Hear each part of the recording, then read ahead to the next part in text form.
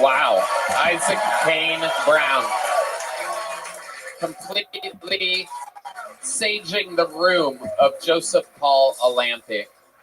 2 comedians, 6 names in total. Isaac Kane Brown, totally different guy. No wigs, no dresses, jokes. It's incredible what jokes do on this show. Yes, sir. How long you been doing stand-up, Isaac Kane Brown? A little over 2 years. 2 years. Where at? Started in Illinois, Peoria. Okay. A lot of greats from Peoria. Richard Pryor, Sam Innocent. Yes, sir.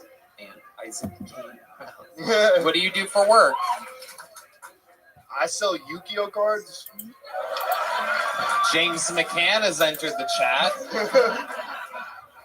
That's some kind of like what? Anybody? It's a trading card game from Japan, but do you have to be in that store? No, I kind of like buy them and then sell them on eBay. You're a shark. Yeah. I overcharge the shit out of them. It works out great. Wow. There's a demand for that for Japanese playing cards. Yeah, kind of. What do you do for fun? Honestly, I get really high and then walk through the park and get scared. It's kind of. At least you're walking and being real. That makes sense. Yeah, it's scary. There's a lot of people. It is scary. What scares you? Just the idea of being seen and. Oh no, just like basic human interaction terrifies this shit out of me. Do people say hi to you when you're at the park? Yeah, I just walk fast. Hell yeah. How old are you?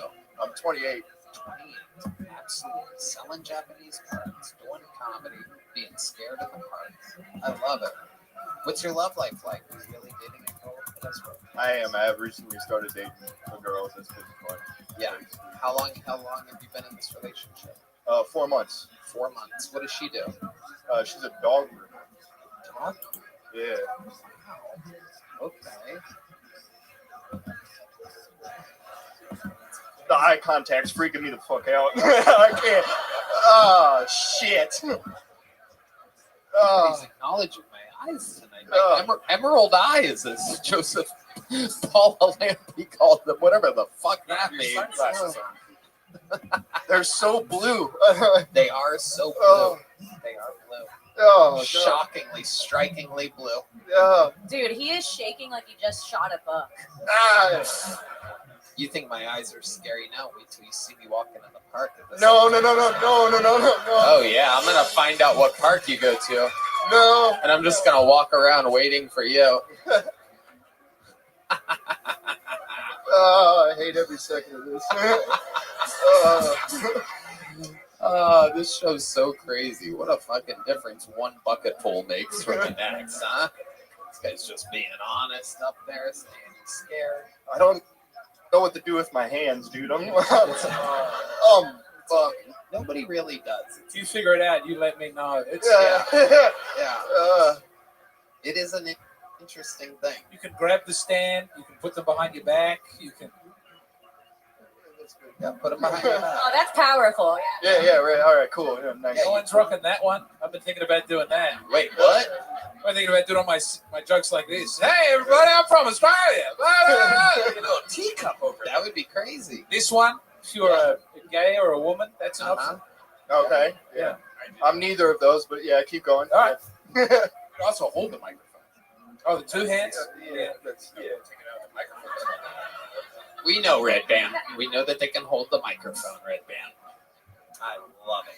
So, Isaac Kane Brown, let me ask you, there's got to be something.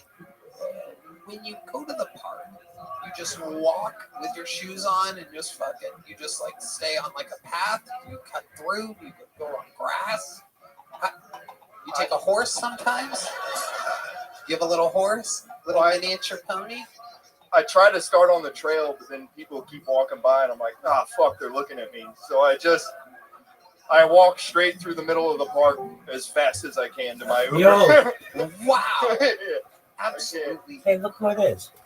That is amazing. How you doing, Artie?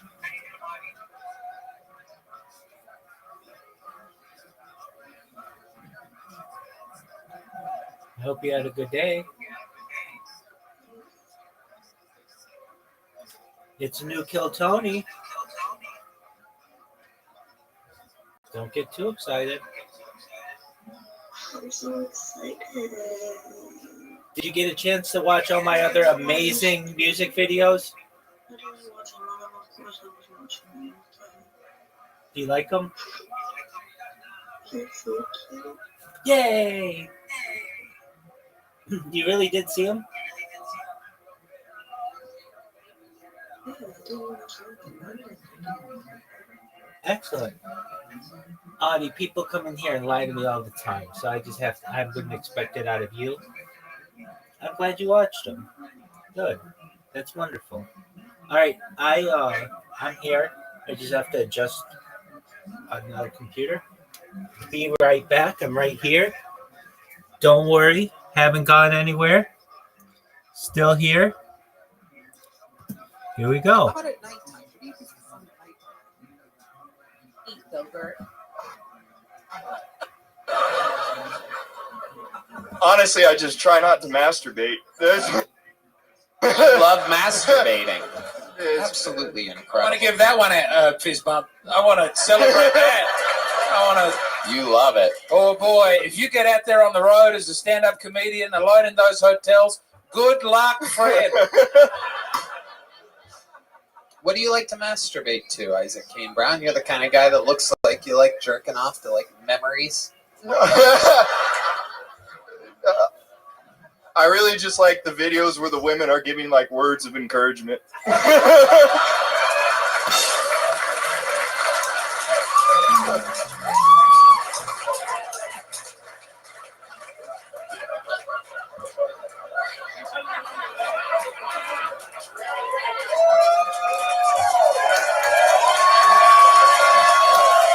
Stop! Stop! He's gonna come. You're gonna.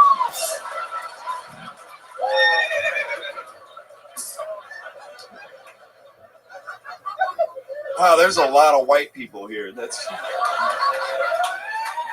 Is there one black guy here? Yes, I of can't. course there's a black guy. Look, there's one right there.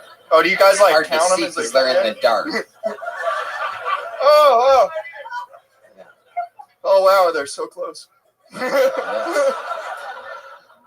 Yes. So what kind of words of encouragement do these ladies say that you're into? Like, what's one that you've heard? I've never even seen this before. I get the good boy. That's pretty. Wow. Yeah, you know. Yeah, I don't like this anymore. Wow. That is hard because they're telling you you're a good boy, but you're doing a very bad. dark and shameful thing. Yeah, And then you feel really good, and then you feel really bad. You're trapped. yeah, Yeah. It's very Catholic. Yeah. James McCann, our senior Catholic This man is correspondent. speaking my language. I understand. Well, Isaac Kane Brown, good news for you. We're going to send you upstairs to go get seen by the talent booker of the Comedy Mothership at Amiga right now. And you get a big joke book. Oh, Jesus Christ. That has to be your worst nightmare. I'd love to have you on the secret show, too. And you get to do the secret show on Thursday. Yeah, you go that way. What other way would there be? It's like this way? This way towards where I came from? All right. So there you go. That's the two extremes of what can happen here on Kill Tony. It's basically the show's over. We just have to kill time for another hour and a half. But between those two guys, that's what the show is. Some of it's fucking absolute hot diggity dog shit, and we talk to those people. And some of them are just naturally funny. We'll see what happens next. Your next bucket pool goes by the name of Chado. Everybody, Chado.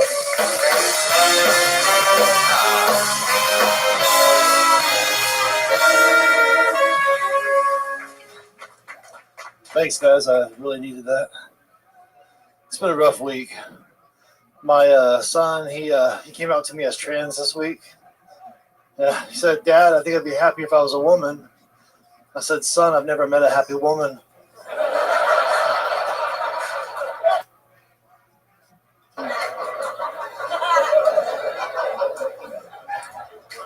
I almost recently died. Also, the last couple of weeks. I woke up in the hospital. My wife was next to me crying. I thought, well, this is the woman who's been there for me. I finally got somebody, I can be there for and trust. And she's like, Chad, please don't die. I can't get Hulu on the TV.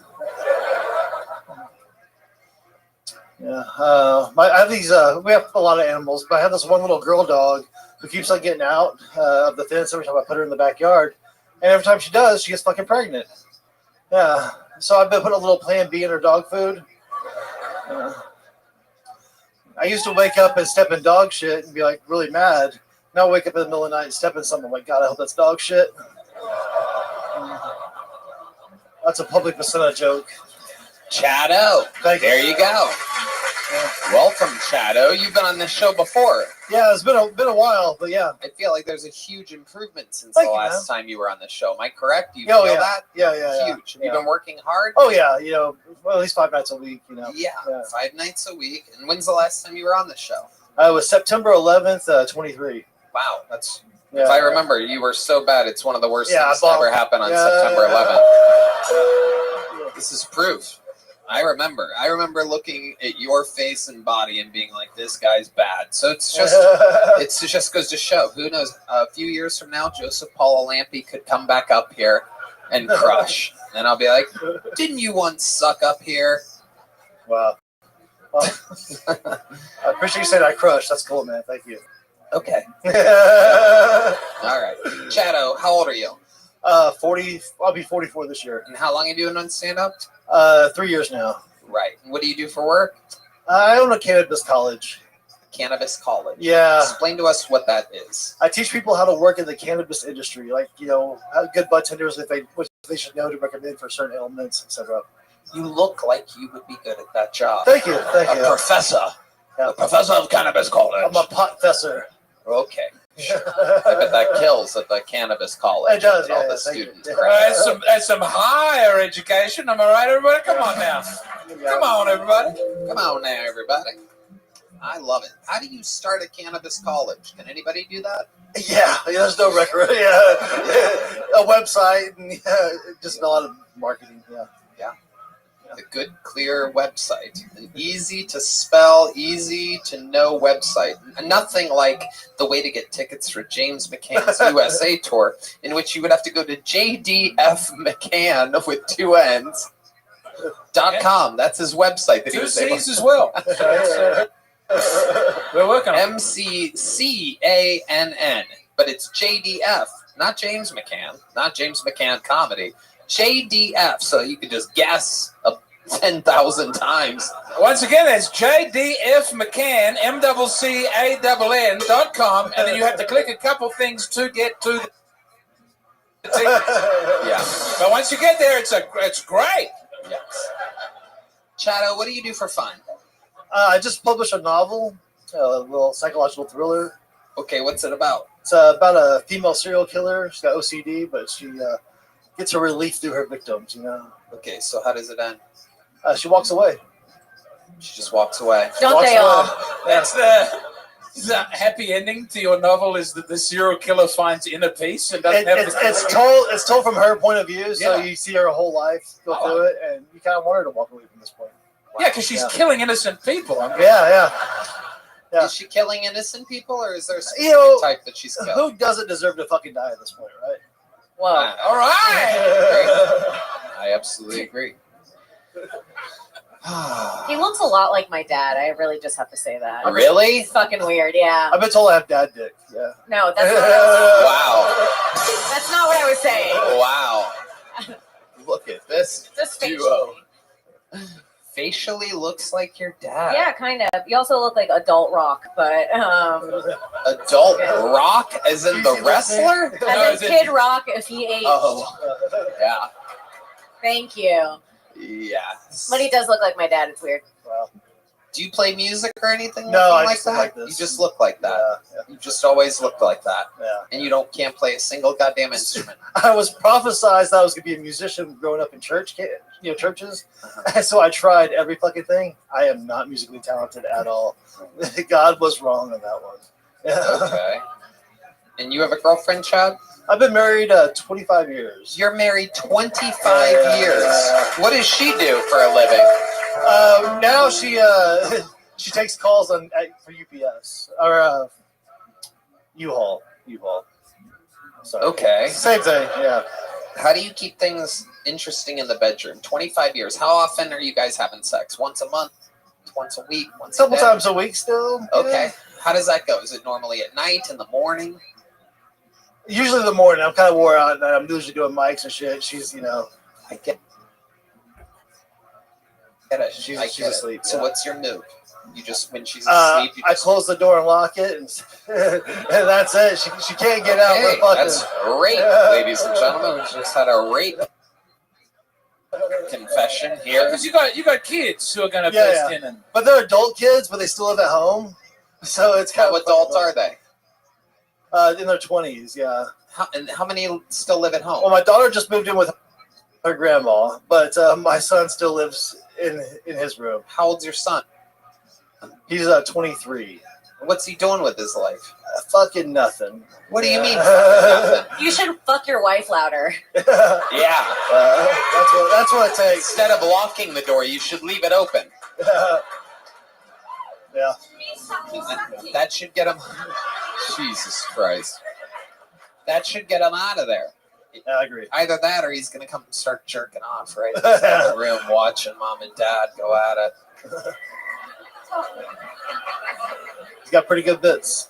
Let me use that. Sounds like a real do nothing. Does he have a job? He got recently fired from pinballs, but How did he get fired from pinballs? What do you have to do? he was going to the bathroom too much. He was hiding out in the bathroom. Right. Yeah. Okay. So what's he gonna do now? In his defense, he has to jerk off every time he hears a click. I've been taking him to a lot of interviews. He's kind of visually impaired, so I have to drive him around and stuff. Visually impaired. Yeah. What's wrong with his eyesight? He's got a few things. He's got the shaky eye thing, and he's got the degenerative thing where he can't. It's losing his eyesight.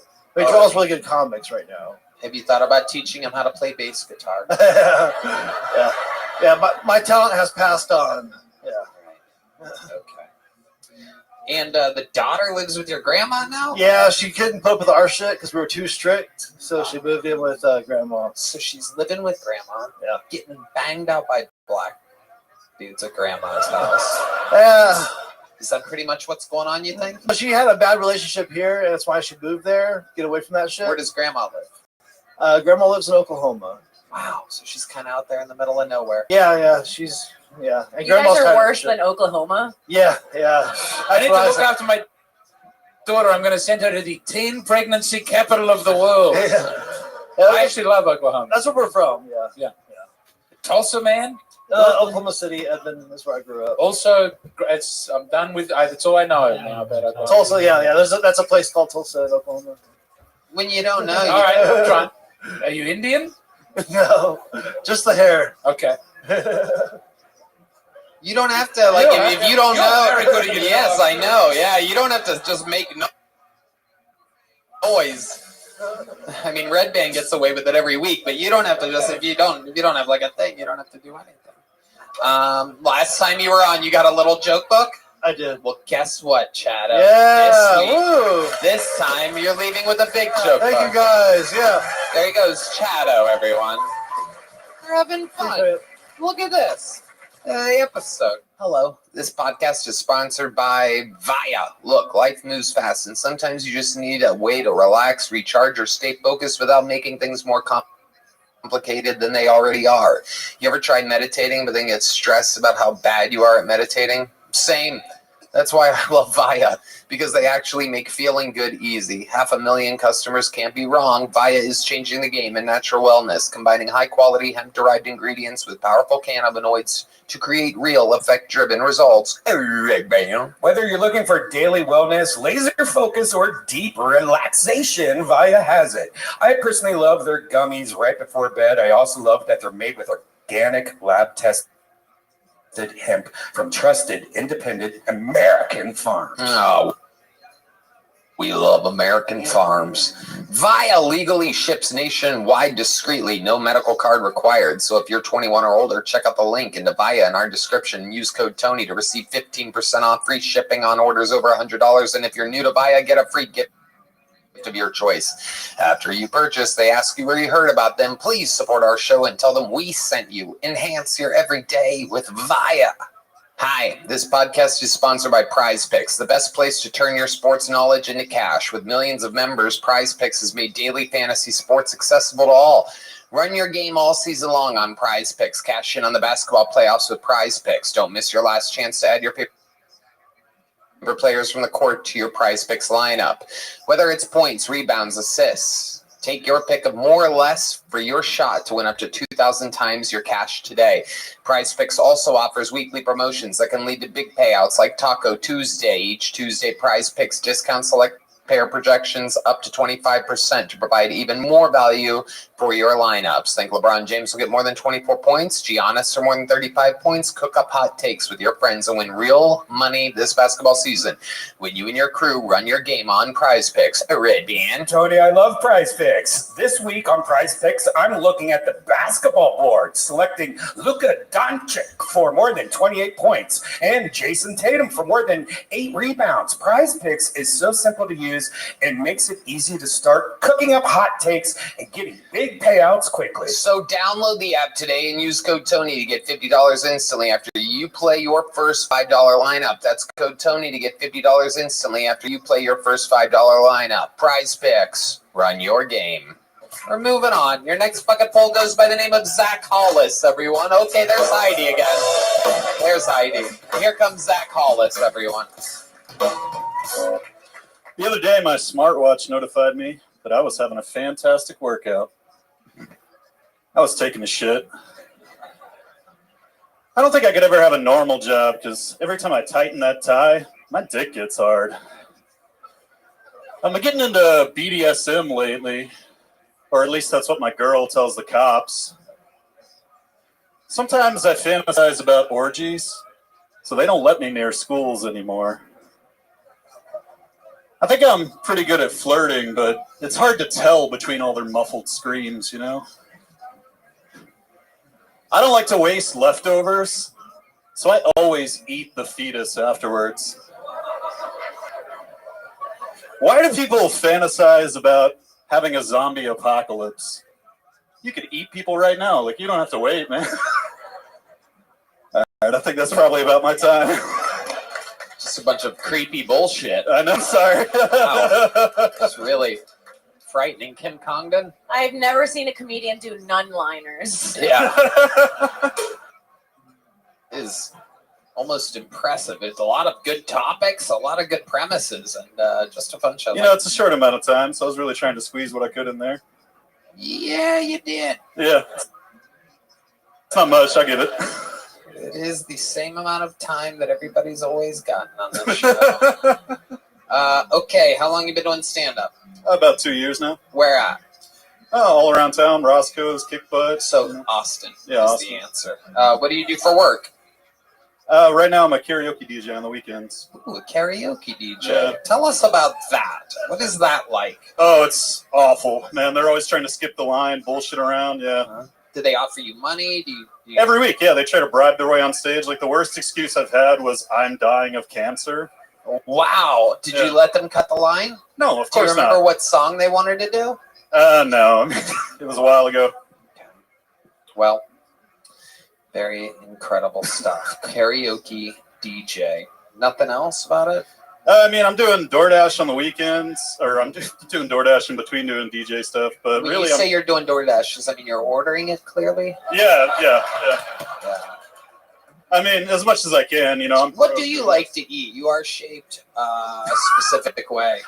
I mean, I love a good burger, you know. Yeah. That's always nice. You are shaped like a bee. Yeah. They used to call me a bear in college because I'm so damn hairy. Yeah. Okay. Right. Not in a good gay way, just, James you know, McCann? insulting. I was going to say, I don't think that's what that means. Yeah. What do you do for fun, Zach? For fun? I'm big into video games. Yeah, I'm addicted to them. I love it. Yeah? What video games? I'm playing a new one, Claire Obscure, that came out this week. It's amazing. What's that like? What do you do on that game? It's a RPG. It's turn-based. It's a big budget story. It's really nice. I like it a lot. So interesting. What's your love life like? My love life? Me and my girl bought a house about 4 months ago. Okay. Yeah. Nice. Headed towards marriage eventually. We'll see. I love it. How can you afford a house? Who the hell knows? I worked hard before that, but now I'm trying to get into comedy. So, What did you do before that? I used to repair restaurants. Okay. Yeah, worked with power tools. All right. Nice. And you saved money doing that? Yeah, a good bit. Yeah. And now you have a house. Yeah. It was 1 bedroom, 2 bedroom? It's a 3 bedroom. Yeah, 3 bedroom. bedroom. Yeah. Wow, incredible. Absolutely amazing. What are you doing with all those bedrooms? I mean, got my computer in one, got the dogs in the other, and then we stay in the last one. Computer in one, dogs in the other. How many dogs do you have? We have 2. Yeah. Okay. What do they do in that room? Mostly shit on the floor. Yeah. Wow. Okay. Bunch of disgusting fucks today so far. This is incredible. Just people, fucking girls whose places smell like cat piss. There's guys with floors filled with shit. Yeah, well, he's not walking them. No, I mean that's fair. Yeah. My goodness. So Zach, what's your house payment like? Oh, it's pretty bad. It's like 2,000. That's before bills and everything on top of that. 2,000 before bills. How much money do you have? Not enough. I'll tell you that much. It's getting scary quick. Give us a ballpark. Maybe like 10K in the bank. I don't know. 10K in the bank. We're going at 2K a month. How much money is the wife making? Honestly, I'm not sure. I've never asked her that direct question. She's definitely the breadwinner right now. Well, you look like the bread eater. Yeah. My goodness. And what does she do again? She works for a nursing certification board, so she certifies nurses. So that's like a real job. Yeah, apparently. And she's fully supportive of you chasing your dreams. She loves it. She's super excited for Does it. she come to your shows sometimes? When work can afford, obviously, our schedules don't really align. Right. But yeah. And how long have you been with her? Like 3-4 years now. Okay. How do you keep things exciting in the bedroom? They're probably not, honestly. How often are you guys having sex? I don't know. Maybe like 3 times a week, maybe. 3 something times? like That's that. pretty good for a guy built like you. What does she do that turns you on? You into something She specific? likes to insult me a lot and beat me down. Yeah. Oh, hell yeah. Yeah, looks like I could fuck you very easily. All right. Well, what is it? Zach Hollis. Yeah. Congratulations, buddy. Thanks, There's a man. little joke book. Next time I would say take your time and fucking pick your favorite jokes and commit to them instead of rushing through it. There goes Zach Hollis, everybody. Starting a little fire during the show here. It's like a little tiny fire. Little tiny fire on Kill Tony. All right, let's get another bucket pull up here. This looks like an interesting name. You guys having fun out there? Let's meet another one. This one goes by the name of Tommy Tickles, everybody. Tommy Tickles. Hey, we know Tommy. It's the return of Tommy Tickles, everybody. They say that opposites attract. If opposites really did attract, then my wife really wouldn't have a penis. I'm always broke, looking for new ways to make money. Last week I took an ad out in the back of a men's magazine offering $50 blowjobs. Now I just got to get my wife on board. I've written several books, 9 different ways to skin a cat. You got to skin it if you're going to eat it. I've been married 13 years. In the next book I wrote, I dedicated to my wife. 101 Ways to Kill Your Wife. That book was quickly followed by a sequel, 101 Things to Do in Prison.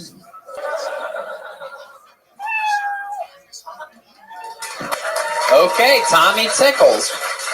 Look at you. You're back. I remember you. Yes, sir. I came back here right at Christmas time. I remember you. How could I forget you? You're like a little fucking, you're like a mouse. Well, You're I'm adorable. a farmer rancher. Yeah, You're a mouse. farmer and a rancher. Mhm. And where is that again? Other side of Fredericksburg, about 2.5 hours away. Okay, you have your own little property out there. That's right. Hell yeah. Look at me, such a If little... anybody needs to bury a body, my Instagram account is Tommy Tickles 2025. Okay, Tommy Tickles 2025. This guy's trying to make money, disposing of bodies live here on Kiltony. I'm trying to start a pet cemetery. Okay.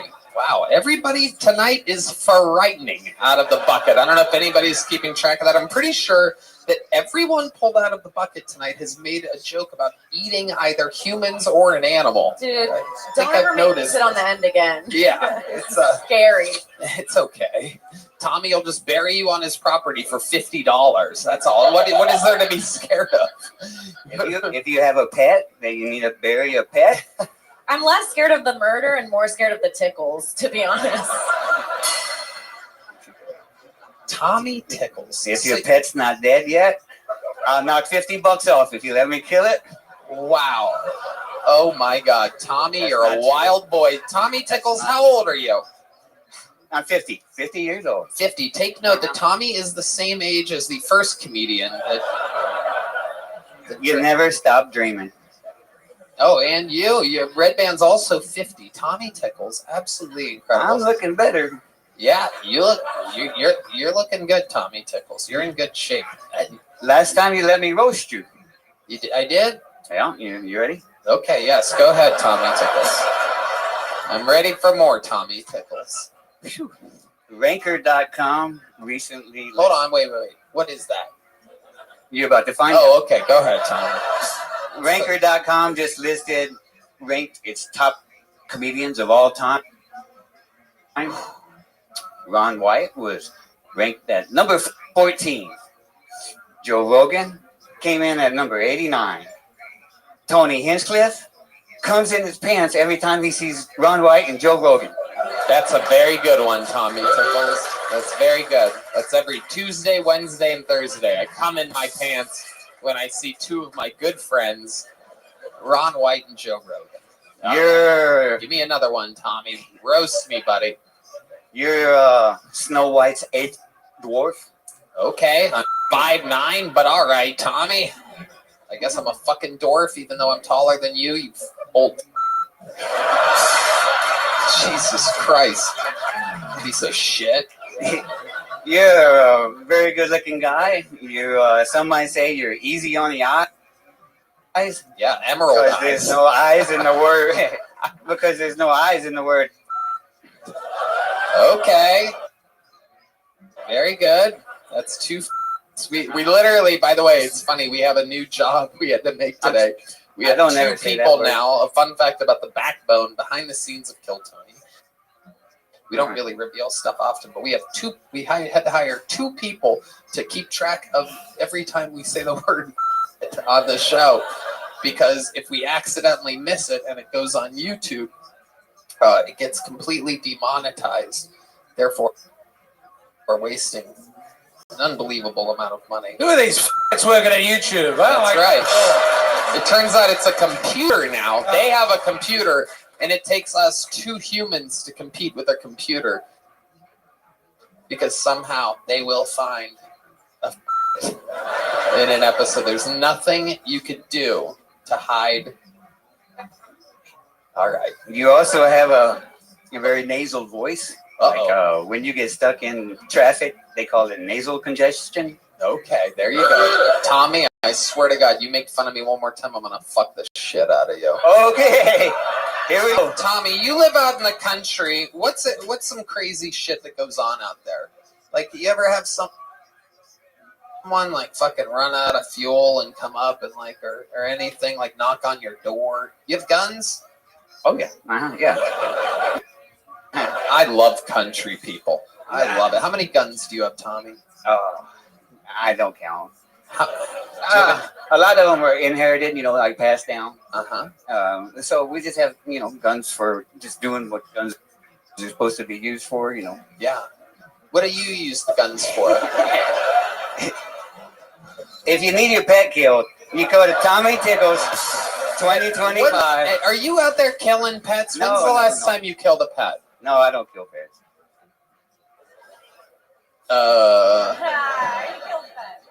Do you have any pets? Oh, yeah. What kind of pets? I've got a boxer dog, Great White Pyrenees. We've got llamas. 3 black guys. What do you do with the llamas? What do they do? They protect the sheep and goats from coyotes. Wow. So if a coyote comes, a llama, what does the llama do? They'll chase them off They chase off. Coyotes are scared of llamas.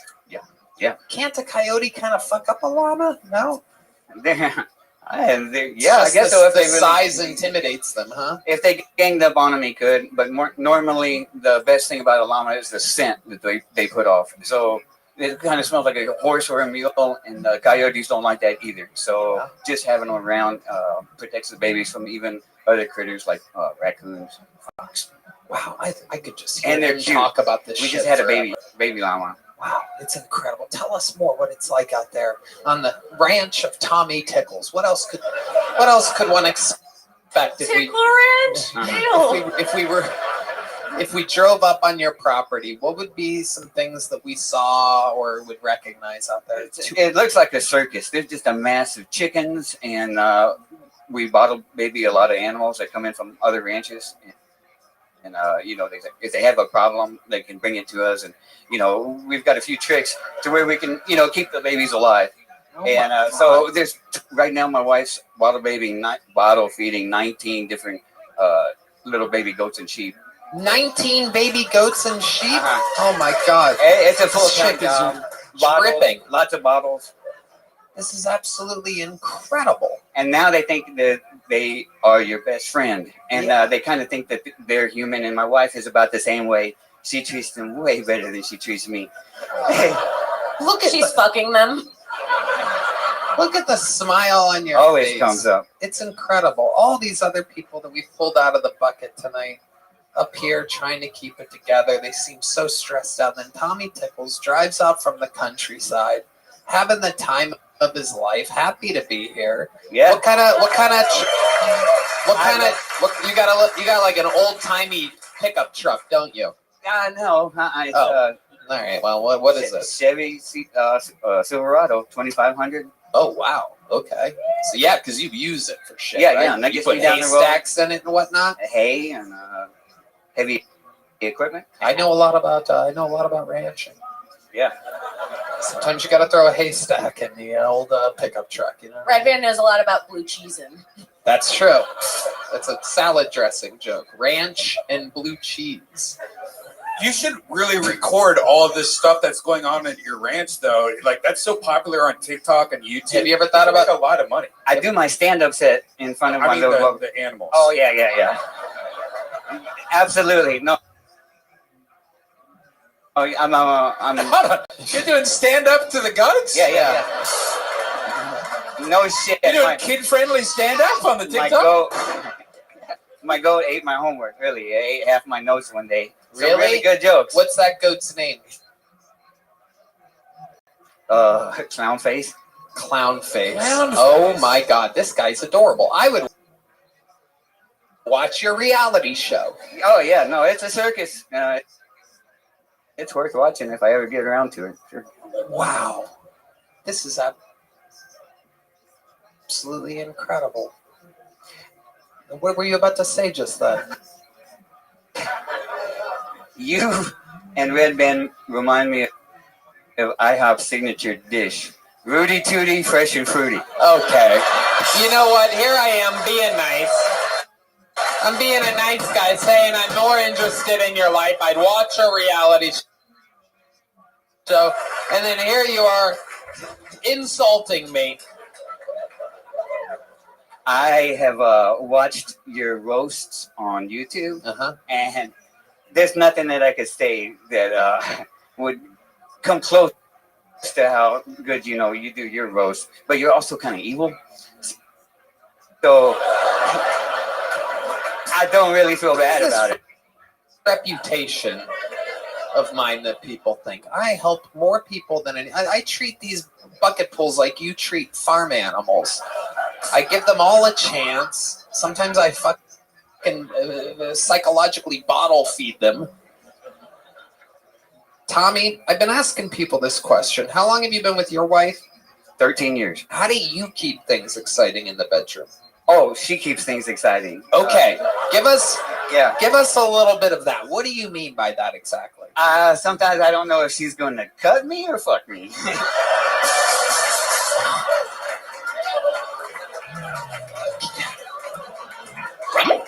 I think she's the girl from his novel. She's exciting. So can you give us an example of a time in which you didn't know whether you were going to get cut or fucked? Like, what do you mean by that exactly? She storms in or something, or what happens exactly? She said something one day, and we were sitting in the truck, and I said, "Oh, you want to drive?" And I threw the keys in her direction, and it accidentally hit her, and she got out of the truck, and she started running away, and I was like, "Oh shit, I better catch her." So I was going to catch her, but she kept on running further and further away, and it's real soft dirt out there or whatever, so I had to tackle her.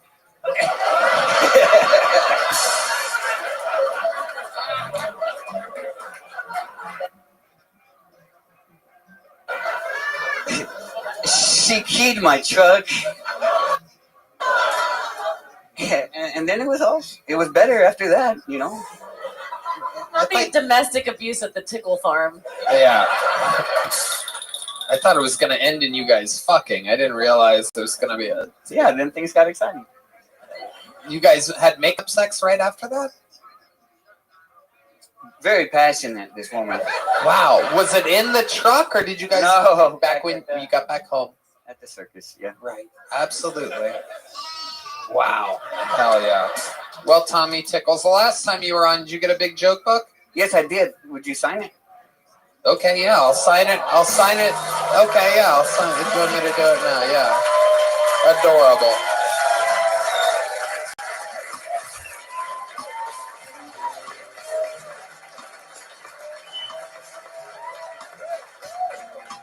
There you go, Tommy Tickles. That's for you, buddy. Congratulations. There you go. Tommy Tickles, everybody. I bet he's an interesting follow. I want to see what's going on that fucking ranch. I want to see with my own eyes. This podcast is sponsored by Built. Attention renters, if you haven't heard of Built, you're about to thank me. Earn your favorite airline miles and hotel points through Built just by paying your rent on time. Let me explain. There's no cost to join, and just by paying rent, you unlock flexible points that can be transferred to your favorite hotels and airlines, a future rent payment, your next Lyft ride, and more. When you pay rent through Built, you unlock two powerful benefits. First, you earn one of the industry's most valuable points on rent every month. No matter where you live or who your landlord is, your rent now works for you. Second, you gain access to exclusive neighborhood benefits in your city. Built's neighborhood benefits are things like extra points on dining out, complimentary post-workout shakes, free...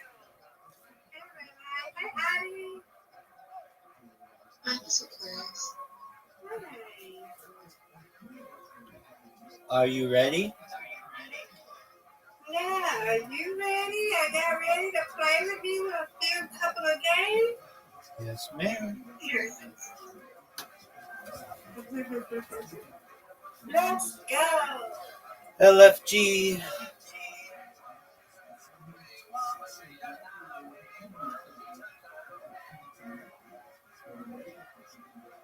Audie's in. I don't see me. Where am I? Oh, my bad. Sorry. You okay? Sorry about that. Let's go, I.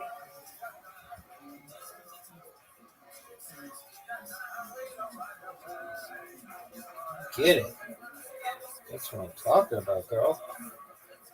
Go, girl. Oh, there you go. Get this one.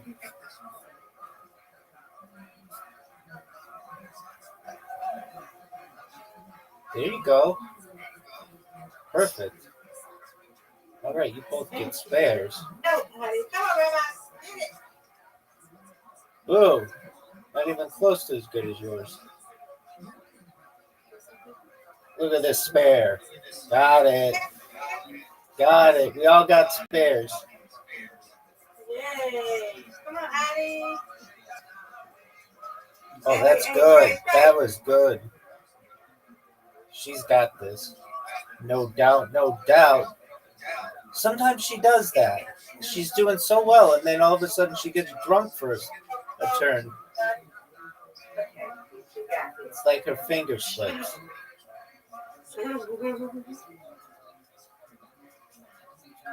Nice and slow. Get this. Miss Aquarius, get this.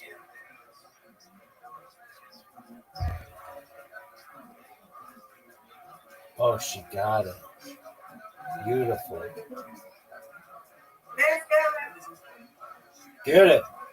Oh, I have a split. This isn't good. Get it. I got it. Wow. Wow. Sometimes I even impress myself.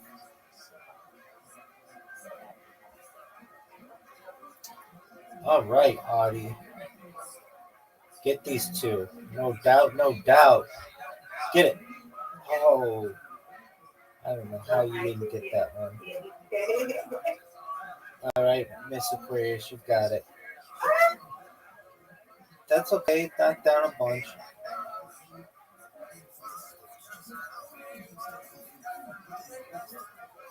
Get it, girl. This is good. Oh, should have got more. All right. I'm getting it.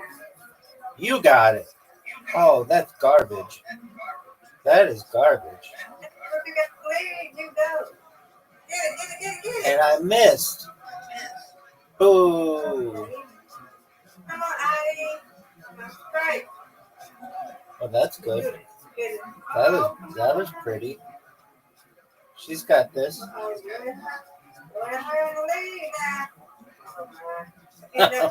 This is gonna take forever to get down there.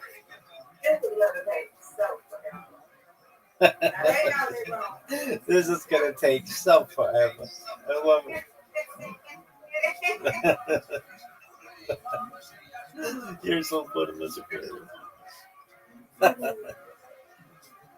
Get it, girl.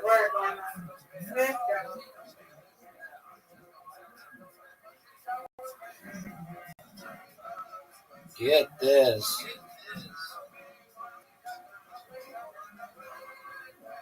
Right, Rabbi. Come on now. You can do this. Right. Got it. That's what I'm talking about. No doubt.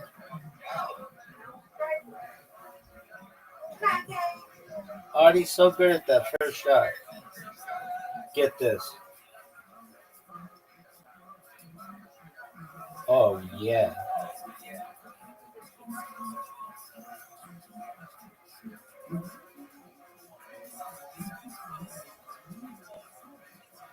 Get it. Knock him down. Stop being stingy with this.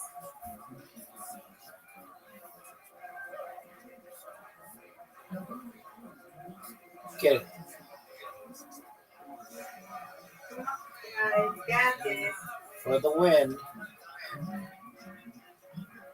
Let's go. Hey. 7-10 split. The hardest shot in the game. I've only seen it ever gotten once by Miss Aquarius. And I told everybody about it. I told people in Australia about it, Miss Aquarius. I told people in Australia about that. One more. Yes, ma'am. She's ready. Get it.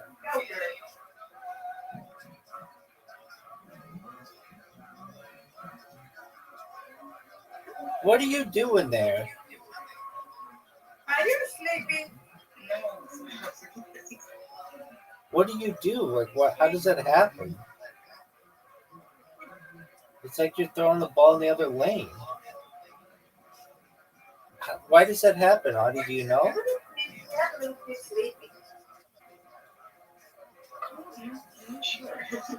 Okay. No, she doesn't know. I got it. No doubt. No doubt.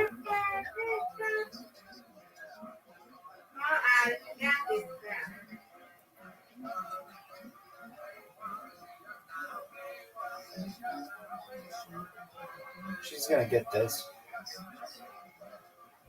Ooh. I do that all the time. Miss Aquarius. Perfect.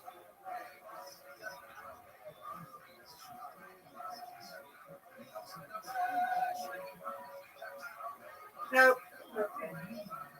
That's a far split. Come on, you got it. No doubt. That's 2 in a row. Come on, Addie. Come on now. Yes, yes, yes, yes.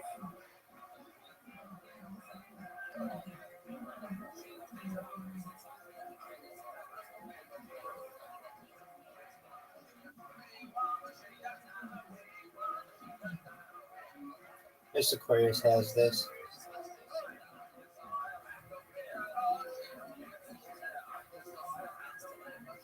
She's got it. It's in the corner. Got it. Beautiful. Come on, Rabbi. Got it. Oh, 3 in a row. That's a turkey. 3 in a row. Come on, Addie.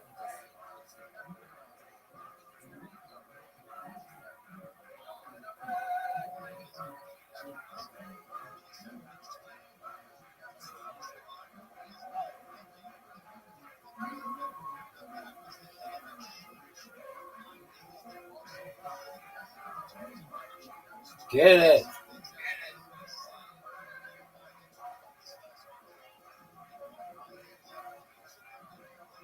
Get that corner. Nope. Okay.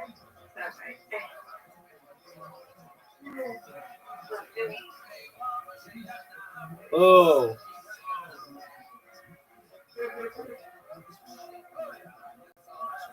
Get it.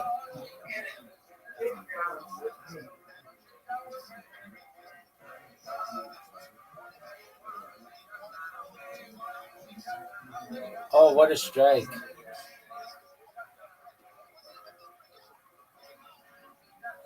Get it again, Audie.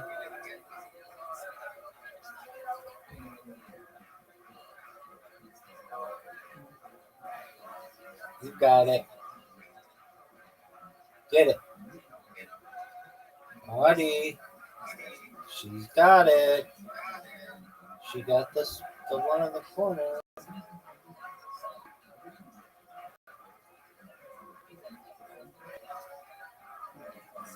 Oh, what a strike. Beautiful strike.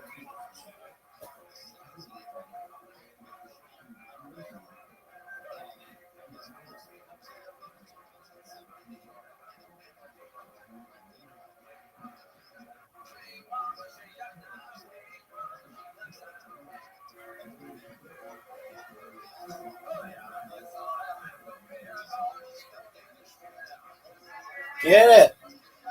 Oh, we're coming into record territory. Oh, and I missed it. How did I do that? Oh, I got another shot at it. Is this a record? 116. 116. That's a record. 116. Night, night. Sweet dreams, Miss Aquarius. Love you too. Take care. Free mats or towels at your favorite fitness studio, and unique experiences that only Built members can access. Hey, Ray Bam. Tony, I love Built. I Love you, can't Mr. believe Aquarius. you get so many benefits just from paying your rent. And when you're ready to travel, Built points can be converted to your favorite miles and hotel points around the world, meaning your rent can literally take you places. So if you're not earning points on rent, my question is, what are you waiting for? Start paying rent through Built and take advantage of your neighborhood benefits by going to joinbuilt.com/Tony. That's joinbilt.com/Tony. Make sure to use our URL so they know we sent you. That's joinbilt,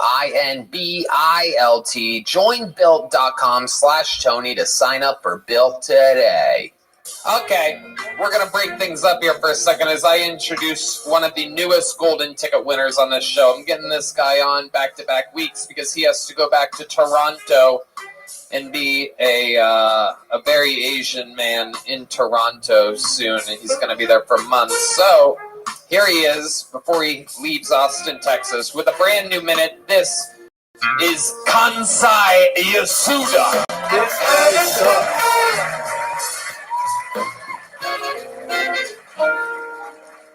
Thank you.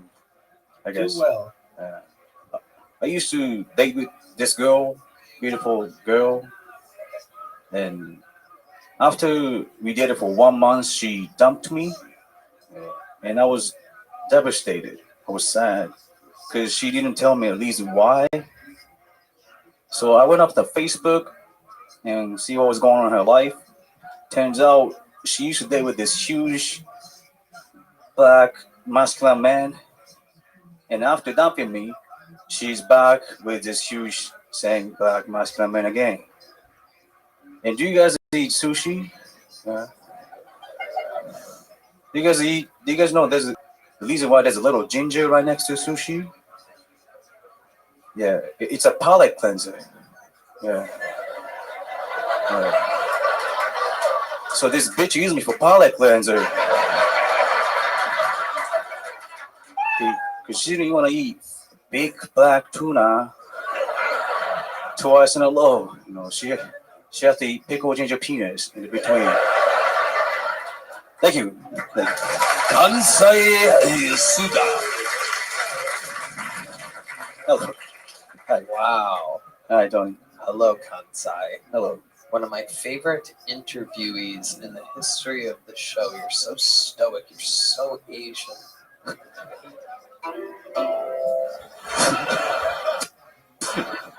Thank you. You're welcome. You've been in Austin for a couple weeks now. How's it been going for you? It's amazing. I'm living with a black roommate. You're living with a black roommate. Yeah. Okay, what is that like for you? Well, he's wearing his clothes. You look like George Takis.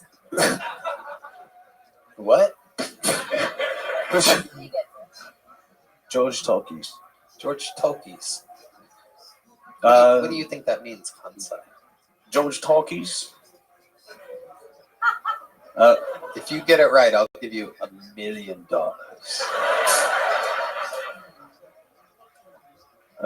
George Talkies. Kim, you idiot! I just offered him $1 million. Silly bitch.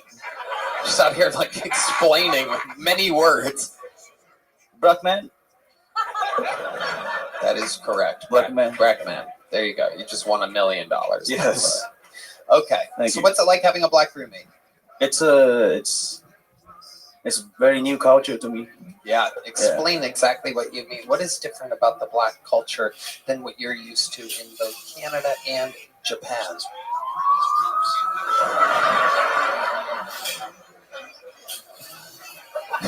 It's he every day he want to chase holes. That's what Chases what? chase holes. That's Hose. hose. Hole. Chases hoe. Chases hole every day, and Uh-huh. and I'm like tired because You're tired because he's bringing them home and they're making noise, making so much noise. and you can't sleep at night. There's so much noise. I go out. I just go outside and then go to library or go to coffee shop and then write. Right.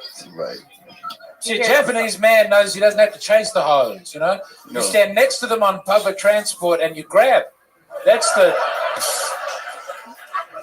I know, it's a beautiful part of your culture. Yes. I'm a big fan. Yeah.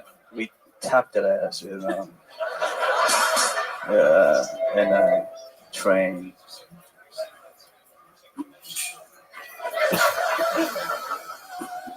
So you had a black roommate, but now you're about to head back to Canada this week. Am I correct? Yes. So what is he going to do now that his roommate is leaving? Well, he's gonna chase some holes again. Right. Yeah, but how's he gonna? Aren't you helping pay rent? No. He's just letting me stay. So, yeah. Really? Yeah. All right. Wow. This is Trump's America, everybody, to where young black men can support having an immigrant on their couch. Who would have thought the economy would be so good so fast? Me. I did. I thought that's all right. Kansai Yasuda, give us something else. What have you been doing for fun here in Austin? We know that you're working hard. We know that you do a lot of spots. You draw. People are booking you on their shows, especially since you have this new Kill Tony fame, the bump. Hans Kim. Yes. Took me to his tour. Oh. Yeah. Wow. Look at that. Yeah. Huh? I went to his house. Oh. Yeah. And 2 fat cats he had. Yeah. What? 2 fat cat. 2 fat cats. Yeah. Uh-huh. One's really good. Very good. Okay. Yeah. And then. Uh-huh. So what did you guys do with the 2 fat cats? Just tried to not eat them the entire time? It was difficult. But yeah, that was 2 fat cat, and then we play Mario Brothers. Oh, Yeah. God, that is so Asian. Just 2 Asian guys playing Mario, playing a Nintendo. Oh, you like a Nintendo too? Yeah, I like a Nintendo. Oh, there's a Fata Kata and Nintendo. Who are you going to be? I'll be a Luigi, huh? I'm going to be the princess. Oh, I'm gonna switch. I'm gonna be a toadstool. What character are you on Mario? Waluigi. Ah, very good. Waluigi. Wow, why do you go with Waluigi? Well, it's Waluigi looks like Tony a little bit. Oh, are you making fun of me? Everyone's taking shots. All I do is help everybody, and everybody comes up. Oh, this lady's shooting imaginary guns at me. This lady in the front row is like, what the fuck is going on here? Oh.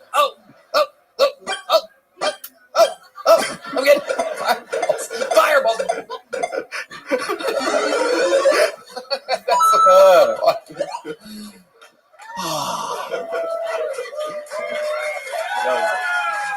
Shut the fuck up. Oh, now you want to cheer. All right. Kansai Yasuda, we're going to miss you so much. Have you guys seen Kansai around town? I've never seen you before. I think you're great. He really is. I've seen a few of them. Are you excited to go back home to Toronto and sit around and eat ramen every day? I want to eat ramen every day here. You eat ramen every day here too? I eat ramen, the Korean ramen. The Korean ramen. Yeah, I cook it with my black friend. And then, whoa. Yeah. What's in the ramen? Sausage and sausage? Sausage. Wow, I lived 40 fucking years. I never heard it called that. Sausage. Sausage. God damn. That is fucking sausage. Sausage.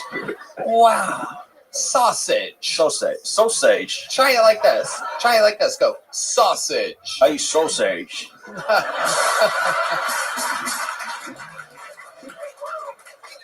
I love sausage. I love ramen. Sage. Sausage. Try sage. I love sage. Just say sage. Sage. Sage. Sage. No, no. No, you don't have to make it Italian. You don't have to make it Italian. Just because I extra Asian everything with you doesn't mean you need to Italian it with me. So try this. Just watch me. Watch me. Go sage. Sage. Now go. Now go sausage. Sausage. Nah, it's still a little sage. You're trying to make it an A. Let's stick with an I here, even though it is an A and a U, but it sounds like an I. Sausage. No, no, not sausage. Sausage. Let's try it one Sage. more time. Watch me. Hey. Sage, sausage. Sausage. Do it. The noise at the end. Sausage. Yeah. No, just Sausage. He's so Asian. Sausage. He can't. His eyes are getting smaller. Sausage. It's hard. Okay, let's try it in a full sentence. Waluigi ate lots of sausage. Waluigi ate a lot of sausage. God damn it, Kansai Yasuda. We love you, Kansai. You're killing it. Enjoy Canada. We'll see you soon. Thank you. One of the top young rising stars on the show. That is indeed Kansai Yasuda, ladies and gentlemen. All right. We're going to keep what? Yeah, he's great, right? Yeah, we love him. We love Kansai Yasuda. All right. Your next bucket pull. This looks like a new name. 60 seconds uninterrupted. Going to Alex Tarchoon. Alex Tarchoon.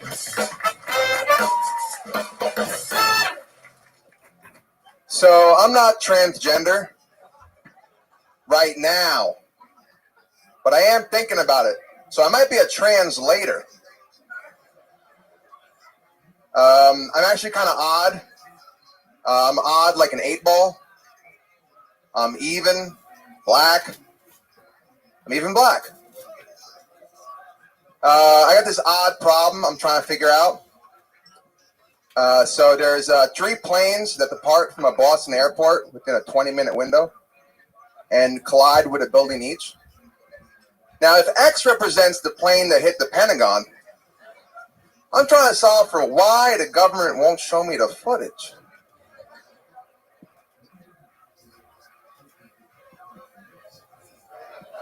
"20 years, still figuring it out, you know? Thank you. Thank you very much.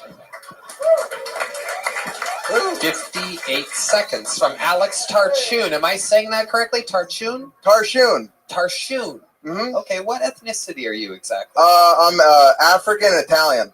Wow. A lot of Sicilian in there, too. Okay. All right. African and Italian. That's the accent the last guy was doing. That's great. What do you mean? Sausage. Sausage. Sausage. Sausage.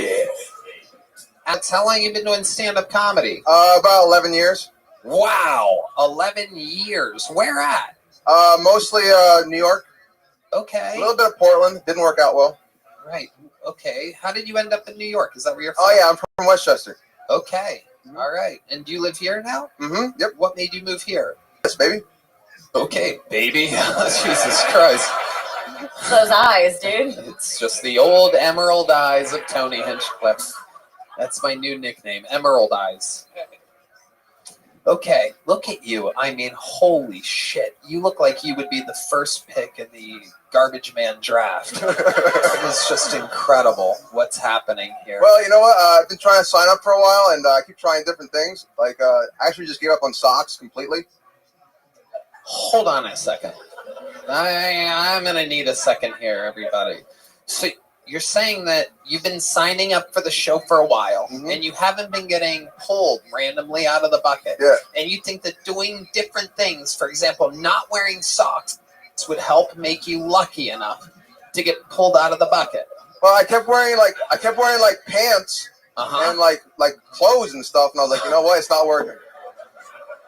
You can't argue with results. This man is here. The system works.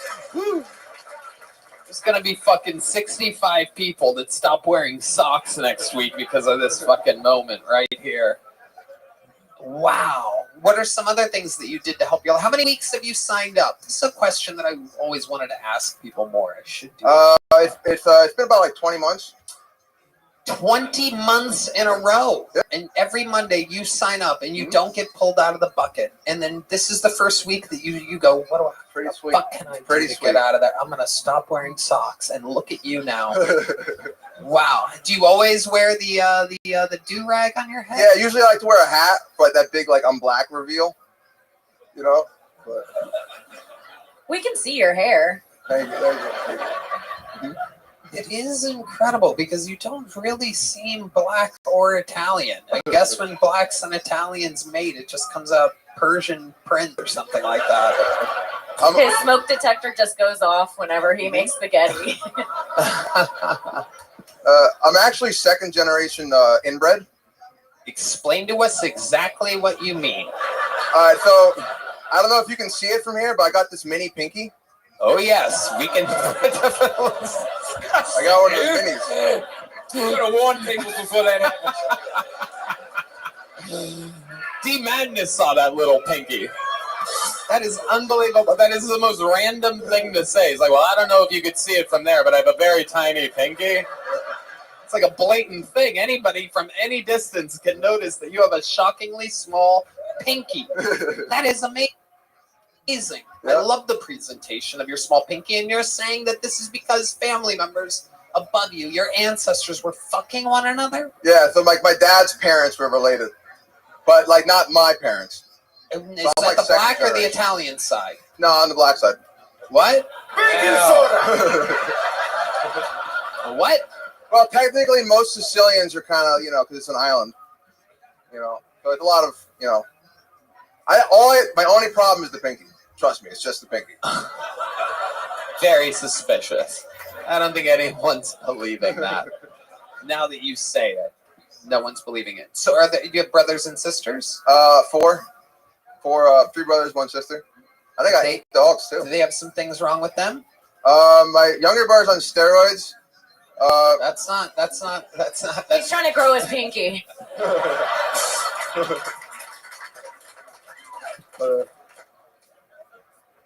Do they have anything wrong with them? Just one's on steroids? What is he doing? Why is he on steroids? Well, he's got like body dysmorphia.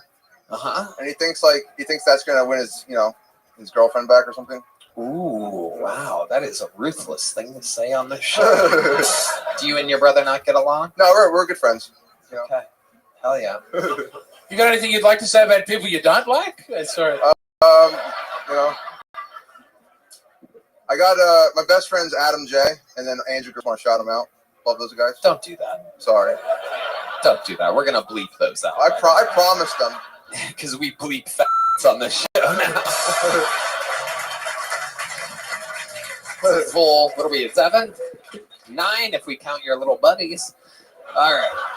Alex Tashoon. I got 8 dogs too. You have 8 dogs? Mm-hmm. What? What? You live here? Yeah. By yourself? Yeah. And you have 8 dogs. Mm-hmm. Are they all outside? No, they're indoors. You have 8 indoor dogs. Yeah. Okay. If you want to get rid of them and you have them, I know a farmer. Okay. Yeah. All right. That is true. Tommy Tickles, you just inherited 8 new dogs. Why do you have 8 dogs? Explain to us how this happens. So the crazy thing is I just left my 2 dogs alone for a while.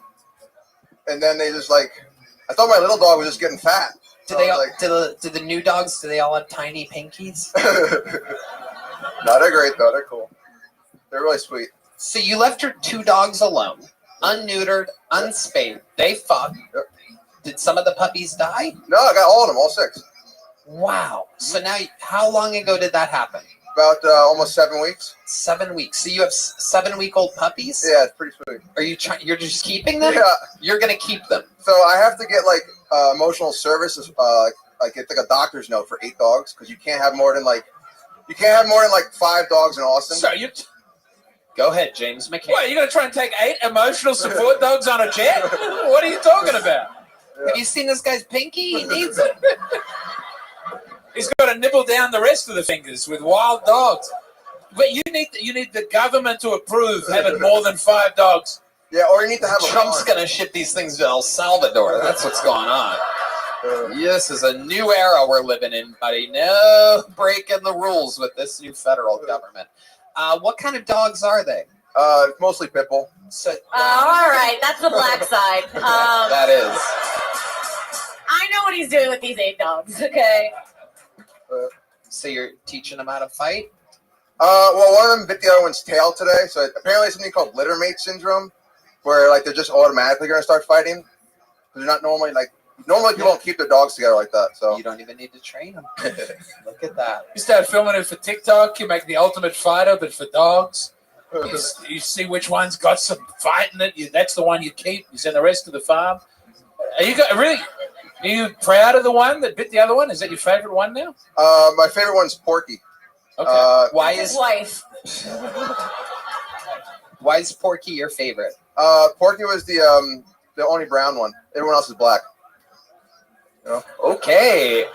Some weird racism, but I guess you can get away with it. 50% of the time. Yeah, it's, the hard part about my blackness is like nobody believes me. Right.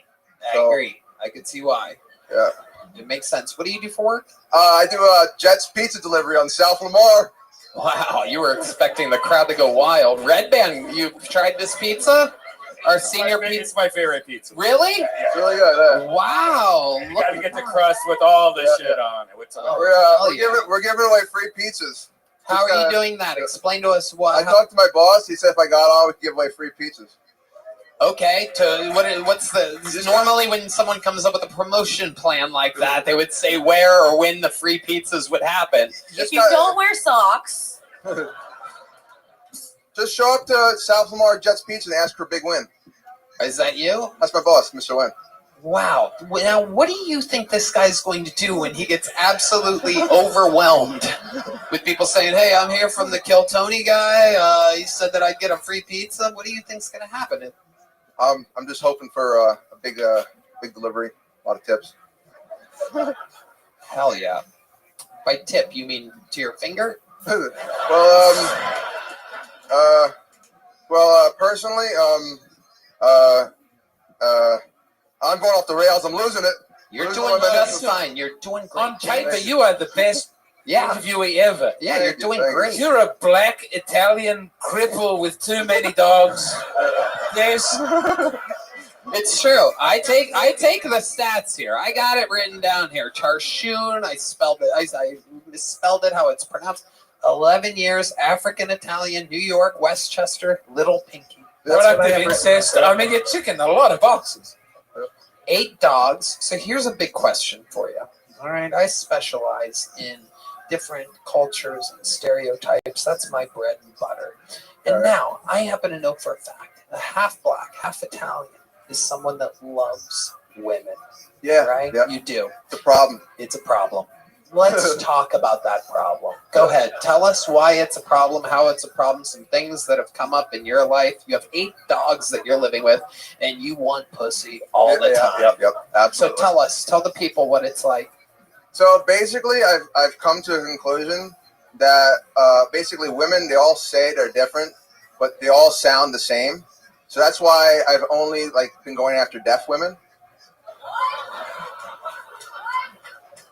You know what I mean? I love you. I love you. That is that's some black belt Jedi level shit. So explain to us where you're finding these deaf women at. So basically, I was at rock bottom one day. Which is not far from right now, actually. Wait, okay. I thought you were talking about the bar or a restaurant for a second. So I was like, so what? Before we move on, why were you at rock bottom? So I fell on my knee on the sidewalk and it got infected, and the infection went to my face. Okay, it was a staph infection. It was I don't know. I was on antibiotics. I don't remember exactly what it was, but it was actually pretty bad. sickle cell. Okay, how did it get to your? What did it do to your face? It started getting all red and puffy. Okay, And how long was it after the fall on the knee in which the fall on the knee, like I didn't know there was such a big collision. It got like cellulose or cellulitis or something like that, like deep infection. So how many days after the fall on the knee did your face start getting puffy? About a week. Okay. So you were at rock bottom. They gave you antibiotics, right? Yeah, I just had my car got stolen because I live in Portland. Oh, Portland. That's come up a few times tonight. And Portland. I was limping to go get some free food from the pantry.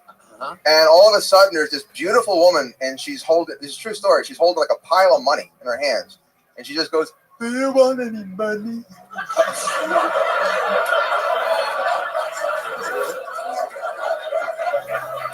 This is the greatest show ever invented. There's nothing like this fucking show. Just to let you know, every other show in the fucking world, the people are vetted. Like the podcast host knows who they're talking to that day. Every other fucking, not to mention television show, everything we were raised on, they know what questions they're going to ask. The other person knows what the fucking answer is. They try to make it look natural. This show is so different. What the fuck?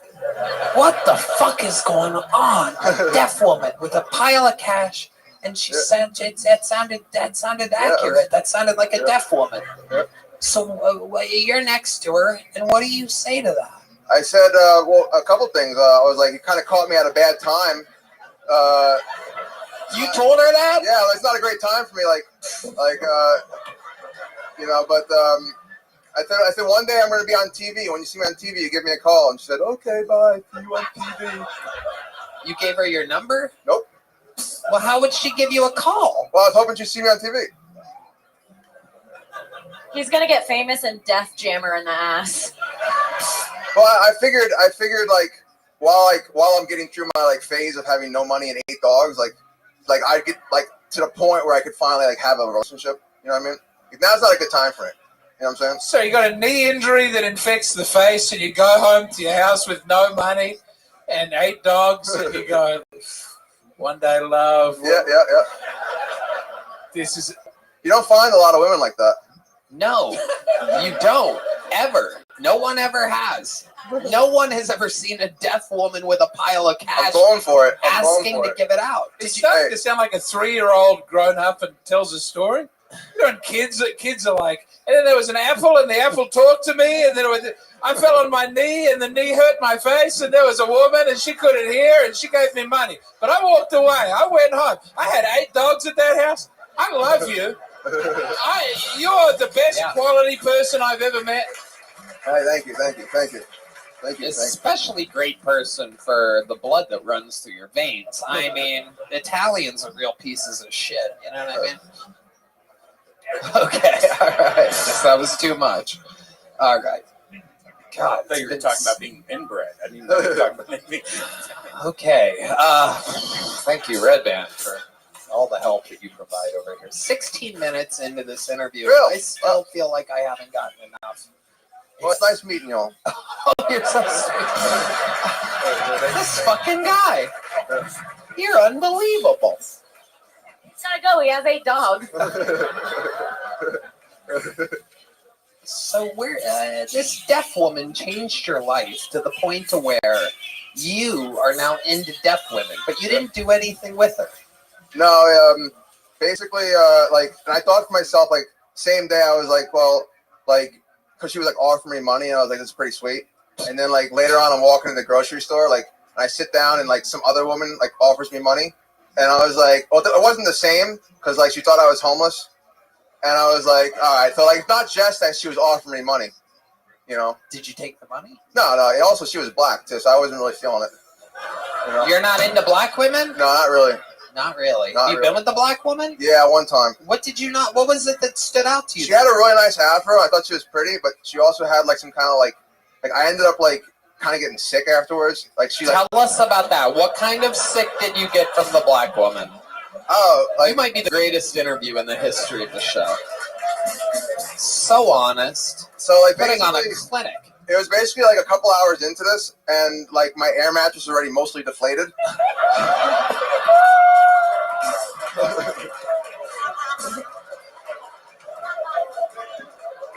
And she just starts coughing, and I'm like, "You all right?" She's like, "No, I'm kind of getting over something." And I'm like, geez, I'm kind of getting over something. And then all of a sudden, like I was just sick for like another week.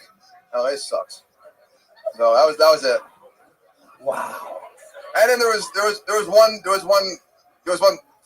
Everyone has one giant fat black lady off Craigslist, but that doesn't count. Wait, she was off Craigslist? No, I mean it doesn't really count. Where did you meet her at? Well, I met her at her house.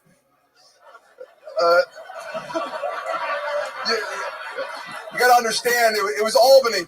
It was Albany. I didn't have a chance. Oh, okay. Hold on. I asked. Oh God. Oh, I asked if you see. I asked if you found her on Craigslist, and you said no. Right? Well, yeah, but I found her on Craigslist, but I met her at her house. Right. Got it. Okay. Yeah. You didn't find her. Okay. So you did find her on Craigslist, and then your first time meeting her physically was at her house. Yeah. Okay. Yeah. Wow. Yeah. And then you got sick. Yeah. And that kind of turned you off from black women. Yeah. The thing is, I got sick, even though we also did it in the shower. It didn't help at all. You did it in the shower. Yeah. What made you guys do it in the shower? You I both thought, have like, voluptuous hair. You said that she had an afro. You have what appears to be a. Well, we started in the shower. We moved over to the air mattress, and to be perfectly honest, Oh, here we go. Here he goes. He's loaded up, and here it comes. To be perfectly honest. Well, it was Well, I mean, I don't know if I can make this any worse. You're doing just fine, buddy. We kind of filmed it. Hold on. You just met her. Yeah. It started in the shower. You're both getting over something. Uh-huh. What made you guys film it? Whose Well, idea was I that? was living in Albany. It was over the summer, so like nobody was there. Upstate New York. Yeah, I knew I was going to need something for later. You know what I mean? So you asked her permission to film? Yes. Wait a second. There's a little pause. A little big smile there. Absolutely. So this was at her house. So you No, couldn't. it's at my house. We went back to my house. You met her at her house, and Yep. then you took her back to your house. Mm-hmm. Why? Well, I mean, that's kind of where I live. But you were at her house. Yeah. You had sex at her house. Nope. No, you just met her at her house. Mm-hmm. Did you immediately take her in your car to your house? I didn't have a You guys car, hung out? Oh, you didn't have a car. How did you guys get from her house to your house? Just walked right home. You walked. Yep. How far of a walk was that? By like 3/4 of a mile, something like that. Wow, so not far. Yeah, not far. 2 blocks, something like that. Not bad. No, there's a big difference between 2 blocks, 3/4 of a mile. Okay, this has gone way too far. I've been informed by Red Band that it's gone 21 minutes, this interview. Hey. And I don't remember anything about the minute at all, but I'll tell you, you are an unbelievable fucking interview. You sign up next time. I don't want you to ever wear fucking socks again. You hear me? I won't, bro. I'm going to try to get you out of this bucket again. There he goes. Alex Tarshu. Wow. Good Lord. There's the lovely Heidi, everybody. She'll knock your socks off. All right. It's a tough follow. Tough to follow Alex Tarshoon. Ladies and gentlemen, your next bucket full goes by the name of Cameron Frisk. Cameron Frisk. It's a minute.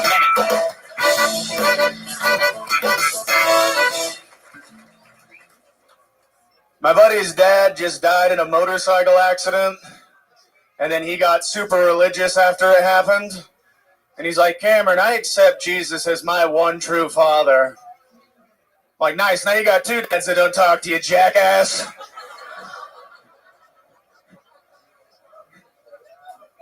He's like, you want to come to church? It's like, I'd rather ride on the back of your dad's motorcycle when he crashed. I'm not going to lie to you. Everybody tells me my mustache makes me look racist. I was like, wait till you hear my mouth. You're going to love it. Now, a little bit about me. I hate reverse cowgirl. Unpopular opinion. I hate reverse cowgirl. That's just because I love fucking straight cowboys. Where my fellas at? Horns up, boys. Listen, I came here to suck dick and tell jokes, and I'm all out of jokes, fellas. I didn't get these tonsils removed for nothing. Let's get this golden ticket over with. All right. Don't count your fucking chickens over there, Cameron. Welcome. How are you? Is this your first time on the show? Second time. I was on like a month ago. Okay. Well, welcome back. How has life changed since the first time you were on? People have been coming to my work now and coming and be like, "Hey, I saw you on Kill Tony." What's your work again? I work at Prana, the smoothie coffee shop. Oh, okay. Kyle owns. Yeah, we love Prana. It's a great place. East Side, 7th Street. Yeah, everybody in my hometown hit me up, which was pretty cool. What's your hometown? Ojai, California. Okay. Yep, the energy vortex. Yes, the energy vortex. Absolutely, it's all coming back to me now. Prana has a lot of it's a famous place for like hot chicks to go to. Yes, very famous hot chicks. Yes. I don't know if they're famous, but tons of hot chicks there for sure. No, the place is famous for having hot chicks, not famous hot chicks. What he said, yes. Yeah. Okay. Smoke shows, all of them. All right. What do you do for fun, Cameron? I've been traveling. Like I went to Africa last year. That was the craziest thing I've probably done in a while. What made you go to Africa? I'd never been out of the country other than like Canada for 1 hour. And me and my girlfriend were like, I was like, I want to go to New York. And she's like, how about Africa? And I was like, perfect. Did you keep an eye on her the whole time she was there? It's very suspicious. She was kind of a hot commodity there. I did talk to like one of the chiefs there, and I was like, get a load of this thing right here. I was like, I'll trade her 4 goats. And he like laughed. He's like, ah, 3. And I was like, it's not bad. 3 goats is a lot. Okay. I think you're trying to. It's hard to follow the interviewing style of Alex Tarshian. Yeah, of course. He's the man. You know Alex? Yeah, he has a crippling gambling addiction, and I hang out with Get him. Alex back up here. Get Alex back up here. He's such a. This is what we're going to do. We're going to trade out your boring white guy interview. Hell yeah. Is Alex still here? Can we obtain him? Let's get it. Has Alex become a known commodity at the area where everyone's hanging out waiting to get on the show? He's an earful to talk to. He's the man. Alex, get out here. Ladies and gentlemen, it's the return, the long-awaited return. Does anybody work here? Get Alex Tarshian for me. What the fuck is going on? What could he possibly be doing? Well, he is half black, so he's going to be late.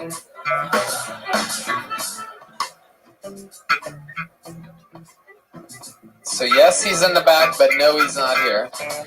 How do you know about his gambling addiction? Relax.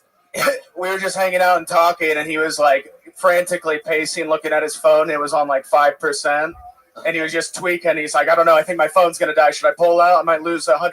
And I was like, you just have my charger thing, because I kind of wanted to see the gambling continue. Did he win? I don't think so. No. Wow. I didn't see him finish. It was like it was basketball. Huh. So very interesting. Guy with 8 dogs lives by himself. Yeah. Has a crippling gambling addiction. Who would have thought? I like that at the end of it. He was like, you could have my socks. It's all I have left. What else about Alex? Tell us more about Alex Tarshian. I'm just going to interview people. Did he tell you guys about his cartoon he made? Oh, my No, he did not. God. Maybe the most racist piece of animation I've ever seen. It's crazy, honestly. Keep going. I don't know what it's called, but it's pretty much Ed, Edd, and Eddy with a lot more N-words in it. It's fantastic, but it's hard to watch. I love it. Wow. And this is like a comic book? No, it's like full on, like he drew out the cartoon, like not by hand, but digitally, and then made it into a thing. Took him months. It's like an actual cartoon. It's a real ass cartoon. Wow. And he showed it to you on his phone? I think he just told me to look it up, and I just went in that little rabbit hole, and yeah, it was very interesting, that's for sure. Do you remember the plot line or anything like that? It was pretty much, I swear to God, it's just pure racism, most of it. Like, that was pretty much the plot line was Ed, Edd, and Eddy, but they're black. Okay. It's called N, and Any. Yeah. Well, somebody for the love of God get me Alex Tarshian. I need Alex Tarshian. In fact, never let him leave again. Let's just keep him. Let's do what he does with his 8 dogs. Keep him chained up right on the back post here. I was gonna say, he can't be far. No, he can't be far. Okay. Cameron, what's the most interesting thing about your life before we get out of here? At the moment, I'm pretty sure I might have a child in Denver, Colorado. What makes you say that? Well, when I was like 14, some girl had sex with me on a boat, and then How old are you now? I'm 27. Okay, so go ahead. And then she got pregnant, but she had a boyfriend at the time. Never said anything to me and moved to Denver, Colorado. And then I would stalk her Instagram and like keep updates on the photo of the kid to hopefully it started looking like her husband and not me. That's what I was rooting for. And it's a girl? It's a girl, yeah. Uh-huh. And so is the girl's grown up? What is she? Does she have a mustache? She looks like the cutest little Civil War baby you've ever seen. No, I don't know. I honestly, she deleted her Instagram and I've lost all contact at this point. Wow. What a sad end to a stalker's story. She didn't delete it. She blocked you, by the way. Maybe. I don't know. All right. Cameron, what's your living situation? I live in an apartment. It's not bad. 1 bedroom. Big. I got a fireplace now, which I didn't have in California. So You afford that just from working at Prana. Barely, yeah. Amazing. Yeah. Well, rent's a lot cheaper. It's like $2,000, and you don't have to live in a garage like you do in California, which sucks. That is correct. So I have a fireplace now. Okay. There you go, Cameron. Moving up. What size joke book did you get last time? I got a little one. Okay. That sounds about right. Oh, damn it. Let's give you a medium one. Slow but steady improvement. Appreciate it. Cameron Frisk, everybody. There he goes. Let's get through another bucket full here. Ladies and gentlemen, it goes by the name of Alex O'Brien, everybody. Here comes Alex O'Brien. Woo! Alex O'Brien. Y'all are beautiful. First class, high dollar. I'm going to be like Nick Cage. I'm going to be gone in 60 seconds, y'all. Man, you know what your problem is? Not shit. Nothing. You're doing great. You're killing the game. I appreciate you being out here. So I have 2 things for you. Bank robbers and playing hinders. My grandma used to say playing hinders. Oh, we playing hinders. Y'all playing hinders? Which meant inappropriately touching something as a kid from a person. Now, we didn't play hinders, but we did play doctor a little bit. We got to play doctor a little bit. We'd be like, oh, well, hurt. Let me get some aloe. Rub that on there real quick. Your low back hurt. Get some aloe on the doctor. Rub that on. Make it feel good. Make me think about hinders. As I'm an adult, I think hinders might have been fucking butt stuff. And I think my grandma might have been into that a little bit. She'd be asking us to play hinders. I tell you that to tell you this. The bank robber situation. Bank robber situation is, some of y'all men know about this, is when you're tucked into your waistband, your opportunity is looking straight up at you. It's goddamn robbing the bank, just put the fucking money in the bag. Oh my God, it's a dangerous thing to have. So you're playing hinders, you're putting the money in the bag. It's a great thing. What do you got for me, Tony?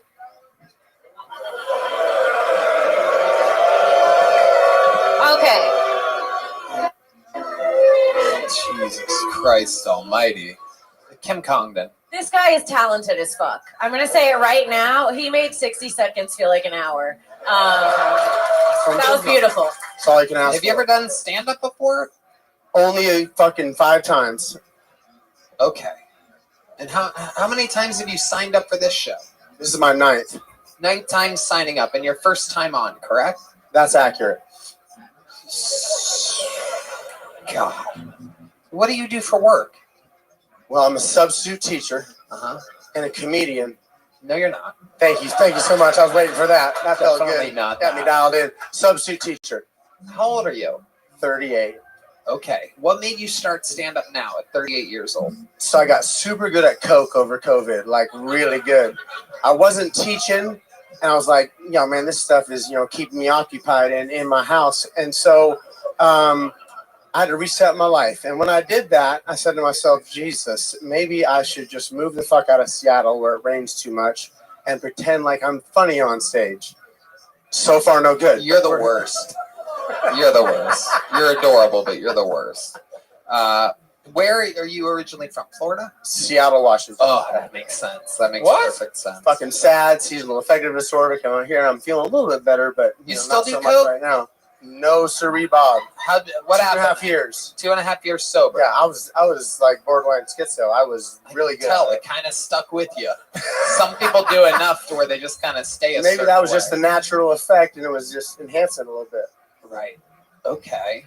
Have you ever met Alex Tarshoon before? I heard good things.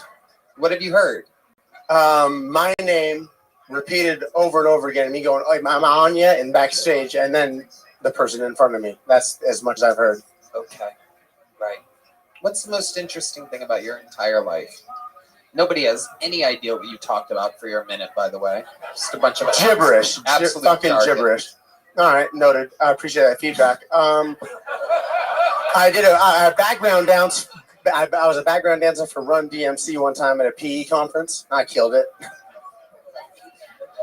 All right. You have one of the most hateable faces I've ever seen. Yeah. Let's go. I gotta say, Let's go. the moments when you're yourself and you're an actual douchebag, and you like when you did that thing before you did the bit, there's like little glimpses of maybe you could do something there, but you have to go with that douchebag face. You can't hide it. Like we're looking at it. Present. Do you right? ever use it to your advantage? You know, I used to. I was super good at it. Like, you know, not a good person for a while. For Christ's sake, cocaine. Yeah. But no, not anymore. So how would you use it to your advantage? How would I use it to my advantage? I'd be like, "Yo, what's up, girl? What's poppin'? Brand new whip, just hopped in." And then she'd be like, "Oh, that's oh not my God. Are you a heterosexual? Oh, fuck. There's only one thing to do right now. Ladies and gentlemen, welcome back Alex Tarshoon, everybody. Thank you so much. Yeah, crowd goes wild. We're upgrading our Alexes. The fuck out of here. Alex Tarshoon, the world wants more of you. Since you were gone, since you've been gone, we learned that you have a crippling gambling addiction. Oh yeah, who told you that?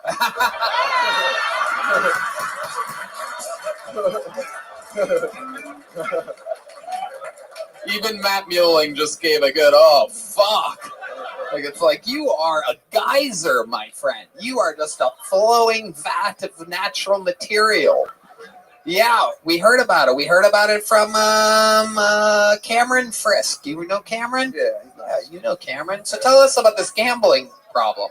Well, basically, I figured out right now it's all about the arbitrage. It's all about the what? So you just bet both sides. You automatically win like $1 or $2, and you just keep rolling it over. But you're meant to do that with millions of dollars on either side, and you. We're snowballing. Are you sorry? I don't know what to fucking do with this guy. It's the greatest interview of all time. You wanna hear a quick story about how I saved someone's life? Yes. Yes. So me and my first pit bull are walking down by the river, and I'm looking for my cell phone because I lost it, and it's nighttime, and I want to ask someone if I can call like my phone and their phone, but they don't want to do that because it's nighttime and stuff. So I see this one guy, and I want to ask him, but I don't. And then I'm walking by the river, and I see this body floating in the river, and I was like, "Oh my gosh!" I run back to the guy. I'm like, "Hey, we gotta call like the ambulance and stuff." Like, and he's like, "All right." It's like he doesn't believe me necessarily. So we go back to the river. No one's there, but they float under the pier. So I'm like, it's like February, and it's like really cold, and I'm like, she's probably freezing in there because she you know. So I did was I took off all my clothes, and I just started going into the river, and it was the Hudson River. So I was kind of like, I've never been in here. I don't know how deep it is, but like, so I just thought I get in there, and she must have been like at least 250, but like in the water, I could still move her. And like I'm getting her up on like the rocks and stuff. The guys helping me get her up and stuff. We get my dog on top, trying to warm her up. And then like the thing is though is like when the fire department came and all the ambulance and stuff, like I was so proud to tell them like who I was and stuff. But the person who helped me, like he's like, my name is Vivian, and I'm like, oh, like because like the only thing I wanted was like for like a hot chick to see this. And I'm like, bro, are you a hot chick though? And he was like, yeah, like I'm transgender. And he's like, yeah, I came to the river to kill myself too. But like this is my It's a Wonderful Life moment, so I'm not going to do it. And I'm like, that's pretty sweet. That's pretty sweet. Thank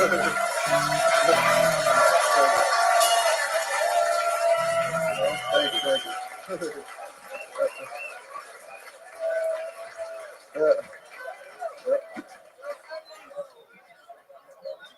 Let's talk about this cartoon you made. Oh, they told you? Never told you about that. All right, so it's basically the black version of Ed, Ed, and Eddie.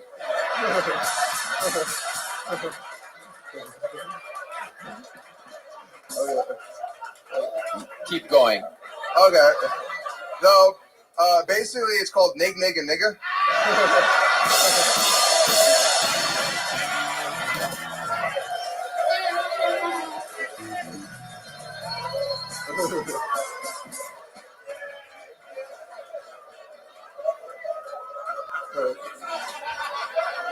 Thank you. Keep going. All right. So the episode 4 is my favorite because it has like a Buzz Lightyear, like, you remember like when Buzz Lightyear was Mrs. Nesbit? Sure. Everyone forgets about that, but I had this whole bit about like how like Buzz Lightyear comes back to see his friends and he's like just missing an arm and he's like wearing like a girl hat and an apron, and then like all the characters like, we gotta like get out of here before Buzz infects us with his gay. Before we know it, we'll all have our arms out our socket wearing a lady hat, and you see like Mr. Potato Head like missing an arm, be like, hey boys, I've always been Mrs. Potato Head. You know? Where can people find these cartoons at? Plug it. So you gotta go to what the hell is my name? Alex Tarshu? Yeah, but right now it's Purebred Retard on YouTube. That's your name? Yeah. Purebred, like the food. Purebred Retard. All one word? Are there any underscores or anything? Bread like the food. Oh, bread like the food. Yeah. Purebred Retard. Yeah. What made you go with bread like the food on that one? Was Purebred Retard regular taken? Well, I used to be inbred retard, and then that got me in a lot of trouble, like on Instagram and stuff. That's the part that you think got you in trouble, not the retard part? No. I'm pure. The guy with the pinky stole that handle. You know, for a long time, I would Google like why do I have a mini pinky, but I didn't know how to spell pinky. Like I used to like do like PINK like Y or something like that, or IE, or I don't remember, but like I can't really spell that well. You spelled it wrong. I couldn't spell pinky for a long time. You're a bad speller? Yeah. How bad do you think you are? Pretty bad? I'm more of a math guy. More of a math guy. Okay. Are you good at math? Yeah, I do okay. Wow. Yeah, I did that one. That's me. We found the cartoon. This is incredible. I drew all that. Yeah, a Tarshoon cartoon. Yeah, that's good. It really is. It is. For those of you wondering what the spelling of this cartoon is, it is NIG, comma, NIGG, N, NIGGA. I don't know if I'm allowed to spell that word. We'll see. We'll see. But it is a real cartoon. Wow. I definitely can't say it, but I think I'm allowed to spell it. Thank you. Wow, how many of these have you made? I got 4 right now, working on part 5. Hell yeah. Incredible.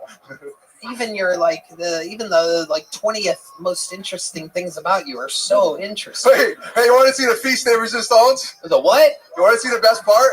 Yeah. Look at my shoe. Look at my shoe. Ready? What? What, is your shoe broken? Yeah. What size shoe do you wear? 10. Really? Yeah. All right.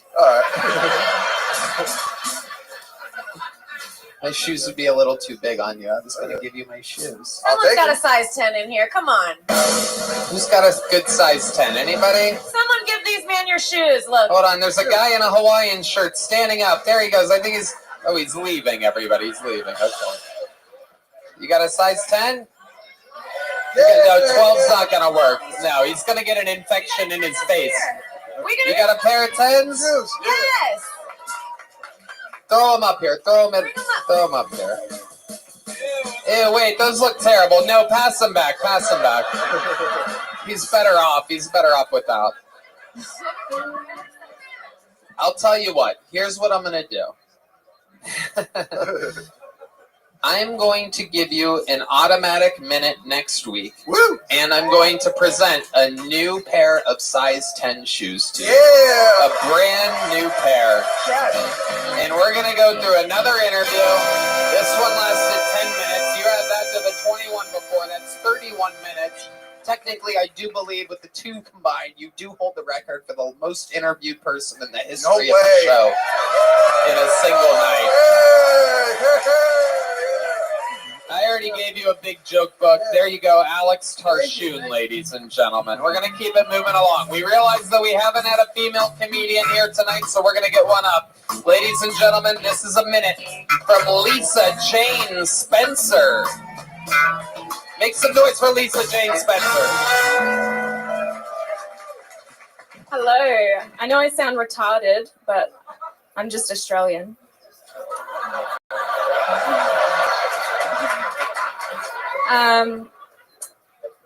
Yeah, so I'm just wondering, are we still pretending, white people, are we still pretending that we don't say the N-word? Like when they're not around, obviously. I remember learning about it. I was young, my brother was young, and my brother got back from a friend's house, and he was talking about this cereal that he had. You guys call it Cocoa Krispies. We call it Cocoa Pops. But see, he called it N Pops. Yeah. So my mum banned that. Yeah. But yeah, we just learn to hide it, right? You just learn to hide it. And my favorite is just doing it in the car, you know, listening to Kanye. That's my favorite. I'm talking about eating Nutella. Keep going, finish it. I'm talking about eating Nutella. Oh, that's it? Yeah. Okay, all right. Lisa Jane Spencer, ladies and gentlemen. Welcome to the show, Lisa. We're going to go to our senior Australian correspondent, James McCann. Lisa, you've dishonored our country.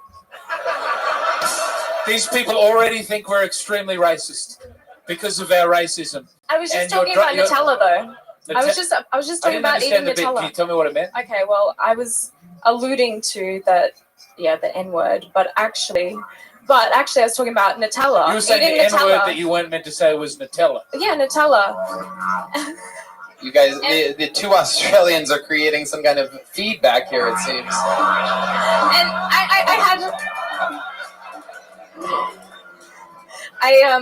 I did have an ending of it, but I didn't.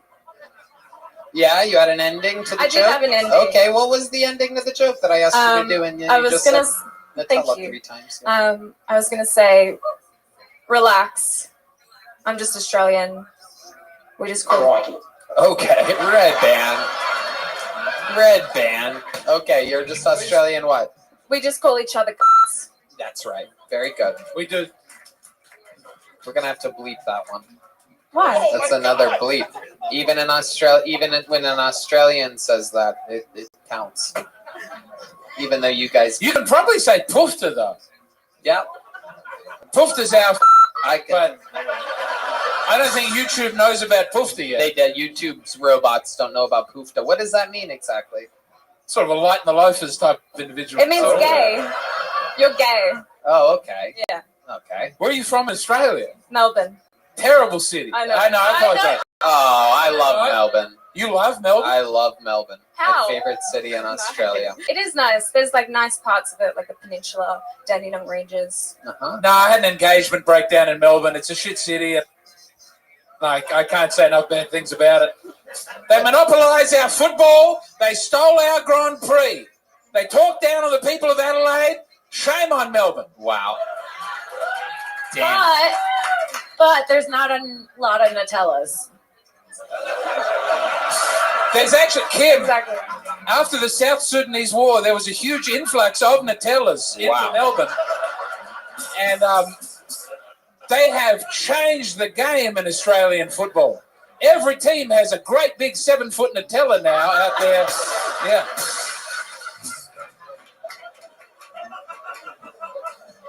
Yeah. How long have you been in America? Literally like 4 days. 4 days? Yeah. What's the weirdest thing about America so far? The weirdest thing? Yeah. Okay, well, last night I was standing next to a truck that was like double the size, and that was like a normal car. Yeah.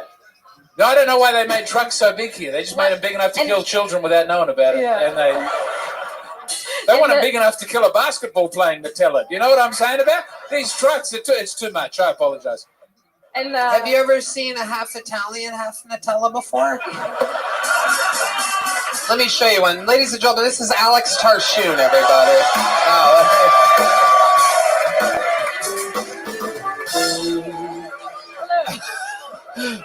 I don't know which one's more creeped out by the other right now. Having quite the standoff. She looks scared to death, by the way. I don't know what's happening. It's okay. This guy is one of the most interesting people in the history of the show. You only have to be scared of 40% of them. Have you ever seen anything like that on the streets of Melbourne? No. No, she looks genuinely frightened. Don't know if the cameras are picking it up. Alex, have you ever hung out with an Australian person before? No, not yet. Wow, look at this. Absolutely incredible. If you were going to take her on a date, where would you take Lisa Jane Spencer? You ever been to Jets? It's a pizza place on Lamar. I do like pizza. Yeah. You like pizza? Yeah. Oh, you're in for a treat. Yeah, we got our very own love on the spectrum happening right here on Kill Time.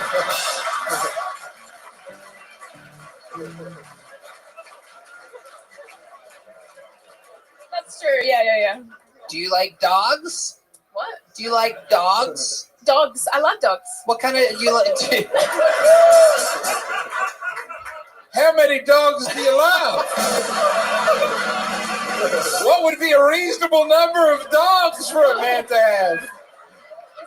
Just one. Oh, we got no. I don't have a dog. I used to have a dog, but it died. This man's got 8 dogs. I just want to let He's you. got 8 dogs. Oh. What, are you into anything weird sexually, like 2 in the pink, half in the stink? This is very rude. He has a funny hand. He has a funny hand. He's got a weird pinky. She is scared to death, ladies and gentlemen. Again, when she faces you guys, she starts to smile and everything, but when she looks directly at him, there's a specific ghostly look that comes over her face of concern. It's true. I wish we had like a reverse camera. I guess we can't really do it. Lisa, I want you to know this is just what America's like. It's like this know. every single day forever. Yeah. I know. I was at that show last night. I forgot. Alex, let me ask you a question. After you took her to Jet's Pizza, then what would you do with her? Probably bring her to my van. Australians love vans, dude. I don't date van people. No, he doesn't. Here's the twist: is that's just a great. Every question I ask him is brilliantly answered. He doesn't live in his van. He has his own place. 8 dogs and an air mattress. Look how proud he is. He loves his life. He's about to get pussy, dude. He's so cool. I'm buying him a new pair of shoes. I've never even done that before. 12 years we've been doing this show. I'm buying him fucking new kicks. Hey, I'll buy you shoes. Wow. Alex. Look at this. What are you going to do, skin the dogs? You got no way to... Look at this. You've heard of love at first sight. This is fear at first sight. A sweet little Australian who did N-word jokes, now looking at a half-pinkied inbred Nutella. Okay. Lisa, just because I'm in a good mood, I'm going to give you a big joke book. You don't really deserve it for any reason, but I'm just... Alex Tarshoon has brought me so much joy here tonight that you're leaving with a big joke book. How about one more time for Lisa Jane Spencer? And how about one more time, for the final time, Alex Tarshoon, everybody. You guys been signing up for fucking ever. Over a year. Wow. The crowd is on their feet. People on the balcony are standing up. This is chaos. All right, we'll see you next week, Alex. There's only one way to end an episode like this, and you damn well know that it has to be the ringer of all ringers, the Memphis Strangler. It is the Vanilla Gorilla. the one and the only, the Big Red Machine, the Hall of Famer.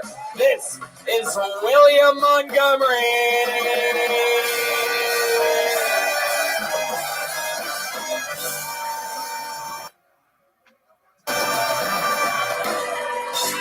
And by the way, if you love Ed and Eddie, you're going to love Alex's very racist cartoon. I've actually been a backer. I've given him a lot of money. It's a wonderful cartoon.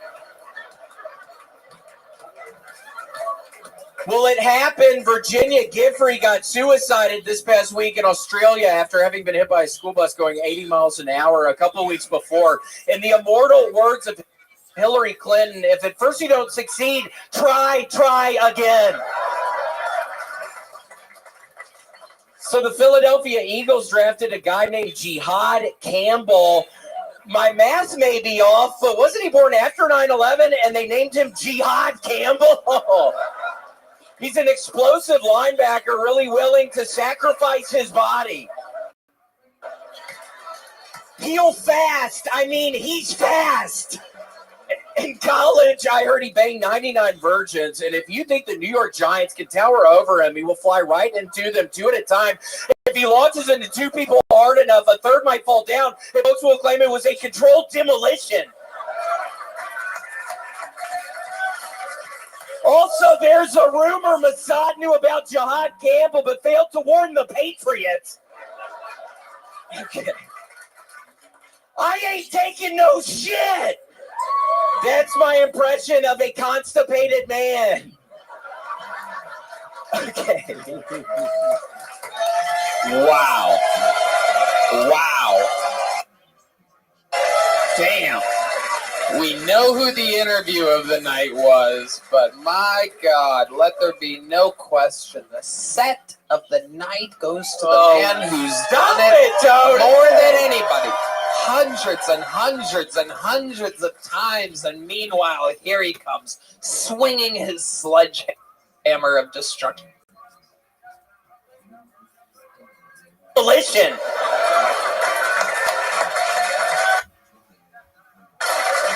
Also, there's a rumor Mossad knew about Jihad Campbell.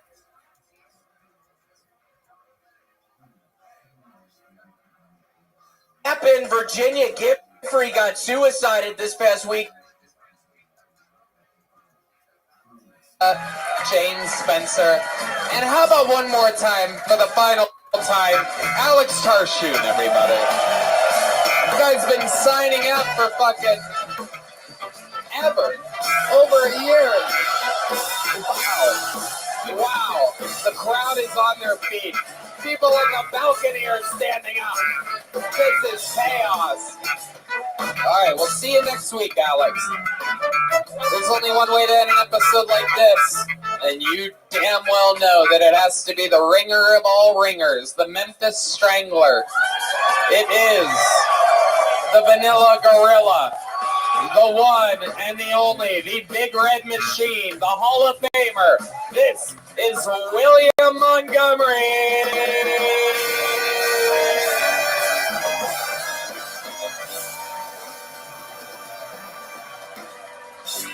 And by the way, if you love Ed and Eddie, you're going to love Alex's very racist cartoon. I've actually been a backer. I've given him a lot of money. It's a wonderful cartoon. Well, it happened. Virginia Giffrey got suicided this past week in Australia after having been hit by a school bus going 80 miles an hour a couple of weeks before. In the immortal words of Hillary Clinton, if at first you don't succeed, try again. So the Philadelphia Eagles drafted a guy named Jihad Campbell. My math may be off, but wasn't he born after 9/11 and they named him Jihad Campbell? He's an explosive linebacker, really willing to sacrifice his body. He'll fast. I mean, he's fast.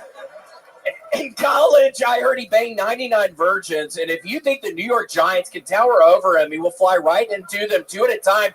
If he launches into two people hard enough, a third might fall down, and folks will claim it was a controlled demolition.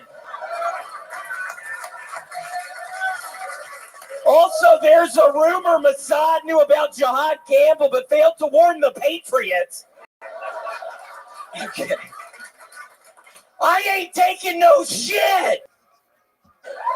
That's my impression of a constipated man. Okay. Wow. Wow. Damn. We know who the interview of the night was, but my God, let there be no question. The set of the night goes to the man who's done it more than anybody. Hundreds and hundreds and hundreds of times, and meanwhile, here he comes, swinging his sledgehammer of destruction yet again. And you did it with a do-rag on. And for the record, this thing smells like shit, Tony!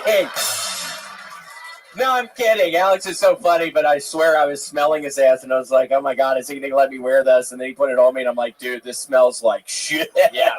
It smells like 8 fucking dogs living at the apartment with you. 8 dogs and a lot of pizza. Yeah. My goodness, but totally worth it.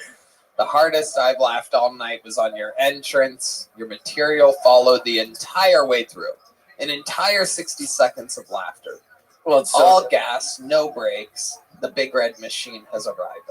So nice to be here. It's all the rowing I've been doing, Tony. I'm at 200,000 meters already in this month. Okay, Tony? Wow. I'm up to over 500,000 meters since January. Wow. So I am going, and then I almost broke my big toe. I think a couple days ago, I was moving some piece of equipment, and it fell right on my big toe. Oh my goodness. It hurts so bad. Let me just warn you, you might have a face infection in no time. Yeah, I hope not. He also had a staph infection. Did he have a staph infection? Yeah. There's somebody else. I don't know. Basically, cellulitis is kind of an extension of that, I think. A lot of you know that I'm a Canadian doctor, so, you know, we're all... You gotta put him down? We're not going down that path again. Okay, so William, you look fantastic. You're absolutely glowing, if I could say so. Have you been on tour? I have. I was in Virginia Beach, Virginia this past weekend. It was a wonderful time. I ended up eating a whole bunch of seafood. And Tony, I'm serious. I don't think I'm ever really going to stop eating the seafood. I love some seafood. I was eating some of the fried shrimp. Ooh, what are some other kind of seafood? I was eating fucking fried flounder. Ooh. I was eating fried grouper. Oh my God. I was eating fried redfish. Wow. And hush puppies. Which is also like a fried bread.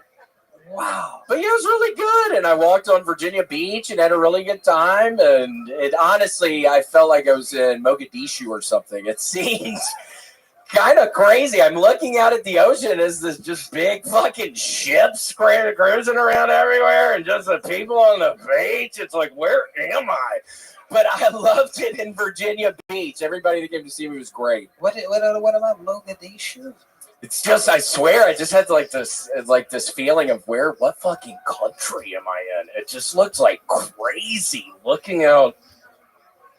Oh, there's James McCann, your fellow. I know, it is so nice to see a fellow ginger friend. Yeah.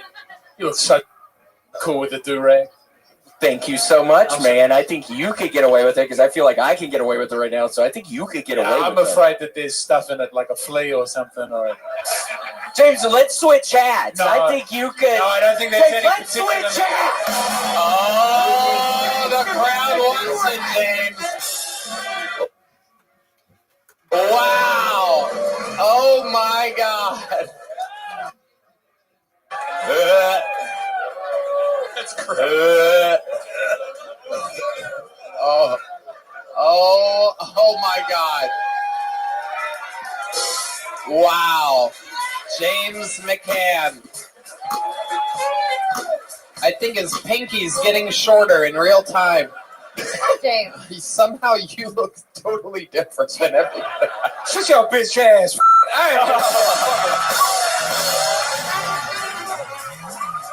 Excuse me. He's a whole new man. This is the new James McCann. Oh, now's the time to say it, but I'm too afraid. Hey. I was a coward. Ninja. Yeah. Nutella. I'll regret that for the rest of my life.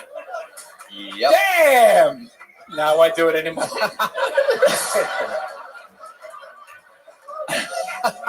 I think that was a pretty bad mistake, James. We gotta swap that. We gotta swap that. The do-rag is too powerful. Give me my hat back. James McCann is on a USA tour. Get tickets at jdfmccann.com.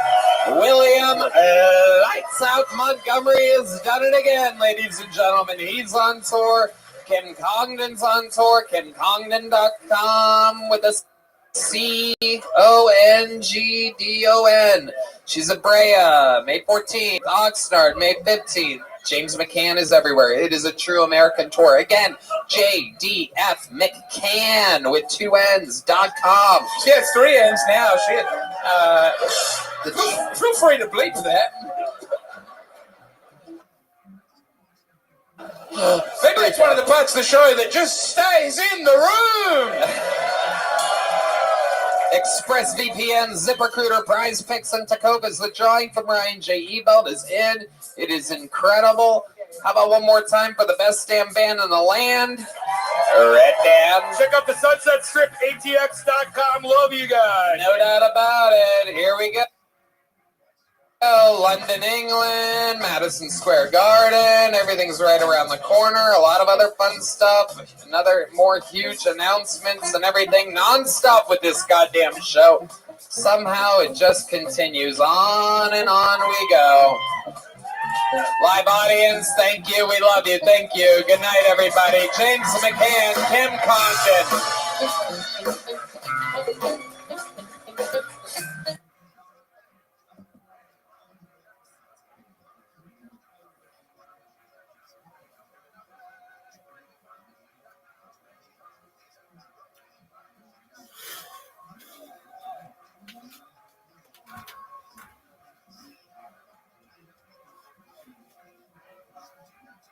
If you read a half hour a night, the calculation I came to is that you can read 1,000 books in 50 years. All of the components are there to engineer intimate experiences. Extraterrestrial life is a true mystery, the most tantalizing mystery of all. How many humans need to disappear for us to be completely lost? The following is a conversation with Tim Urban, author and illustrator of the amazing blog called Wait, But Why. This is the Lex Friedman podcast. To support it, please check out our sponsors in the description. And now, dear friends, here's Tim Urban.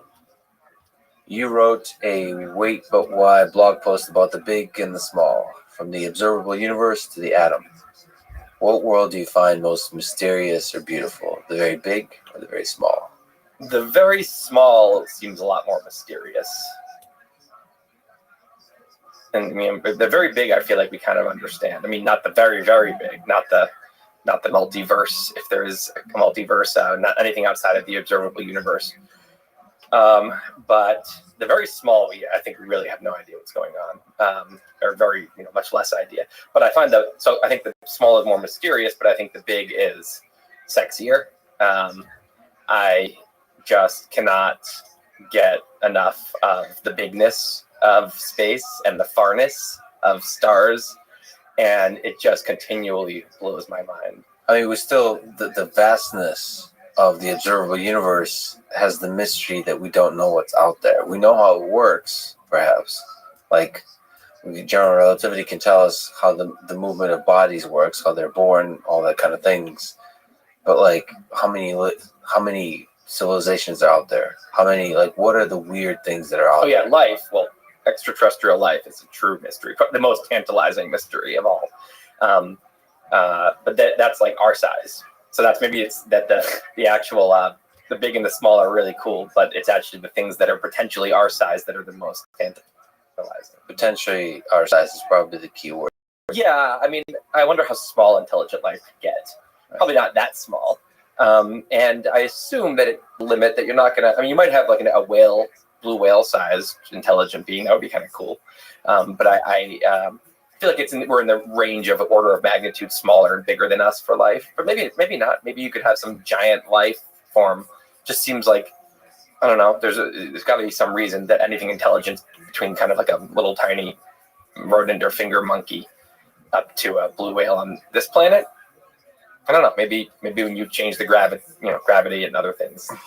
Well, you could think of life as a thing of self-assembling organisms, and they just get bigger and bigger and bigger. Like, there's no such thing as a human being. A human being is made up of a bunch of tiny organisms working together, and we somehow envision that as one entity because it has consciousness. But maybe it's just organisms on top of organisms all the way down, turtles all the way down. So like Earth can be seen as an organism for people, for alien species that's very different. Like, why is the human the fundamental entity that is living, and then everything else is just a collection of humans or components of humans? I think of it kind of as, if you think about, I think of like an emergence elevator. And so you've got an ant is on one floor, and then the ant colony is a floor above. Or maybe there's even units within the colony that's one floor above, and the full colony is 2 floors above. And to me, I think that it's the colony that is closest to being the animal. It's like the individual thing that competes with others, while the individual ants are like cells in the animal's body. We are more like a colony in that regard. But the humans are weird because I think of it, if emergence happens in an emergence tower, where you've got kind of, as I said, cells and then humans and communities and societies. Ants are very specific. The individual ants are always cooperating with each other for the sake of the colony. So the colony is this unit that is the competitive unit. Humans can kind of we take the elevator up and down emergence tower psychologically. Sometimes we are individuals that are competing with other individuals, and that's where our mindset is. And then other times we get in this crazy zone, a protest or a sporting event, and you're just chanting and screaming and doing the same hand motions with all these other people, and you feel like one. You feel like one, and you would sacrifice yourself. And that's soldiers, and our brains can kind of psychologically go up and down this elevator in an interesting way. Yeah, I wonder how much of that is just a narrative we tell ourselves. Maybe we are just like an ant colony. We're just collaborating always, even in our stories of individualism, of like the freedom of the individual, like this kind of isolation, lone man on an island kind of thing. We're actually all part of this giant network of, maybe one of the things that makes humans who we are is probably deeply social, the ability to maintain not just a single human intelligence, but like a collective intelligence. And so this feeling like individual is just because we woke up at this level of the hierarchy. It's so we make it special, but we very well could be just part of the ant colony. This whole conversation, I'm either going to be doing a Shakespearean analysis of your Twitter, your writing, or very specific statements that you've made. So you've written answers to a mailbag of questions. The questions are amazing, the ones you've chosen, and your answers are amazing. So on this topic of the big and the small, somebody asked, are we bigger than we are small, or smaller than we are big? Who's asking these questions? This is really good. You have amazing fans. Okay, so where do we sit at this level of the very small to the very big? So are we bigger or are we small? Are we bigger than we are small? I think it depends on what we're asking. So if we're talking about the biggest thing that we kind of can talk about without just imagining is the observable universe, the Hubble sphere. And that's about 10 to the 26 meters in diameter. The smallest thing we talk about is a Planck length, but you could argue that that's kind of an imaginary thing. But that's 10 to the negative 35. Now we're conveniently about 10 to the 1. Not quite, 10 to the 0. We're about 10 to the 0 meters long. So we're right, so it's easy because you can just look and say, okay, well, for example, atoms are like 10 to the negative 15th or 10 to the negative 16th meters across, right? If you go 10 to the 15th or 10 to the 16th, which is right That's now, so an atom to us is us to this. You get to like nebulas, smaller than a galaxy and the biggest star. So we're right in between nebula and an atom. Now, if you want to go down to quark level, you might be able to get up to galaxy level. When you go up to the observable universe, you're getting down on the small side to things that I think, are mostly theoretically imagining are there and hypothesizing are there. So I think as far as real world objects that we really know a lot about, I would say we are smaller than we are big. But if you want to go down to the Planck length, we're bigger than we are small. If you think about strings. Yeah, string, exactly, with string theory and so on. That's interesting. But I think, like you answer, no matter what, we're kind of middle-ish. Yeah. I mean, here's something cool. If a human is a neutrino, and again, neutrino, the size doesn't really make sense. It's not really a size, but when we talk about some of these neutrinos, I mean, if a neutrino is a human, a proton is the sun. Mm-hmm. So that's like, I mean, a proton's real small, like really small. And so, yeah, the small gets like crazy small very quickly. Let's talk about aliens. We already mentioned it. Let's start just with the basic. What's your intuition as of today? This is a thing that could change day by day. But how many alien civilizations are out there? Is it zero? Is it a handful? Is it almost endless? Like the observable universe, or the universe is teeming with life? If I had gun to my head, I have to take a guess. I would say it's teeming with life. I would say there is. I think running a Monte Carlo simulation, this paper by Andrew Sandberg and Drexler and a few others a couple of years ago, I think you probably know about it. I think they're the mean, using different, running through randomized Drake equation multiplication. You ended up with 27 million as the mean of intelligent civilizations in the galaxy, in the Milky Way alone. And so then if you go outside the Milky Way, that would turn into trillions. That's the mean. Now, what's interesting is that there's a long tail, because they believe some of these multipliers in the Drake equation. So, for example, the probability that life starts in the first place, they think that the kind of range that we use is for that variable is way too small, and that's constraining our possibilities. And if you actually extend it to some crazy number of orders of magnitude, like 200, they think that variable should be. You get this long tail where I forget the exact number, but it's like a third or a quarter of the total outcomes have us alone. Like, I think it's a sizable percentage has us as the only intelligent life in the galaxy. But you can keep going, and I think there's a non-zero, legitimate amount of outcomes there that have us as the only life in the observable universe at all is on Earth. I mean, it seems incredibly counterintuitive. It seems like, you mentioned that people think you must be an idiot because, if you picked up one grain of sand on the beach and examined it and you found all these little things on it, it's like saying, well, maybe this is the only one that has that. And it's like, probably not. They're probably most of the sand, probably, or a lot of the sand, right? So, and then on the other hand, we don't see anything. We don't see any evidence, which of course people would say that the people who scoff at the concept that we're potentially alone, they say, well, of course, there's lots of reasons we wouldn't have seen anything. And they can go list them. And they're very compelling. But we don't know. And the truth is, if this were a freak thing, I mean, if this were a completely freak thing that happened here, whether it's life at all or just getting to this level of intelligence, that species, whoever it was, would think there must be lots of us out there, and they'd be wrong. So just using the same intuition that most people would use, I'd say there's probably lots of other things out there. Yeah, and you wrote a great blog post about it. But to me, the two interesting reasons that we haven't been in contact, I too have an intuition that the universe is teeming with life. So one interesting is around the Great Filter.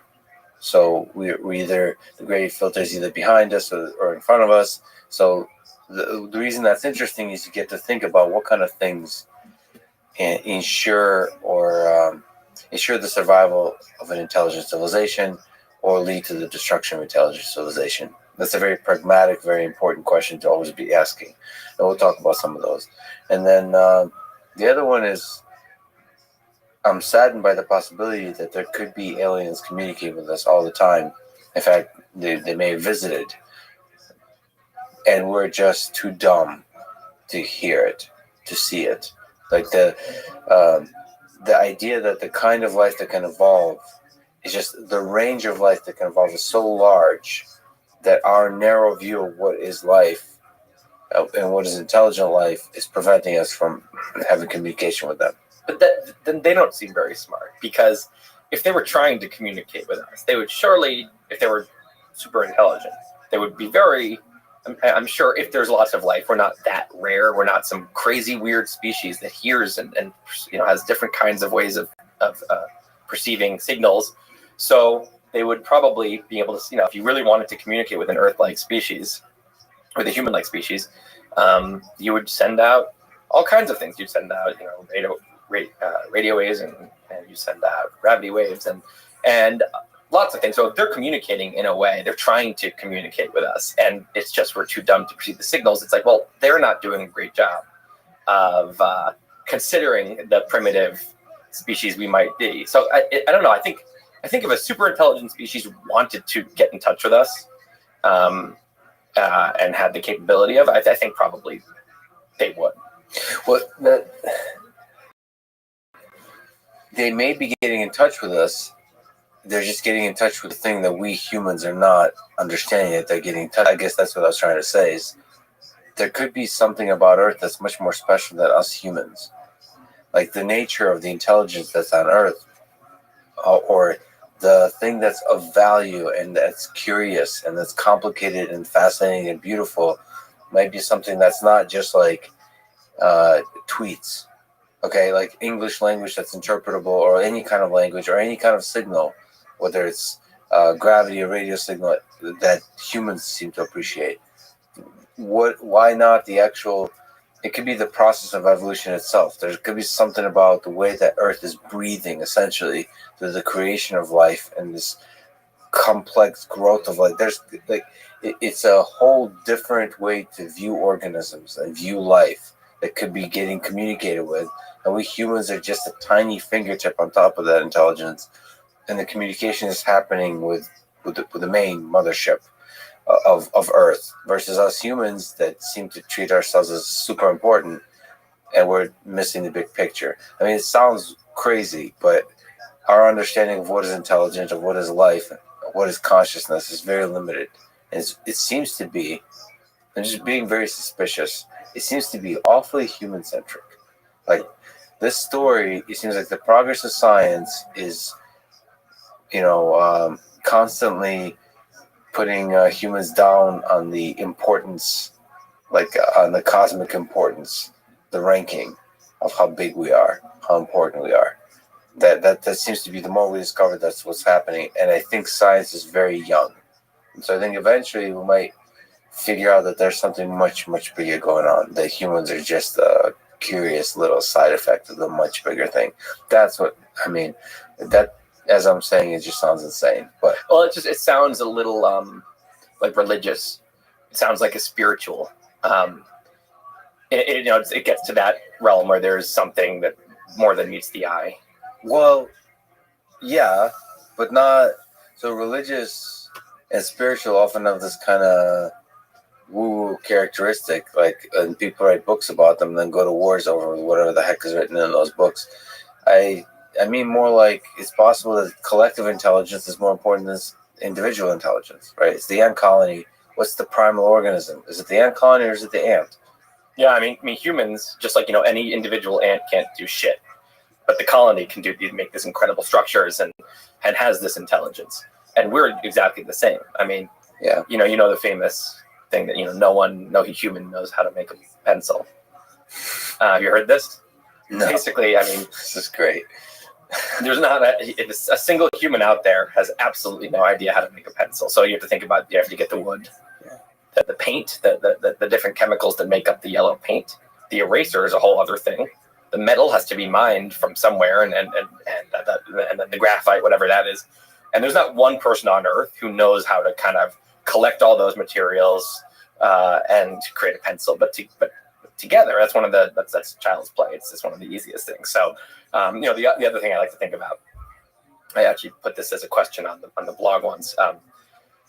There's a thought experiment, and I actually want to hear what you think. So if a witch, kind of a dickish witch, comes around and she says, I'm going to cast a spell on all of humanity, and all material things that you've invented are going to disappear, all of us. So suddenly we're all standing there naked. There's no buildings.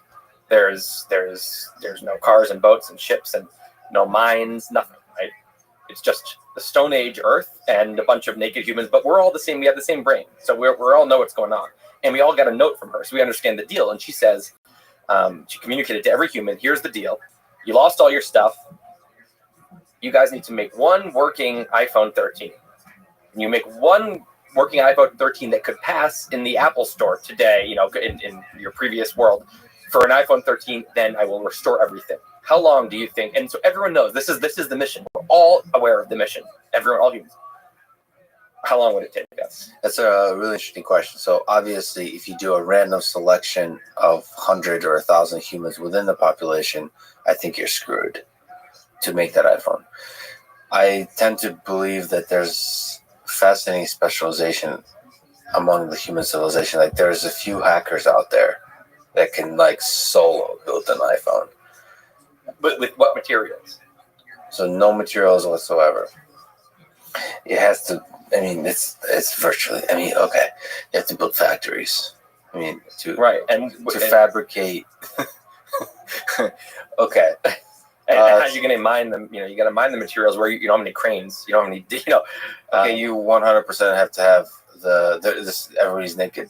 Everyone's naked, and everyone's where they are. So you and I would currently be naked on the ground in what used to be Manhattan. So no buildings. Grassy island. Yeah. So you need a naked Elon Musk type character to then start building a company. You have to have a large company then. Right. As soon as you know where where is everyone? Oh shit, how am I going to find other people I need to find? We have all the knowledge of. Yeah, everyone has the knowledge that's in their current brains. Yeah. I've met some legit engineers. Crazy polymath people. Yeah, but the actual label of because you said it's like the original Mac, like the Apple II, that could be built, but even that, that's gonna be tough. Yeah. Well, I think part of it is a communication problem. If you could suddenly have if everyone had a walkie-talkie and there was a couple 10 really smart people were designated the leaders, they could say, okay, I want everyone who can do this to walk west until you get to this little hub, and everyone else and they could actually coordinate, but we don't have that. So it's like people just and then what I think about is, so you've got some people that are trying to organize, and you'll have a little community where a couple hundred people have come together, and maybe a couple thousand have organized, and they designated one person as the leader, and then they have sub leaders, and okay, we have a start here. We have some organization. You're also going to have some people that say, good, humans were a scourge upon the earth, and this is good, and they're going to try to sabotage. They're going to try to murder the people and who know what they're talking about.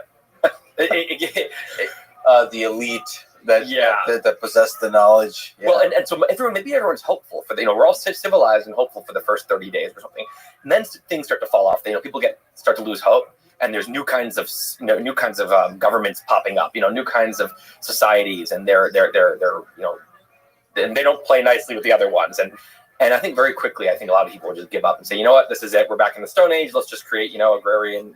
We also don't know how to farm. No one knows how to farm. There's even the farmers, a lot of them are relying on their machines, so we also are going to be mass starvation, and that when you're trying to organize, a lot of people are coming in with spears they've fashioned and trying to murder everyone who has food. That's an interesting question. Given today's society, how much violence would that be? We've gotten softer, less violent, and we don't have weapons. So we have really primitive weapons now. But we have a kind of ethics where murder is bad. It used to be less, human life was less valued in the past, so murder was more okay, ethically. But in the past, they also were really good at figuring out how to have sustenance. They knew how to get food and water because so we have no idea. The ancient hunter-gatherer societies would laugh at what's going on here. They'd say, you guys none of you know what you're doing. Yeah. And also the amount of people, feeding this amount of people in a Stone Age, civilization, that's not going to happen. So New York and San Francisco are screwed. Well, whoever's not near water is really screwed. So that's the first thing. You're near a river, a freshwater river. Anyway, it's a very interesting question. And what it does, this and the pencil, it makes me feel so grateful and like excited about like, man, our civilization is so cool. And this is, talk about collective intelligence. Humans did not build any of this. It's collective humans is a super intelligent, being that can do absolutely, especially over long periods of time, can do such magical things, and we just get to be born. When I'm working and I'm hungry, I just go click, click, click, and like a salad's coming. The salad arrives. If you think about the incredible infrastructure that's in place for that quickly, just the internet to, the electricity, first of all, that's just powering the thing, where the amount of structures that have to be created and for that to be there. And then you've got of course the internet, and then you have this system where delivery drivers, and they're riding bikes that were made by someone else, and they're going to get the salad, and all those ingredients came from all over the place. And it's just, so I think it's like, I like thinking about these things because it makes me feel like just so grateful. I'm like, man, it would be so awful if we didn't have this, and people who didn't have it would think this was such magic we live in, and we do, and like, cool, that's fun. Yeah, one of the most amazing things when I showed up, I came here at 13 from the Soviet Union, and the supermarket was, people don't really realize that, but the abundance of food, it's not even, so bananas was the thing I was obsessed about. I just ate bananas every day for many, many months because I haven't had bananas in Russia, and the fact that you can have as many bananas as you want, plus they were like somewhat inexpensive relative to the other food, and the fact that you can somehow have a system that brings bananas to you without having to wait in a long line, all of those things, it's magic. I mean, also imagine, so first of all, the ancient hunter-gatherers, you picture the mother gathering and eating all this fresh fruit. No, so do you know what an avocado used to look like? It was a little like a sphere, and the fruit of it, the actual avocado part, was like a little tiny layer around this big pit that took up almost the whole volume. We've made crazy like robot avocados today that have nothing to do with like what they. So same with bananas, these big, sweet, and not infested with bugs and they used to eat the shittiest food, and they're eating uncooked meat, or maybe they cook it and it's gross and it's things rot. So you go to the supermarket and it's like crazy super engineered cartoon fruit and food. And then it's all this processed food, which we complain about in our study. We complain about we need too much processed. This is a good problem. I mean, if you imagine what they would think, oh my god, a cracker. You know how delicious a cracker would taste to them. Candy, pasta and spaghetti. They never had anything like this. And then you have from all over the world. I mean, things that are grown all over the place, all here in nice little racks, organized, and on a middle class salary, you can afford anything you want. I mean, it's. Again, just like incredible gratitude. Like, yeah. And the question is, how resilient is this whole thing? I mean, this is another darker version of your question is, if we keep all the material possessions we have, but we start knocking out some percent of the population, how resilient is the system that we built up, where we rely on other humans and the knowledge that built up on the past, the distributed nature of knowledge? How much does it take? How many humans need to disappear for us to be completely lost? Well, I'm trying to go off one thing, which is Elon Musk says that he has this number 1 million in mind as the order of magnitude of people you need to be on Mars to truly be multiplanetary. Multiplanetary doesn't mean like when Neil Armstrong goes to the moon. They call it a great leap for mankind. Yeah, it's not a great leap for anything. It is a great achievement for mankind. And I always think about if the first fish to kind of go on land just kind of went up and gave the shore a high five and goes back into the water. That's not a great leap for life. That's a great achievement for that fish. And there should be a little statue of that fish, and he's in the water, and everyone should celebrate the fish. But it's but when we talk about a great leap for life, it's permanent. It's something that from now on, this is how things are. So this is part of why I get so excited about Mars, by the way, is because you can count on one hand, the number of great leaps that we've had, no life to life, and single cell or simple cell to complex cell, and single cell organisms to animals, to multi-cell animals, and then ocean to land, and then one planet to two planets. Anyway, diversion. But the point is that we are officially, that leap for all of life, has happened once the ships could stop coming from Earth, because there's some horrible catastrophic World War III and everyone dies on Earth, and they're fine, and they can turn that certain X number of people into 7 billion population that's thriving just like Earth. They can build ships that can come back and recolonize Earth, because now we are officially multiplanetary, where it's a self-sustaining. He says 1 million people is about what he thinks. Now that might be a specialized group. That's a very specifically selected million that has very, very skilled million people, not just maybe the average million on Earth. But I think it depends what you're talking about. But I don't think, so 1 million is 1/7,000th, 1/8,000th of the current population. I think you need a very, very, very small fraction of humans on Earth to get by. Obviously, you're not going to have the same thriving civilization if you get to too small a number, but it depends who you're killing off, I guess, is part of the question. Yeah. If you killed off half of the people just randomly right now, I think we'd be fine. It would be obviously a great, awful tragedy. I think if you killed off 3/4 of all people random, just 3 out of every 4 people drops dead, I think we'd have, obviously, the stock market would crash. We'd have a rough patch, but I almost can assure you that the species would be fine. Well, because the million number, like you said, it is specialized. So I think because you have to do this, you have to basically do the iPhone experiment. Like literally, you have to be able to manufacture computers. Yeah, everything. If you're gonna have the self-sustaining, means you can any major important skill, any important piece of kind of infrastructure on Earth can be built there in this just as well. It'd be interesting to list out what are the important things, what are the important skills. Yeah, I mean, if you have to feed everyone, so mass farming, things like that.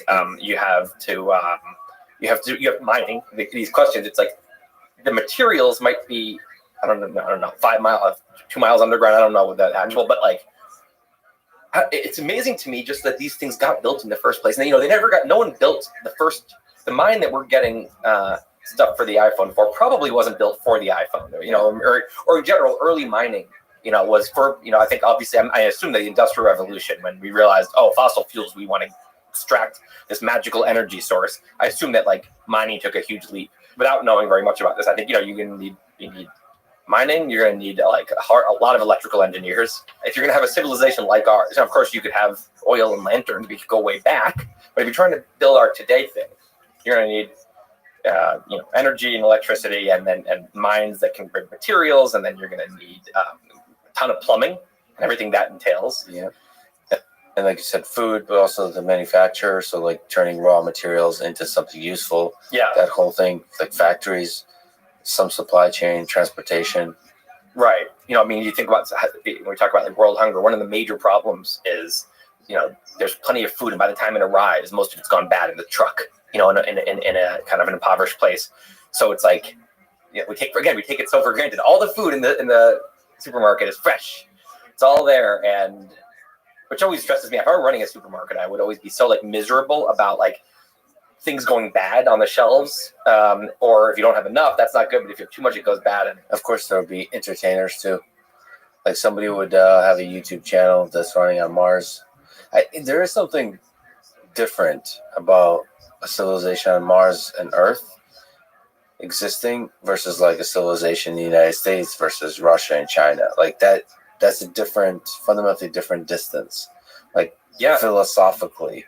Will it be like fuzzy? There'll be like a reality show on Mars that everyone on Earth is obsessed with, and if people are going back and forth enough, then it becomes fuzzy. It becomes like, our friends on Mars, and there's like this Mars versus Earth, and it become like fun tribalism. I think if people don't rarely go back and forth, and they're there for, I think it could get kind of like, we hate, a lot of like us versus them stuff going on. There could be also war in space for territory. So as first colony happens, China, Russia, or whoever, different European nations, Switzerland finally gets their act together and starts wars. This is supposed to staying out. Yeah, there's all kinds of crazy geopolitical things that like we have not even, no one's really even thought about too much yet. That could get weird. Think about the 1500s when it was suddenly like a race to like, colonize or capture land or discover new land that hasn't been. so it was like this new frontiers. And there's not really, the land is not, the thing about Crimea was like this huge thing. This tiny peninsula switched. That's how like optimized everything has become. Everything is just like really stuck. Mm-hmm. Mars is a whole new world of like, territory, naming things, and and it's a chance for new kind of governments, maybe, or maybe it's just the colonies of these governments, so we don't get that opportunity. I think it'd be cool if there's new countries being, totally new experiments. Yeah, and that's fascinating because Elon talks exactly about that, and I believe that very much. Like that should be, like from the start, they should determine their own sovereignty. Like they should determine their own thing. There was one modern democracy in late 1700s, the U.S. It was the only modern democracy, and now, of course, there's hundreds or many dozens. But I think part of the reason that was able to start, it's not that people didn't have the idea. People had the idea. It was that they had a clean slate, new place, and they suddenly were, So I think it would be a great opportunity to have. There's a lot of people who've done that. If I had my own government on an island, my own country, what would I do? And it's the U.S. founders actually had the opportunity, that fantasy. They were like, we can do it. Let's make, what's the perfect country? And they tried to make something. Sometimes progress it's not held up by our imagination. It's held up by just, there's no, blank canvas to try something. Yeah, it's an opportunity for a fresh start. The funny thing about the conversation we're having is not often had. Even by Elon, he's so focused on Starship and actually putting the first human on Mars. I think thinking about this kind of stuff is inspiring. It makes us dream. It makes us hope for the future. So, and it makes us somehow like thinking about a civilization on Mars is helping us think about the civilization here on Earth. Yeah, how we should run it. But what do you think are like in our lifetime? Are we gonna? I think any effort that goes to Mars, the goal is in this decade. Do you think that's actually going to be achieved? I have a big bet, $10,000 with a friend when I was drunk in an argument. This is great. That the Neil Armstrong of Mars, whoever he or she may be, will step foot by the end of 2030. Now, this was probably 2018. So like, what? So a human has to touch Mars by the end of 2030. Oh, by the year 30. Yeah, by January 1st, 2031. Yeah. So, did you agree on the time zone or what? No. Yeah, it's coming on that exact day. That's going to be really stressful. But anyway, I think that there will be. That was 2018. I was more confident then. I think it's going to be around this time. I still won the general bet because his point was, you are crazy. This is not going to happen in our lifetimes, or not for many, many decades. And I said, you're wrong. You don't know what's going on in SpaceX. I think if the world depended on it, I think probably SpaceX could probably. I don't know this, but I think the tech is almost there. Like, I don't think, of course, it's delayed many years by safety. So they first want to send a ship, around Mars, and they want to land a cargo ship on Mars. And there's the moon on the way too. Yeah. There's a lot, but I think the moon a decade before seemed like magical tech that humans didn't have. This is like, no, we can. It's totally conceivable that this, you've seen Starship, like it is a interplanetary colonial or interplanetary transport system. That's what they used to call it. The SpaceX, the way they do it is every time they do a launch, something fails usually, when they're testing, and they learn 1,000 things. The amount of data they get, and they improve. So each one it's like they've moved up like 8 generations in each one. Anyway, so it's not inconceivable that pretty soon they could send a Starship to Mars and land it. There's just no good reason I don't think they couldn't do that. And so if they could do that, they could, in theory, send a person to Mars pretty soon. Now, taking off from Mars and coming back again, I don't think anyone wants to be on that voyage today because there's just. It's still amateur hour here, getting that perfect. I don't think we're too far away now. The question is every 26 months, Earth laps Mars, right? It's like the sinusoidal orbit or whatever it's called, the period. 26 months. So it's right now like in the evens. Like 2022 is going to have one of these. Late 2024. So people could. This was the earliest estimate I heard. Elon said maybe we can send people to Mars in 2024. To land in early 2025.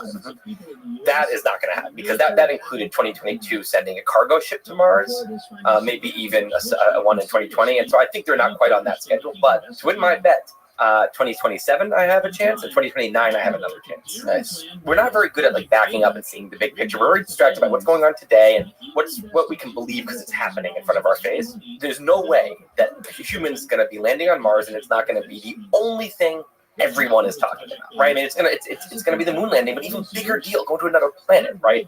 And for to start a colony, not just to, again, high five and come back. So this is like the 2020s, maybe the 2030s is going to be the new 1960s. We're going to have a space decade. I'm so excited about it.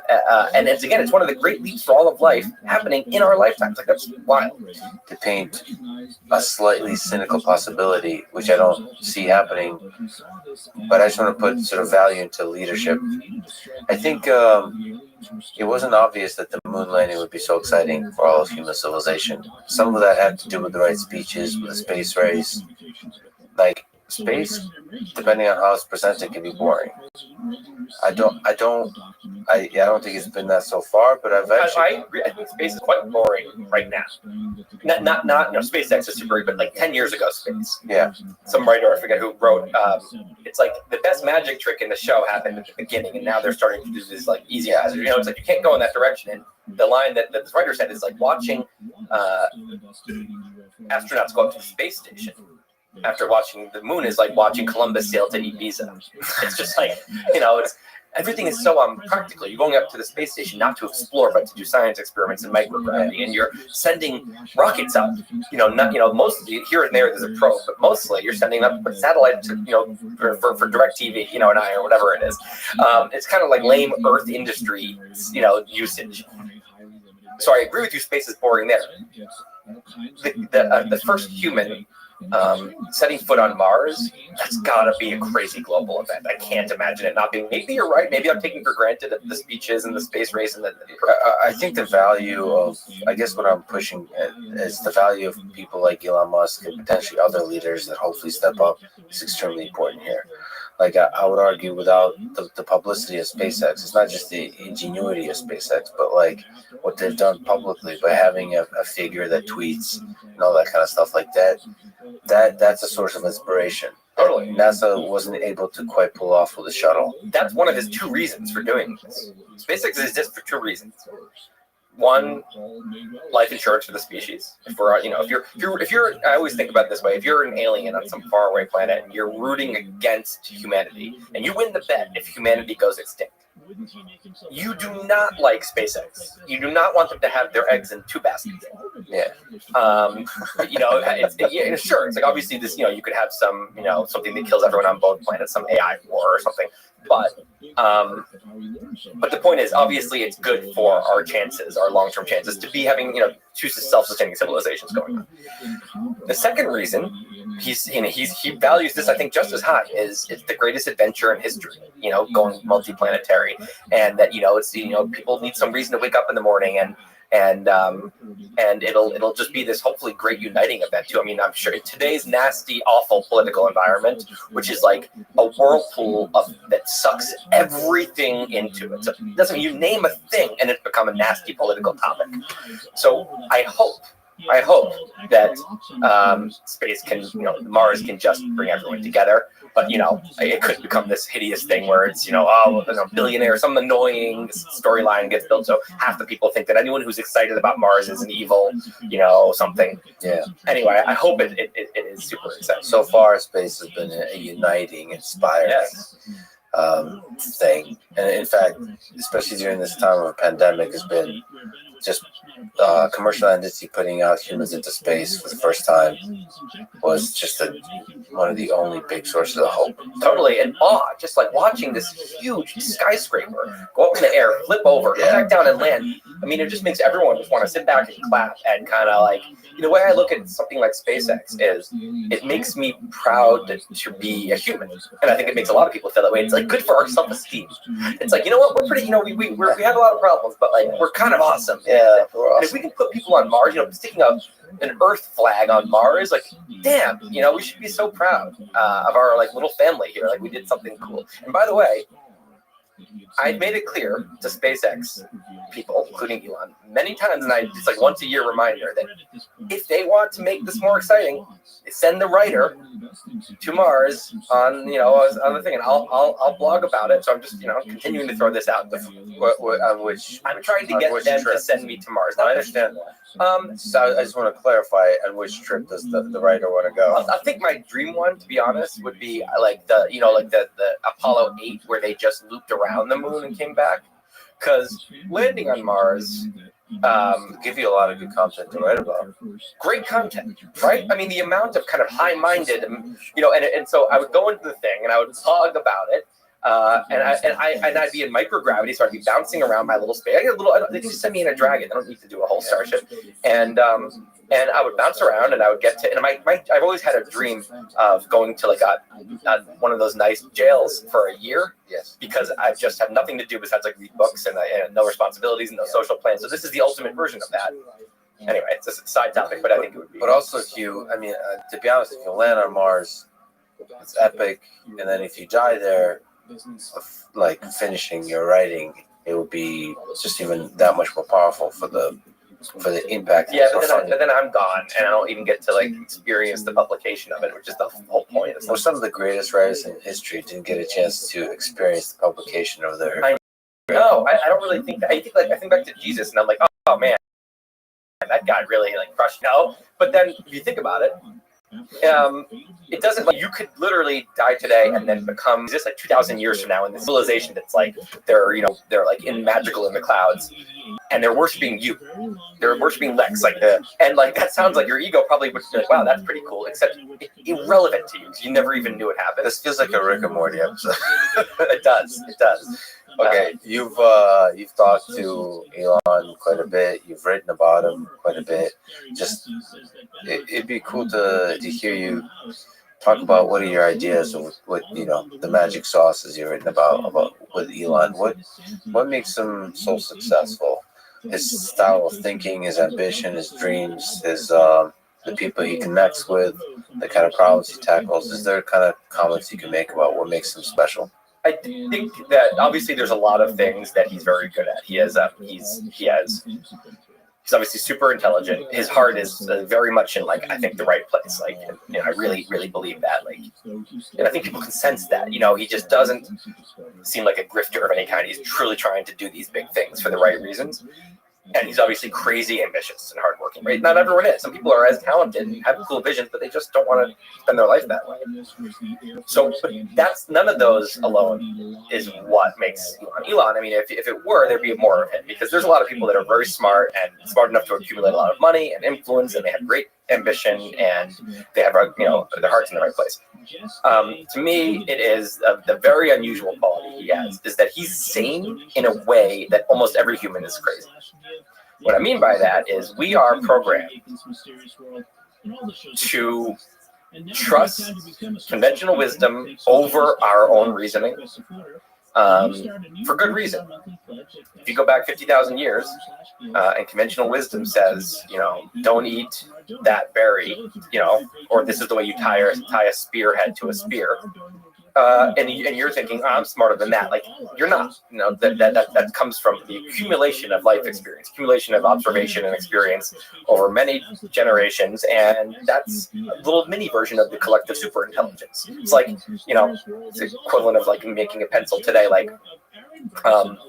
People back then, the conventional wisdom, had this knowledge that no human could ever bring.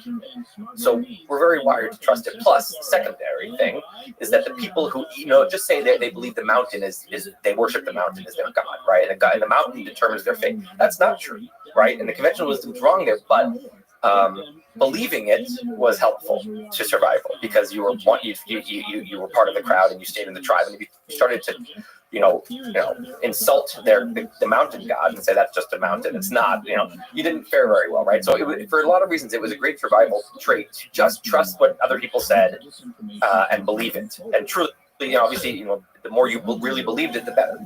Today, conventional wisdom in a rapidly changing world and a huge, giant society, our brains are not built to understand that. They have a few settings, and none of them is 300 million person society. So your brain is basically is treating a lot of things like a small tribe, even though they're not. And they're treating conventional wisdom as very wise in a way that it's not. If you think about it this way, it's like picture a bucket that's not moving very much, moving like a millimeter a year, and so it has time to collect a lot of water. And that's like conventional wisdom. In the old days, when very few things changed, like your great grandmother probably lived a similar life to you, maybe on the same piece of land. And so old people really knew what they were talking about. Today, the bucket's moving really quickly, and so the wisdom doesn't accumulate, but we think it does because our brain settings doesn't have the quickly moving bucket setting on it. So my grandmother gives me advice all the time, and I have to decide, is this, so there's certain things that are not changing, like relationships and love and loyalty and things like this. Her advice on those things, I'll listen to it all day. She's one of the people who said you got to live near your people you love, live near your family, right?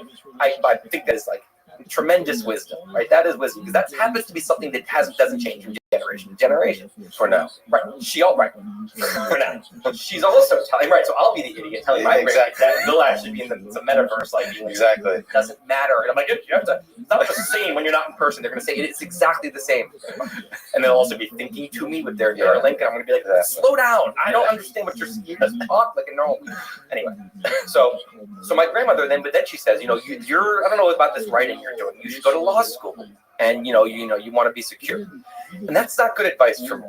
Given the world I'm in and what I like to do and what I'm good at, that's not the right advice. But because the world is totally, she's in a different world. So she became wise for a world that's no longer here, right? Now, if you think about that, so then when we think about conventional wisdom, it's a little like my grandmother. And there's a lot of, it's not maybe, 60 years outdated like her software. It's maybe 10 years outdated conventional wisdom, sometimes 20. So anyway, I think that we all continually don't have the confidence in our own reasoning when it conflicts with what everyone else thinks, with what seems right. We don't have the guts to act on that reasoning for that reason, right?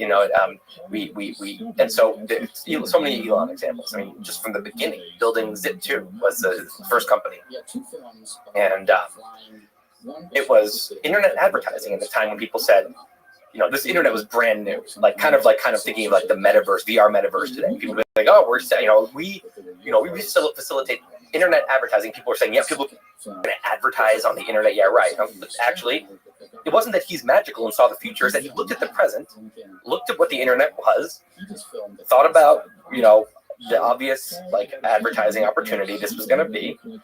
It wasn't rocket science. It wasn't genius, I don't believe. I think it was just seeing the truth, and when everyone else is laughing, saying, well, you're wrong. I mean, I did the math, and here it is, right? Next company, X.com, which became eventually PayPal. People say, oh yeah, people are going to put their financial information on the internet. No way. And to us, it seems so obvious. If you went back then, you would probably feel the same. You'd think that is a fake company. It's just obviously not a good idea. He looked around and said, I see where this is. And so again, he could see where it was going because he could see what it was that day and not what it, not people, conventional wisdom was still a bunch of years earlier. SpaceX is the ultimate example.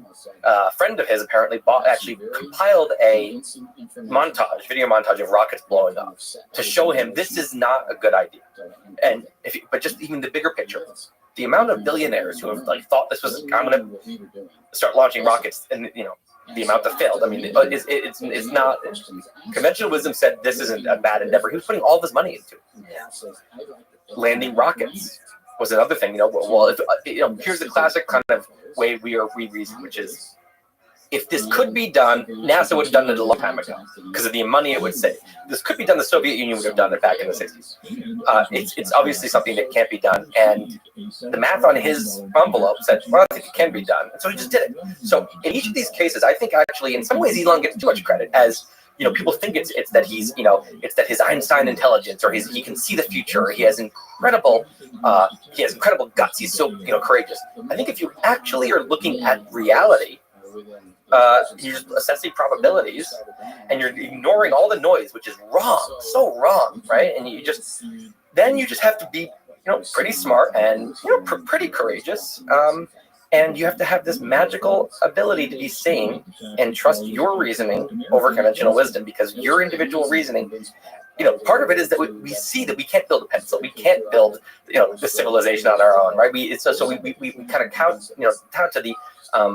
to the collective, because for good reason. But this is different when it comes to kind of what's possible.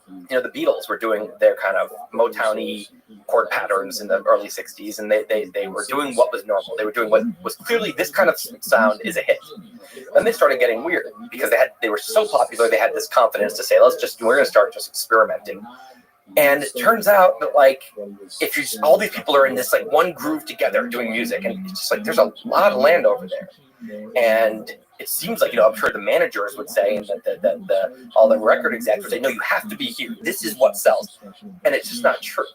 So I think that Elon is the term for this that Elon likes to use is reasoning from first principles, physics terms. First principles are your axioms. And physicists, they don't say, well, what do people think? No, they say, what are the axioms? Those are the puzzle pieces. Let's use those to build a conclusion. That's our hypothesis. Now let's test it, right? And they come up with all kinds of new things constantly by doing that. If Einstein was assuming conventional wisdom was right, he never would have even tried to create something that really disproved Newton's laws. And the other way to reason is reasoning by analogy, which is a great shortcut. It's when we look at other people's reasoning and we kind of photocopy it to our head, we steal it.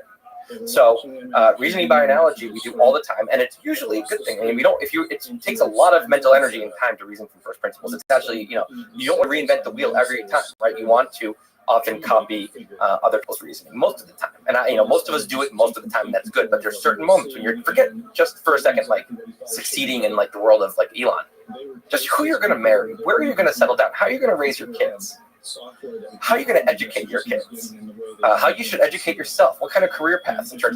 These moments, this is what on your deathbed, you look back on, and these are the few number of choices that really define your life. Those should not be reasoned by analogy. You should absolutely try to reason from first principles.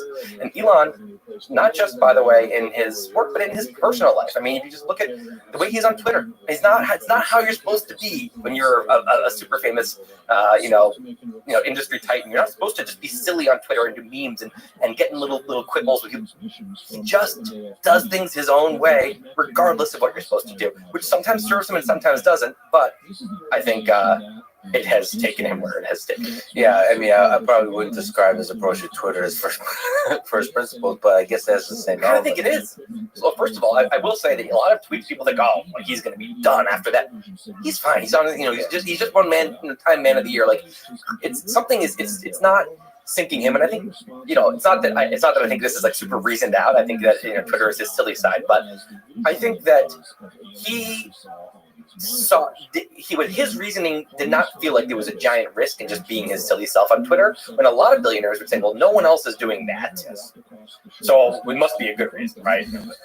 Well, I gotta say that he inspires me too. That's okay to be silly. Totally. On Twitter.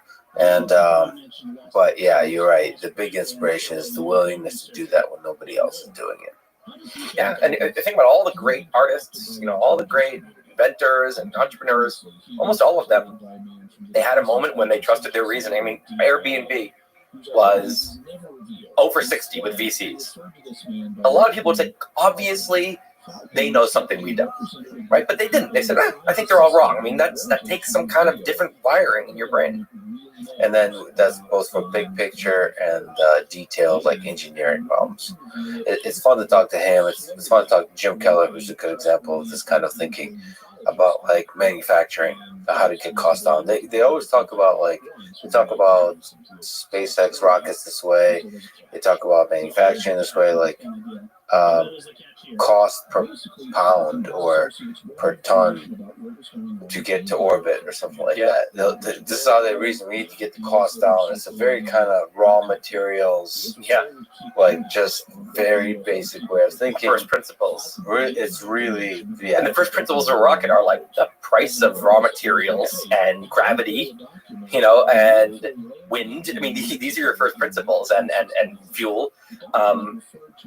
Henry Ford, what made Henry Ford blow up as an entrepreneur? Assembly line, right? I mean, he thought for a second and said, this isn't how manufacturing is normally done this way, but I think this is a different kind of product. And that's what changed it, because and then what happens is when someone reasons from first principles, they often fail. You're going out into the fog with no conventional wisdom to guide you. But when you succeed, what you notice is that everyone else turns and says, "Wait, what are they doing? What are they?" And they flock over. Look at the iPhone. Steve Jobs was famously good at reasoning from first principles, because that guy had crazy self-confidence. He just said, if I think this is right, like everyone, and that, I mean, I don't know how he does that, and I don't think Apple can do that anymore. I mean, they lost that one brain. His ability to do that made that in a totally different company, even though there's tens of thousands of people there. He didn't say, and I'm giving a lot of credit to Steve Jobs, but of course it was a team at Apple who said they didn't look at the flip phones and say, okay, what kind of, let's make a keyboard that's like clicky and really cool Apple keyboard. They said, what should a mobile device be? What the axioms? What are the axioms here? And none of them involved a keyboard necessarily. And by the time they pieced it up, there was no keyboards. It didn't make sense. Everyone suddenly is going, wait, what? What are they doing? And now every phone looks like the iPhone. I mean, that's how it goes. You tweeted, what's something you've changed your mind about? It's the question you've tweeted. Elon replied, brain transplants. Sam Harris responded, nuclear power. There's a bunch of people with cool responses there. In general, what are your thoughts about some of the responses, and what have you changed your mind about, big or small? Perhaps in doing the research for some of your writing. So I'm writing right now, just finishing a book on kind of why our society is such a shit place at the moment, just polarized. And, we have all these gifts, like we're talking about, just the supermarket. We have this exploding technology. Fewer people are in poverty. It's Louis C.K., likes to say, everything's amazing and no one's happy, right? And but it's really extreme moment right now where it's like hate is on the rise, like crazy things, right? And if I could interrupt briefly, you did tweet that you just wrote the last word. I sure did. And then there's some hilarious asshole who said, now you just have to work on all the ones in the middle. Yeah, I earned that. I mean, when you earn a reputation as a tried and true procrastinator, you're just gonna get shit forever, and that's fine. I accept my fate there. So do you mind sharing a little bit more about the details of what you're writing? So you're how do you approach this question about the state of society? I wanted to figure out what was going on, because what I noticed was a bad trend. It's not that things are bad; it's that things are getting worse in certain ways, not in every way. If you look at Max Roser's stuff, he comes up with all these amazing graphs. And this is what's weird, is that things are getting better in almost every important metric you can think of, except the amount of people who hate other people in their own country, and the amount of people that hate their own country, the amount of Americans that hate America is on the rise, right? The amount of Americans that hate other Americans is on the rise. The amount of Americans that hate the president is on the rise. All these things, like on a very steep rise. So what the hell? What's going on? Like there's something causing that. It's not that a bunch of new people were born who were just dicks. It's that something is going on. So I think of it as a very simple, oversimplified equation, human behavior, and it's the output.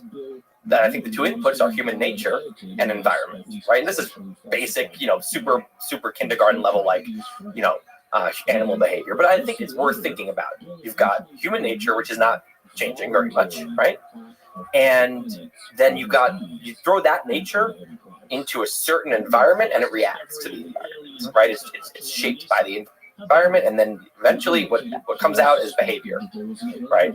Human nature is not changing very much, but suddenly we're behaving differently, right? We are, again, look at the polls. Like, it used to be that the president, was liked by, I don't remember the exact numbers, but 80% or 70% of their own party, and 50% of the other party. And now it's like 40% of their own party and 10% of the other party. And it's not that the presidents are getting worse. Maybe some people would argue that they are, but more so. And there's a lot of, idiot presidents throughout what's going on is something in the environment is changing, and that you're seeing is a change in behavior. An easy example here is that, by a lot of metrics, racism is becoming less and less of a problem. it's hard to measure, but there's metrics like, how upset would you be if your kid married someone of another race? And that number is plummeting. But racial grievance is skyrocketing, right?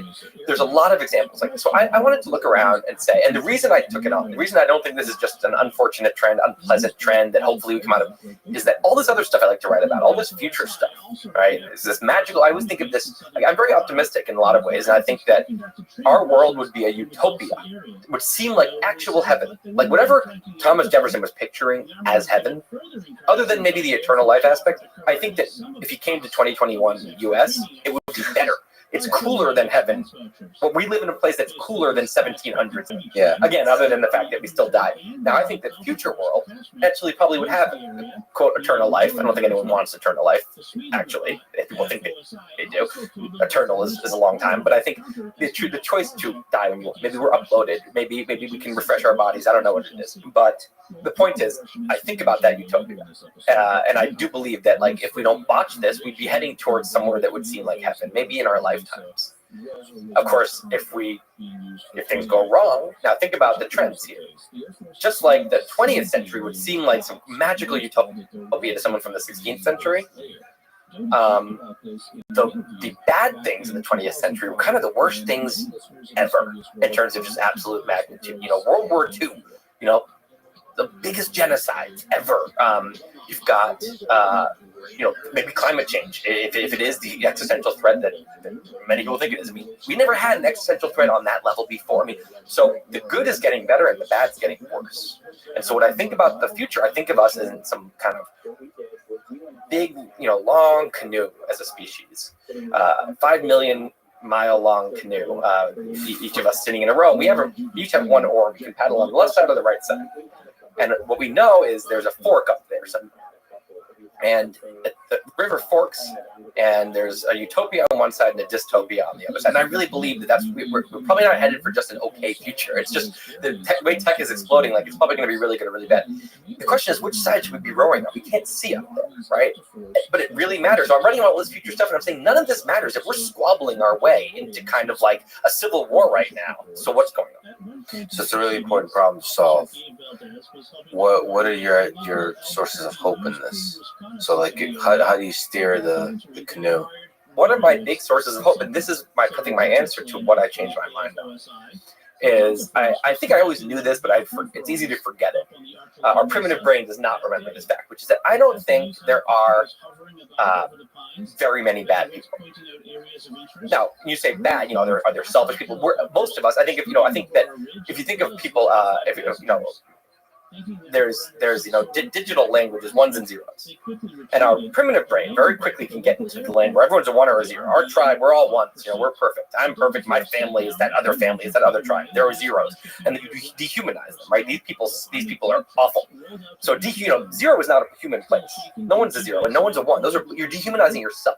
So when we get to this land, I call it political Disney world, because the Disney movies are good guys, and Scar is totally bad, and Mufasa's totally good, right? You don't see Mufasa's character flaws, and you don't see Scar's upbringing that made him like that humanizes him. No, lionizes him, whatever.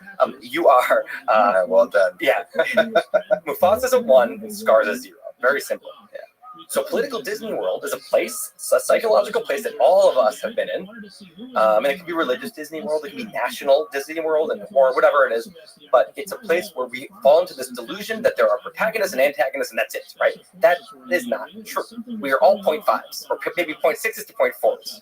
In that, we are also, on one hand, I don't think there's that many really great people, frankly. I think if you get into it, people are a lot of people, most of us have, if you get really into our most shameful memories, things we've done that are worse, the most shameful thoughts, the deep selfishness that some of us have in areas we wouldn't want to admit, right? Most of us have a lot of unadmirable stuff, right? On the other hand, if you actually really got into someone else's brain, and you looked at their upbringing, and you looked at the trauma that they've experienced, and then you looked at the insecurities they have, and you look at all if you assembled a highlight reel of your worst moments, the meanest things you've ever done, the worst, the most selfish, the times you stole something, whatever, and you just have people like, wow, Lex is an awful person. You highlighted if you did a montage of your best moments, people would say, oh, he's a god, right? But of course, we all have both of those. So I've started to really try to remind myself that everyone's a 0.5, right? And 0.5s are all worthy of criticism, and we're all worthy of compassion. And the thing that makes me hopeful is that I really think that there's a bunch of 0.5s, and 0.5s are good enough that we should be able to create a good society together. There's a lot of love in every human, and I think there's more love in humans than hate. I always remember this moment. This is a weird anecdote, but I'm a Red Sox fan, Boston Red Sox baseball, and Derek Jeter is who we hate the most. He's on the Yankees. Yes. And hate, right? Jeter, right? It was his last game in Fenway. He's retiring, and he got this rousing standing ovation, and I almost cried. And it was like, what is going on? We hate this guy, but actually, there's so much love in all humans. It felt so good to just give a huge cheer to this guy we hate, because it's like this moment of like a little fist pound, being like, of course we all actually love each other. And I think there's so much of that. And so the thing that I think I've come around on is I think that we are in an environment that's bringing out really bad stuff. I don't think if I thought it was the people, I would be more hopeful. Like if I thought it was human nature, I'd be more upset. It's the two independent variables here, or there's a fixed variable, there's a constant, which is human nature, and there's the independent variable environment, and the behavior is the dependent variable.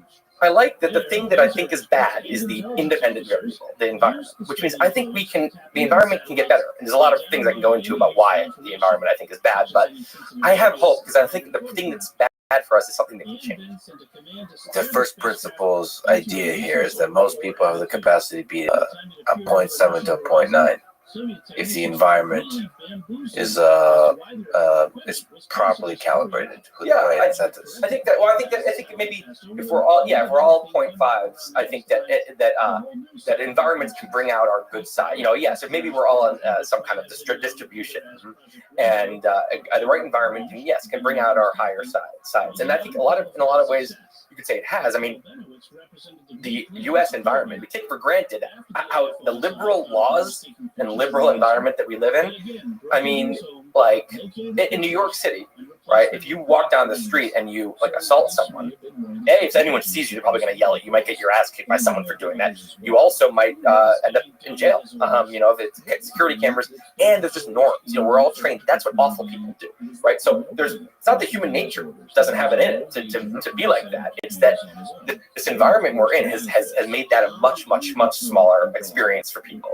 There's so many examples like that where it's like, man, you don't realize how much of the worst human nature is contained by our environment. And but I think that rapidly changing environment, which is what we have right now, social media starts. I mean, what a seismic change to the environment. There's a lot of examples like that. Rapidly changing environment can create rapidly changing behavior, and wisdom sometimes can't keep up. And so we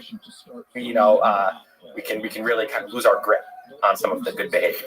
Were you surprised by Elon's answer about brain transplants, or Sam's about nuclear power, or anything else? Just Sam's, I think, is I have a friend, Isabel Boameke, who's a nuclear power influencer.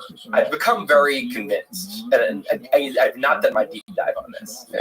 But in this case, this is reasoning by analogy here. The amount of really smart people I respect who seem to have dug in, who all say nuclear power is clearly a good option. It's obviously emission free, but the concerns about meltdowns and waste they say are completely overblown. So, judging from those people, secondary knowledge here, I will say I'm a strong advocate. I haven't done my own deep dive yet, but it does seem like a little bit odd that you've got people who are so concerned about climate change, who have, it seems like it's kind of an ideology where nuclear power doesn't fit, rather than rational, fear of climate change that somehow is anti-nuclear power. It just, I personally am uncomfortably reasoning by analogy with climate change. I actually have not done a deep dive myself. Me either, because it's so, man, it seems like a deep dive. And my reasoning by analogy there currently has me thinking it's a truly existential thing, but feeling hopeful. So this is me speaking, and this is speaking from a person who's not done the deep dive. I'm a little suspicious of the amount of fear-mongering going on. Especially over the past couple of years, I've gotten uncomfortable with fear-mongering in all walks of life. there's way too many people interested in manipulating the populace with fear. So I don't like it. I should probably do a deep dive because to me, it's the big problem with the opposition to climate change or whatever the fear mongering is that it also grows the skepticism in science broadly. It's like, and that, so I need to make sure I do that deep dive. I have listened to a few folks who kind of criticize the fear mongering and all those kinds of things, but they're few and far in between. And so it's like, all right, what is the truth here? And it feels lazy, but it also feels like it's hard to get to the, like, there's a lot of kind of activists talking about ideas versus like sources of objective, like calm first principles type reasoning. Like one of the things, I know it's supposed to be a very big problem, but when people talk about catastrophic effects of climate change, I haven't been able to like see really great deep analysis of what that looks like in 10, 20, 30 years, rising sea levels. What are the models of how that changes human behavior, society? What are the things that happen? There's going to be constraints on the resources and people that have to move around. This is happening gradually. Are we going to be able to respond to this? How would we respond to this? What are the best what are the best models for how everything goes wrong? Again, this is a question I keep starting to ask myself without doing research, like motivating myself to get up to this deep dive that I feel is deep. Just watching people not do a great job of that kind of modeling with the pandemic, and sort of being caught off guard and wondering, okay, if we're not good with this pandemic, how are we going to respond to other kinds of tragedies? Well, this is part of why I wrote the book, because I said we're going to have more and more of these big collective, what should we do here situations, whether it's, how about when, we're probably not that far away from people being able to go and decide the IQ of their kid, or like make a bunch of embryos and actually, pick the highest IQ embryo. Yeah. And also like imagine the political sides of that, and like that's something that only wealthy people can afford at first, and just a nightmare, right? We need to be able to have our wits about us as a species, where we can actually get into a topic like that and come up with it, where the collective brain can be smart. I think that there are certain topics where I think of this, and this is again another simplistic model, but I think it works, is that there's a higher mind and a primitive mind, right? You can, in your head, and these team up with others. So when the higher minds a higher mind is more rational and puts out ideas that it's not attached to, and so it can change its mind easily because it's just an idea, and the higher mind can get criticized. Their ideas can get criticized, and it's no big deal. And so when the higher minds team up, it's like all these people in the room like throwing out ideas and kicking them, and one idea goes out and everyone criticizes it, which is like shooting bows and arrows at it, and the true ideas, the arrows bounce off, and so okay, it rises up, and the other ones get shot down. So it's this incredible system. This is what good science institution is someone puts out a thing, criticism arrows come at it, and most of them fall, and the needle is in the haystack end up rising up, right? Incredible mechanism. So what's happening is a bunch of people, a bunch of flawed medium scientists are creating super intelligence. Then there's the primitive mind, which is the more limbic system-y part of our brain. It's a part of us that is very much not living in 2021. It's living many tens of thousands of years ago, and it does not treat ideas like this separate thing. It identifies with its ideas. It only gets involved when it finds an idea sacred. It starts holding an idea sacred, and that starts identifying. So what happens is they team up too.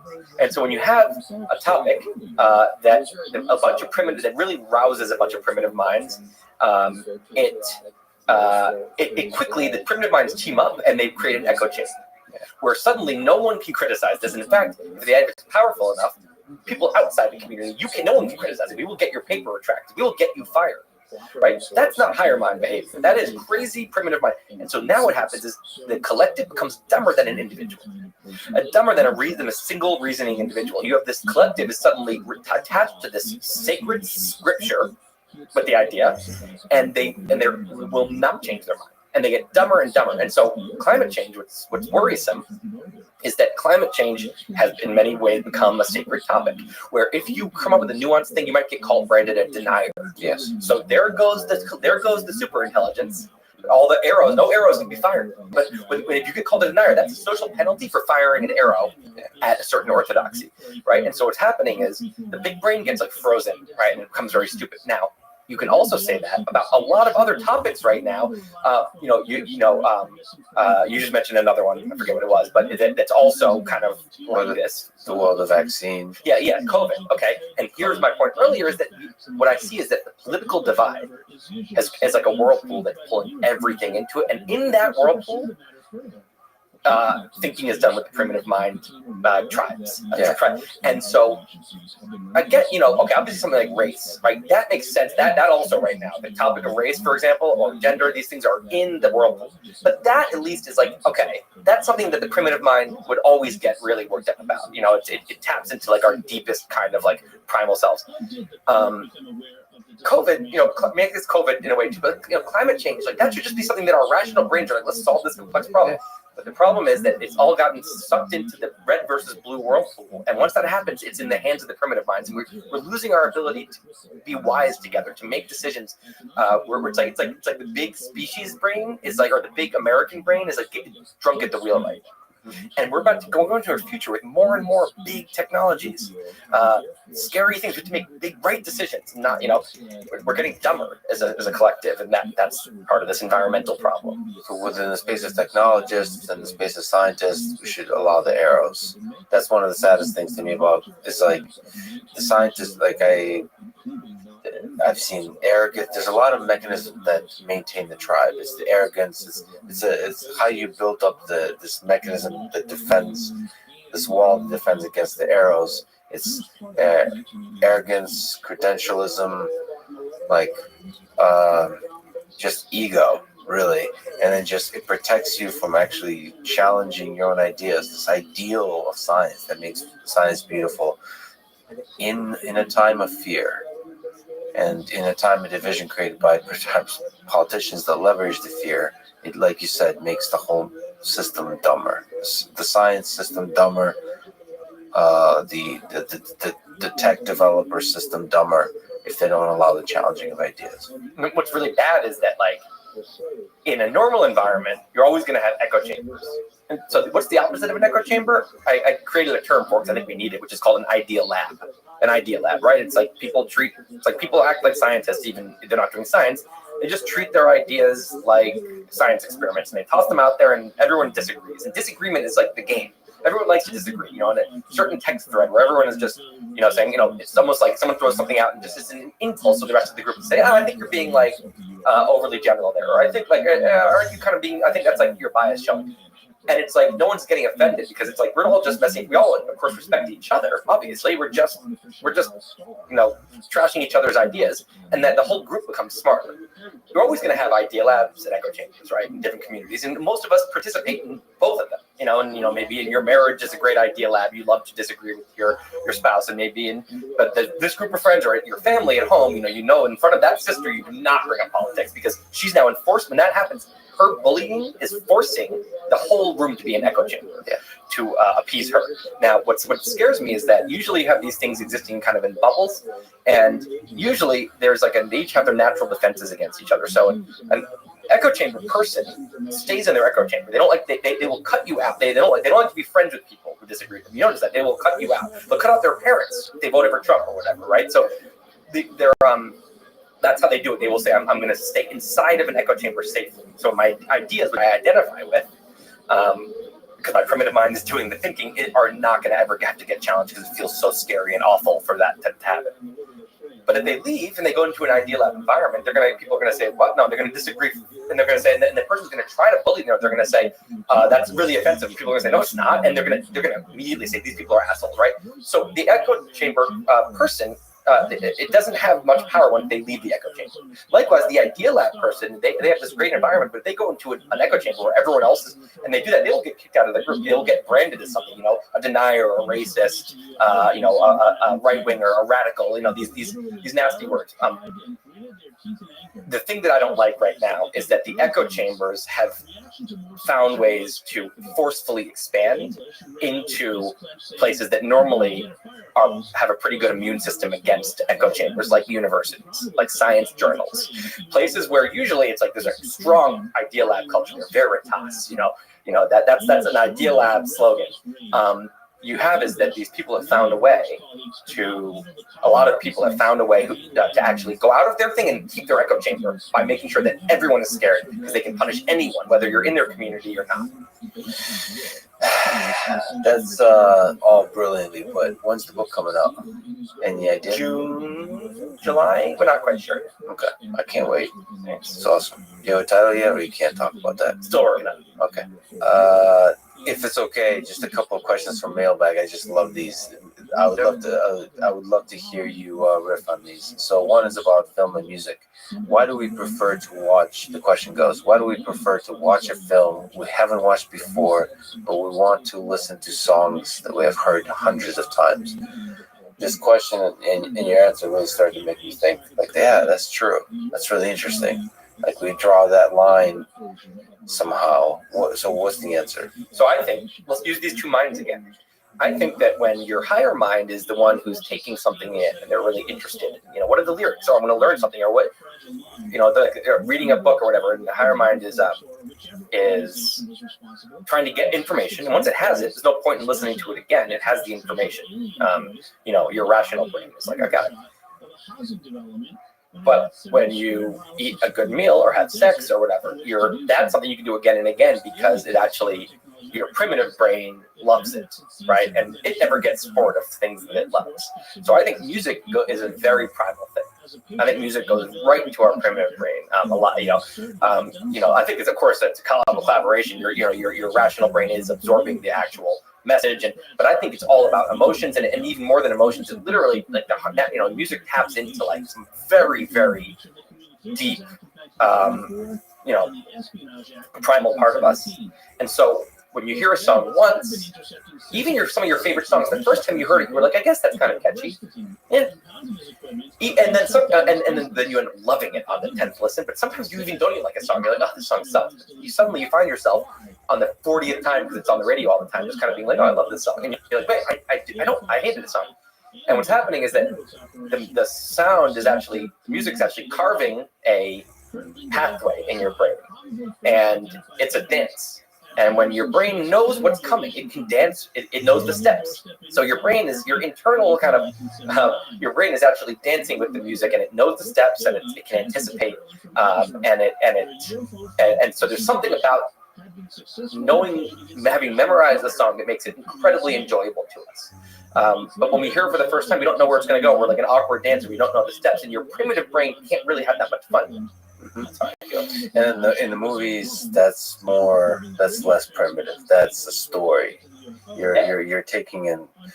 But a really good movie that we really love, often we watch it like 12 times. And still like it. Not that many, but versus if you're watching a talk show, right? If you're listening to one of your podcasts is a perfect example. There's not many people that will listen to one of your podcasts, no matter how good it is, 12 times. Because it's you once you've got it, it's a form of information that's very high mind focused. That's how it is. Well, the funny thing is, there's people that listen to a podcast episode many, many times, and often I think the reason for that is not because of the information, it's the chemistry, it's the music of the conversation. Yeah. So it's not the actual. It's the art of it they like. Yeah. They'll fall in love with some kind of person, some weird personality, and they'll just be they'll be captivated by the beat of that kind of person. Or like a stand-up comic, I've watched like certain things, like episodes like 20 times. Yeah. Even though I have to ask you about the wizard hat.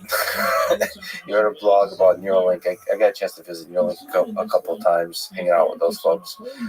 That was one of the pieces of writing you did that changes culture and changes the way people think about a thing.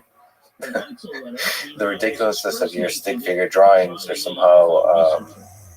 It's like calling the origin of the universe the Big Bang. It's a silly title, but it somehow sticks to be the representative of that. In the same way, the wizard hat from Neuralink is somehow was a really powerful way to explain that. And you actually proposed that the Man of the Year cover of Time should be one of my drawings. One of your drawings. Generally, yeah. It's just an outrage that it wasn't. It was. Okay. So, what are your thoughts about, like, all those years later about Neuralink? Do you find this idea, like, what excites you about it? Is it the big long-term philosophical things? Is it the practical things? Do you think it's super difficult to do on the neurosurgery side and the material engineering, the robotics side? Or do you think the machine learning side for the brain-computer interfaces where they get to learn about each other, all that kind of stuff? I would just love to get your thoughts because you're one of the people that really considered this problem, really studied it, of brain-computer interfaces. I mean, I'm super excited about it. I really think it's actually Elon's most ambitious thing, more than colonizing Mars, because that's just a bunch of people going somewhere, even though it's somewhere far. Neuralink is changing what a person is, eventually. Now, I think that Neuralink engineers and Elon himself would all be the first to admit that it is a maybe whether they can do their goals here. I mean, it is so crazy ambitious to try to, their eventual goals are, of course, in the interim, they have a higher probability of accomplishing smaller things, which are still huge, like basically solving paralysis, stroke, Parkinson, things like that. I mean, it can be unbelievable. And, anyone who doesn't have one of these things, like we might, everyone should be very happy about this kind of helping with different disabilities. But the thing that is like, so the grand goal is this augmentation where you take someone who's totally healthy and you put a brain machine interface in anyway to give them superpowers. It's the possibilities if they can do this, if they can really. So, they've already shown that they are for real. But they created this robot. Elon talks about it should be like LASIK, where it shouldn't be something that needs a surgeon. This shouldn't just be for rich people who have waited in line for 6 months. This should be for anyone who can afford LASIK, and eventually, hopefully, something that isn't covered by insurance, or something that anyone can do. Something this big a deal should be something that anyone can afford eventually. And when we have this, again, I'm talking about a very advanced phase down the road. So maybe a less advanced phase, maybe right now. If you think about when you listen to a song, what's happening? Do you actually hear the sound? Well, not really. It's that the sound is coming out of the speaker. The speaker is vibrating. It's vibrating air molecules. Those air molecules, get vibrated all the way to your head, the pressure wave, and then it vibrates your eardrum. Your eardrum is really the speaker now in your head that then vibrates bones and fluid, which stimulates neurons in your auditory cortex, which give you the perception that you're hearing sound. Now, if you think about that, do we really need to have a speaker to do that? You could just somehow, if you had a little tiny thing that could vibrate eardrums, you could do it that way. That seems very hard. But really what you need, if you go to the very end, the thing that really needs to happen is your auditory cortex neurons need to be stimulated in a certain way. If you have a ton of Neuralink things in there, Neuralink electrodes, and they get really good at stimulating things, you could play a song in your head that you hear that is not playing anywhere. There's no sound in the room, but you hear it, and no one else could. It's not like they can get close to your head and hear it. There's no sound. They could not hear anything, but you hear sound. You can turn up. If you open your phone, you have the Neuralink app. You open the Neuralink app, or just Neuralink. So basically, you can open your Spotify. You can play to, you can play to your speaker. You can play to your computer. You can play right out of your phone to your headphones, or you now have a new one. You can play into your brain. And this is one of the earlier things. This is something that seems like really doable. No more headphones. I always think it's so annoying because I can leave the house with just my phone, and nothing else, or even just an Apple Watch. There's always this one thing, I'm like, and headphones. You do need your headphones, right? So I feel like, that'll be the end of that. But there's so many things that you keep going. The ability to think together. You can talk about like super brains. I mean, one of the examples Elon uses is the low bandwidth of speech.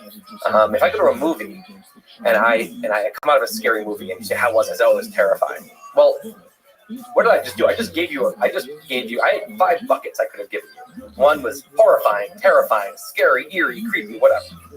That's about it.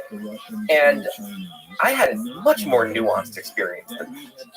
And all I have is, these words, right? And so instead I just hand you the bucket. I put the stuff in the bucket and give it to you, but all you have is the bucket. You just have to guess what I put into that bucket. All you can do is look at the label of the bucket and say, when I say terrifying, here's what I mean. So the point is, it's very lossy. I have all this nuanced information of what I thought of the movie, and I'm sending you a very low-res package that you're going to now guess what the high-res thing looked like. That's language in general. Our thoughts are much more nuanced. We can think to each other. We can do amazing things. We could have a brainstorm that doesn't feel like, we're not talking in each other's heads. Not just that I hear your voice. No. We are just thinking. No words are being said internally or externally. The two brains are literally collaborating. It's a skill. I'm sure we'd have to get good at it. I'm sure young kids will be great at it. Old people will be bad. But you think together, and together you have the joint epiphany. And now how about 8 people in the room doing it, right? So it gets, there's other examples. How about when you're a dress designer or a bridge designer, and you want to show people what your dress looks like. Well, right now you have to sketch it for a long time. Here, just beam it onto the screen from your head, so you can picture it. Because if you can picture a tree in your head, well, you can just suddenly whatever's in your head, you can be pictured. So we'll all have to get very good at it, right? It's gonna take a skill, right? You're gonna have to. But the possibilities, my God, talk about I feel like if that works, if we really do have that as something, I think it'll almost be like a new ADBC line. It's such a big change that the idea of anyone living before everyone had brain machine interfaces is living in before the common era. It's that level of big change if it can work. Yeah, no, like a replay of memories, just replaying stuff in your head. Oh my God, yeah. And copying, you can hopefully copy memories onto other things, and you don't have to just rely on your wet circuitry. It does make me sad because you're right. The brain is incredibly neuroplastic, and so it can adjust. It can learn how to do this. I think it'll be a skill. Probably you and I will be too old to truly. Well, maybe we can there'll be great trainings. I'm spending the next 3 months in one of the Neuralink trainings. But it'll still be a bit of grandpa can't. Definitely. This is, I always think, how am I going to be old? I'm like, no, I'm going to be great at the new phones. It's not going to be the phones. It's going to be the kid's going to be thinking to me. I'm going to be like, can you just talk, please? And they're going to be like, okay, I'll just talk. And they're going to, so that'll be the equivalent of, yelling to your grandson today. I really suspect, I don't know what your thoughts are, but I grew up in a time when physical contact and interaction was valuable. I just feel like that's going to go the way, that's going to disappear. Well, why? I mean, is there anything more intimate than thinking with each other? I mean, you talk about, once we're all doing that, it might feel like, man, everyone was so isolated from each other before. Yeah, sorry. So I didn't say that intimacy disappears. I just meant physical, having to be in the same, having to touch each other. People like that. If it is important, won't there be whole waves of people start to say, there's all these articles that come out about how, in our metaverse, we've lost something important, and then now there's a huge, first the hippies start doing it, and then eventually it becomes this big wave, and now everyone, won't if something truly is lost, won't we recover it? Well, I think from first principles, all of the components are there to engineer intimate experiences in the metaverse or in the cyberspace, and so to me, I don't see anything profoundly unique to the physical experience. I don't understand. But then why are you saying there's a loss there? No, I'm just sad because I won't. Oh, it's a loss for me personally because So you do think there's something unique in the physical experience? For me, because I was raised with it. Oh, yeah. So anything you're raised with, you fall in love with. Like people in this country came up with baseball. I was raised in the Soviet Union. I don't understand baseball. I like it, but I don't love it the way Americans love it. Because a lot of times they went to baseball games with their father, and then there's that family connection. There's a young kid dreaming about, I don't know, becoming an MLB player himself. I don't know, something like that. But that's what you're raised with. Obviously, is really important. But I mean, fundamentally, to the human experience. Listen, we're doing this podcast in person, so clearly I still value it. But it's true. If this were obviously through a screen, we all agree that's not the same. Right? Yeah, it's not the same. But if this were some, we had contact lenses on and maybe Neuralink, maybe again, this is all the devices. Even if it's as cool as a contact lens, that's all old school. Yeah. Once you have the brain-machine interface, it'll just be projection of, it'll take over my visual cortex. My visual cortex will get put into a virtual room, and so will yours. So we will see, we will hear, really hear and see, as if you won't have any mask, no VR mask needed. And at that point, it really will feel like you'll forget. You'll say, were we together and physically or not? You won't even, it'd be so unimportant, you won't even remember. Yeah, and you're right. This is one of those shits in society that changes everything. But romantically, people still need to be together. That there's a whole set of like physical things with relationship that are needed. Like what? Like sex? Sex, but also just like that. There's pheromones. Like there's the physical touch is that's like music. It goes to such a deeply primitive part of us that what physical touch with a romantic partner does. That I think that, so I'm sure there'll be a whole wave of people who their new thing is that you're romantically involved with people you never actually in person with, and I'm sure there'll be things where you can actually smell what's in the room and you can and touch. Yeah, but I think that'll be one of the last things to go. I think there's something that to me seems like something that'll be a while before people feel like there's nothing lost by not being. It's very difficult to replicate the human interaction. Although sex also, again, you could not to get too like weird, but you could have a thing where you basically let's just do a massage because it's less like awkward, but like everyone is still imagining sex, so go on. Masseuse could massage a fake body and you could feel whatever's happening. Right, so you're lying down in your apartment alone, but you're feeling a full. That'll be the new like YouTube or like streaming, where it's one masseuse massaging one body, but like 1,000 people are experiencing. Exactly. Right now, think about it. Right now, Taylor Swift doesn't play for one person. It has to go around, and every one of her fans she has to go play for a book. Right, you do it, and it goes everywhere. So it'll be the same idea. You've written and thought a lot about AI. So. AI safety specifically. You've mentioned you're actually starting a podcast, which is awesome. You're so good at talking, so good at thinking, so good at being weird in the most beautiful of ways. But you've been thinking about this AI safety question. Where today does your concern lie for the near future, for the long-term future? Like quite a bit of stuff happened, including with Elon's work with Tesla Autopilot. There's a bunch of amazing robots with Boston Dynamics. And everyone's favorite vacuum robot, iRobot, Roomba. And then there's obviously the applications of machine learning for recommender systems in Twitter, Facebook, and so on. And face recognition for surveillance, all these kinds of things are happening. Just a lot of incredible use of, not the face recognition, but the incredible use of deep learning, machine learning to capture information about people and try to recommend to them what they want to consume next. Some of that can be abused, some of that can be used for good, like for Netflix or something like that.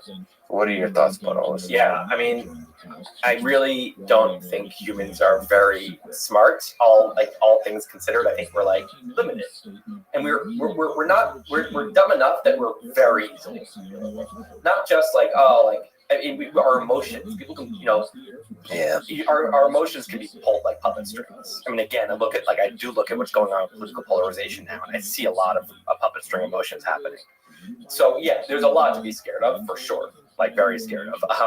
I get excited about a lot of very specific things. Like one of the things I get excited about is I like the future of wearables. Right. Again, I think that they'll be like, the wrist, the Fitbit around my wrist is going to see, the Whoop is going to seem really hilariously old school in 20 years. Like when you're like a big bracelet, right? It's going to turn into little sensors in our blood probably, or even infrared, just things that are going to be collecting 100 times more data than it collects now, more nuanced data, more specific to our body, and it's going to be super reliable. But that's the hardware side, and then the software is going to be. And this is, I've not done my deep dive. This is all speculation, but the software is going to get really good, and this is the AI component. And so I get excited about specific things like that. Like think about if if hardware were able to collect, first of all, the hardware knows your whole genome, and we know a lot more about what a genome sequence means, because you can collect your genome now, and we just don't know much. Okay, we don't have much to do with that information. As AI gets, so now you have your genome, you've got what's in your blood at any given moment, all the levels of everything, right? You have the exact width of your heart arteries at any given moment. You've got all the virons, all the viruses that ever visited your body, because there's a trace of it. So you have all the pathogens, all the things that like you should be concerned about health-wise and might have threatened you, or you might be immune from, all of that kind of stuff. Also, of course, it knows how fast your heart is beating, and it knows how much you know exactly the amount of exercise. It knows your muscle mass and your weight and all that. But it also maybe can even know your emotions. I mean, if emotions, what are they? Where do they come from? Probably pretty obvious chemicals once we get in there. So again, Neuralink can be involved here, maybe in collecting information. Because right now you have to do the thing. What's your mood right now? It's hard to even assess. And you're in a bad mood. It's hard to even. But by the way, just as a shout out, Lisa Feldman Barrett, who's a neuroscientist at Northeastern, just a few years ago, wrote a whole book saying our expression of emotions has nothing to do with the experience of emotion. So you really actually want to be measuring. That's exactly. You can tell because one of these apps pops up and says, how do you feel right now? Good, bad? I'm like, I don't know. Like I feel bad right now because the thing popping up reminded me that I'm procrastinating. So I was on my phone. I should be, like that's not my, So I think it will probably be able to get all this info right now. The AI can go to town. Think about when the AI gets really good at this, and it knows your genome, and it knows it can just. I want the AI to just tell me what to do. When it turns out, okay, for when so how about this? Now imagine attaching that to a meal service, right? And the meal service has everything, all the million ingredients and supplements and vitamins and everything. And I tell the AI my broad goals. I want to gain muscle, or I want to maintain my weight, but I want to have more energy or whatever. I just want to be very healthy. And obviously everyone wants the same 10 basic things, like you want to avoid cancer, you want to, various things, you want to age slower. So now the AI has my goals, and drone comes at, a little thing pops up and it says beep, beep, 15 minutes you're going to eat. Because it knows that's the right time for my body to eat. 15 minutes later, a little slot opens in my wall where a drone has come from the factory, the food factory, and dropped the perfect meal for that moment for me, for my mood, for my genome, for my blood contents, and it's because it knows my goals. So it knows I want to feel energy at this time, and then I want to wind down here. So those things you have to tell it. Well, plus the pleasure thing, it knows what kind of components of a meal you've enjoyed in the past, so you can assemble the perfect meal. Exactly, it knows you way better than you know yourself. Better than any human could ever know you. And a little thing pops up. You still have some choice, right? It pops up and it says coffee, because it knows that my cutoff. It says I can have coffee for the next 15 minutes only, because at that point it knows how long it stays in my system. It knows what my sleep is like when I have it too late. It knows I have to wake up at this time tomorrow because it has my calendar. So I think a lot of this is, I think, something that humans are wrong about, is that most people will hear this and be like, that sounds awful. That sounds dystopian. No, it doesn't. It sounds incredible. And if we all had this, we would not look back and be like, I wish I was making awful choices every day like I was in the past. And then these are important decisions. Your important decision-making energy, your important focus and your attention onto your kids and on your work and on helping other people and things that matter. And so I think AI when I think about personal lifestyle stuff like that, I really love I love thinking about that. I think it's going to be very exciting. I think we'll all be so much healthier. When we look back today, one of the things that's going to look so primitive is the one-size-fits-all thing. You're getting reading advice about keto. Each genome is going to have very specific, unique advice coming from AI, and so the customization that's enabled by collection of data and the use of AI. A lot of people think they think of the worst case scenario of that data being used by authoritarian governments to control you, all that kind of stuff. They don't think about most likely, especially in a capitalist society, it's most likely going to be used as part of a competition to get you the most delicious and healthy meal possible as fast as possible. Yeah, so the world will definitely be much better with the integration of data. But of course, you want to be able to be transparent and honest about how that data is misused, and that's why it's important to have free speech and people to speak out, like when some bullshit is being done by companies. That we need to have our wits about us as a society. Like, this is like free speech is the mechanism by which the big brain can think for itself, can think straight, can see straight. When you take away free speech, when you start saying that in every topic, when any topic's political, it becomes treacherous to talk about. So forget the government taking away free speech. If the culture penalizes nuanced conversation about any topic that's political, and the politics is so all-consuming, and it's such a incredible market to polarize people, for media to polarize people and to bring any topic it can into that and get people hooked on it as a political topic, we become a very dumb society. So free speech goes away as far as it matters. People say, people like to say, it's not, you don't even know what free speech is. Free speech is, your free speech is not being violated. It's like, no, you're right. My First Amendment rights are not being violated. But the culture of free speech, which is the second ingredient of two, you need the First Amendment and you need the culture of free speech, and now you have free speech. And the culture is much more specific. You obviously can have a culture that believes people right now. Take any topic again that has to do with some very sensitive topics, police shootings, or what's going on in K-12 schools, or even climate change. Take any of these, and the First Amendment's still there. You're not going to get arrested no matter what you say. The culture of free speech is gone because you will be destroyed. Your life can be over. As far as it matters. If you say the wrong thing, but even but a really vigorous culture of free speech, you get no penalty at all for even saying something super dumb. People will say, people will laugh and be like, well, that was kind of hilariously offensive and not at all correct. You're wrong. Here's why. But no one's mad at you. Now the brain is thinking at its best. The IQ of the big brain is as high as it can be in that culture. And the culture where and you say something wrong and people say, oh wow, you've changed. Oh wow, look, this is his real colors. The big brain is dumb. You still have mutual respect for each other, so you don't think lesser of others when they say a bunch of dumb things. It's just a play of ideas, but you still have respect. You still have love for them, because I think the worst case is when you have a complete free anarchy of ideas where it's everybody lost hope that something like a truth can even be converged towards. Everybody has their own truth. Then it's just chaos. If you have mutual respect and a mutual goal of arriving at the truth, and the humility that you want to listen to other people's ideas, and a forgiveness that other people's ideas might be dumb as hell, that doesn't mean they're lesser beings, all that kind of stuff. But that's a weird balance to strike. Right now people are being trained, little kids, college students, being trained to think the exact opposite way, to think that there's no such thing as objective truth, which is, the objective truth is the N on the compass for every thinker. It doesn't mean we're, necessarily on our way or finding it, but we're all aiming in the same direction. We all believe that there's a place we can eventually get closer to. Not objective truth, teaching them that disagreement is bad, violence.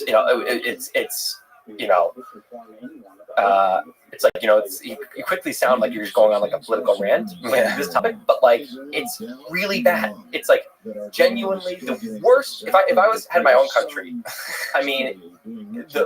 it's I would teach kids some very specific things that this is doing the exact opposite of, and it sucks. It sucks. Speaking of which, I skipped this. You've tweeted 30 minutes of reading a day equals, this whole video, and it's cool to think about reading as a habit and something that accumulates. You said 30 minutes of reading a day equals 1,000 books in 50 years. I love thinking about this, chipping away at the mountain. Can you expand on that? Sort of the habit of reading. How do you recommend people read? Yeah. It's incredible if you do something. A little of something every day, it compiles. It compiles. I always think about the people who achieve these incredible things in life. These great, famous, legendary people. They have the same number of days that you do, and it's not like they were doing magical days. They got a little done every day, and that adds up to a monument. They're putting one brick in a day. Eventually, they have this building, this legendary building. So you can take writing. Someone who, there's two aspiring writers. One doesn't ever write, manages to never, zero pages a day. And the other one manages to do 2 pages a week. Right, not very much. The other one does 0 pages a week, 2 pages a week. 98% of both of their time is the same. The other person, just 2%, they're doing one other thing. 1 year later, they write 2 books a year. This prolific person, in 20 years, they've written 40 books. They're one of the most prolific writers of all time. They write 2 pages a week. Sorry, that's not true. That was 2 pages a day. Okay, 2 pages a week, you're still writing about a book every 2 years. So in 20 years, you've still written 10 books. Also prolific writer, right? Huge, massive writing career. You write 2 pages every Sunday morning. The other person has the same exact week, and they don't do that Sunday morning thing. They are a wannabe writer. They always said they could write. They talk about how they used to be, and nothing happens, right? So it's inspiring, I think, for a lot of people who feel frustrated they're not doing anything. So reading is another example where someone who reads doesn't read, and someone who's a prolific reader. I always think about the Tyler Cowen types. I'm like, how the hell do you read so much? It's infuriating. Or like James Clear puts out his 10 favorite books of the year, 20 favorite books of the year. I'm like, your 20 favorites? I'm trying to just read 20 books. That would be an amazing year. So, but the thing is, they're not doing something crazy and magical. They're just reading a half hour a night. If you read a half hour a night, the calculation I came to is that you can read 1,000 books in 50 years. So, if someone who's 80 and they've read 1,000 books, between 30 and 80, they are extremely well read. They can delve deep into many nonfiction areas. They can be, an amazing fiction reader, avid fiction reader. And again, that's a half hour a day. Some people can do an hour, a half hour in the morning audiobook, half hour at night in bed. Now they've read 2,000 books. So I think it's motivating, and you realize that a lot of times you think that the people who are doing amazing things and you're not, you think that there's a bigger gap between you and them. There really is. On the reading front, I'm a very slow reader, which is just a very frustrating fact about me. But I'm faster with audiobooks, and also it's just hard to get myself to read. But I've started doing audiobooks, and I'll wake up, throw it on, do it in the shower, brushing my teeth, making breakfast, dealing with the dogs, things like that, whatever, until I sit down. And I can read a book every week, a book every 10 days at that clip. And suddenly I'm this big reader because I'm just, while I'm doing my morning stuff, I have it on. And also it's just fun, it makes the morning so fun. I'm like having a great time the whole morning. So I'm like, oh, I'm so into this book. So I think that, audiobooks is another amazing gift to people who have a hard time reading. I find that's actually an interesting skill. I do audiobooks quite a bit. Like, it's a skill to maintain, at least for me, probably the kind of books I read, which is often like history or like, there's a lot of content. And if you miss parts of it, you miss out on stuff. So it's a skill to maintain focus. At least the 10-second back button is very valuable. Oh, so I just if I get lost, sometimes the book is so good that I'm thinking about what the person just said, and I just get the skill for me is just remembering to pause. Yeah. And if I don't, no problem, just back. Just 3 quick backs. So that, of course, is not that efficient. I do the same thing when I'm reading. I'll read a whole paragraph and realize I was tuning out. Yeah. I haven't actually even considered to try that. I've been so hard on myself maintaining focus because you do get lost in thought. Maybe I should try that. Yeah, and when you get lost in thought, by the way, you're processing the book. That's not wasted time. That's your brain really categorizing and cataloging what you just read and Well, there's several kinds of thoughts, right? There's thoughts related to the book, and there's a thought that it could take you elsewhere. Well, I find that if I am continually thinking about something else, I just say I'm just positive. Yeah. Especially in the shower or something, when that's sometimes when really great thoughts come out. If I'm having all these thoughts about other stuff, I'm saying clearly my mind wants to work on something else. So I'll just pause. Quiet, Dan Carlin. I'm thinking about something else right now. Exactly. Also, you can things like you have to head out to the store. I'll read 20 pages on that trip, just walking and forth, going to the airport. Flights. The Uber, and then you're walking through the airport, you're sitting in the security line. I'm reading the whole time. I know this is not groundbreaking. People know what audiobooks are, but I think that more people should probably get into them than do. Because I know a lot of people, they have this stubborn kind of things that I don't like. I like to have the paper book, and sure, but like it's pretty fun to be able to read. I still, to this day, I listen to a huge number of audiobooks and podcasts, but I still, the most impactful experiences for me are still reading, and I read very, very slow. And it's very frustrating when, like, you go to these websites like that estimate how long a book takes on average. Those always annoy me. They do like a page a minute when I read like at best a page every 2 minutes at best. At best, when you're like really like actually not pausing. I just my ADD. It's like I just it's hard to keep focusing, and I also like to really absorb. So on the other side of things, when I finish a book, 10 years later, I'll be like, that scene when this happens, and another friend will read it, be like, what? I don't remember any like details. I'm like, oh, I can tell you like the entire. So I absorb the shit out of it, but I don't think it's worth it to like have to read so much less in my life. I actually, so in terms of going to the airport, in these like filler moments of life, I do a lot of it's an app called Anki. I don't know if you know about it. It's a spaced repetition app. So there's all of these facts I have when I read. I write it down if I want to remember it, and it's these. You review it, and the things you remember, it takes longer and longer to bring back up. It's like flashcards, but a digital app. It's called Anki. I recommend it to a lot of people. There's a huge community of people that are just like obsessed with it. ANKI. So this is extremely well-known app and idea, like among students who are like medical students, like people that really have to study. Like this is not like fun stuff. They really have to memorize a lot of things.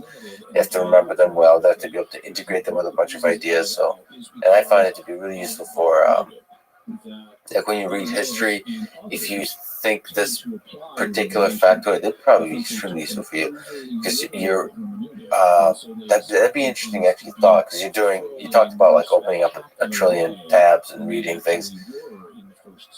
You probably want to remember some facts you read along the way. Like you might remember, okay, this thing I can't directly put into the writing, but it's a cool little factoid. I want to all the time store that in there. And that's when I go Anki, drop it in. And, you can just drop it in. Yeah. Can you drop in a line of a podcast or like a video? Well, no. I guess I can type it though. So yes, so Anki, there's a bunch of, it's called Spaced Repetition. There's a bunch of apps that are much nicer than Anki. Anki is the ghetto like Craigslist version, but it has a giant community because people are like, we don't want features. We want a text box. Like it's very basic, very stripped down. So you can drop in stuff. You can drop in. That sounds really. I can't believe I have not come across this. You actually, once you look into it, you realize that. How have I not come? You are the person. Yeah. I guarantee you'll probably write a blog about it. I can't believe you actually haven't. Well, it's also just like your people too. And my people say, "What do you write about?" Literally anything I find interesting.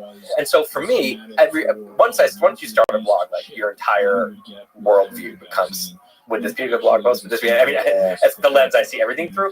But I'm constantly coming across something, or just a tweet. Something that I'm like, ooh, I need to like share this with my readers. My readers to me are like my friends who I'm like, I need to tell them about this. And so I feel like just a place to. I collect things in a document right now if it's like really good, but it's the little factoids and stuff like that. I think, especially if I'm learning something, I'm like. So the problem is when you say stuff and you look at it, a tweet, all that kind of stuff, is you also need to couple that with a system for review. Because what Anki does is like literally, it determines for me. I don't have to do anything. There's this giant pile of things I saved, and it brings up to me. Okay, here's I don't know when Churchill did something, right? I'm reading about World War II a lot now, like a particular event. Here's that. Do you remember what year that happened? And you say yes or no, or like you get to pick, you get to see the answer, and you get to self-evaluate how well you remember that fact. If you remember well, it'll be another month before you see it again. If you don't remember, it'll bring it up again. That's a way to review tweets, review concepts. Yeah. And it offloads the kind of the process of selecting which parts you're supposed to review or not. And you can grow that library huge. I mean, obviously, medical students use it for like tens of thousands of facts. It just gamifies it too. It's like you can passively sit back and the thing will like make sure you eventually learn it all. Versus, you don't have to be the executive calling that like the program, the memorization program someone else is handling. I would love to hear about like you trying it out or spaced repetition as an idea. There's a few other apps, but Anki's the big must. I totally want to try. You've written and spoken quite a bit about procrastination. I, like you, suffer from procrastination, like many other people. Suffer in quotes. How do we avoid procrastination? I don't think the suffer is in quotes. I think that's a huge part of the problem, is that it's treated like a silly problem. People don't take it seriously as a dire problem, but it can be. It can ruin your life. There's we talked about the compiling concept with, if you read a little, if you write 2 pages a week, you write a book every 2 years, you're a prolific writer, right? And the difference between, again, it's not that person's working so hard, it's that they have the ability to, when they commit to something, like on Sunday mornings, I'm going to write 2 pages. That's it. They respect. They respect the part of them that made that decision is a respected character in their brain, and they say, well, I decided it, so I'm going to do it. Procrastinator won't do those 2 pages. That's just exactly the kind of thing the procrastinator will keep on their list and they will not do. But it doesn't mean they're any less talented than the writer who does the 2 pages. Doesn't mean they want it any less.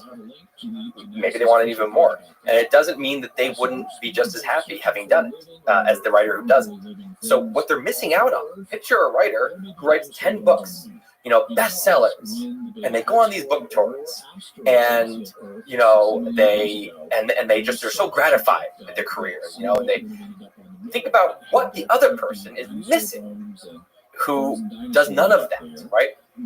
So that is a massive loss, and it's because the internal mechanism in their brain is not doing what the other person is. They don't have the respect for the part of them that made the choice. They feel like it's someone they can disregard. And so, to me, it's just in the same boat as someone who is obese because their eating habits make them obese over time, or their exercise habits. That's a huge loss for that person. That person is the health problems and is just probably making them miserable. And it's self-inflicted, right? It's self-defeating, but that doesn't make an easy problem to fix just because you're doing it to yourself. So to me, procrastination is another one of these where you are the only person in your own way. You are, you are failing at something or not doing something that you really want to do. It doesn't have to be work. Maybe you want to get out of that marriage. That you realize it hits you, you shouldn't be in this marriage. You should get divorced, and you wait 20 extra years before you do it, or you don't do it at all. That is, you're not living the life that you should be living, right? And so, I think it's fascinating. Now, the problem is it's also a funny problem because there's short-term procrastination, which I talk about as, the kind that has a deadline.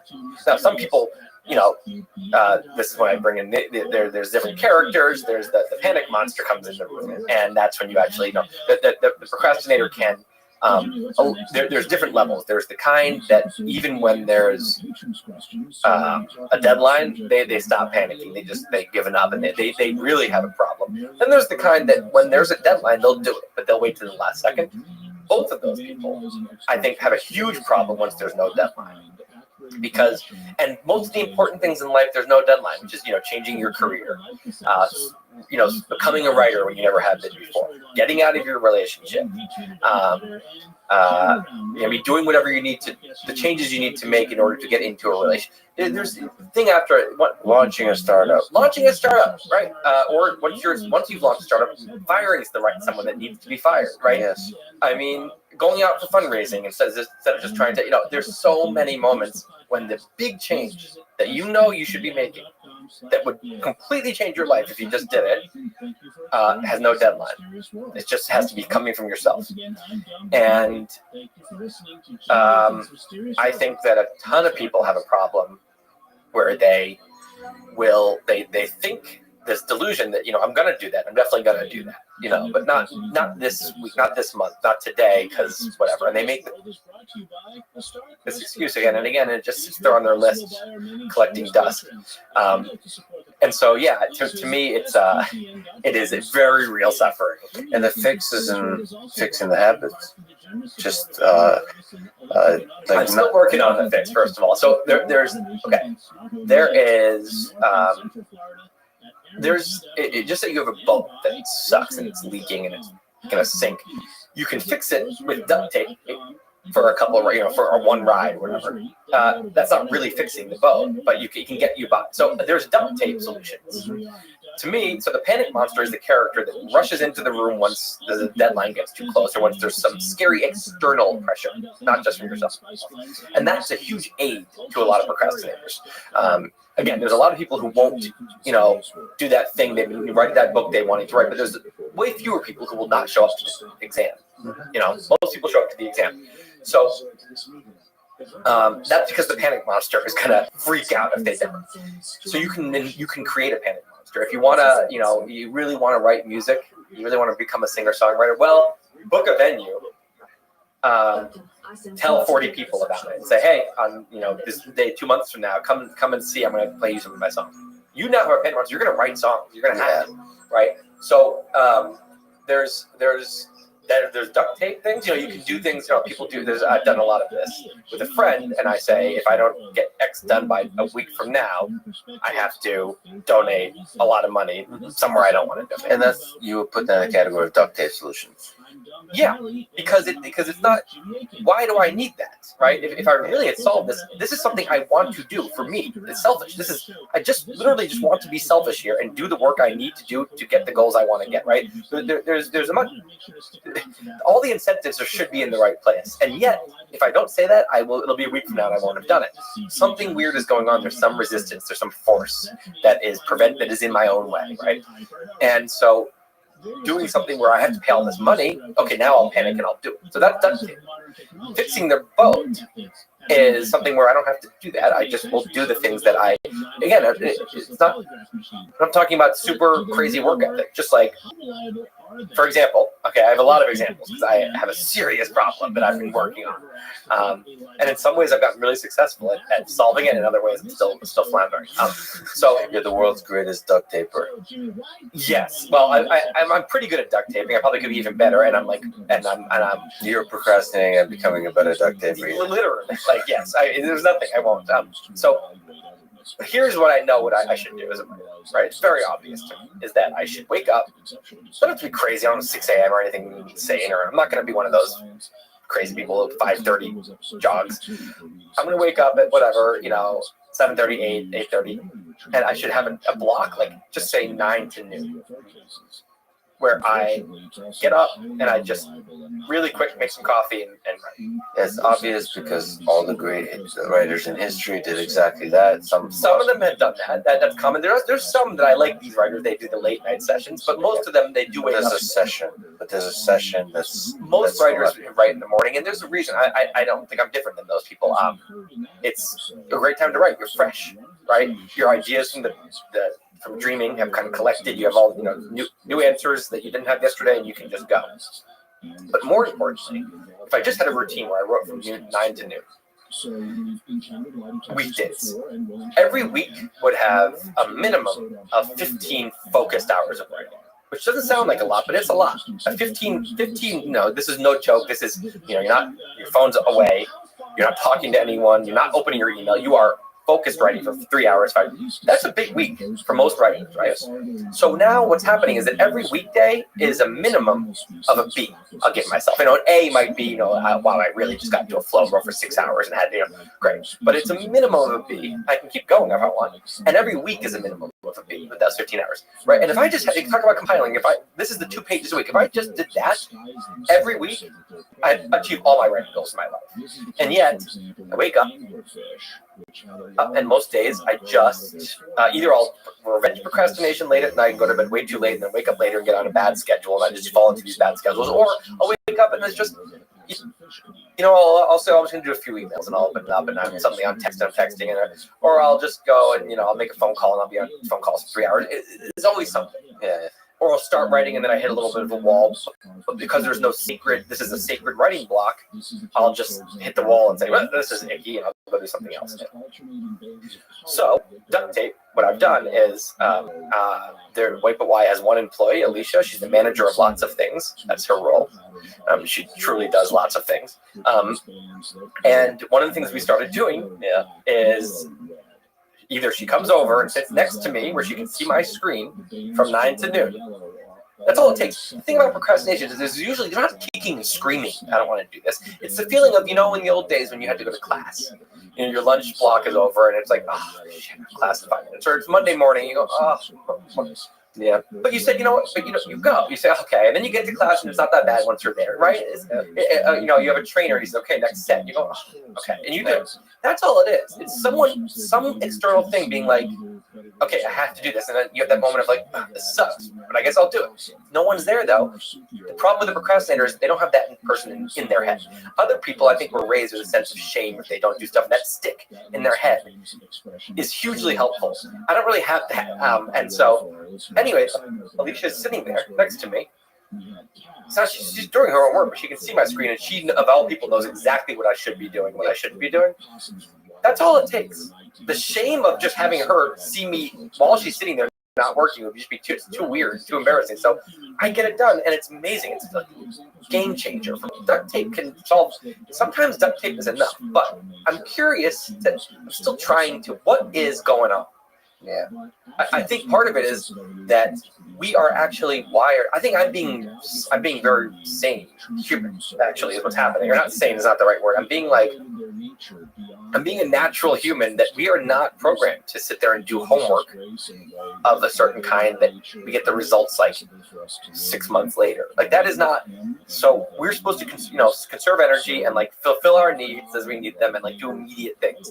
And we're overriding our natural ways when we wake up and get to it. And I think sometimes because the pain, I think a lot of times we're just avoiding suffering. And for a lot of people, the pain of not doing it is actually worse because they feel shame. So if they don't get up and take a jog and get up early and get to work, I'll feel like a bad person. And that is worse than doing those things. And then it becomes a habit eventually, and it becomes just easy, automatic. It just becomes I do it because that's what I do. But I think that if you don't have a lot of shame necessarily, the pain of doing those things is worse in the immediate moment than not doing it. Yeah. But I think that there's this feeling that you capture your body language and so I don't want to do another set. That feeling, the people I've seen that are good at not procrastinating are the ones that have trained themselves to like the moment they would be having that feeling, it's like Zen, like Sam Harris style Zen. You don't experience that feeling. Yeah. Yeah. Just march forward. Like I talked to Elon about this a lot actually offline. It's like he doesn't have this. No, it's like, clearly not. It's the way I think. At least he talks about it. The way I think about it is it's like you just pretend you're like a machine running an algorithm. Like this is, you should be doing this, not because somebody told you so on. This is probably the thing you want to do. Like look at the big picture of your life and just run the algorithm. Like ignore your feelings, just run as if. Like frame it differently. Yeah. You can frame it as like it can feel like homework, or it can feel like you're living your best life or something when you're doing your work. Yeah. Yeah, maybe reframe it, but I think ultimately is whatever reframing you need to do, you just need to do it for a few weeks, and that's how the habit is formed, and you stick with it. Like I'm now on a kick where I exercise every day. It doesn't matter what that exercise is. It's not serious. It could be 200 push-ups, but it's a thing that like I make sure I exercise every day, and it's become way easier because of the habit. And I just and I don't like, at least with exercise, because it's easier to replicate that feeling. I don't allow myself to go like, I feel like doing this. Right. Well, I think about that even just like little things, like I brush my teeth before I go to bed, and it's just a habit. Yeah.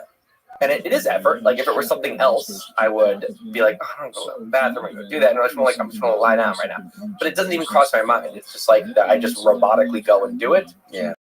And it almost has become like a night routine. It's like, oh, this is part of the night. It's like morning routine for me stuff is like, that stuff is kind of automated. And it's funny because you don't like go, like I don't think I've skipped many days. I don't think I skipped any days brushing my teeth. Right. Like unless I didn't have a toothbrush, like I was in the woods or something. And what is that? Because it's annoying. So to me, there's so the character that makes me procrastinate is the instant gratification monkey. That's what I've labeled him, right? And there's the rational decision maker and the instant gratification monkey. And these battle with each other. But for a procrastinator, the monkey wins. Yeah. I think the monkeys, when you read about this kind of stuff, I think that this kind of more primitive brain is always winning. And in non-procrastinators, that primitive brain is on board for some reason and isn't resisting. So, but when I think about brushing my teeth, it's like the monkey doesn't even think there's an option to not do it. So it doesn't even there's no hope. The monkey has no hope there. So it doesn't even get involved. It's just like, we have to just kind of robotically, just it's kind of like Stockholm syndrome, just like, oh, no, I have to do this. It doesn't even wake up. It's like, we're doing this. For other things, the monkey's like, ooh, no. Most days I can win this.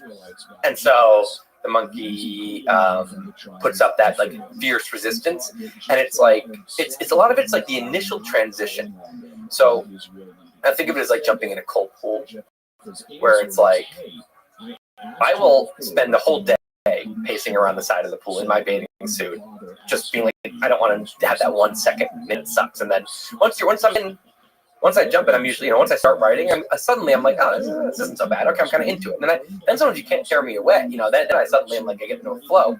So it's like, once I get into cold water, I don't mind it. But I will spend hours standing around the side of the pool. And by the way, I do this in a more literal sense. When I go to the gym with a trainer, in 45 minutes, I do a full ass workout, and it's not because I'm having a good time, but it's because it's that you have to go to class feeling, right? But when I go to the gym alone, I will literally do a set and then dick around my phone for 10 minutes before the next set, and I'll spend over an hour there and do way less. So it is the transition. Once I'm actually doing the set, I'm never like, I don't want to stop in the middle. Now it's just like, I'm going to do this, and I feel happy I just did it. So there's something about transitions that is that's why procrastinators are late a lot of places. I will procrastinate getting ready to go to the airport, even though I know I should leave at 3, so I cannot be stressed. I'll leave at 3:36 and not be super stressed. Once I'm on the way to the airport, immediately I'm like, why didn't I do this earlier? Now I'm back on my phone doing what I was doing. I just had to get in the damn car or whatever. So there's some very, very odd, irrational. Yeah, like I was waiting for you to come and you said that you're running a few minutes late, and I was like, I did. I was like, I'll go get you a coffee. Because I can't possibly be the one who's early. Right. I don't understand. I'm always late to stuff, and I know it's disrespectful in the eyes of a lot of people. I can't help. It's not, you know what I'm doing ahead of it? It's not like I don't care about the people. I'm often like, for like this conversation, I'll be preparing more. Right. Like it's like I obviously care about the person, but for it's misinterpreted as like there are some people that show up late because they kind of like that quality in themselves. Yeah. And that's a dip, right? There's a lot of those people, but more often it's someone who shows up frazzled and they feel awful and they're furious at themselves. Yeah. They're so regretful. Exactly. I mean, that's me. And I mean, also all you have to do is look at those people alone running through the airport. Right? They're not being disrespectful to anyone there. They just inflicted this on themselves. Like, hilarious. Yeah.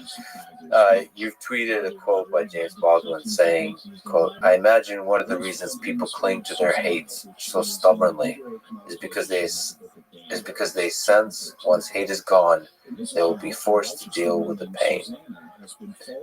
What has been a painful but formative experience in your life? Or what's the flavor, the shape of your pain that fuels you? I mean, honestly, the first thing that jumped to mind is my own battles against myself to get my work done, because it affects everything.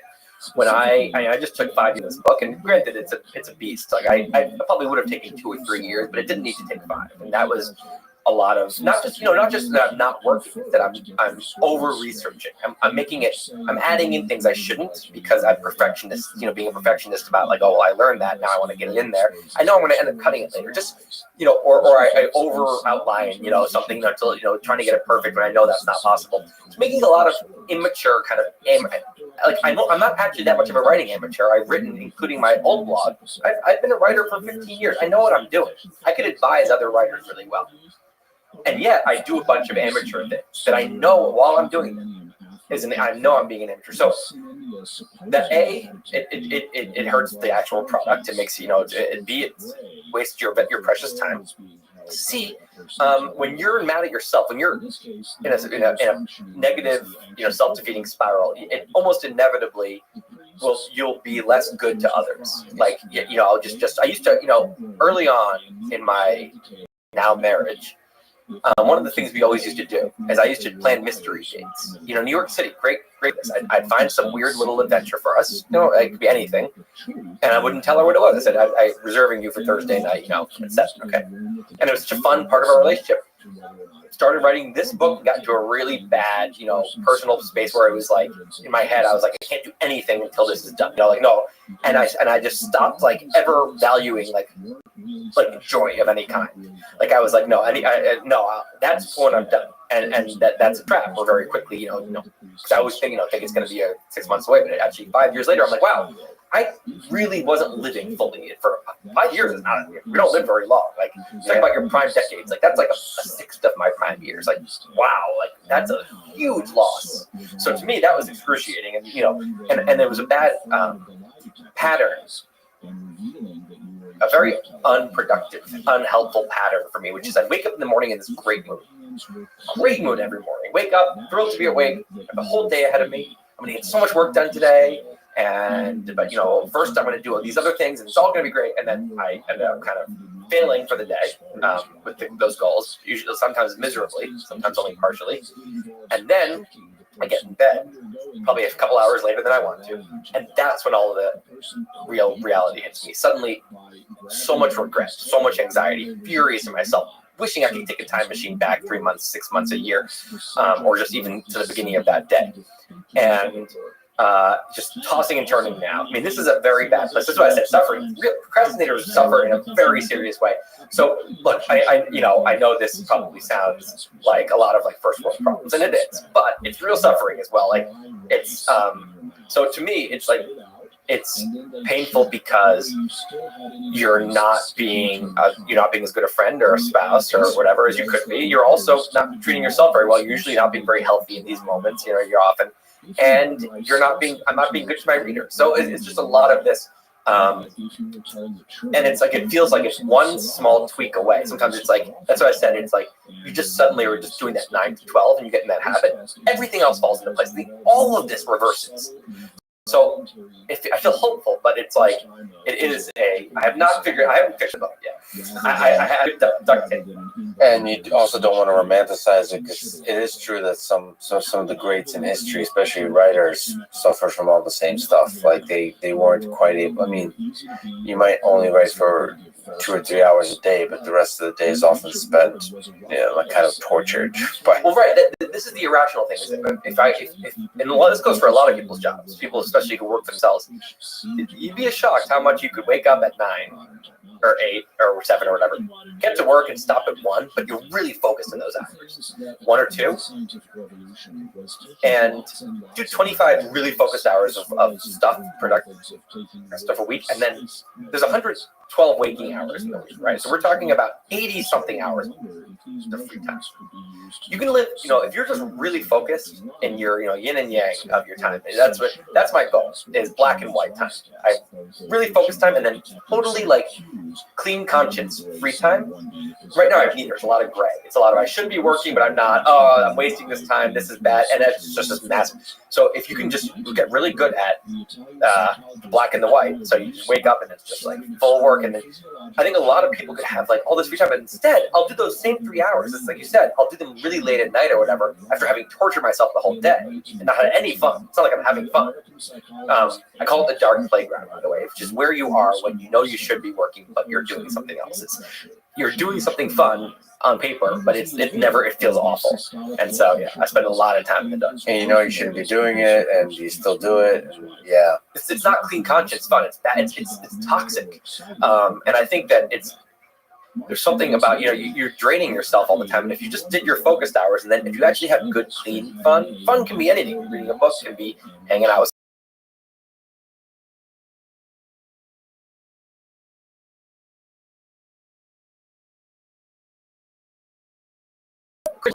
You're recharging some parts of work the next day, and I say this from the experience when I have had good stretches. It's like you're you know what it is. It's like you feel like you're one part of your brain is pounding the other part. Like you're like we got like we treat ourselves well. Like is how you're internally feel. Like I treat myself, and it's like of course it's work time, and then later you're like now it's playtime. It's like okay, back to work. And you're in this very healthy like parent-child relationship in your head versus like this constant conflict, and like the kid doesn't respect the parent hates the kid. Like and you're right. It always feels like it's like one fix away.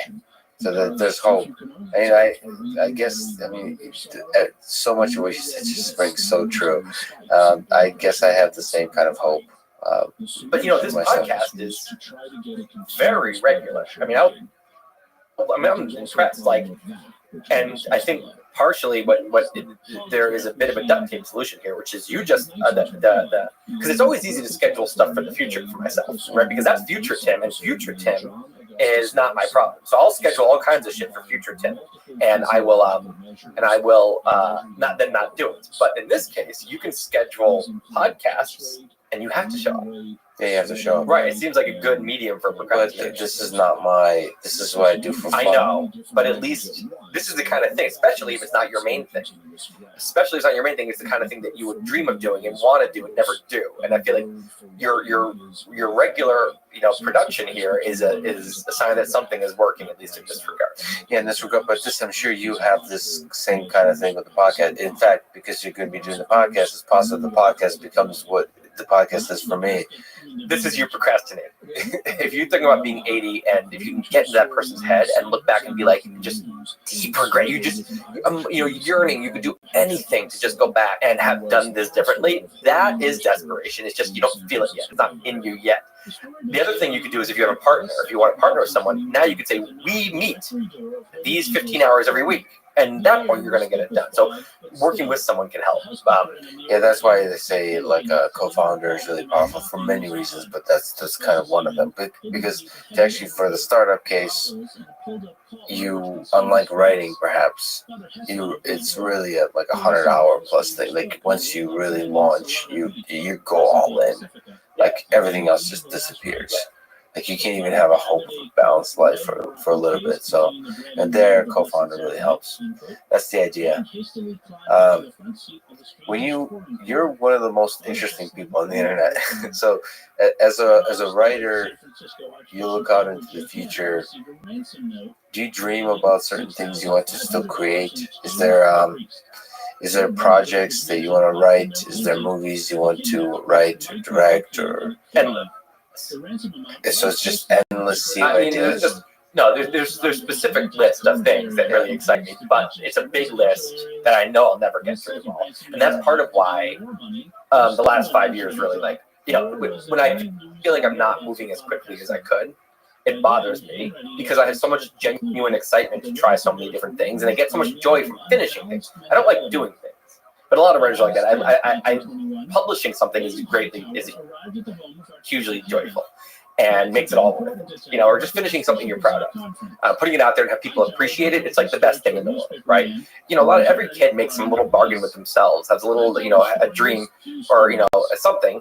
And I feel like when I do something that I make something, and this, for me it's been mostly writing, and I feel proud of it, and I put it out there. I feel like I'm like fist pounding my 7-year-old self. Like there's a little I owe it to myself to do certain things, and I just did one of the things I owe. I just paid off some debt to myself. I owed it, and I paid it, and it feels great. It feels like very you feel very a lot of inner peace when you do it. So the more things I can do, and I just have fun doing it, right? So it's for me that includes a lot more writing. I just short blog posts. I write a very long blog post, but basically short writing in the form of long blog post is a great. I love that medium. want to do a lot more of that. Books yet to be seen. I'm going to do this, and I have another book I'm going to do right after, and we'll see if I like those two. And if I do, I'll do more. Otherwise, I won't. But I also want to try other mediums. I want to make more videos. I want to.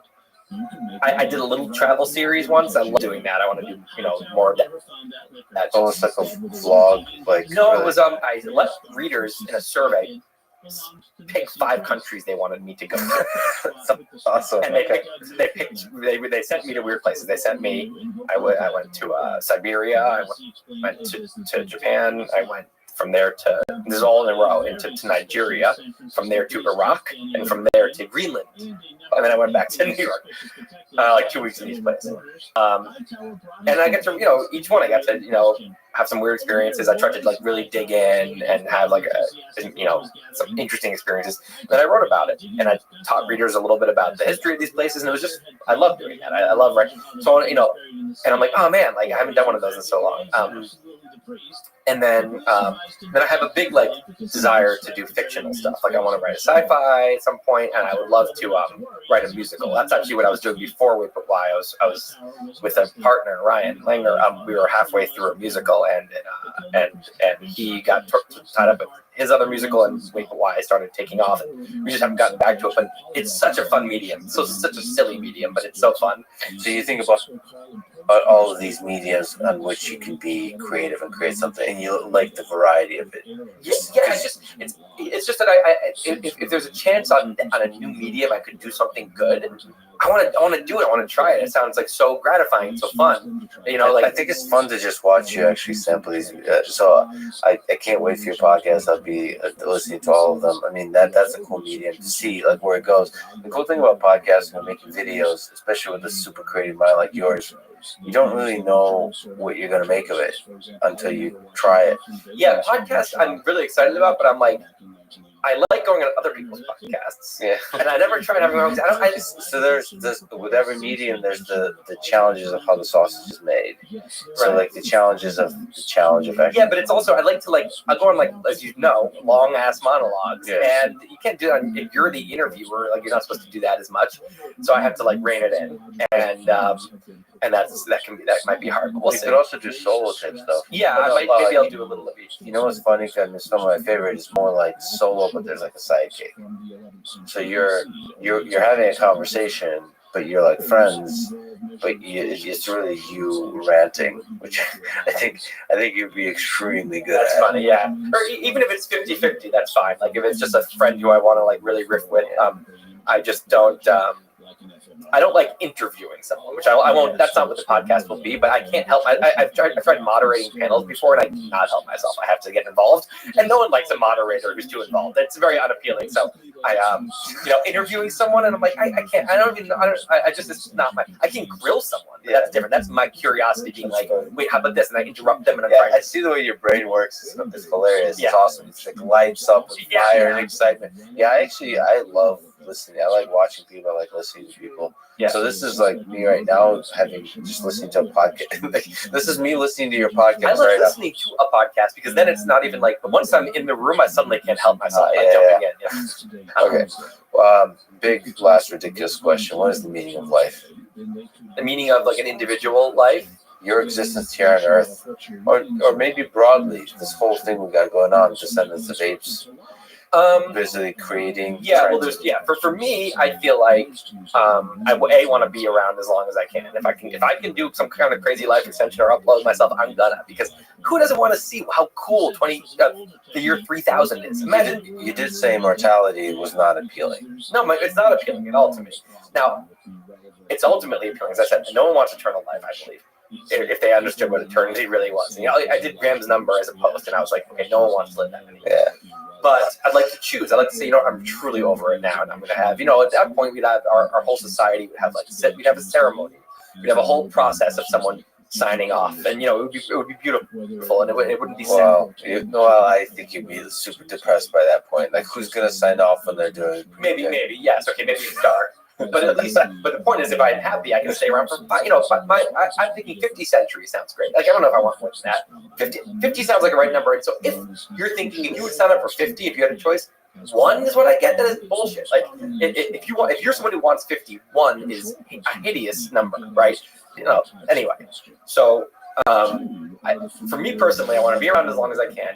And then, honestly, the reason I love writing, the thing that I love most, is like a warm, fuzzy connection with other people, right? And that can be my friends, and it can be readers. And that's why I would never want to be like a journalist where their personality is like hidden behind the writing. Or like even a biographer.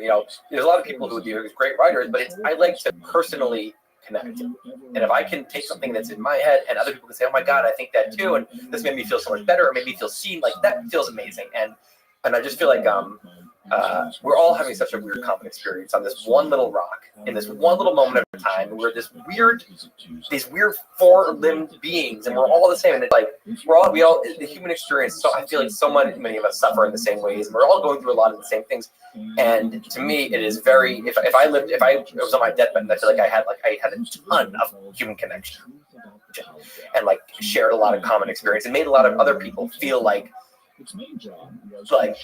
not alone. Do you feel that as a writer? Do you like hear and feel like the inspiration, like all the people that you make smile and all the people you inspire? Honestly, not sometimes, when we did an in-person event and I meet a bunch of people, and it's incredibly gratifying. Or you just you get emailed. But I think it is easy to forget how many people sometimes you're just sitting there alone typing, dealing with your procrastination. But that's why publishing is so gratifying, because that's the moment when all this connection happens. Yeah. And especially if I had to put my finger on it, it's having a bunch of people who feel lonely and their existence is all realized, all connect, right? So that, if I do a lot of that, and that includes, of course, my actual spending a lot of really high quality time with friends and family, and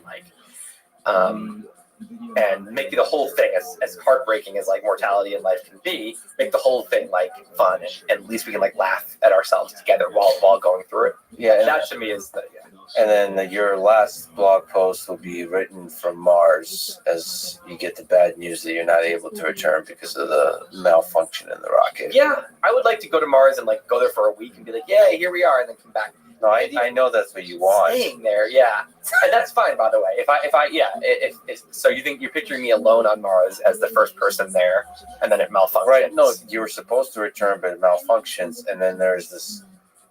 So it's both the hope, the awe that you experience, which is how the blog starts, and then it's the overwhelming feeling of existential dread, but then it returns to the love of humanity. Well, that's the thing. If I could be writing, and actually writing something that people would read back on Earth, it'd feel so much better. Yeah. If I were just alone and no one was going to realize what happened. No, you get to write. Yeah. No, it's perfectly safe. Also, that would bring out great writing. Yeah, I think so. Deathbed on Mars alone. I think so. Yeah. Well, that's exactly the future I hope for you, Tim. All right, this was an incredible conversation. You're a really special human being, Tim. Thank you so much. You're for spending your really valuable time with me. I can't wait to hear your podcast. I can't wait to read your next blog post, which you said in a Twitter reply you'll get more. After the book, which add that to the long list of ideas to procrastinate about. And thanks so much for talking today, man. Thank you. Thanks for listening to this conversation with Tim Urban. To support this podcast, please check out our sponsors in the description. And now, let me leave you with some words from Tim Urban himself. Be humbler about what you know, more confident about what's possible, and less afraid of things that don't matter. Thanks for listening. Hope to see you next time. There's not just one person that's making a final call on the information that's gathered during the test. It goes through a quality control process with their seasoned examiners. They haven't met you, they don't know who you are in the room, they haven't sat with you for however long it takes to go through the exam, and they're able to look and see with an unbiased eye whether or not there's anything. The jury found Pfizer guilty of fraud and racketeering violations. How does Big Pharma affect your mind? Everyone's allowed their own opinion. I don't think everyone's allowed their own scientific facts. Does Pfizer play by the rules? Pfizer isn't battling the FDA. Pfizer has joined the FDA. Following is a conversation with John Abramson, faculty at Harvard Medical School a family physician for over 2 decades, and author of the new book, Sickening, about how Big Pharma broke American healthcare and how we can fix it. This conversation with John Abramson is a critical exploration of the pharmaceutical industry. I wanted to talk to John in order to provide a countervailing perspective to the one expressed in my podcast episode with the CEO of Pfizer, Albert Bourla. And here, please allow me to say a few additional words about this episode with the Pfizer CEO, and in general about why I do these conversations and how I approach them. If this is not interesting to you, please skip ahead. What do I hope to do with this podcast? I want to understand human nature, the best and the worst of it. I want to understand how power, money, and fame changes people. I want to understand why atrocities are committed by crowds that believe they're doing good. All this, ultimately, because I want to understand how we can build a better world together, to find hope for the future, and to rediscover each time through the exploration of ideas just how beautiful this life is. This, our human civilization, in all of its full complexity, the forces of good and evil, of war and peace, of hate and love. I don't think I can do this with a heart and mind that is not open, fragile, and willing to empathize with all human beings, even those in the darkest corners of our world. To attack is easy. To understand is hard. And I choose the hard path. I have learned over the past few months that this path involves me getting more and more attacked from all sides. I will get attacked when I host people like Jay Bhattacharya or Francis Collins, Jamie Merzel or Vincent Marcaniello, when I stand for my friend Joe Rogan, when I host tech leaders like Mark Zuckerberg, Elon Musk, and others, when I eventually talk to Vladimir Putin, Barack Obama, and other figures that have turned the tides of history. I have and I will get called stupid, naive, weak, and I will take these words with respect, humility, and love, and I will get better. I will listen, think, learn, and improve. One thing I can promise is there's no amount of money or fame that can buy my opinion or make me go against my principles. There's no amount of pressure that can break my integrity. There's nothing in this world I need that I don't already have. Life itself is the fundamental gift. Everything else is just a bonus. That is freedom.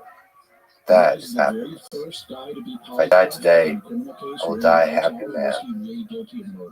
Now, a few comments about my approach and lessons learned from the Albert Bourla conversation.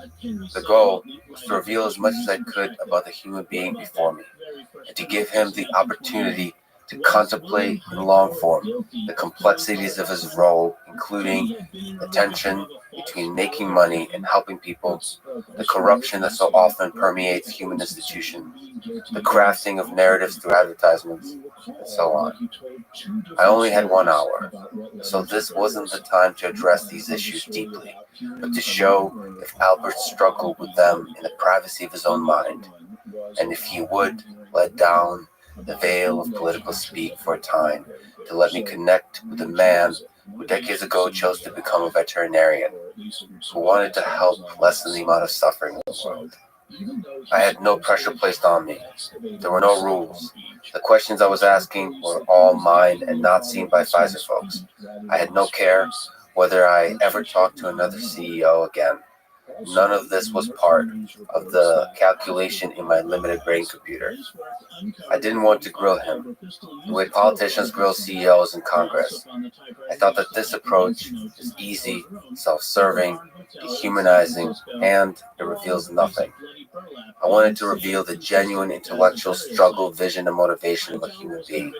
If that fails, I trusted the listener to draw their own conclusion and insights from the result, whether it's the words spoken, or the words left unspoken, or simply the silence.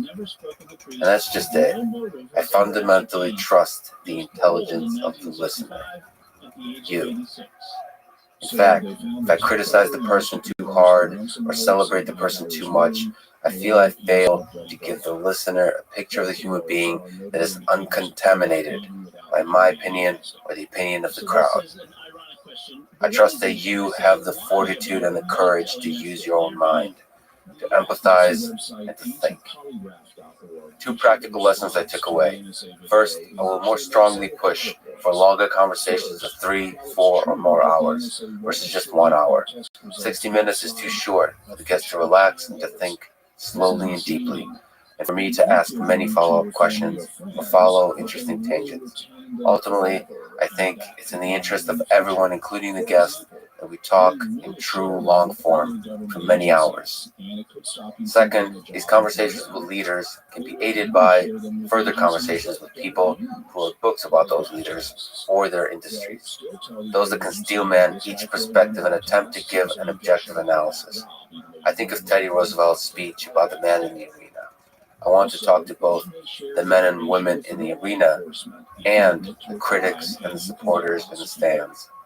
For the former, I lean toward wanting to understand one human being's struggle with the ideas. For the latter, I lean towards understanding the ideas themselves. That's why I wanted to have this conversation with John Abramson, who is an outspoken critic of the pharmaceutical industry. I hope it helps add context and depth to the conversation I had with the Pfizer CEO. In the end, I may do worse than I could have or should have. Always, I will listen to the criticisms without ego, and I promise I will work hard to improve. But let me say finally that cynicism is easy. Optimism, true optimism, is hard. It is the belief that we can and we will build a better world, and that we can only do it together. This is the fight worth fighting. So here we go. Once more into the breach, dear friends. I love you all. This is a Lex Friedman podcast. To support it, please check out our sponsors in the description. And now, here's my conversation with John Abramson. You're faculty at Harvard Medical School. You're a family physician for over 2 decades, rated one of the best family physicians in Massachusetts. You wrote the book Overdosed America and the new book coming out now called Sickening, about how Big Pharma broke American healthcare, including science and research, and how we can fix it. First question, what is the biggest problem with Big Pharma that if fixed would be the most impactful? So if you can snap your fingers and fix one thing, what would be the most impactful, you think? The biggest problem is the way they determine the content, the accuracy, and the completeness of what doctors believe to be the full range of knowledge that they need to best take care of their patients.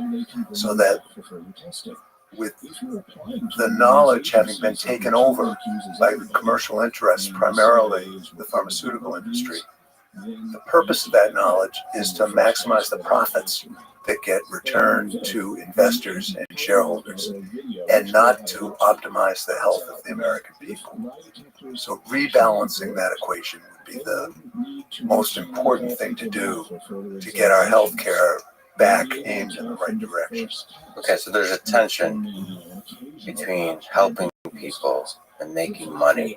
So if we look at particularly the task of helping people in medicine, in healthcare, is it possible, if money is the primary sort of mechanism by which you achieve that as a motivator, is it possible to get that right?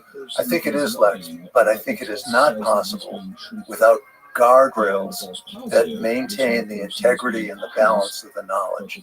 Without those guardrails, it's like trying to play a professional basketball game without referees and having players call their own fouls. But the players are paid to win, and you can't count on them to call their own fouls. So we have referees who are in charge. We don't have those referees in American healthcare. That's the biggest way that American healthcare is distinguished from healthcare in other wealthy nations. Okay, so you mentioned Milton Friedman, and you mentioned his book called Capitalism and Freedom. He writes that there are only 3 legitimate functions of government: to preserve law and order, to enforce private contracts, and to ensure that private markets work. You said that that was a radical idea at the time, but we're failing on all 3. How are we failing? And also maybe the bigger picture is what are the strengths and weaknesses of capitalism when it comes to medicine and healthcare? Can we separate those out? Because those are 2 huge questions. So how we're failing in all 3. And these are the minimal functions that our guru of free market capitalism said the government should perform. So this is the absolute baseline. On preserving law and order, the drug companies routinely violate the law in terms of their marketing and in terms of their presentation of the results of their trials. I know this because I was an expert in litigation for about 10 years. I presented some of what I learned in civil litigation to the FBI and the Department of Justice, and that case led to the biggest criminal fine in U.S. history as of 2009. And I testified in a federal trial in 2010, and the jury found Pfizer guilty of fraud and racketeering violations. In terms of violating the law, it's a routine occurrence. The drug companies have paid $38 billion worth of fines from, I think, 1991 to 2017. It's never been enough to stop the misrepresentation of their data. And rarely are the fines greater than the profits that were made. Executives have not gone to jail for misrepresenting data that have involved even tens of thousands of deaths in the case of Vioxx, OxyContin as well. And when companies plead guilty to felonies, which is not an unusual occurrence, the government usually allows the companies, the parent companies, to allow subsidiaries to take the plea so that they are not one step closer to getting disbarred from Medicare, not being able to participate in Medicare. So in that sense, there is a mechanism that is appearing to impose law and order on drug company behavior, but it's clearly not enough. It's not working. You actually speak to human nature here. Are people corrupt? Are people malevolent? Are people ignorant that work at the low level and at the high level at Pfizer, for example, at big pharma companies? How is this possible? So I believe, just on a small tangent, that most people are good. And I actually believe if you join big pharma, so a company like Pfizer, your life trajectory often involves dreaming and wanting and enjoying helping people. Yes. And so, and then we look at the outcomes that you're describing, and it looks, and that's why the narrative takes hold, that like Pfizer CEO Albert Bourla, who I talked to, is malevolent.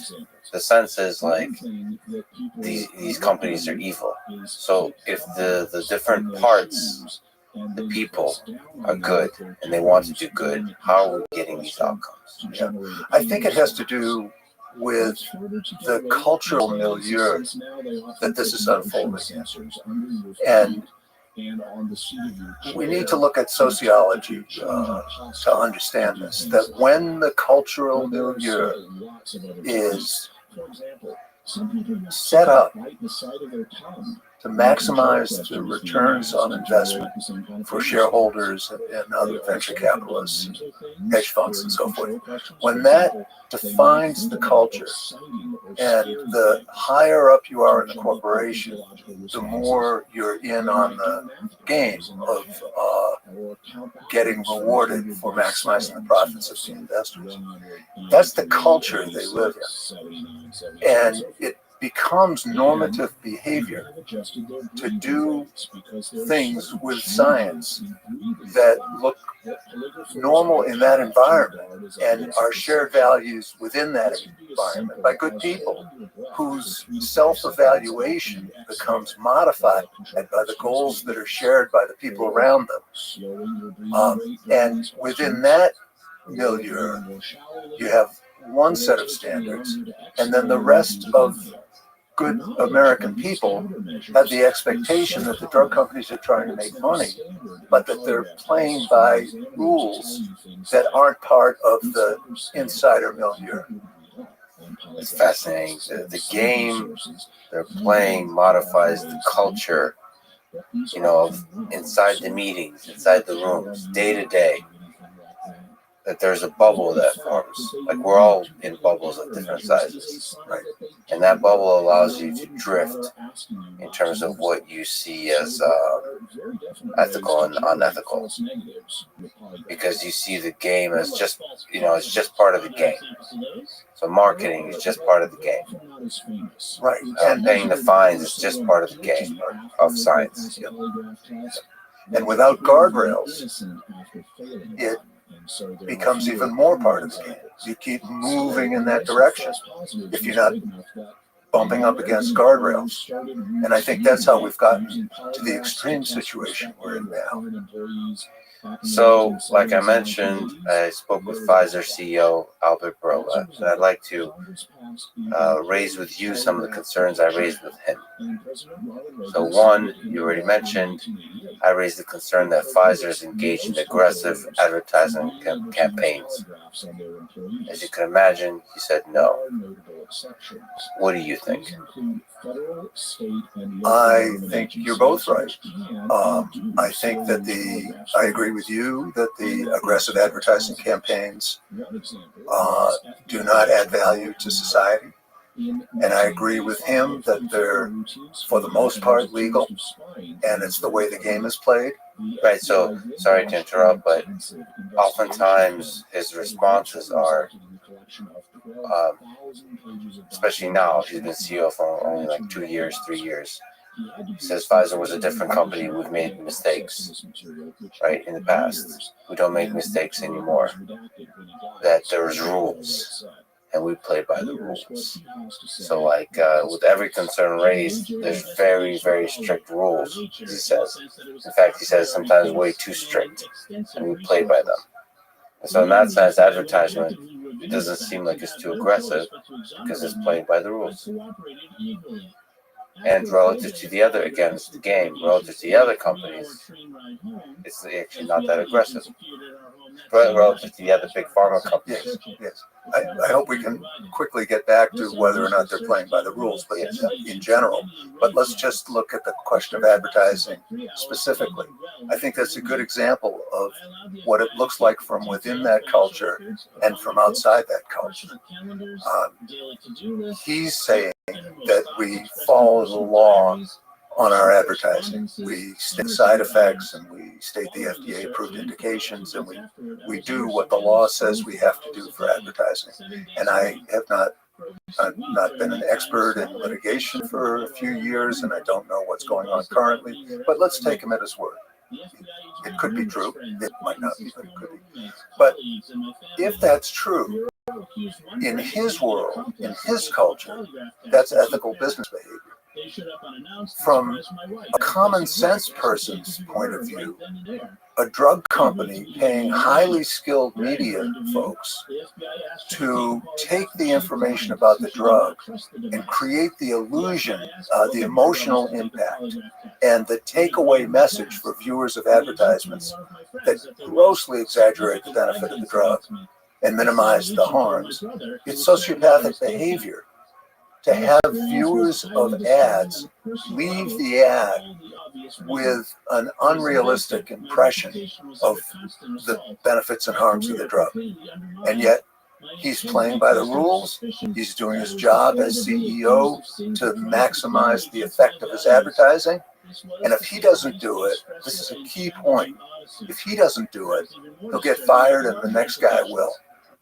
So the people that survive in the company, the people that get raises in the company and move up in the company are the ones that play by the rules. And that's how the game solidifies itself. But the game is within the bounds of the law. So that's most of the time, not always. We'll return to that question. I'm actually more concerned about the effect of advertisement in a kind of much larger scale on the people that are getting funded by the advertisement in self-censorship, just like more subtle, more passive pressure to not say anything negative. Because I've seen this and I've been saddened by it, that people sacrifice integrity in small ways when they're being funded by a particular company. They don't see themselves as doing so, but you could just clearly see that the space of opinions that they're willing to engage in, or a space of ideas they're willing to play with, is one that doesn't include anything that could possibly be negative about the company. They just choose not to. Because, why? And that's really sad to me that, if you give me $100, I'm less likely to say something negative about you. That makes me sad. Because, the reason I wouldn't say something negative about you, I prefer, is the pressure of friendship and human connection, those kinds of things. So I understand that. That's also a problem, by the way. So start having dinners and shaking hands and, aren't we friends? But the fact that money has that effect is really sad to me. On the news media, on the journalists, on scientists, that's scary to me. But of course, the direct advertisement to consumers, like you said, is potentially a very negative effect. I wanted to ask if what you think is the most negative impact of advertisement. Is it that direct to consumer on television? Is it advertisement to doctors? Which I'm surprised to learn, I was vaguely looking at, is more than the advertisement. The more is spent on advertising to doctors than to consumers. That's really confusing to me. It's fascinating, actually. And then also, obviously, the law side of things is the lobbying dollars, which I think is less than all of those. But anyway, it's in the ballpark. What concerns you most? Well, it's the whole nexus of influence. There's not one thing, and they don't they don't put all their eggs in one basket. It's a whole surround sound program here. Yeah. But in terms of advertisements, let's take the advertisement. Trulicity is a diabetes drug, for type 2 diabetes, an injectable drug. And it lowers blood sugar just about as well as metformin does. Metformin costs about $4 a month. Trulicity costs, I think, $6,200 a year. So $48 a year versus $6,200. Trulicity has distinguished itself because it did the manufacturer did a study that showed that it significantly reduces the risk of cardiovascular disease in diabetics. And they got approval on the basis of that study, that very large study being statistically significant. The ads obviously extol the virtues of Trulicity because it reduces the risk of heart disease and stroke, and that's one of the major morbidities, risks of type 2 diabetes. What the ad doesn't say is that you have to treat 323 people to prevent one non-fatal event at a cost of $2.7 million. And even more importantly than that, what the ad doesn't say is that the evidence shows that engaging in an active, healthy lifestyle program reduces the risk of heart disease and strokes far more than Trulicity does. Now, to be fair to the company, the sponsor, there's never been a study that compared Trulicity to lifestyle changes. But that's part of the problem of our advertising. You would think in a rational society that was way out on a limb as a lone country, besides New Zealand, that allows direct-to-consumer advertising, that part of allowing direct-to-consumer advertising would be to mandate that the companies establish whether their drug is better than, say, healthy lifestyle adoption to prevent the problems that they claim to be preventing. But we don't require that. So the companies can afford to do very large studies so that very small differences become statistically significant. And their studies are asking the question, how can we sell more drug? They're not asking the question, how can we prevent cardiovascular disease in people with type 2 diabetes? And that's how we get off in this. We're now in the extreme arm of this distortion of our medical knowledge of studying how to sell more drugs than how to make people more healthy. That's a really great thing to compare it to, is lifestyle changes, because that should be the bar. If you do some basic diet, exercise, all those kinds of things, how does this drug compare to that? Right, and that study was done actually in the 90s. It's called the Diabetes Prevention Program. It was federally funded by the NIH, so that there wasn't this drug company imperative to just try to prove your drug was better than nothing. And it was a very well designed study, randomized controlled trial in people who were at high risk of diabetes, so-called pre-diabetics, and they were randomized to three different groups: a placebo group, a group that got treated with metformin, and a group that got treated with intensive lifestyle counseling.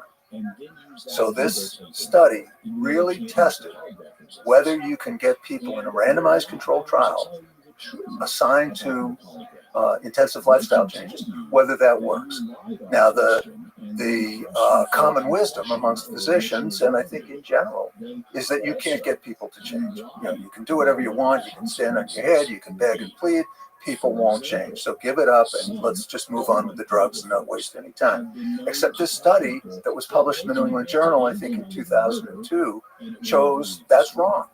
That the people who were in the intensive lifestyle group ended up losing 10 pounds, exercising 5 times a week, maintaining it, and reduced their risk of getting diabetes by 58% compared to the metformin group, which reduced its risk of getting diabetes by 31%. So that exact study was done, and it showed that lifestyle intervention is the winner.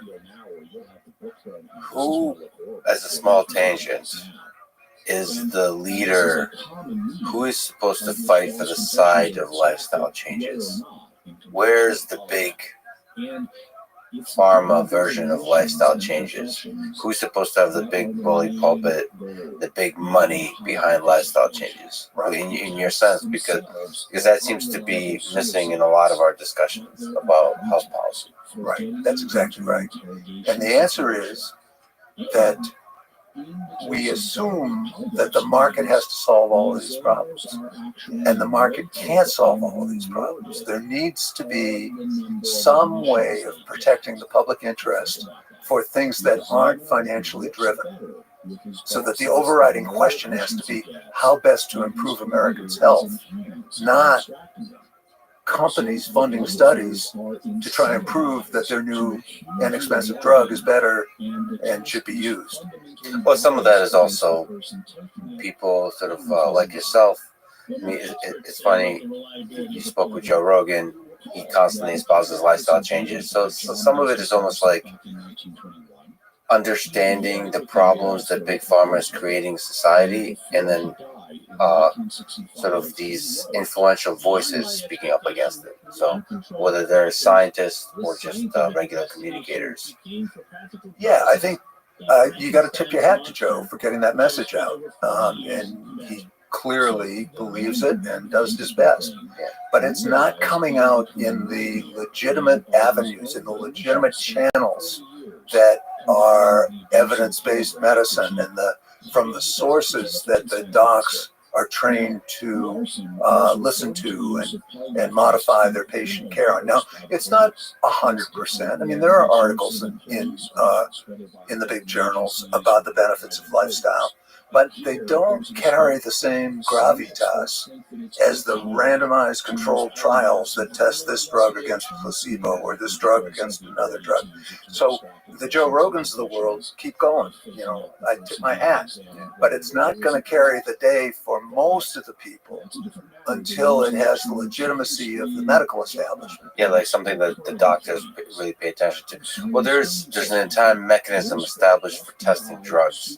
There's not an entire mechanism established for, in terms of scientific rigor, of testing lifestyle changes. I mean, it's more difficult. I mean, everything's difficult in science, with that science that involves humans, especially. But these studies are very expensive. They're difficult. It's difficult to find conclusions to control all the variables. So it's very easy to dismiss them unless you really do a huge study that's very well funded. So maybe the doctors just lean towards the simpler studies over and over, which is what the drug companies fund. They can control more variables. See, but the control there is sometimes by hiding things too, right? So sometimes you can just say that this is a well-controlled study by pretending there's a bunch of other stuff, just ignoring the stuff that could be correlated or could be the real cause of the effects you're seeing, all that kind of stuff. So money can buy ignorance, I suppose, in science. It buys kind of blinders that are on, that don't look outside the reductionist model. And that's another issue, is that we kind of, nobody says to doctors in training, only listen to reductionist studies and conclusions and methods of promoting health. Nobody says that explicitly, but the respectable science has to do with controlling the factors. And I mean, it just doesn't make sense to me. I'm going to pick on Trulicity because it's such an obvious example, but it's not more egregious than many others. It doesn't make sense to me to allow a drug to be advertised as preventing cardiovascular disease when you haven't included lifestyle changes as an arm in the study. It's just so crystal clear that the purpose of that study is to sell Trulicity. It's not to prevent cardiovascular disease. You know, that if we were in charge, I would try to convince you that anywhere that study, the results of that study were presented to physicians, it would be stamped in big red letters. This study did not compare Trulicity to lifestyle changes. They need to know that. And the docs are kind of trained, these blinders get put on, and they're trained to kind of forget that that's not there. Do you think, so first of all, that's a small or big change to advertisement that seems obvious to say, like enforce that it should be compared to lifestyle changes. Do you think advertisements, period, in the United States for pharmaceutical drugs should be banned? I think they can't be banned, so it doesn't matter what I think. Okay. Well, let's say you were a dictator, and two, why can't they be banned? Okay. Answer either one. I believe, I've been told by lawyers who I trust, that the freedom of speech in the U.S. Constitution is such that you can't ban them, that you could ban cigarettes and alcohol, which have no therapeutic use, but drugs have a therapeutic use, and advertisements about them can't be banned. Let's assume that they can be, because we know they won't be anyway. But let's assume they can't be, and especially our Supreme Court now would be unlikely to take that seriously. But that's not the issue. The issue is that if the drug companies want to spend their money advertising, they should have to have independent analysis of the message that the viewers are left with about the drug, so that it's realistic. What's the chance the drug will help them? Well, with Trulicity, it's 1 out of 323.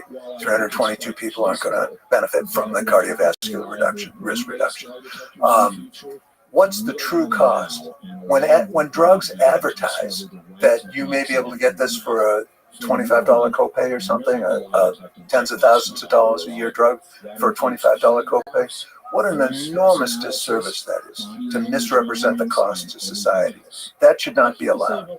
So you should have to make it clear to the viewers how many people are going to benefit, what's your chance of benefiting, how does it compare to lifestyle changes or less expensive therapies, what do you give up if you use a less expensive therapy or gain, perhaps, and how much it costs. How much it costs. Now that can go either way, because if you say Humira costs $72,000 and it's no more effective as a first-line drug than methotrexate, which costs $480, people might say, I want the expensive drug because I can get it for a $25 copay.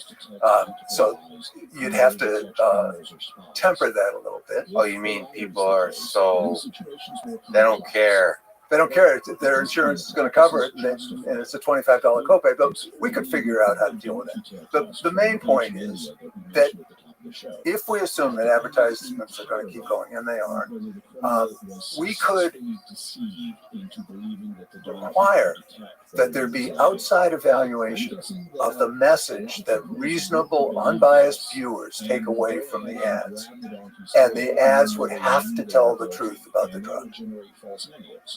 And the truth should have like sub-truth guardrails, meaning like the cost that we talked about, the effects compared to things that actually, lifestyle changes, just these details, very strict guardrails of what actually has to be specified. And I would make it against the law to have family picnics of dogs catching frisbees in the ads. So, you mean 95% of the ads? Yes. I mean, there's something dark and inauthentic about those advertisements, but they seem, I'm sure they're being done because they work for the target audience. The test is so unreliable that you normally wouldn't be able and then the doctors too. Can you really buy a doctor's opinion? Why does it have such an effect on doctors? Advertisement to doctors, like you as a physician, again, like from everything I've seen, people love you, and I've just people should definitely look you up. There's a bunch of videos of you giving talks on YouTube, and it's it's so refreshing to hear just the clarity of thought about health policy, about healthcare, just the way you think throughout the years. So like it's easy to think about like maybe you're criticizing big pharma. That's one part of the message that you're talking about, but that's not like your brilliance actually shines in the positive, in the solutions and how to do it. So as a doctor, what affects your mind, and how does big pharma affect your mind? Yeah. Number one, the information that comes through legitimate sources that doctors have been taught to rely on, evidence-based medicine, the articles in peer-reviewed journals, the guidelines that are issued. Now, those are problematic because when an article is peer-reviewed and published in a respected journal, people and doctors obviously assume that the peer reviewers have had access to the data, and they've independently analyzed the data, and they corroborate the findings in the manuscript that was submitted, or they give feedback to the authors and say, we disagree with you on this point, would you please check our analysis, and if you agree with us, make it. That's what they assume the peer review process is, but it's not. The peer reviewers don't have the data. The peer reviewers have the manuscript that's been submitted by usually in conjunction with or by the drug company that manufactures the drugs. So peer reviewers are unable to perform the job that doctors think they're performing to vet the data to assure that it's accurate and reasonably complete. They can't do it. And then we have the clinical practice guidelines, which are increasingly more important as the information, the flow of information keeps getting brisker and brisker, and docs need to get to the bottom line quickly. Clinical practice guidelines become much more important. And we assume that the authors of those clinical practice guidelines have independently analyzed the data from the clinical trials and make their recommendations that set the standards of care based on their analysis. That's not what happens. The experts who write the clinical trials rely almost entirely on the publications presenting the results of the clinical trials, which are peer-reviewed, but the peer reviewers haven't had access to the data. So we've got a system of the highest level of evidence that doctors have been trained over and over again to rely on to practice evidence-based medicine to be good doctors that has not been verified. Do you think that data that's coming from the pharma companies, do you think they're, what level of manipulation is going on with that data? Is it at the study design level?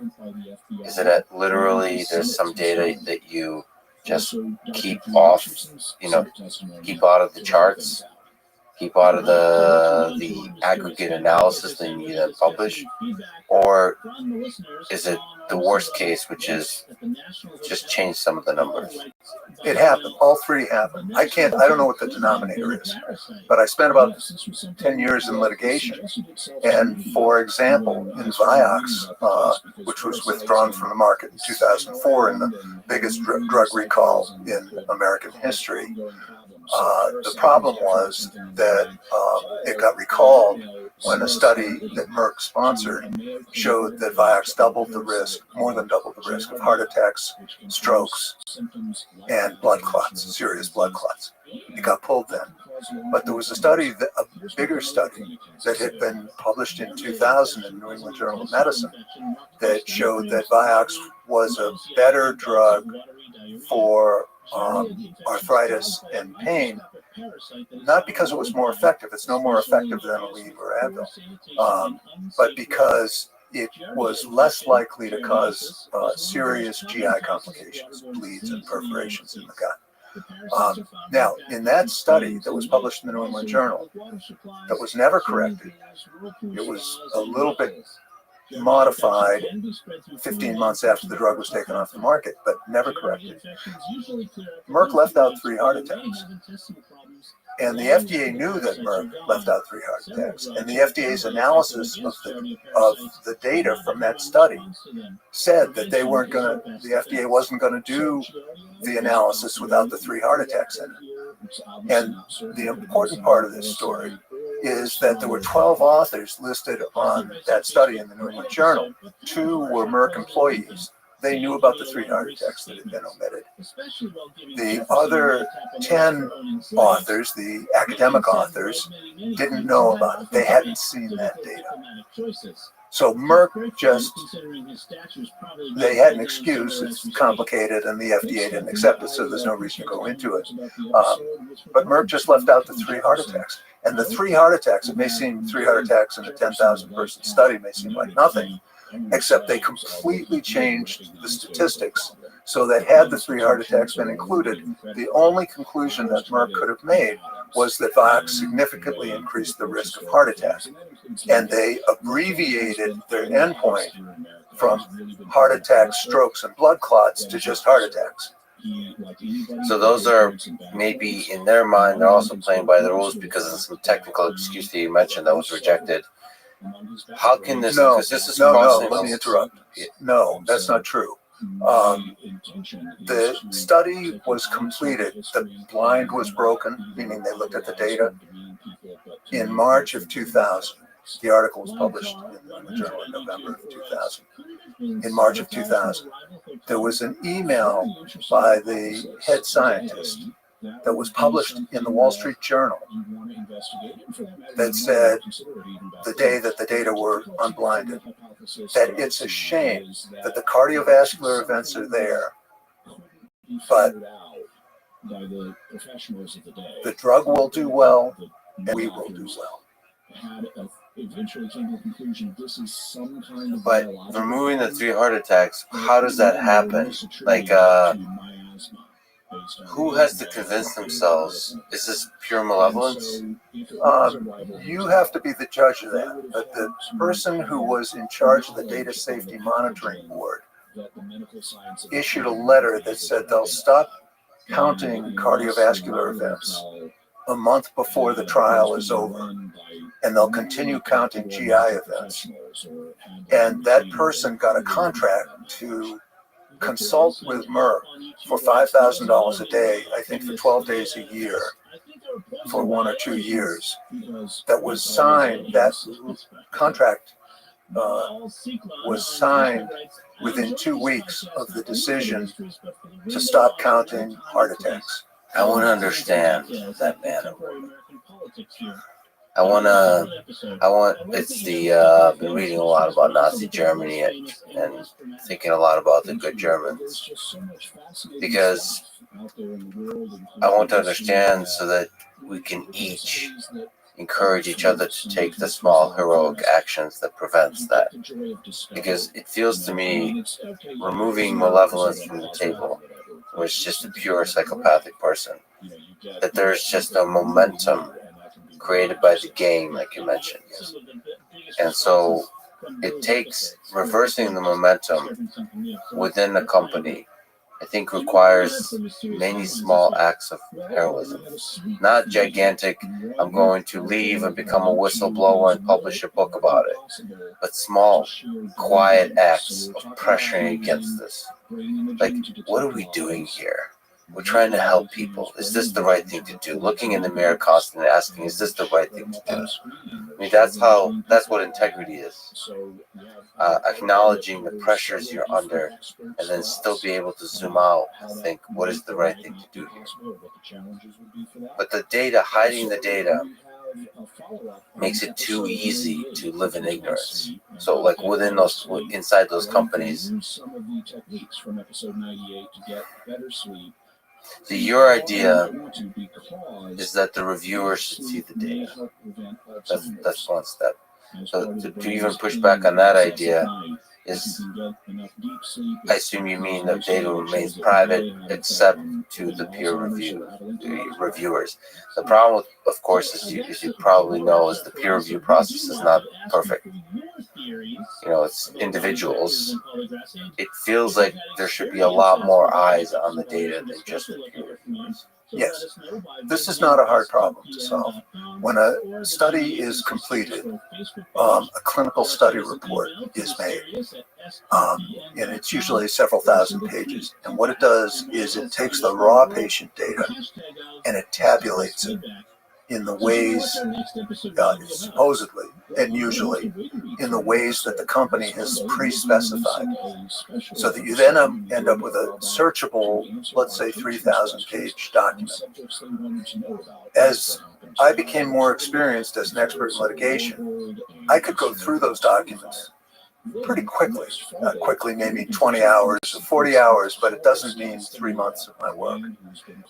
And see if the way the company has analyzed the data is consistent with their statistical analysis plan and their pre-specified outcome measures. It's not hard. And I think you're right. Peer reviewers, I don't peer review clinical trials, but I peer review other kinds of articles. I have to do one on the airplane on the way home. And it's hard. I mean, we're just ordinary mortal people volunteering to unpaid. The motivation is not clear.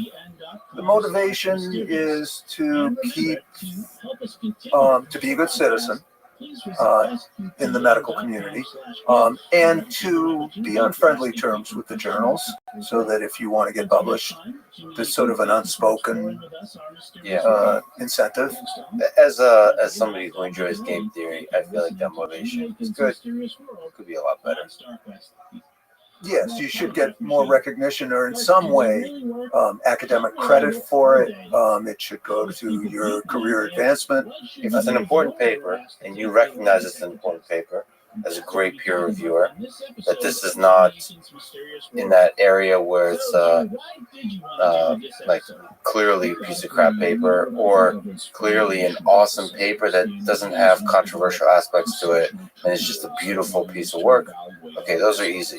And then there's like the very difficult gray area, which may require many, many days of work on your part as a peer reviewer. So it's not, it's not just a couple hours, but really seriously reading. Like some papers can take months to really understand. So if you really want to struggle, there has to be an incentive for that struggle. Yes, and billions of dollars ride on some of these studies. And lives. Yeah, right. Not to mention. Right, but it would be easy to have full-time statisticians hired by the journals or shared by the journals who were independent of any other financial incentive to go over these kind of methodological issues and take responsibility for certifying the analyses that are done and then pass it on to the volunteer peer reviewers. See, I believe even in this, in the sort of capitalism or even social capital. After watching Twitter in the time of COVID and just looking at people that investigate themselves, I believe in the citizenry. People, if you give them access to the data, like these like citizen scientists arise. A lot of them it's kind of funny. A lot of people are just really used to working with data.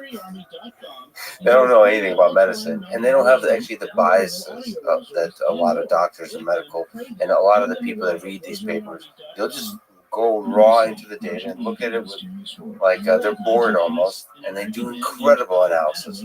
So I there's some argument to be made for a lot of this data to become public, like anonymized, all that kind of stuff. But for a lot of it to be public, especially when you're talking about things as impactful as some of these drugs. I agree 100%. So let's turn the microscope. Let's get a little bit more granular. On the peer review issue, we're talking about pre-publication transparency.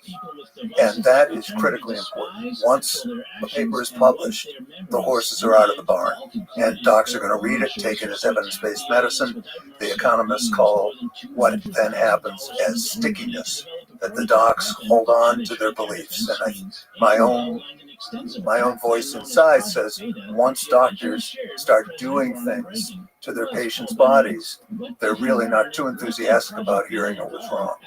Yeah, that's the stickiness of human nature. Wow, so that bar, once it's published, in the doctors, that's when the stickiness emerges. Wow. Yeah, it's hard to put that toothpaste back in the tube.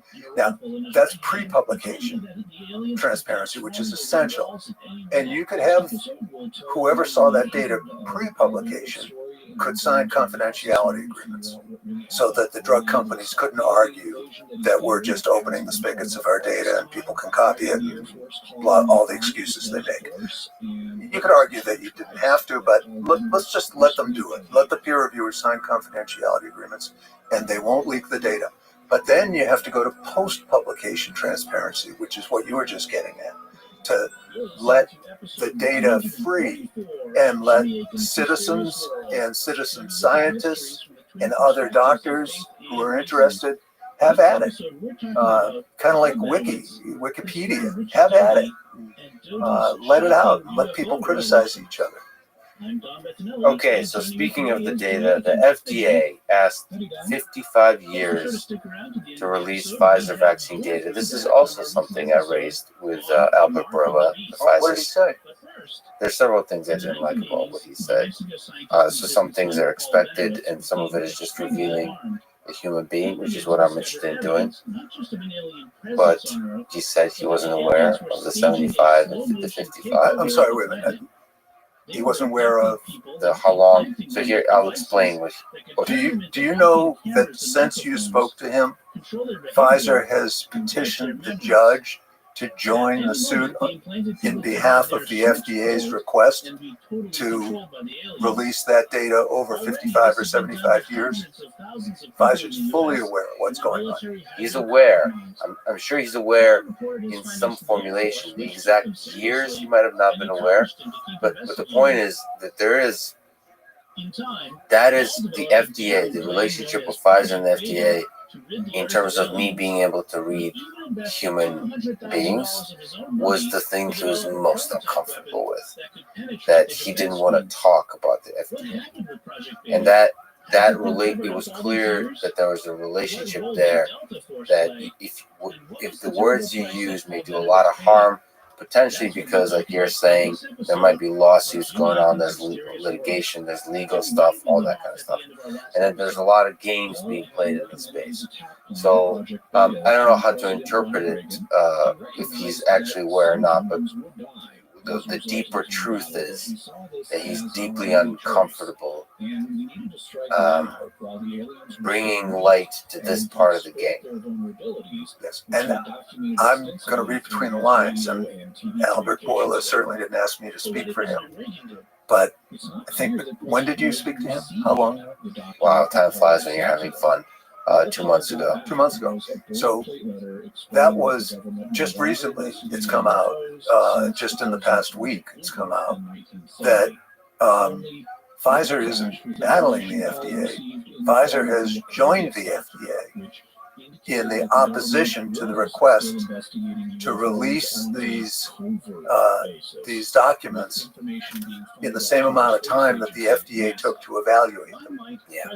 So Pfizer is offering to help the FDA to petition the judge to not enforce the timeline that he seems to be moving towards. So for people who are not familiar, we're talking about the Freedom of Information Act request to release the Pfizer vaccine data, study data, to release as much of the data as possible, like the raw data, the details, or so, actually not even the raw data, it's data. It doesn't matter, there's details to it. And I think the response from the FDA is that, of course, yes, of course. But we can only publish like some X number of pages a day. 500 pages. 500 pages of data. It's not a day though. It's whatever. A week, I think. The point is, whatever they're able to publish is ridiculous. It's like my printer can only print 3 pages a day, and we cannot afford a second printer. So it's some kind of bureaucratic language for, there's a process to this. And now you're saying that Pfizer is obviously more engaged in helping this kind of bureaucratic process prosper in its full absurdity, Kafkaesque absurdity. So, what is this? This really bothers people. This is really troublesome. And just to put it in just plain English terms, Pfizer's making the case that it can't. Pfizer, the FDA and Pfizer together are making the case that they can't go through the documents. It's going to take them some number of hundreds of folds more time to go through the documents than the FDA required to go through the documents to approve the vaccines, to give the vaccines full FDA approval. And the FDA's argument, talk about Kafkaesque, is that to do it more rapidly would cost them $3 million. $3 million equals 1 hour of vaccine sales over 2 years. 1 hour of sales. And they can't come up with the money. And now Pfizer has joined the suit to help the FDA fight off this judge, this mean judge who thinks they ought to release the data. But evidently Pfizer isn't offering to come up with the $3 million either. So, but for $3 million, I mean, maybe the FDA should do a GoFundMe kind of thing. Well, obviously the money thing, I mean, I'm sure if Elon Musk comes along and says, I'll give you 100 million, publish it now. I think they'll come up with another. So I mean that it's clear that there's cautiousness. I don't know the source of it from Well, the FDA. there's only one explanation that I can think of, which is that the FDA and Pfizer don't want to release the data. They don't want to release the 300,000 or 500,000 pages of documents, and I don't know what's in there. I want to say one thing very clearly. I am not an anti-vaxxer. I believe the vaccines work. I believe everybody should get vaccinated. The evidence is clear that if you're vaccinated, you reduce your risk of dying of COVID by 20-fold. And we've got new subvariants coming along. And I just want to be very clear about this. That said, there's something I would give you 10-to-1 odds on a bet that there's something in that data that is going to be embarrassing to either FDA or Pfizer or both. So there's two options. I agree with you 100%.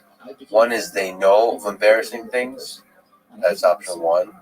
And option two, they haven't invested enough to truly understand the data.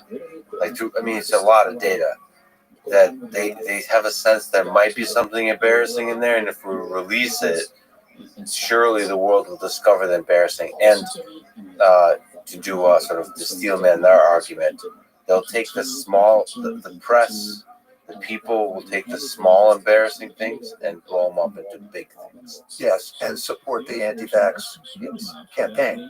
I think that's all possible. Nonetheless, the data are about the original clinical trial. And the emergency use authorization was based on the first few months of the data from that trial, and it was a 2-year trial.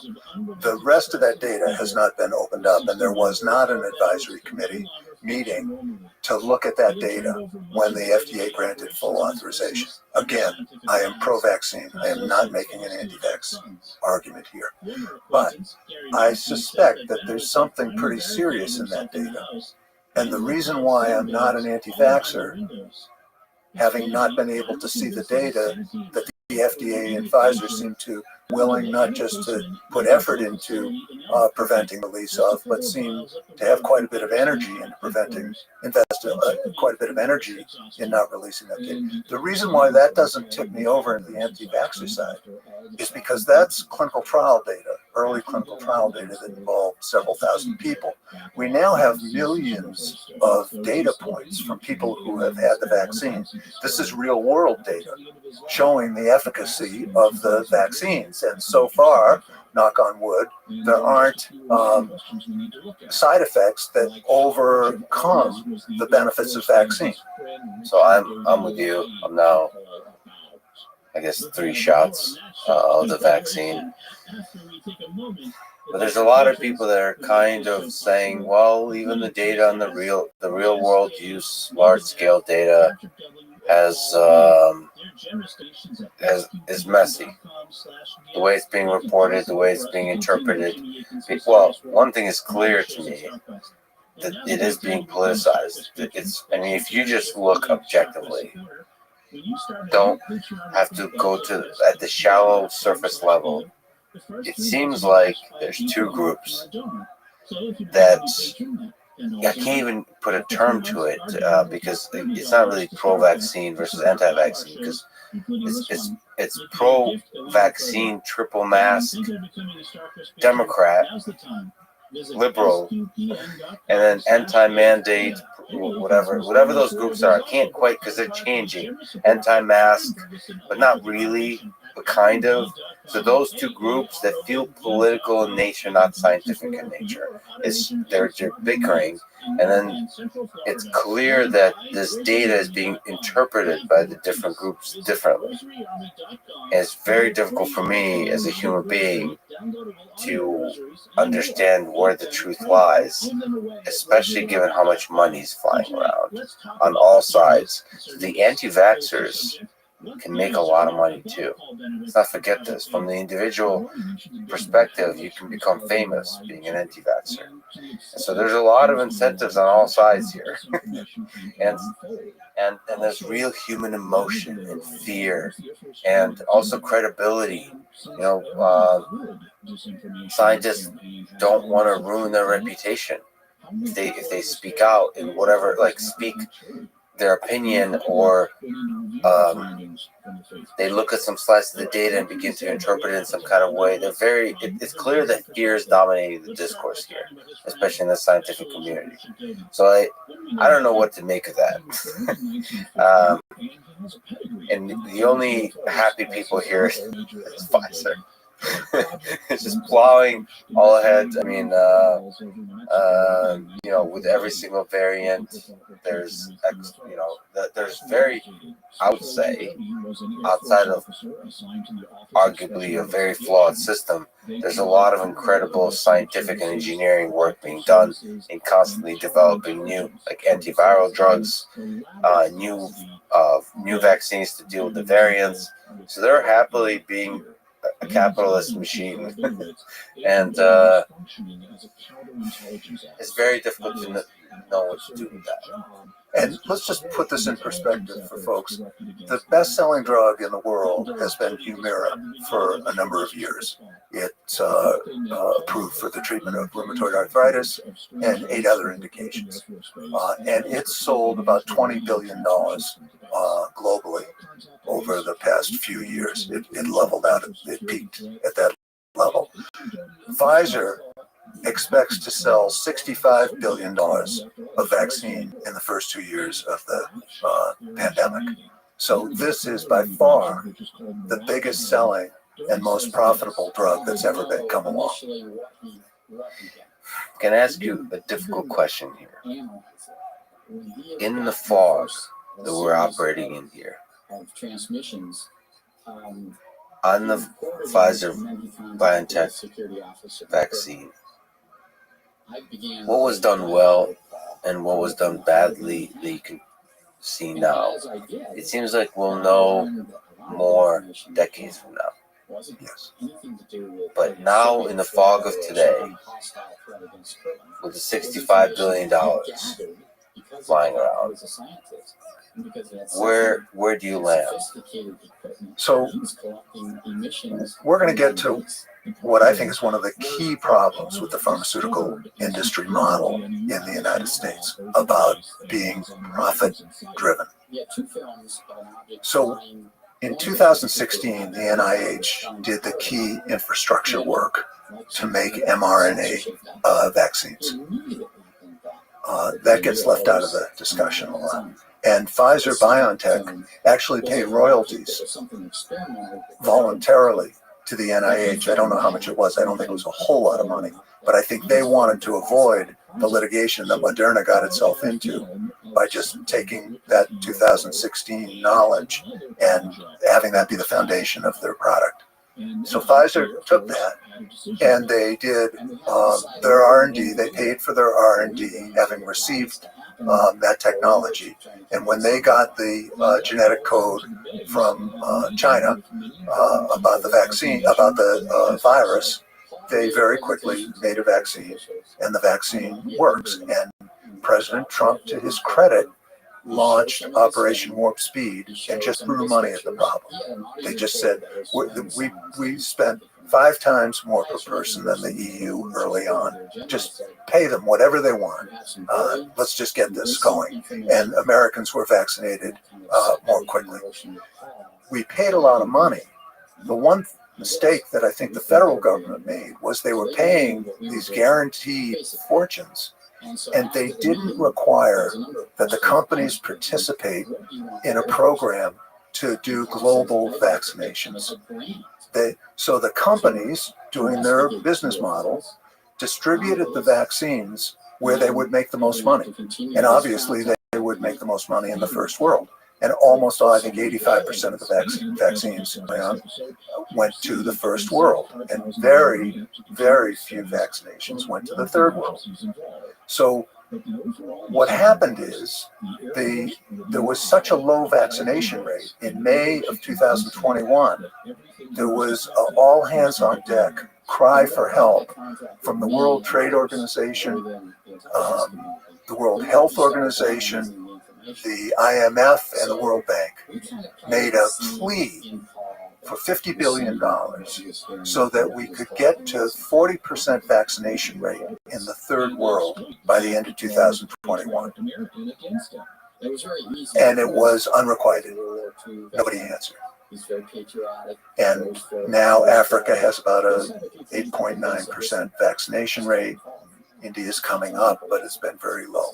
The problem with all this is I believe those mRNA vaccines are excellent vaccines.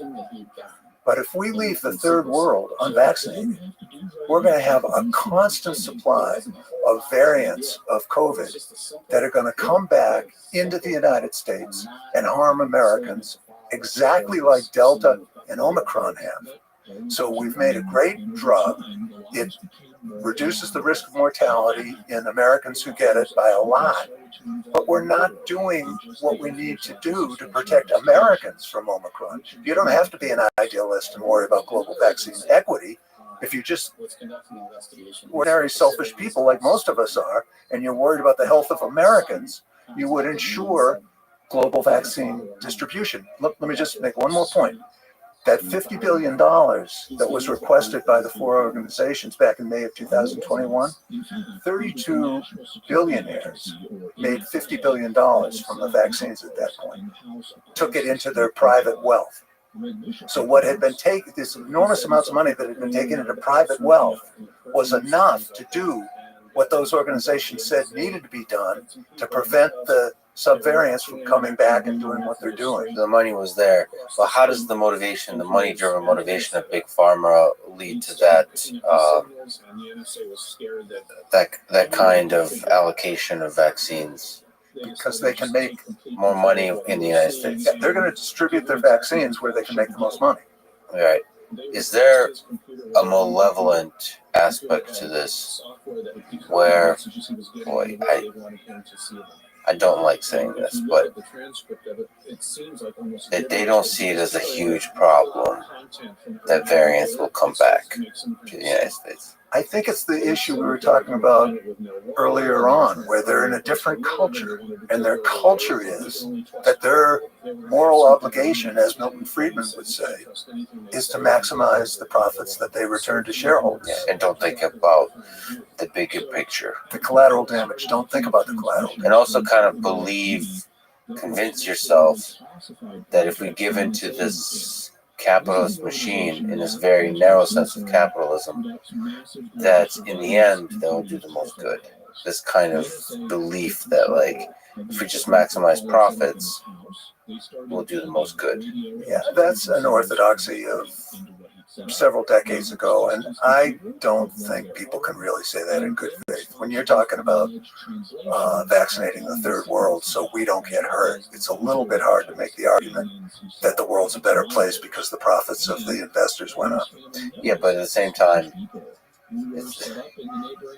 I think that's a belief you can hold. I mean, I've interacted with a bunch of folks that kind of, I don't want to mischaracterize Ayn Rand, okay? I respect a lot of people, but there's a belief that can take hold. If I just focus on this particular maximization, it will do the most good for the world. The problem is when you choose what to maximize and you put blinders on, it's too easy to start making gigantic mistakes that have a big negative impact on society. It really matters what you're maximizing. Right. And if we had a true democracy and everybody had one vote, everybody got decent information and had one vote, Ayn Rand's position would get some votes, but not many. And it would be way outvoted by the common people.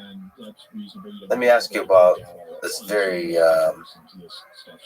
difficult topic. I'm talking to Mark Zuckerberg of Meta, the topic of censorship. I don't know if you've heard, but there's a guy named Robert Malone and Peter McCullough that were removed from many platforms for speaking about the COVID vaccines being risky. They were both on Joe Rogan's program. What do you think about censorship in this space? In this difficult space where so much is controlled by, not controlled, but influenced by advertisements from Big Pharma. And science can even be influenced by Big Pharma.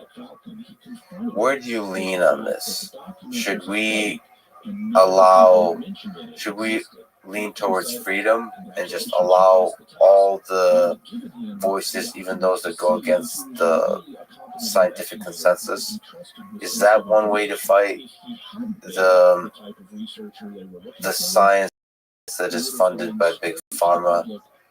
Or is that do more harm than good, having too many that are contending here? Should the ultimate battle be fought in the space of scientific publications? And particularly in the era of COVID, where there are large public health ramifications to this public discourse, the ante is way up. So I don't have a simple answer to that. I think everyone's allowed their own opinion. I don't think everyone's allowed their own scientific facts. And how we develop a mechanism that's other than an open internet where whoever is shouting the loudest gets the most clicks and rage creates value on the internet. I think that's not a good mechanism for working this out. And I don't think we have one. I don't have a solution to this. I mean, ideally, if we had a philosopher king, we could have a panel of people who were not conflicted by rigid opinions decide on what the boundaries of public discourse might be. I don't think it should be fully open. I don't think people who are who are committed to an anti-vaccine position and will tailor their interpretation of complex scientific data to support their opinion, I think that can be harmful. Constraining their speech can be harmful as well. So I don't have an answer here. But yeah. I tend to believe that it's more dangerous to censor anti-vax messages. The way to defeat anti-vax messages is by being great communicators, by being great scientific communicators. So it's not that we need to censor the things we don't like. We need to be better at communicating the things we do like, or the things that we do believe represent a deep scientific truth. Because I think if you censor, you get worse at doing science, and you give the wrong people power. So I tend to believe that you should give power to the individual scientists and also give them the responsibility of being better educators, communicators, expressors of scientific ideas. Put pressure on them to release that data in a way that's easily consumable, not just like very difficult to understand, but in a way that can be understood by a large number of people. So the battle should be fought in the open space of ideas versus in the quiet space of journals. I think we no longer have that comfort, especially at the highest of stakes. So this kind of idea that a couple of peer reviewers decide the fate of billions doesn't seem to be sustainable, especially given a very real observation now that the reason Robert Malone has a large following is there's a deep distrust of institutions, deep distrust of scientists, of science as an institution, of power centers, of companies, of everything, and perhaps rightfully so. But the way to defend against that is not for the powerful to build a bigger wall. It's for the powerful to be authentic. And maybe to a lot of them to get fired, and for new minds, for new fresh scientists, ones who are more authentic, more real, better communicators to step up. So I fear censorship, because it feels like censorship is a even harder job to do it well than being good communicators. And it seems like it's always the C students that end up doing the censorship. That it's like it's always the incompetent people, and not just the incompetent, but the biggest whiners. So like what happens is the people that get the most emotional and the most outrage will drive the censorship. And it doesn't seem like reason drives the censorship. That's just objectively observing how censorship seems to work in this current. So there's so many forms of censorship. You know, you look at the Soviet Union with the propaganda, or Nazi Germany, it's a very different level of censorship. People tend to conflate all of these things together. You know, social media trying desperately to have trillions or hundreds of billions of exchanges a day, and like try to make sure that their platform has some semblance of like quote healthy conversations. Like people just don't go insane. They actually like using the platform, and they censor based on that. That's a different level of censorship. But even there, you can really run afoul of the people that get the whiny C students controlling too much of the censorship. I believe that you should actually put the responsibility on the self-proclaimed holders of truth, aka scientists, at being better communicators. I agree with that. I'm not advocating for any kind of censorship, but Marshall McLuhan was very influential when I was in college, and his that meme, the medium is the message. It's a little bit hard to understand when you're comparing radio to TV and saying radio's hotter or TV's hotter or something, but we now have the medium is the message in a way that we've never seen, we've never imagined before, where rage and anger and polarization are what drives the traffic on the internet. And we don't, it's a question of building the commons. Ideally, I don't know how to get there, so I'm not pretending to have a solution. But the commons of discourse about this particular issue, about vaccines, has been largely destroyed by the edges, by the drug companies and the advocates on the one side, and the people who just criticize and think that even though the data are flawed, that there's no way vaccines can be beneficial. And to have those people screaming at each other does nothing to improve the health of the 95% of the people in the middle who want to know what the rational way to go forward is and protect their families from COVID and live a good life and be able to participate in the economy. And that's the problem. I don't have a solution. Well, there's a difficult problem for Spotify and YouTube. I don't know if you heard, this is a thing that Joe Rogan is currently going through as a platform, whether to censor the conversation that, for example, Joe's had. So I don't know if you heard, but Neil Young and other musicians have kind of spoke out and saying they're going to leave the platform because Joe Rogan is allowed to be on his platform having these kinds of conversations with the likes of Robert Malone. And it's clear to me that Spotify and YouTube are being significantly influenced by these extreme voices like you mentioned on each side. And it's also clear to me that Facebook is the same, and it was going back and forth. In fact, that's why Facebook has been oscillating on the censorship, is like one group gets louder than the other, depending on whether it's an election year. There's several things to say here. So one, it does seem, I think you put it really well, it would be amazing if these platforms could find mechanisms to listen to the center, to the big center that's actually going to be affected by the results of our pursuit of scientific truth, right? And listen to those voices. I also believe that most people are intelligent enough to process information and to make up their own minds. Like they're not, in terms of,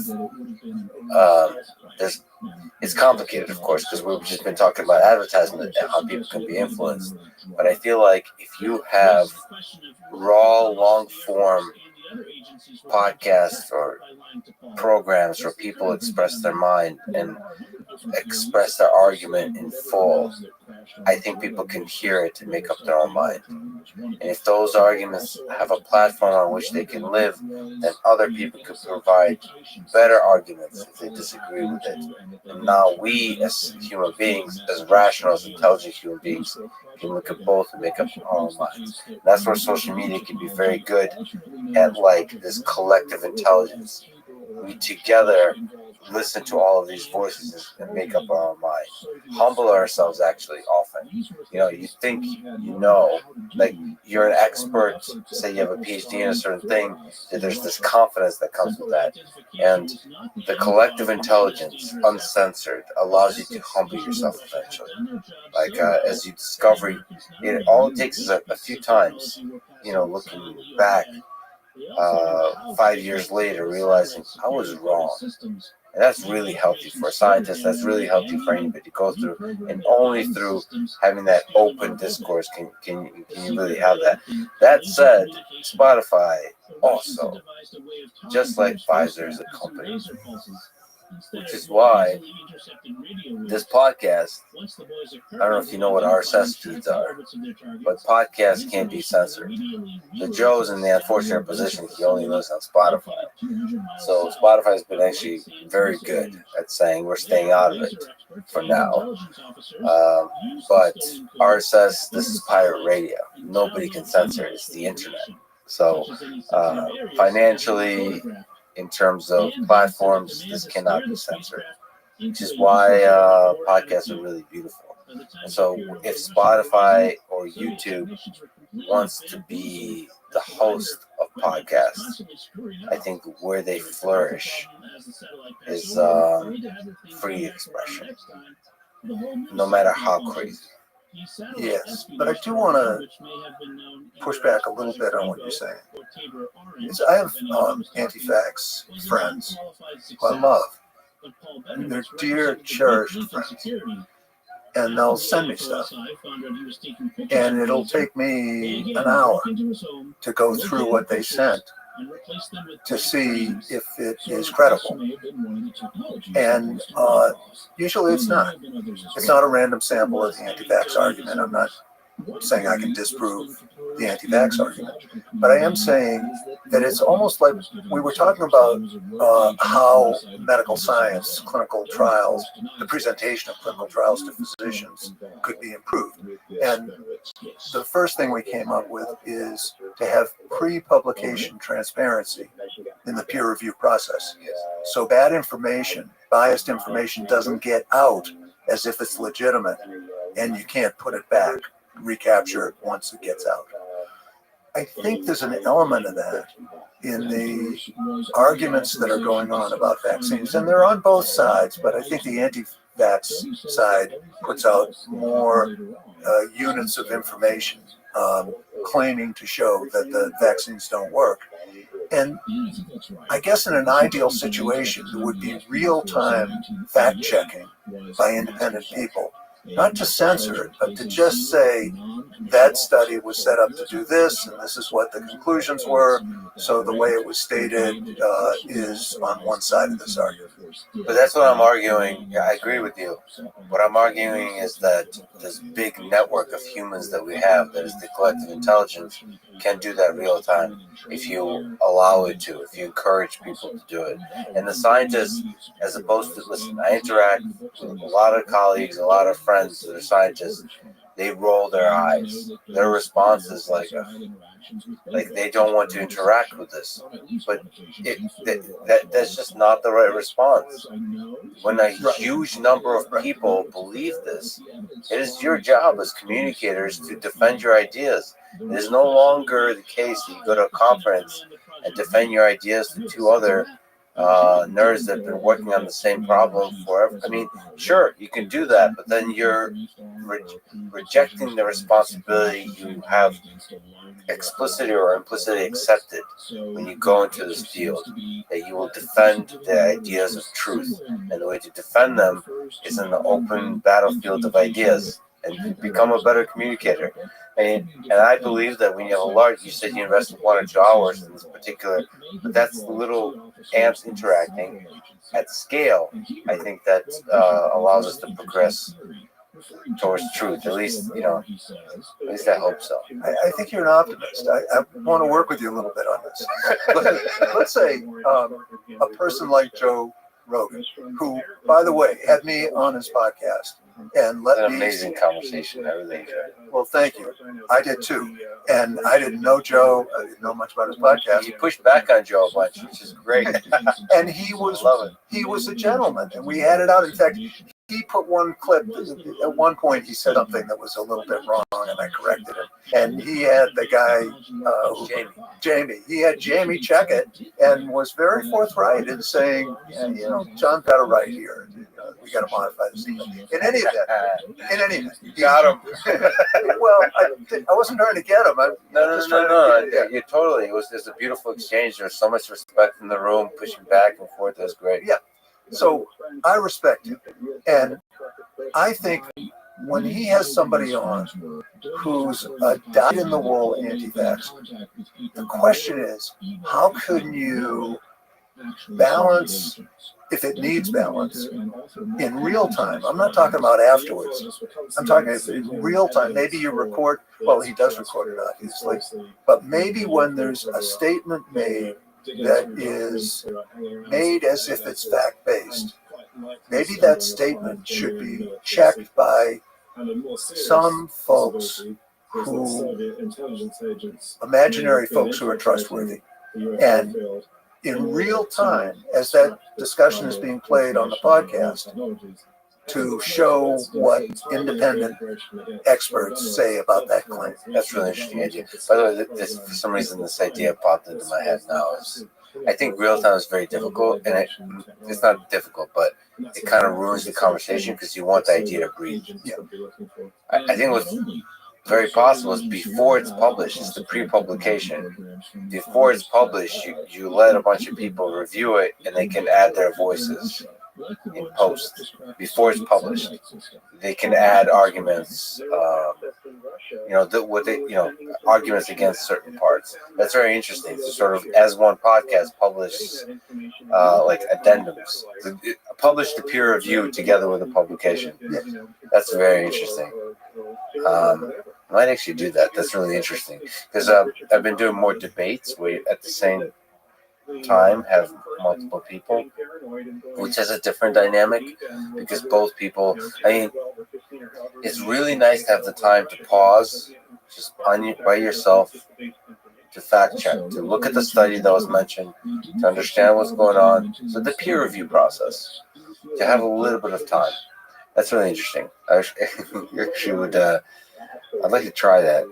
To agree with you on some point in terms of anti-vax, I've been fascinated by listening to arguments from this community of folks that's been quite large called flat earthers, the people that believe the earth is flat.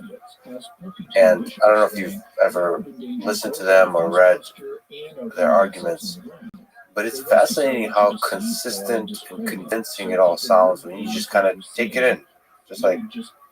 Just take it in like listening normally. It's all very logical. Like if you don't think very well, no. So the thing is, the reality is, at the very basic human level, with our limited cognitive capabilities, the earth is pretty flat. When you go outside and you look, it's flat. So like when you use common sense reasoning, it's very easy to play to that to convince you that the earth is flat. Plus there's powerful organizations that want to manipulate you and so on.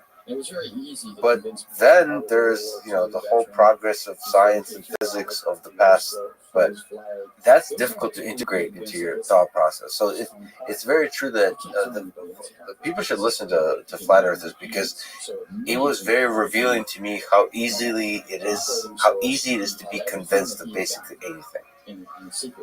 By charismatic arguments. Right.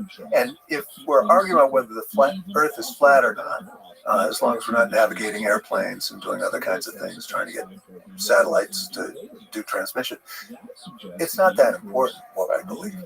But if we're arguing about how we approach the worst public health crisis in I don't know how long. I think we're getting worse than the Spanish flu now. I don't know what the total global deaths with Spanish flu were, but in the United States, we certainly have more deaths than we had from Spanish flu. Plus the economic pain and suffering. Yes, and the damage to the kids, school, and so we got a problem, and it's not going away, unfortunately.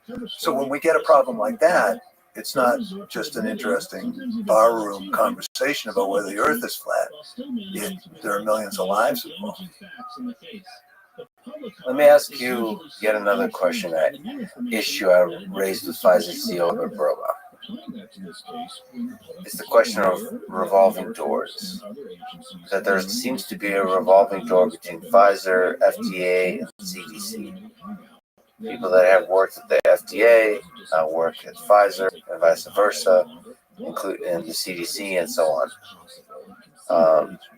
What do you think about that? So first of all, his response once again is there's rules, there's very strict rules, and we follow them. Do you think that's a problem? And also maybe this is a good time to talk about does Pfizer play by the rules?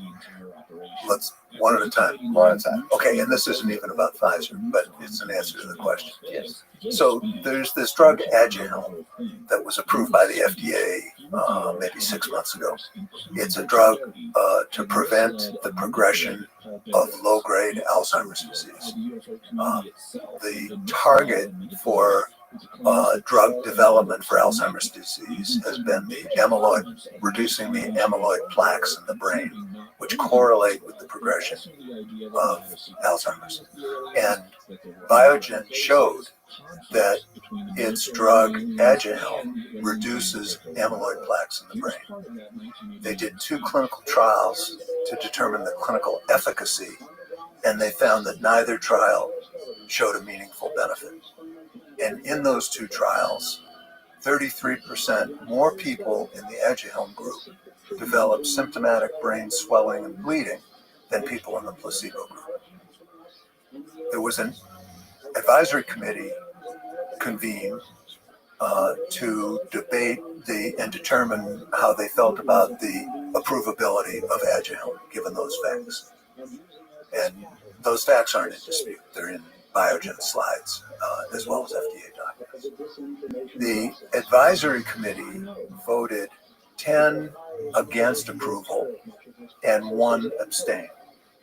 So that's essentially universal, unanimous vote against approving Aduhelm. Now, the advisory committees have been pretty much cleansed of financial conflicts of interest. So this advisory committee votes 10 no, 1 abstention. And the FDA overrules the unanimous opinion of this advisory committee and approves the drug. 3 of the members of the advisory committee resign. They say, we're not going to be part. If the FDA is not going to listen to a unanimous vote against approving this drug, which shows more harm than benefit, undisputed, we're not going to participate in this. And the argument against approval is that the surrogate endpoint, the reduction of amyloid, the progression of amyloid plaques, is known by the FDA not to be a valid clinical indicator. It doesn't correlate. 27 studies have shown it doesn't correlate with clinical progression. Interrupting the amyloid plaques doesn't mean that your Alzheimer's doesn't get worse.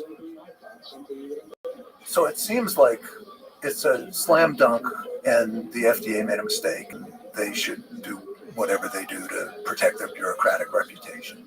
So the head of the Bureau of the FDA, the Center for Drug Evaluation and Research that approves new drugs, who had spent 16 years as an executive in the pharmaceutical industry, issued a statement and said, what we should do in this situation is to loosen the prohibition of financial ties of interest with the drug companies so we get less emotional responses.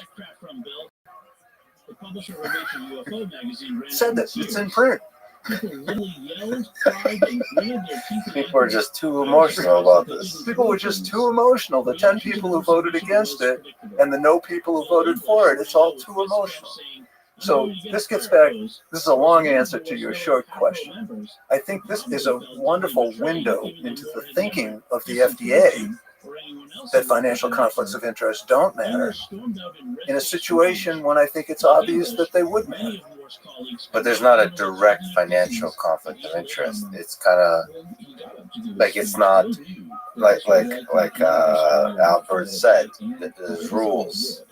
I mean, you're not allowed to have direct financial conflict of interest. It's indirect. Right, but what I'm saying is, I'm not denying what he said is true. But the FDA, a high official in the FDA, is saying that we need to allow conflicts of interest in our advisory committee meetings.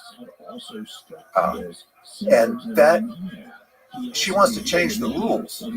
Right. So Albert Bourla would still be playing by the rules, but it just shows how one-sided the thinking here is.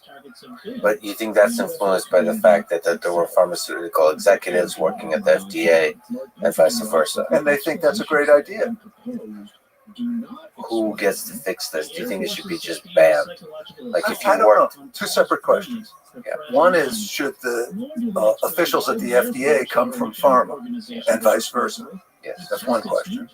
And the other question is, should advisory committee members be allowed to have financial conflicts of interest? I think, in my opinion, and people might say I'm biased, I think advisory committee people should not have conflicts of interest. I think their only interest ought to be the public interest. And that was true from my understanding of the situation. It's the afterward in my book. I spent some time studying it about Agile.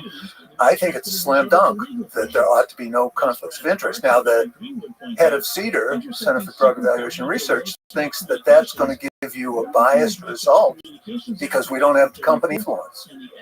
And that, I think, shows how biased their thinking is.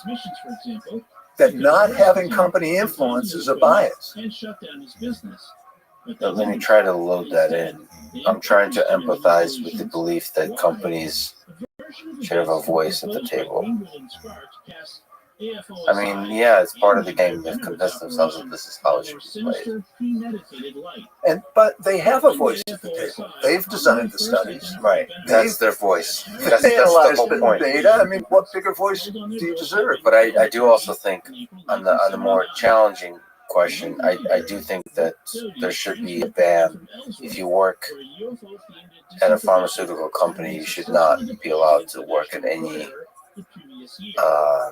regulatory agency. Yes. Should not. I mean, that going back and forth, it just, even if it's 30 years later. I agree. And I have another nomination for a ban. We're in this crazy situation where Medicare is not allowed to negotiate the price of drugs with the drug companies. So the drug companies get a patent on a new drug. Unlike every other developed country, they can charge whatever they want. So they have a monopoly on a utility because no one else can make the drug. Charge whatever they want and Medicare has to pay for it. And you say, how did we get in this crazy situation? So how we got here is that in 2003, when Medicare Part D was passed, Billy Towson was head of the Ways and Means Committee in the House, played a key role in ushering this through with the non-negotiation clause of it. And after it was passed, Billy Towson did not finish out his term in Congress. He went to pharma for a $2 million a year job. This is incredible. You might think that a ban on that would be a good idea. I spoke with Francis Collins, head of the NIH, on his podcast. He and NIH have a lot of power over funding in science. What are they doing right? What are they doing wrong? In this interplay with Big Pharma, how connected are they? Again, returning to the question, what are they doing right? What are they doing wrong in your view? So my knowledge of the NIH is not as granular as my knowledge of pharma. That said, in broad brushstrokes, the NIH is doing the infrastructure work for all drug development. I think they've participated in 100% of the drugs that have been approved by the FDA over the past 10 years or so.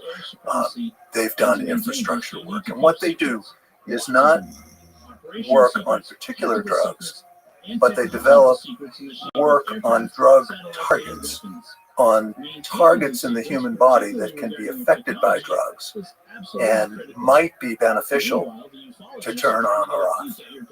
And then the drug companies can, when they find a target that is mutable and potentially beneficial, then the drug companies can take the research and choose to invest in the development of the drugs, specific drug. That's our model. Now, 96% of the research that's done in clinical trials in the United States is about drugs and devices. And only a fraction of the 4% that's left over is about preventive medicine and how to make Americans healthy. I think, again, from the satellite view, the NIH is investing more in science that can lead to commercial development, rather than, as you said at the beginning of the podcast, there's no big fitness and lifestyle industry that can counter pharma. So I think at the NIH level, that countering can be done. And the diabetes prevention program study that we talked about before, where lifestyle was part of a randomized trial and was shown to be more effective than metformin at preventing the development of diabetes, that is absolute proof positive that investing in that kind of science can produce good results. So I think that we're aimed at drug development, and what we ought to be aimed at is an epidemiological approach to improving the health of all Americans. We rank 68th in the world in healthy life expectancy, despite spending an extra $1.5 trillion a year. And I believe strongly that the reason why we've gotten in this crazy position is because the knowledge that we're producing is about new drugs and devices, and it's not about improving population health. In this problem, the NIH is the perfect institution to play a role in rebalancing our research agenda. And some of that is on the leadership side with Francis Collins and Anthony Fauci, not just speaking about basically everything that just leads to drug development, vaccine development, but also speaking about healthy lifestyles, speaking about health, not just sickness. Yes, and investing in it. I mean, it's like one feeds the other. One, you have to communicate to the public the importance of investing in health, and that leads to you getting props for investing in health, and then you can invest in health more and more, and then that communicates. I mean, everything that Anthony Fauci says or Francis Collins says has an impact on scientists. I mean, it sets the priorities. I don't think it's the sad thing about leaders, forgive me for saying the word, but mediocre leaders, is they don't see themselves as part of a gang. They don't see the momentum. It's like a fish in the water. They don't see the water.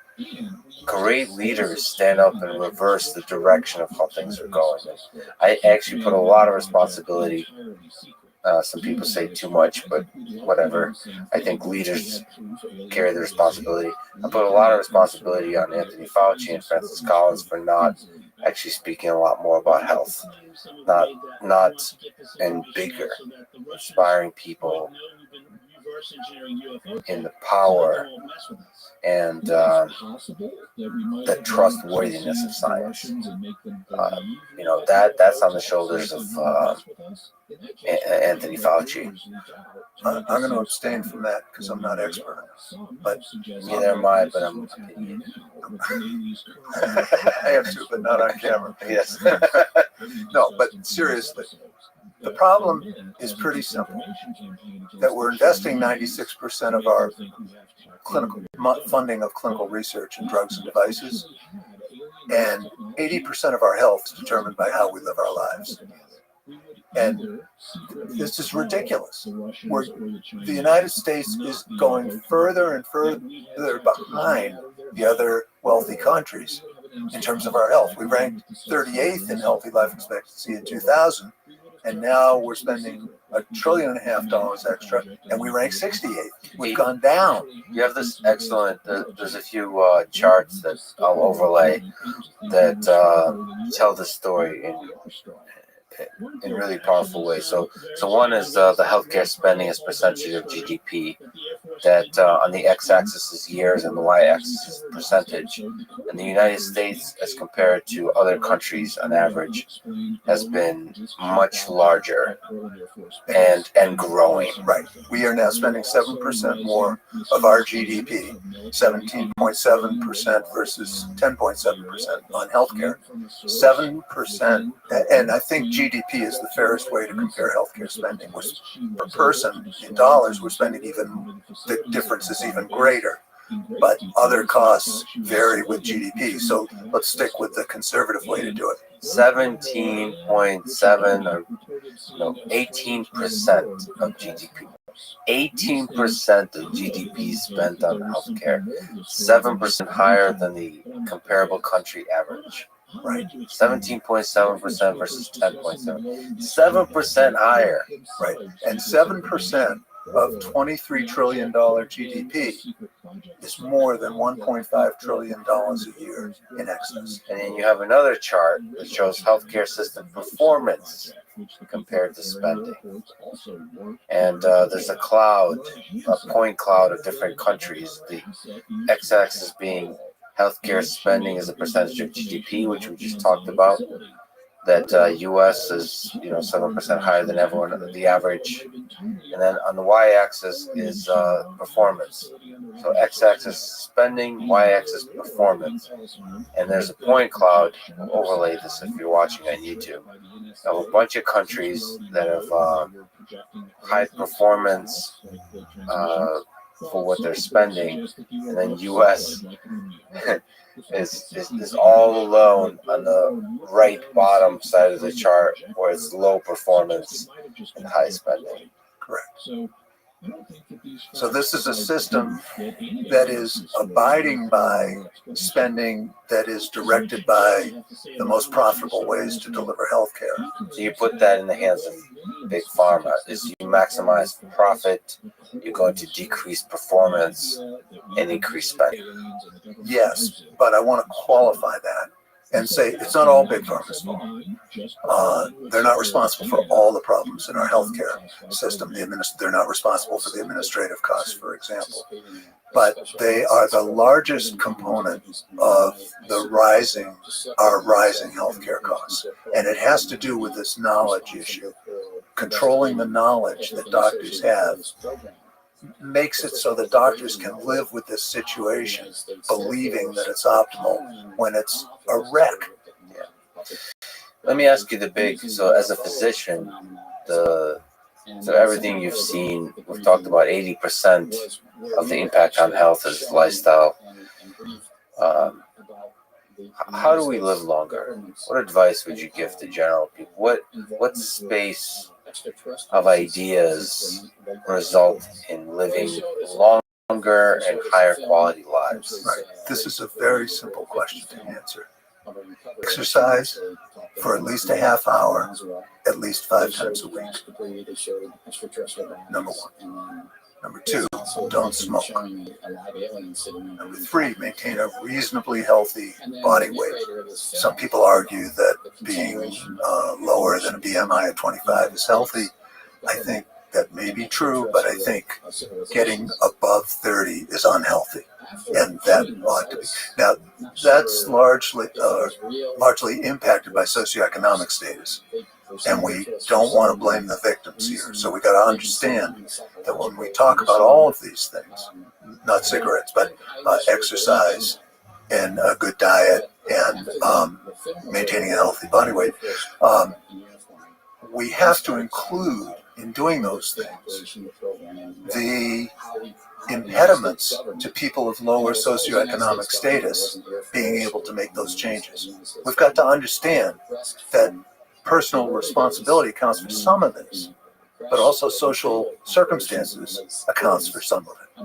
And back to your fishbowl analogy, if you're swimming in a fishbowl, if you live in a fish tank that's not being properly maintained, the approach wouldn't be to treat individual sick fish. It would be to fix your fish tank, to get the bacteria out of it and whatever bad stuff is in there and make your fish tank healthier. Well, we invest far less than the other wealthy countries do. We're flipped. We have the mirror image in the spending on social determinants of health and medical determinants of health. We have exactly the wrong order. And not only does that choke off social determinants of health, which are very important, but actually just the ratio. Even if you were spending, if we raise the social spending and raise our medical spending in proportion, it's the ratio of social spending to medical spending that's the problem.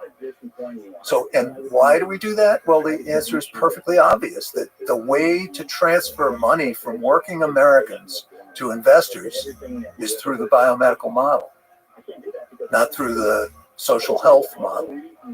And that's the problem. And I'd like to discuss this, because the market isn't going to get us to a reasonable allocation. All the other wealthy countries that are so much healthier than we are and spending so much less than we are have some form of government intervention in the quality of the health data that's available, in the budgeting of health and social factors. And we don't. We're kind of the Wild West, and we let the market determine those allocations. And it's an awful failure. It's a horrendous failure. So one argument against government, an alternative to the government intervention is the market can work better if the citizenry has better information. So one argument is that, communicators like podcasts and so on, but other channels of communication will be the way to fight big pharma. Your book is the way to, so by providing information. The alternative to the government intervention on every aspect of this, including communication with the doctors, is to provide them other information and not allow the market to provide that information by basically making it exciting to buy books, to make better and better communicators on Twitter, through books, through op-eds, through podcasts, through so on. They're basically, because there's a lot of incentive to communicate against the messages of big pharma. There's incentive because people want to understand what's good for their lives, and they're willing to listen to charismatic people that are able to clearly explain what is good for them. And they do. And more than 80% of people think that drugs cost too much and the drug industry is too interested in profits. But they still get influenced. You can't get the vote through Congress. Democrats and Republicans alike are taking money from Congress, and somehow it just doesn't work out that these even small changes.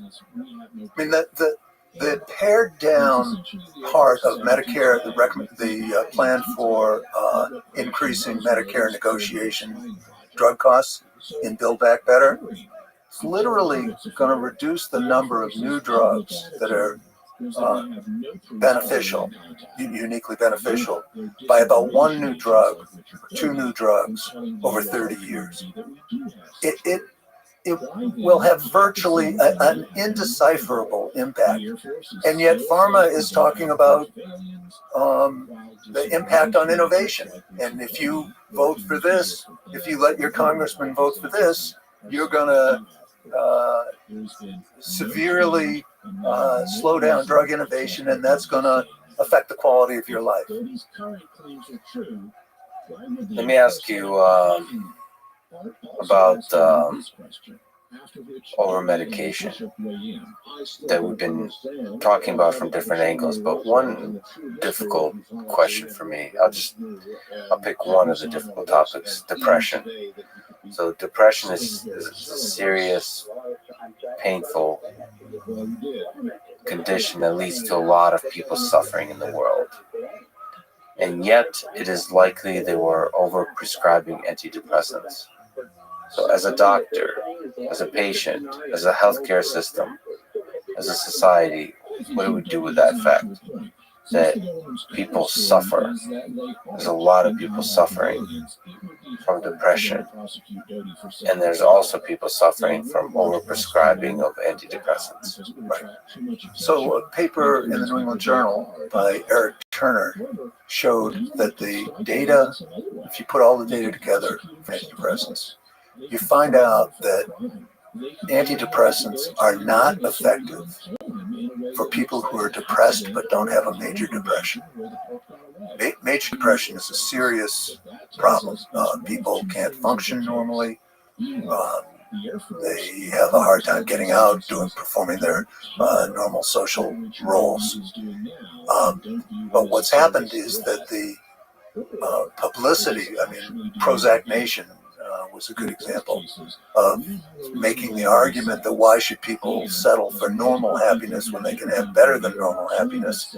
And if you're not having normal happiness, you should take a drug. Well, that concept that serotonin metabolism is the root cause of depression is really a destructive one. We have drugs that change serotonin metabolism, but we don't know if that's why antidepressants work on major depression. They certainly don't work on everybody with major depression. I forget what the number needed to treat is. I think it's around 4. 1 out of 4 people have significant improvement. But the people without major depression don't get better. And the vast majority of these drugs are used for people without major depression. So what's happened is that the feelings of life satisfaction, of happiness and not sadness, have been medicalized. The normal range of feelings have been medicalized. And that's not to say that they shouldn't be attended to, but the evidence shows that attending to them by giving somebody a medicine doesn't help, except that they feel like somebody cares about them and believes that they're suffering. But there are problems in living that give rise to much of this symptomatology of less than major depression, and let's call it what it is and figure out a way to help people. Individual therapy, group therapy, maybe lifestyle modification would work. We got to try that. But let's call it what it is instead of saying, oh, you're in this vast basket of people who are depressed, so we'll give you an antidepressant, even though the evidence shows that people who are suffering from your level of depression don't get better. And that's a consequence of not focusing on preventative medicine, the lifestyle changes, all that kind of stuff. Well, yes, but it's really a consequence of the drug companies creating the impression that if you're sad, take a pill. If you're non-major depression, how do you overcome depression? Well, you have to talk about what the problem is.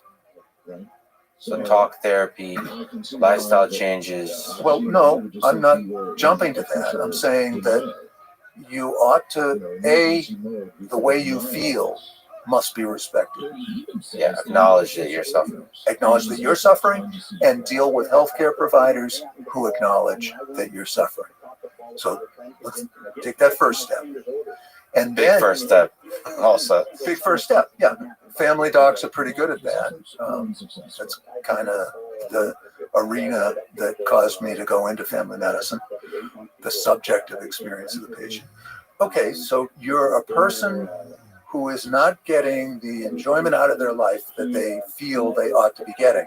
Now let's figure out why, and whether that means some time with a social worker, some time with a psychiatrist, some time with a psychiatric nurse. I'm not sure how you best do that most effectively and efficiently, but that's what you need to do. And it may be that there's a marital problem, and there's something going on, and one of the spouses can't find satisfaction in the life they have to live within the relationship. Maybe there's a past history of trauma or abuse that somebody is projecting onto their current situation. Maybe there's socioeconomic circumstances where they can't find a job that gives them self-respect and enough money to live with. All, an infinite range of things. But let's make a diagnosis first. The diagnosis isn't that the person feels sadder than they want to feel. The diagnosis is, why does the person feel sadder than they want to feel? You mentioned this is what made you want to get into family medicine. As a doctor, what do you think about the saying, save one life, save the world? This was always moving to me about doctors, because you have like this human in front of you, and your time is worth money. What you prescribe, your efforts after the visit are worth money, and it seems like the task of the doctor is to not think about any of that, or not the task, but it seems like a great doctor, despite all that, just forgets it all and just cares about the one human. And somehow that feels like the love and effort you put into helping one person is the thing that will save the world. It's not like some economic argument or some political argument or financial argument. It's a very human drive that ultimately is behind all of this that will do good for the world. I think that's true. And at the same time, I think it's equally true that all physicians need to have a sense of responsibility about how the common resources are allocated to serve the whole population's interest best. That's a tension that you have as a physician. Let's take the extreme example. Let's say you had a patient in front of you who, if you gave a $10 billion pill to, you would save their life. I would just be tortured by that as a physician, because I know that $10 billion spent properly in an epidemiologically guided way is going to save a whole lot more lives than one life. So it's also your responsibility as a physician to walk away from that patient. I wouldn't say that. I think it's your responsibility to be tortured by it. That's exactly right. The human condition. That's a tough job, but to maintain your humanity. Yeah. But you've been asking at different points in this conversation, why are doctors so complacent about the tremendous amount of money we're spending? Why do they accept knowledge from different sources that may not pan out when they really know the truth? And the answer is that they're trying to do their best for their patients. And it's the same kind of torture to figure out what the hell is going on with the data. And that's a sort of future project. And maybe people will read my book and maybe they'll get a little more excited about it, become more legitimate in practice. I would feel like my life was worthwhile. But at the same time, they've got to do something with the patient in front of them. They've got to make a decision. And there are not many weirdos like me who invest their life in figuring out what's behind the data. They're trying to get through the day and do the right thing for their patient.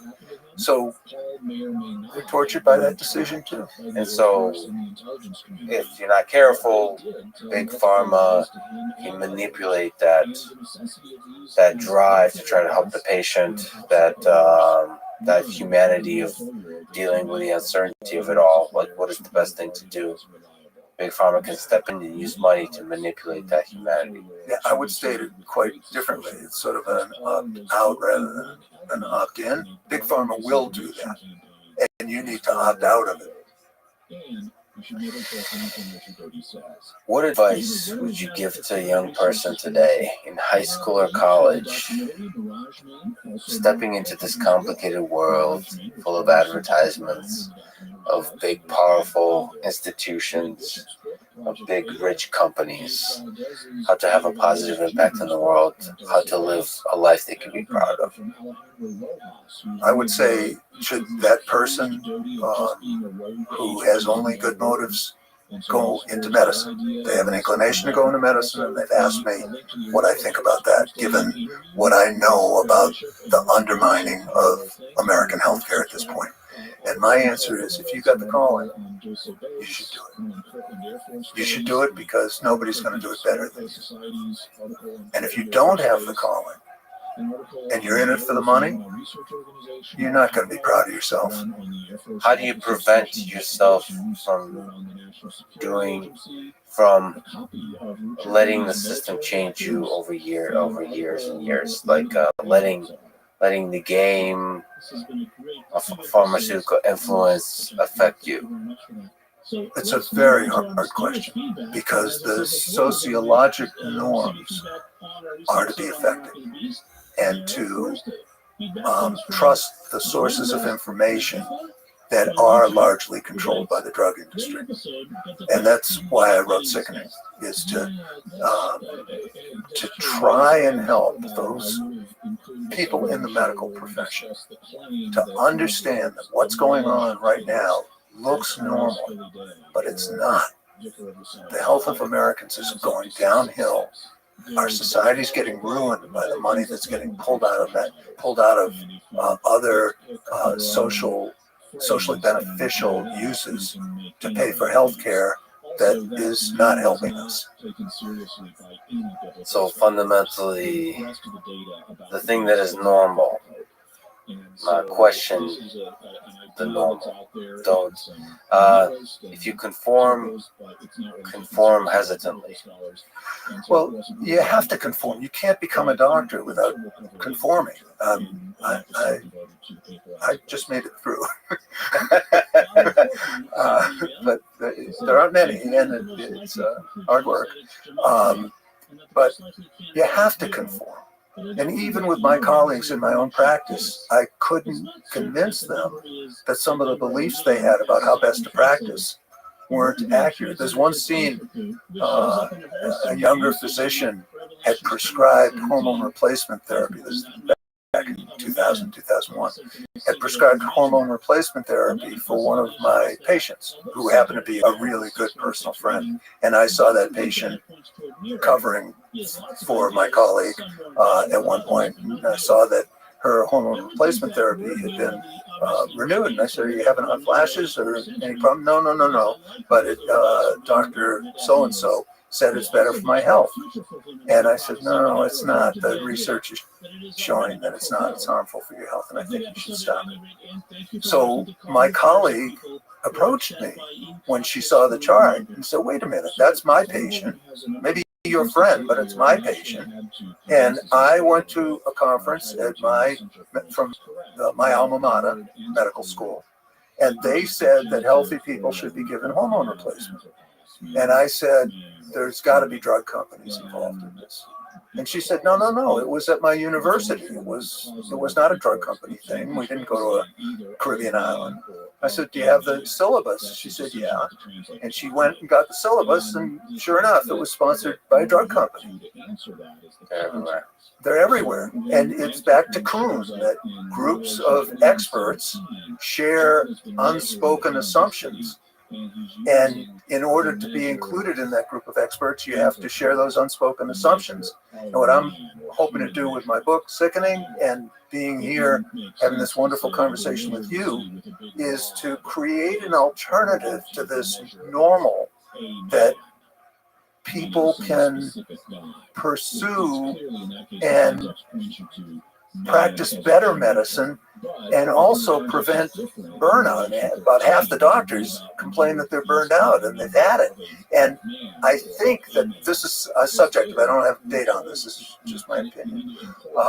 But I think that a lot of that burnout is so-called moral injury from practicing in a way that the docs know isn't working. It's not actually providing an alternative to the normal. It's expanding the normal. It's shifting the normal. Just like with Kuhn, I mean, you're basically looking for to shift the way medicine is done to the original. I mean, to the intent that it represents, that the ideal of medicine, of healthcare. Yeah, in Kuhnian terms, to have a revolution.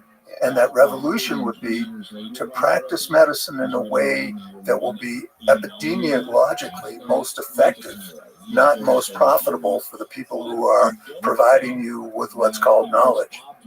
You helped a lot of people as a doctor, as an educator, live better lives, live longer. But you yourself are a mortal being. Do you think about your own mortality? Do you think about your death? Are you afraid of death? I'm not. I've faced it. I've been close.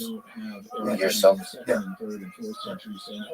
How do you think about it? What wisdom do you gain from having come close to death? The fact that the whole thing ends.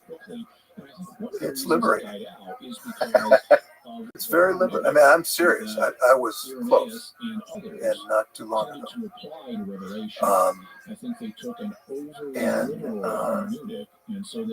It was a sense of, this may be the way it ends, and I've done my best. It's not been perfect.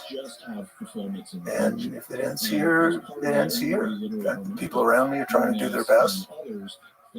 And in fact, I got pulled out of it. But it didn't look like I was going to get pulled out. Are you ultimately grateful for the ride, even though it ends? Well, it's a little I think so. If I know, you can't take the ride if you know it's going to end well. It's not the real ride, it's just a ride.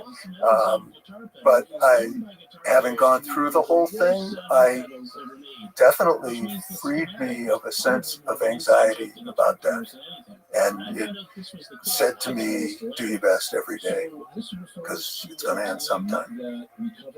I apologize for the ridiculously big question, but what do you think is the meaning of life, of our human existence? I think it's to care about something and do your best with it. Whether it's being a doctor and trying to make sure that the greatest number of people get the best health care, or it's a gardener who wants to have the most beautiful plants, or it's a grandparent who wants to have a good relationship with their grandchildren. But whatever it is that gives you a sense of meaning, as long as it doesn't hurt other people, to really commit yourself to it. That commitment, that being in that commitment, for me, is the meaning of life. Put your whole heart and soul into the thing. Yep. Was it the Bukowski poem, Go All the Way?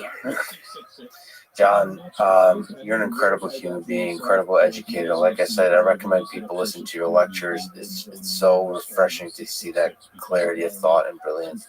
And obviously your criticism of Big Pharma, or your illumination of the mechanisms of Big Pharma, is really important at this time. So I really hope people read your book, Sickening, that's out today, or depending on health. Thank you so much for spending your extremely valuable time with me today. It was amazing. Well, Lex, I want to back to you.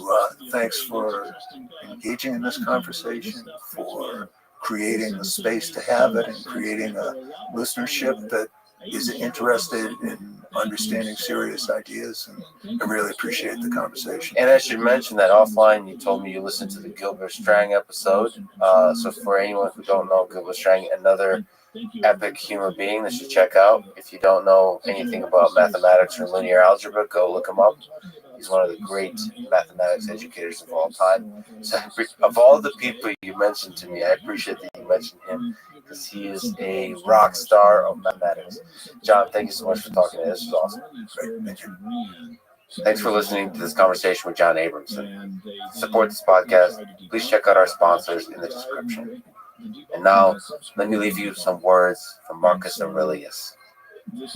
Waste no time arguing about what a good man should be. Be one. Thank you for listening, and hope to see you next time. Probes to Mars to look for conditions that might harbor life. And it was so frustrating to people. I remember, for example, George Knapp, one of the weekend hosts on Coast to Coast, complaining about, why are you searching for life-supporting conditions? Just send a probe to test for life. Well, they're finally doing that. And so, as of a few days ago, before this episode releases, the Perseverance rover will have arrived at Mars and either landed successfully or failed spectacularly. But hopefully it landed successfully because it. How would you, as a higher intelligence, represent yourself to a lesser intelligence? Do you think they saw what they say they saw? It didn't just start showing up in 1947. How hard do you think it is for aliens to communicate with humans? What do we believe in? We believe in technology. So you show yourself as a form of technology, right? But the common thread is you're not alone. And there's something else here with you. And there's something that's, as you said, watching you. You are a professor at Stanford studying the biology of the human organism at the level of individual cells.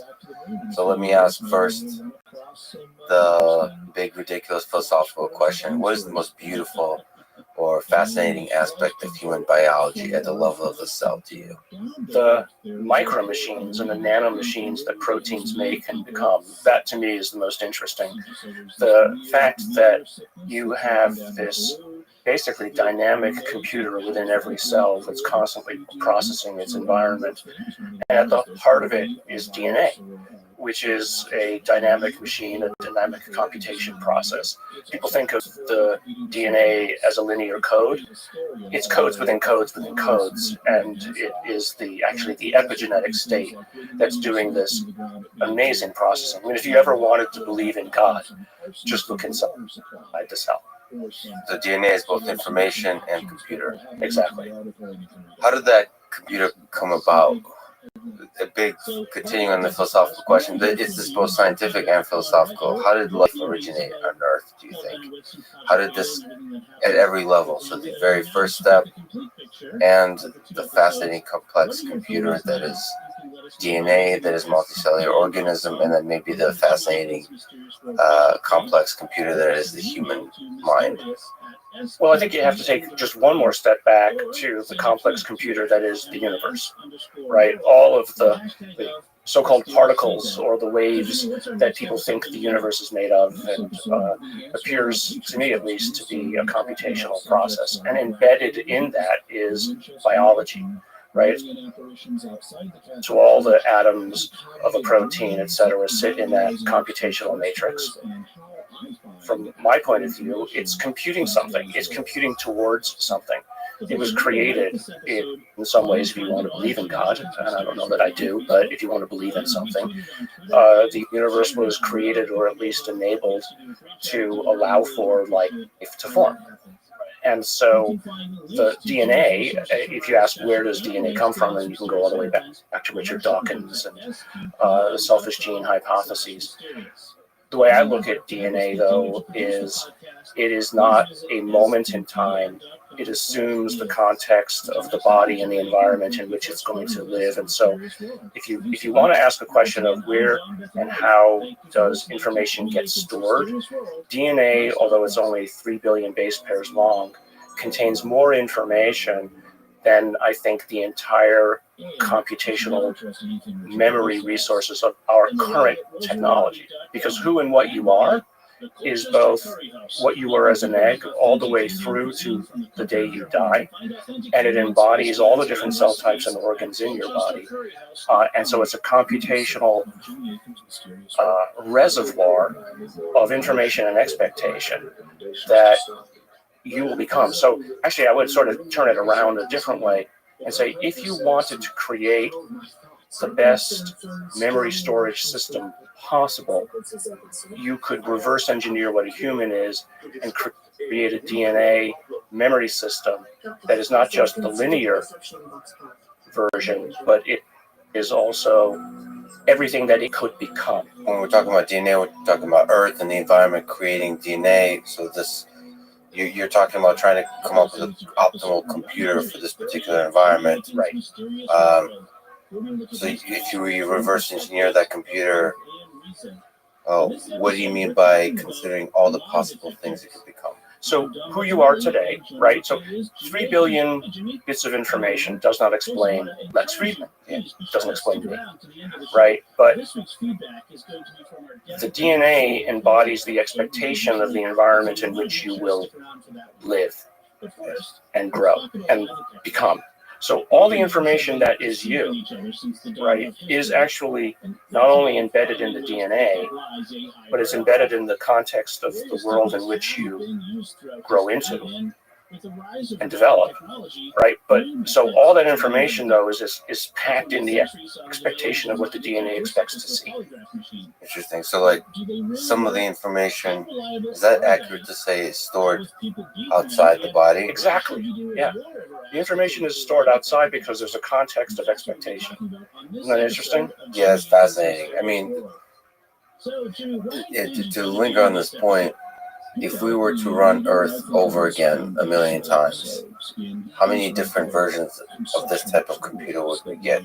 I think it would be different each time. I mean, if you assume there's no such thing as fate, right, and it's not all pre-programmed, and that there is some sort of, let's say, variation or randomness at the beginning, you would get as many different versions of life as you could imagine. And I don't think it would all be, unless there's something built into the into the substrate of the universe. It wouldn't always be left-handed proteins, right? But I wonder what the flap of a butterfly wing, what effects it has, because it's possible that this system is really good at finding the efficient answer, and maybe the efficient answer is there's only a small finite set of them for this particular environment. Exactly.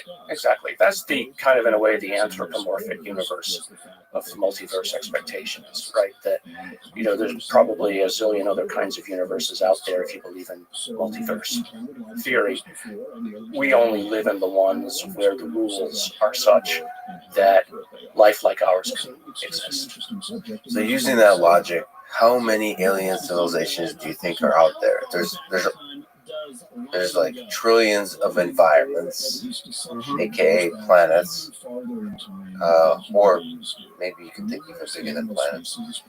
How many lifelike organisms do you think are out there thriving, and maybe how many do you think are long gone? I think, well, innumerable. I think in terms of the Greater than zero. Much greater than zero. I mean, I would just be surprised. What a waste, right, of all that space just for us, if we're never going to get there. That would be my first way to think about it. But second, I mean, I remember when I was about 7 or 8 years old, and I would love if any of your listeners could find this National Geographic. I remember opening the page of the National Geographic. I was about, again, 7 to 10 years old. And it was sort of a current picture of the universe. It was around probably 1968, 1969. And I just remember looking at it and thinking, what kinds of empires have risen and fallen across that space that we'll never know about? And isn't that sad that we know nothing about something so grand? And so I've always been a reader of science fiction because I like the creative ideas of what people come up with. And I especially like science fiction writers that base it in good science, but base it also in evolution. That if you evolve a civilization from something lifelike, right, some sort of biology, its assumptions about the universe will come from the environment in which it grew up. So, for instance, Larry Niven is a great writer, and he imagines different kinds of civilizations. In some cases, what happens if intelligence evolved from a herd animal? right? Would you lead from behind, Uh-huh. right? Would you be, in his case, one of them were the so-called puppeteers. And to them, the moral imperative is cowardice. You put other people forward to run the risk for you, right? And so he writes entire books around that premise. There's another guy, David Brin is his name, and he writes the so-called Uplift Universe books. And in those, he takes different intelligences, each from a different evolutionary background, and then he posits a civilization based around where and what they came from. And so, to me, I mean, that's just fun. But I mean, back to your original question, is how many are there? I think as many stars as we can see. Now, how many are currently there? I don't know. I mean, that's the whole question of, how long can a civilization last before it runs out of steam? And you, for instance, does it just get bored, or does it transcend to something else, or does it say, I've seen enough and I'm done? What does running out of steam look like? It could be destroy itself, or get bored. It's or we've done everything we can, and they just decide to stop. I don't know. I just don't know. Is the Elon Musk worry that we stop reproducing, or we slow down the reproduction rate to where the population can go to zero? Can go to zero, and we can't, and we collapse. I mean, so the only way to get around that is perhaps create enough machines with AI to take care of us. What could possibly go wrong? You've talked to people that told stories of UFO encounters. What is the most fascinating to you about the stories of these UFO encounters that you've heard that people have told you? The similarity of them, the uniformity of the stories. Now, I just want to say up front, a lot of people think that when I speculate, I believe something. That's not true, right? Speculation is just creativity. Speculation is the beginning of hypothesis. None of what I hear in terms of the anecdotes do I necessarily believe are they true. But I still find them fascinating to listen to, because at some level they're still raw data. And you have to listen. And once you start to hear the same story again and again, then you have to say, well, there might be something to it. I mean, maybe it's some kind of a Jungian background in the human mind and human consciousness that creates these stories again and again. And it's coming out of the DNA. It's coming out of that pre-programmed something. And Jung talked quite a bit about this kind of thing, the collective unconscious. But actually, one of the most interesting ones I find is this constant message that you're not taking care of your world. And this came long before climate change. It came long before many kinds of, let's say, current day memes around taking care of our planet, pollution, etc. And so, for instance, perhaps the best example of this, the one that I find the most fascinating, is a story out of Zimbabwe. 50 or 60 children one afternoon in Zimbabwe. It was a well-educated group of white and black children who at lunchtime in the playground saw a craft, and they saw little men, and they all ran into the teachers, and they told the same story, and they drew the same pictures, and the message several of them got was, you are not taking care of your planet. And it got, there's actually a movie coming out on this episode, and 30 years later now, the people who were there, the children who've now grown up, it happened to us. Now, did it happen? Was it some sort of hallucination, or was it an imposed hallucination by something? Was it material? I don't know. But these kids were 7 to 10 years old. You see them on video. 7 to 10-year-olds can't lie like that.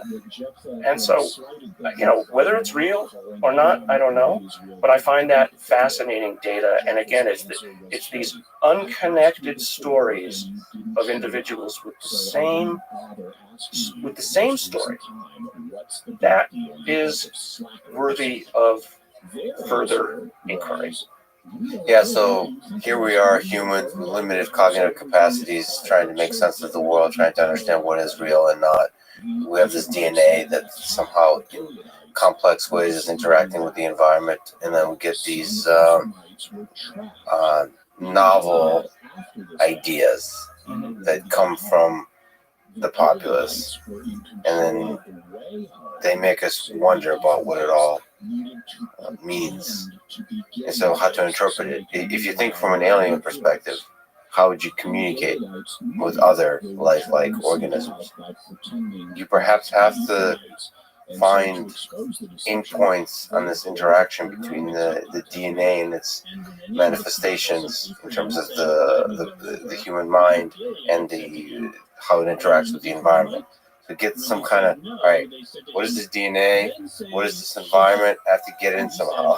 Right. To like interact with it, to perturb the system to where these little ants, human-like ants, get like excited and figure and see stuff out. Yeah, and then somehow steer them. First of all, for investigative purposes, understand, like, oftentimes to understand a system, you have to perturb it. Exactly. Yeah. To like poke at it, they get excited or not, and then the other ways you want to. If you worry about them, you can steer in one direction or another. And this kind of idea that we're not taking care of our world, that's interesting. I mean, that's comforting. That's hopeful, because that means that greater intelligence, which is what I would hope, we want to take care of us. We want to take care of the gorillas in the national parks in Africa. Yeah, but we don't want to take care of cockroaches. So there's a line we draw. So you have to hope that. Right now, we're a bunch of angry monkeys, and maybe whatever these intelligences are also keeping an eye on us. That you don't want a bunch of, you don't want the angry monkey troop stomping around the local galactic arm. Do you think these folks are telling the truth?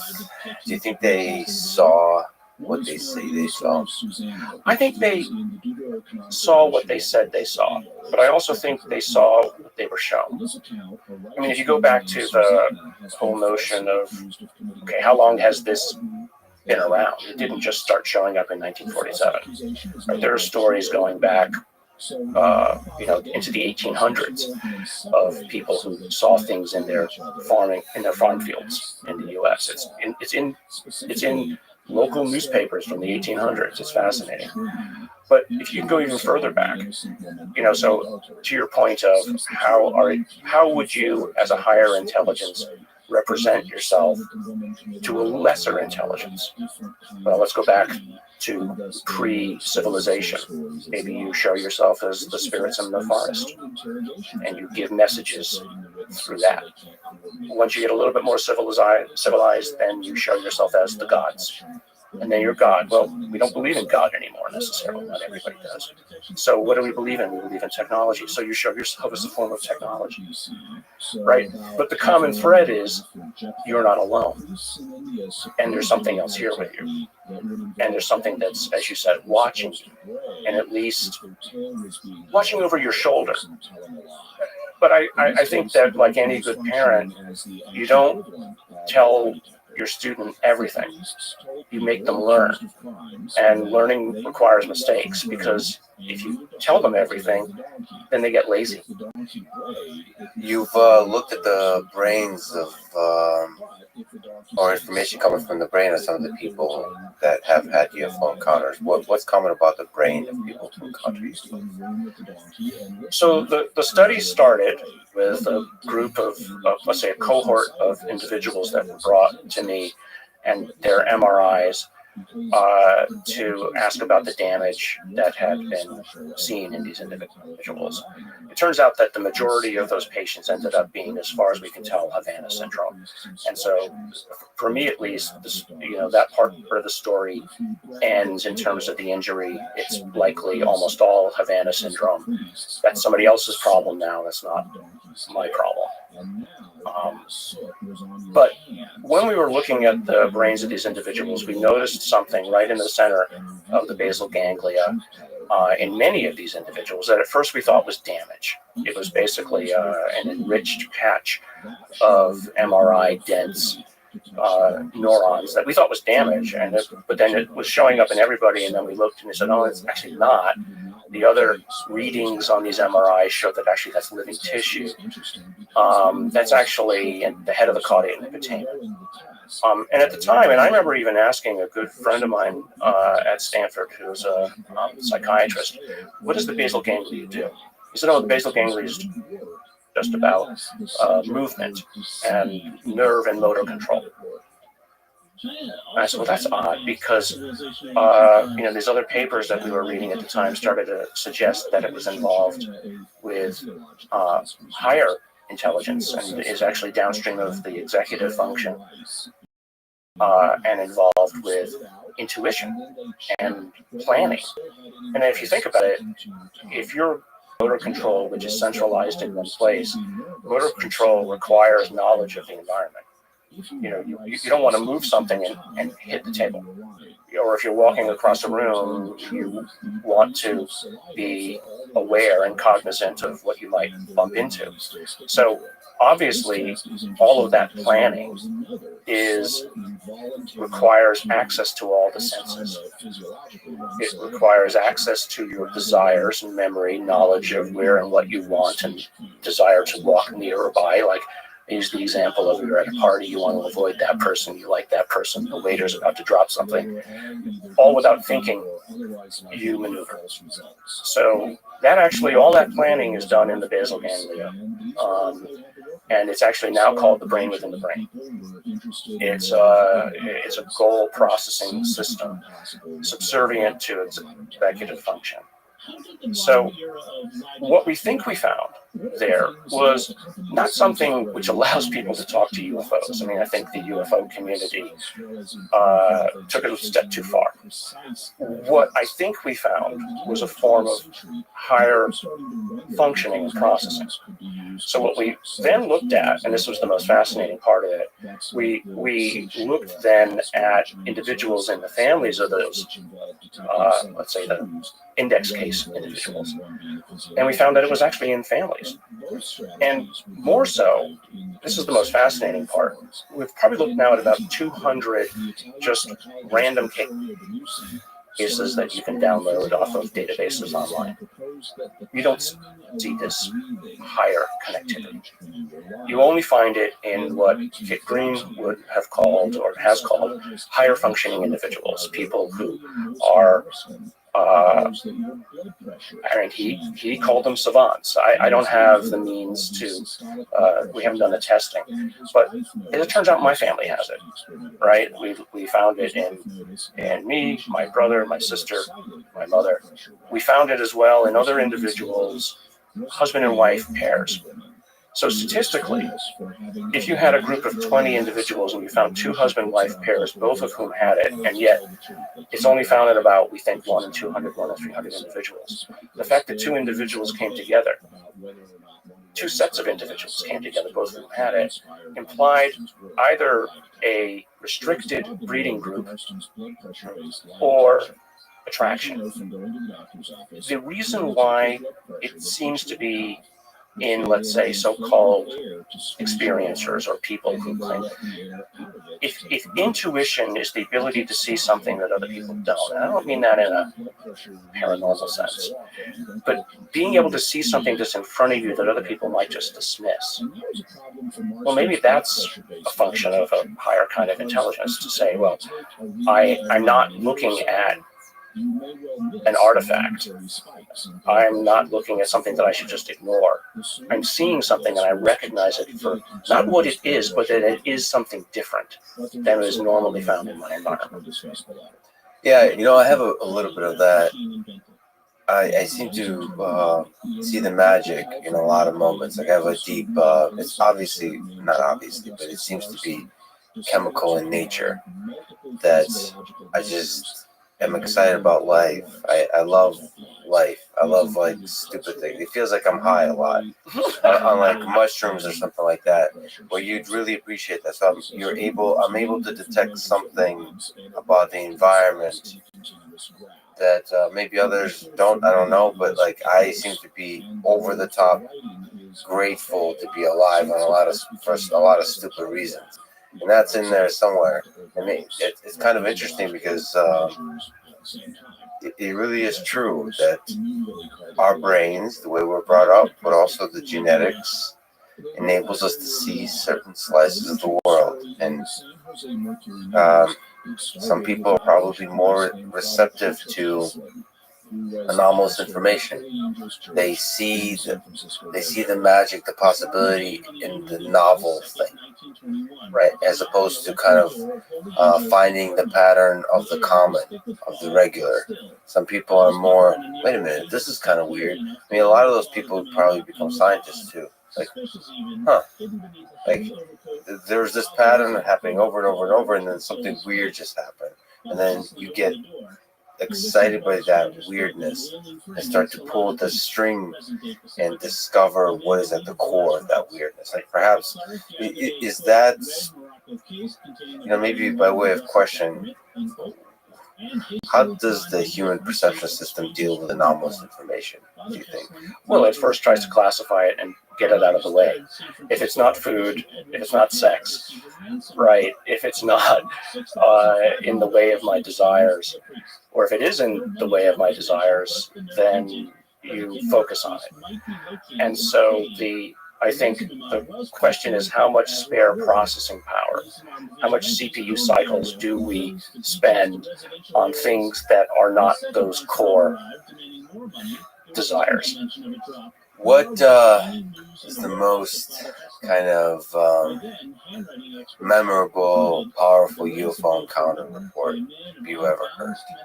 Just to you on a personal level, like something that was really powerful. Well, I mentioned the Zimbabwe one. That's particularly interesting. And one that actually most people don't know about, but family driving down the highway, two little girls in the back, open glass top car, and the little girls see a craft right over their car. This is in the middle of the day on a busy highway. The mother sees it. They look around, nobody else seems to see it. So the girls take out their camera, take a picture of it, and then they get home. They look at the picture. There's no craft, but there's a little object about 30 feet above their car or so, probably about 3 feet across, kind of star-shaped. It's not the craft, but it's something else. There was something there. And so what were they seeing? Were they seeing a projection? Were they seeing, and why were only they seeing? And the photograph was capturing something very different than what we're seeing. There's still an object. What can you give a little bit of context? Is this from modern day? It's modern day. Oh yeah, they had a camera. I mean, they had a cell phone camera. And this is like a 4 or 5 years ago. Report provided. By the way, where's like a central place to provide a report? Is this? Oh, there's MUFON, but this isn't public. I've seen the picture. Oh, this is something you've directly interacted with. Yeah. Yeah, I've seen the picture. So those moments like that, they captivate your well, it's so different. It doesn't fall into the standard story at all. But in another way, it's kind of a clear enunciation of this notion that when people see events, they don't all see the same thing. Now, we've heard this about like traffic accidents. Different people will see the color of the car differently or the chain of events differently, and this tells you that memory isn't anywhere near what we think it is. But the issue around these so-called UFO reports is that the same people will see a very different thing, almost as if whatever it is projecting something into the mind rather than it being real, right? Rather than it being a real manifestation,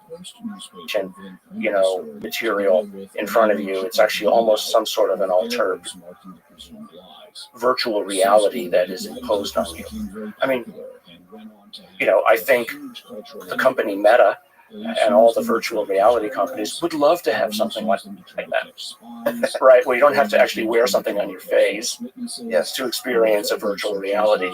What happens if you could just project it? Well, that's the fundamental question from an alien perspective. When you look at it, or as we humans look at ants, how does this perception system operate? And not only how does this thing's mind operate, how does the human mind operate, but how does their perception system operate, so that we can stimulate the perception system properly to get them to think certain things. And so, that's a really important question. Humans think that, the only way to communicate is in 3D or 4D space-time. There's physical objects, or maybe you write things in some kind of language. But there could be just so much more richness in how you can communicate. And so from an alien perspective, where somebody has much greater technological capabilities, you have to figure out, how do I use the skills I have to stimulate the limited humans? Right. Well, I mean, let's take the ants again as an example. Let's say that you wanted to make ants practical. You wanted to use them for something, right? You wanted to use them as a form of biological robot. Now, DARPA and other people have been trying to use insects to turn them into biological robots. But if you wanted to, you would have to interact with their sense of smell, right? Their pheromone system that they use to interact with each other. So you would either create those molecules to talk to them, to make them do. I'm not saying talk to them as if they're intelligent, but talk to them to manipulate them in ways that you want. Or if you were advanced enough, you would use some sort of electromagnetic or other means to stimulate their neurons in ways that would accomplish the same goal as the pheromones, but by doing it in a sort of a telefactoring way. So let's say you wanted to telefactor with humans. You would interact with them, and this is a technology which you could imagine possible. You could telefactor information into the sensory system of a human, right? But then each human is a little bit different, so either you know enough about them to tailor it to that individual, or you just basically take advantage of whatever the sensory net is that individual has. So if you happen to be good at sound, or you happen to be a very visually inclined individual, then maybe the sensory information that you get that's most effective in terms of transmitting information would come through that portal. I think the aliens would need to figure out that humans value physical consistency. So we've discovered physics. So we want our perception to make sense. Maybe they don't, that's not an obvious fact of perception, right?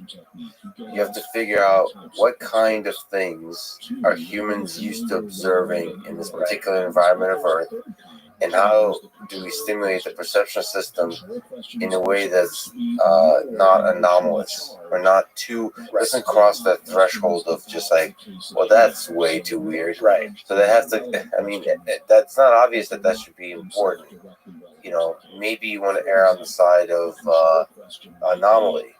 Lean into the weirdness. So communication is complicated. Yeah, well, that's why I always find this issue of people talking about the so-called grays as interesting, because it is related to what you're saying. They're different enough, but they're not so different as to be scary, right? They're not venom-dripping fangs, right? They're different enough, but it's also they're what you could imagine us becoming in some distant future. So is that a purposeful representation? I don't know. I mean, I don't believe in the grays, for instance, but I believe that people think that they see it. So if we're talking about a communication strategy that says, we're like you but not the same as you, this might be a manifestation that you represent in terms of a communication strategy. What do you make of David Faber's sighting of the Tic Tac UFO and other pilots who have seen these objects that seem to defy the laws of physics? Well, I think you have to take them at their word. Are they fascinating to you? Oh, absolutely. No, I know a lot of these people, right? So I know Lou Elizondo, Chris Mellon, the whole crowd. I saw the videos about 3 weeks or so before they went public. I was at a bar with Lou overlooking the Pentagon in Crystal City, and they showed them to me, and my hair stood on end. And he said this is coming out soon. And I know one of the guys on the inside who was the naval intelligence who had interviewed all of these pilots again before this came out, and it was hair raising to hear this, but also exciting that here's not just people's testimony. These are credible individuals, and if you've seen the 60-minute episode with some of the pilots, they have no monetary gain. If anything, they've got negative gain from coming out. But then you also have all of the simultaneous ship analysis from the USS Princeton and the radar analysis, etc. So, at the end of the day, it's just data. It's not a conclusion. I'd be perfectly happy, honestly, perfectly happy if somebody showed that it was all a hoax. I go back to my day job, right? That could be a hoax, but other things might not be. I mean, right. This is the point. I mean, this is why it's nice to remove some of the stigma about this topic, because it's all just data, and anomalous events are such that they're going to be rare in terms of how much data they represent. But we have to consider the full range of data to discover the things that actually represent something that's, if we pull at it, we'll discover something that's extraterrestrial or something deep about the phenomena on Earth that we don't yet understand. Right.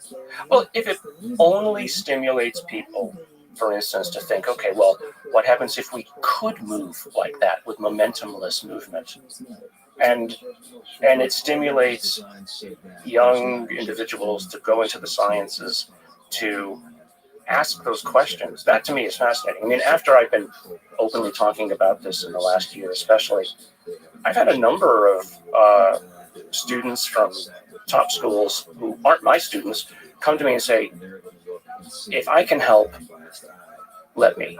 How can I help? I never had thought about this before, but you and others, not just you, and others have opened my mind to thinking about this matter. Yeah, that's why it's actually funny that Elon Musk doesn't think too much about this. These kinds of propulsion systems that could defy the laws of physics as we currently understand them. To me, it's a powerful way to think what is possible. Mm-hmm.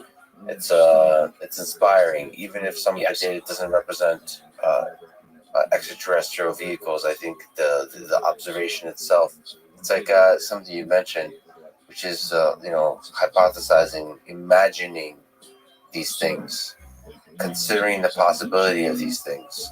I think opens up your mind in a way that ultimately can create the technology. First, you have to believe the technology is possible before you can create it. In my own lab, we always look for, as I've said before, what is inevitable. And, saying inevitably this is the kind of data we need. But if we need that kind of data, the instrument we want doesn't exist. Okay, so I imagine the perfect instrument, I can't make it. And you back into something which is practical, and then you, in a sense, reverse engineer the future of what it is that you want to make. And I've started and sold like at least half a dozen or more companies using that basic premise. And so it was always something that didn't exist today, but we imagined what we wanted. And at the time, many people said it couldn't be done. I mean, for instance, all the gene therapy that's done today with retroviruses came from a group meeting in David Baltimore's lab. I was a postdoc with him. And one of the other postdocs wasn't able to make retroviruses in a way that he wanted to. And I realized I had a cell line that would allow us to make retroviruses in 2 days rather than 2 months. And so he and I then worked together to make that system. And now all gene therapy with retroviruses is done using this basic approach around the whole world. Because something couldn't be done, and we wanted to do it better, and we imagined the future.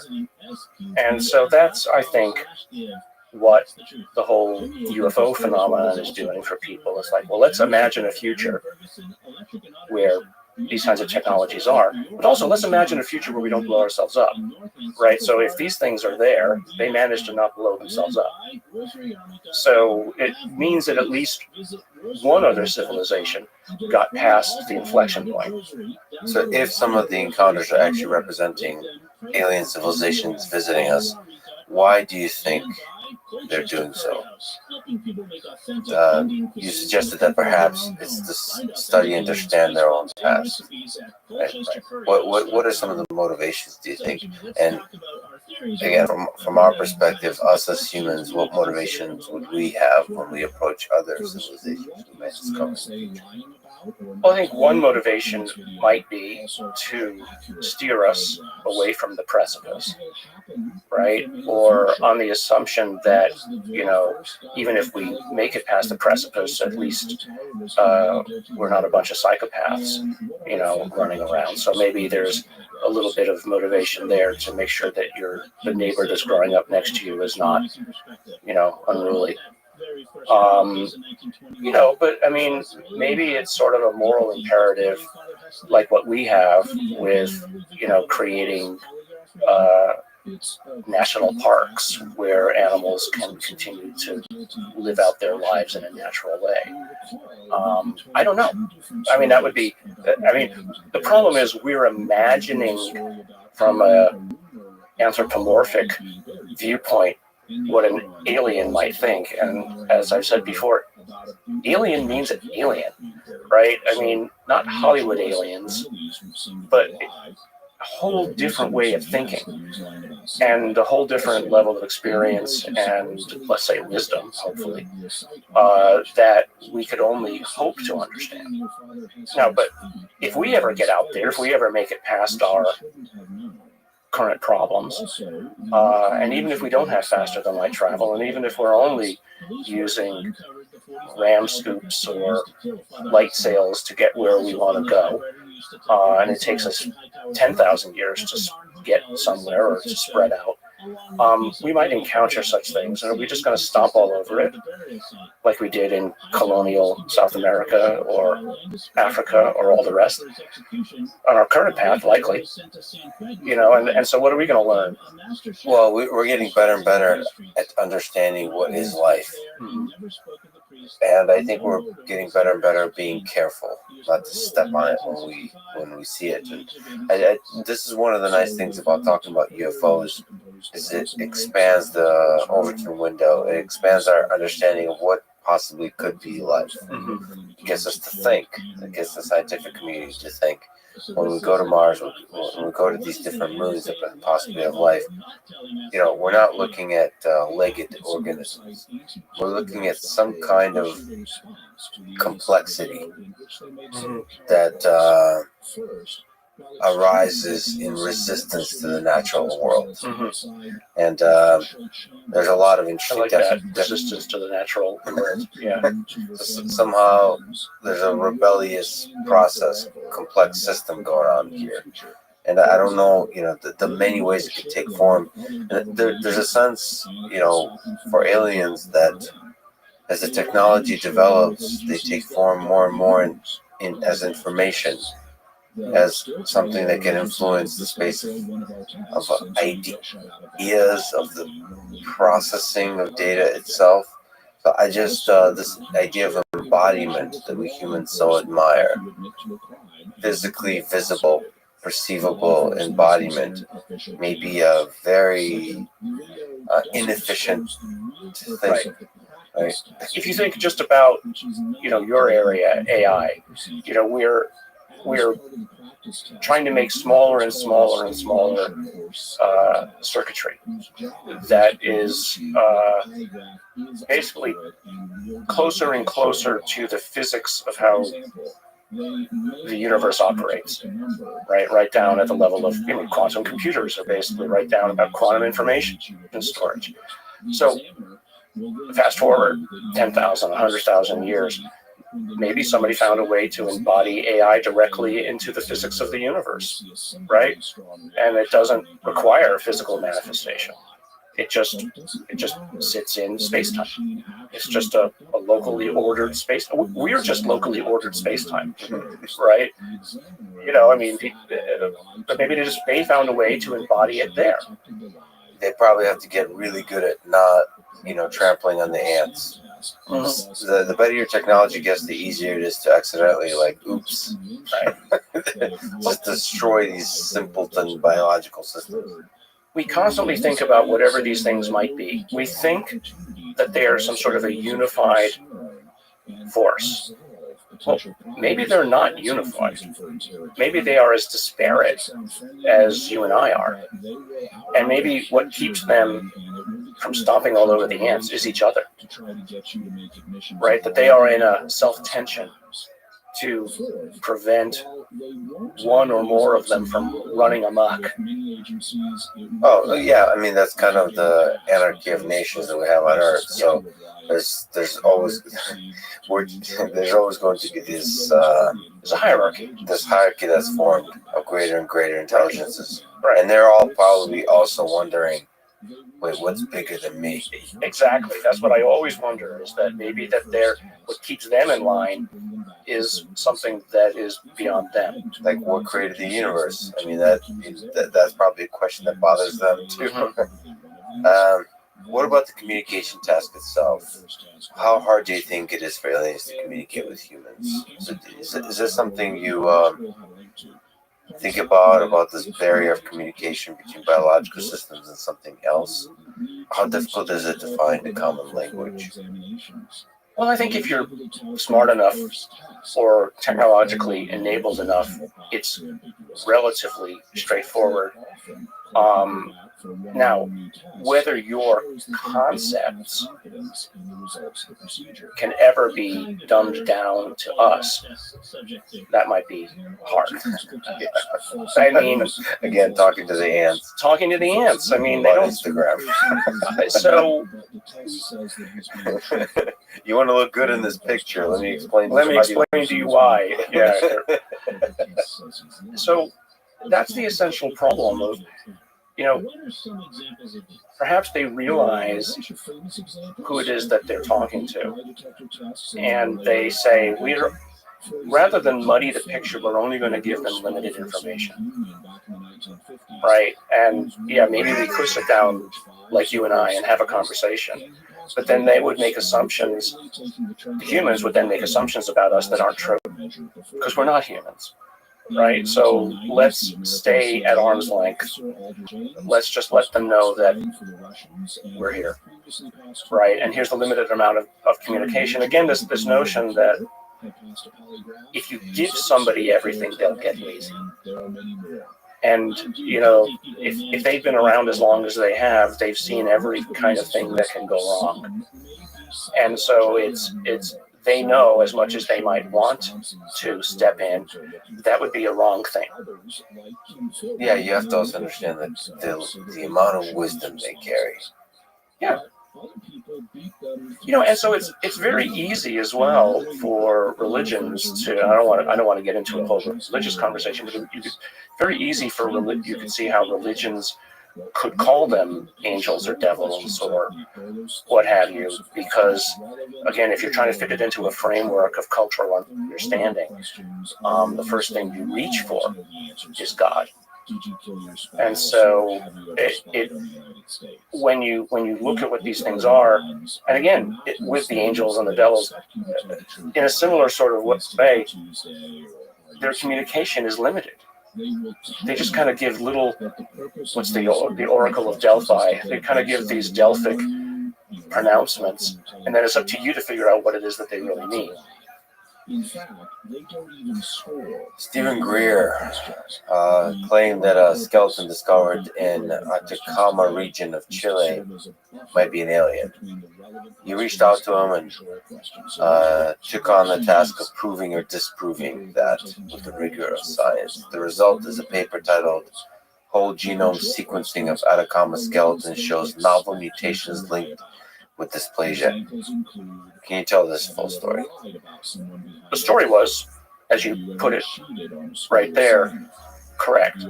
Reached out, got a sample of the body, did the DNA sequencing, then worked with a team of 2 other Stanford scientists and Roche sequencing group, Roche Diagnostics, and probably a total team of about 11 or so people. And as is standard in these kinds of things, the professors actually don't do the work. The students do the work and figured out the answer.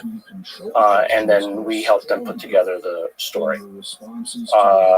And the story was simply that it was human, 100%. I went into it thinking it was originally a monkey of some sort. I got kind of excited a few months into the process, thinking, well, what happens if it is an alien? Right? You would describe some of the characteristics of the skeleton that make it unique and interesting. Primarily, it had dysmorphias of the brain. And so the first thing I did, actually, when I got pictures of it, I took it to a local expert at Stanford, and he was on the paper. And he was the world expert in pediatric bone dysmorphias. He literally wrote the book and on this, because that's what you do. You go to an expert when it's outside of your field of interest. And he said, well, I haven't seen this particular collection of mutations before, or this physiology before, but here's what I think it might be. And he said, but based on the size of the thing and the bone density, it would appear to be like 6 or 7 years old.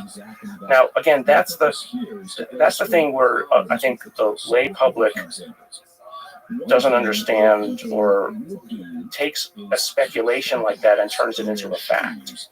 No one ever said that it was that age. We only said that the bones made it look like it was that age. But then we went back and looked for genetic explanations of why things might look the way they did. And if you, again, read the paper, it's very carefully caveated to say that these mutations might result in this. But what we did find was an unexpectedly large number of mutations associated with bone growth in this individual.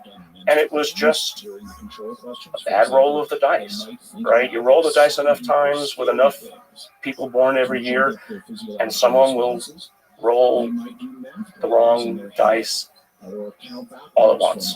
So the sad part about it was individuals in the UFO community who wanted to think that there was some sort of conspiracy around it, right? That somebody had somehow convinced all of my students to lie. I mean, come on.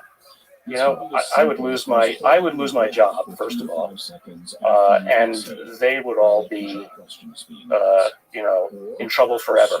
Yeah, but also it's just projecting malevolence onto people that I don't think exists in normal populace, and especially doesn't exist in the scientific community. Yeah. The kind of people that go into science, I mean, this is what bothers me with the current distrust of science, is they might be naive. They might not, especially in modern science, look at the big picture, philosophical, ethical questions, all that kind of stuff. But ultimately, they're people with integrity and just a deep curiosity for the discovery of cool little things. And there's no malevolence, broadly speaking, in the scientific community. So, I mean, there's a bigger story here, which is the hunger in the populace to discover something anomalous, something new. And, science has to be both open to the anomalous, but also to reject the anomalous when the data doesn't support it. Well, what do you make of that, walking that line for you? Because you're dealing with the UFO encounters, you're dealing with the anomalous. Well, people have said, let's go back to the Atacama case, that I was debunking it. Well, debunking is a loaded term. It sort of assumes that you were going in purposefully to prove something is wrong. I wasn't. I was just going in to collect the data. And, I showed that this one was human. There was another skull that somebody had at one point. It was called the Star Child. They called it the Star Child skull. I said, I looked at it. I looked at the DNA sequencing that they had done. I said, this is human. End of story. The people who owned the thing at the time disagreed with me, and then eventually another group came in and proved that I was right. And it's not about debunking. It's about getting the more spectacular hyped cases off the table. I mean, the reason I got interested in it is because somebody was hyping it. And not because I wanted to disprove it, but because I just wanted to know. And let's get it off the table, because it's usually the most extravagant things that are most likely to be wrong. Somewhere in the rubble will be something interesting. And so that's what you do. You get the dross off the table, and then somewhere in the data will be something worth real inquiry. And that's, if you inquire deeply enough, will be extravagant. Yes, exactly. And that's what actually excites scientists is you want, with the rigor of science, to actually reveal the extravagant. And so look at CRISPR as probably the most perfect example of that. These weird sequences in bacterial genomes, all arrayed one after the other with these strange sequences around them. But when you looked at the sequences, they looked like viruses. And so how did they get there? And lo and behold, after a lot of effort and work, a couple of Nobel Prizes went out the door, but these strange things ended up having extraordinarily extravagant possibilities. You've also looked at UFO materials. You are in possession of UFO materials yourself. Claimed UFO materials. Alleged UFO materials, that's right. What's another term? Weird materials that don't seem to...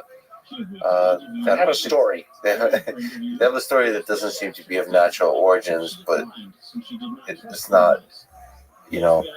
there's a process to proving that, and that process may take decades, if not centuries, because you have to keep pulling at the string and discover where they could possibly come from. But anyway, you're in possession of some materials of this kind. Can you describe some of them, and maybe also talk to the process of how you investigate them, how you analyze them? Right. So let's say that there's two classes of materials that I've been given by people, and they're not given by like the government or anything, just people who've collected them, and there's a reasonable chain of evidence associated with them that you believe is not just a pebble somebody picked up off a road.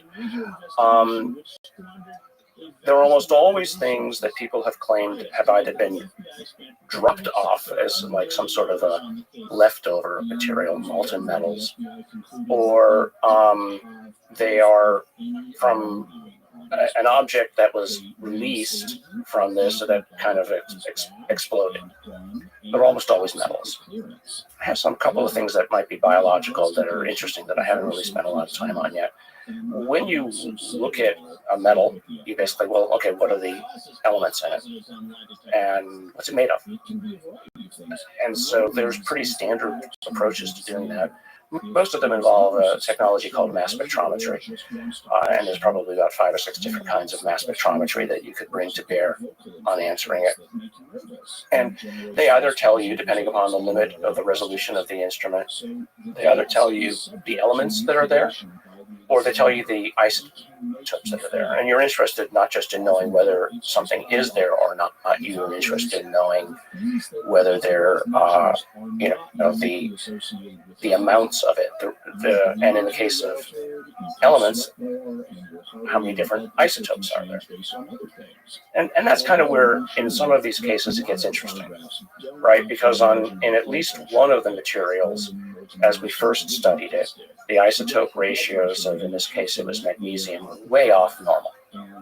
And I just don't know why.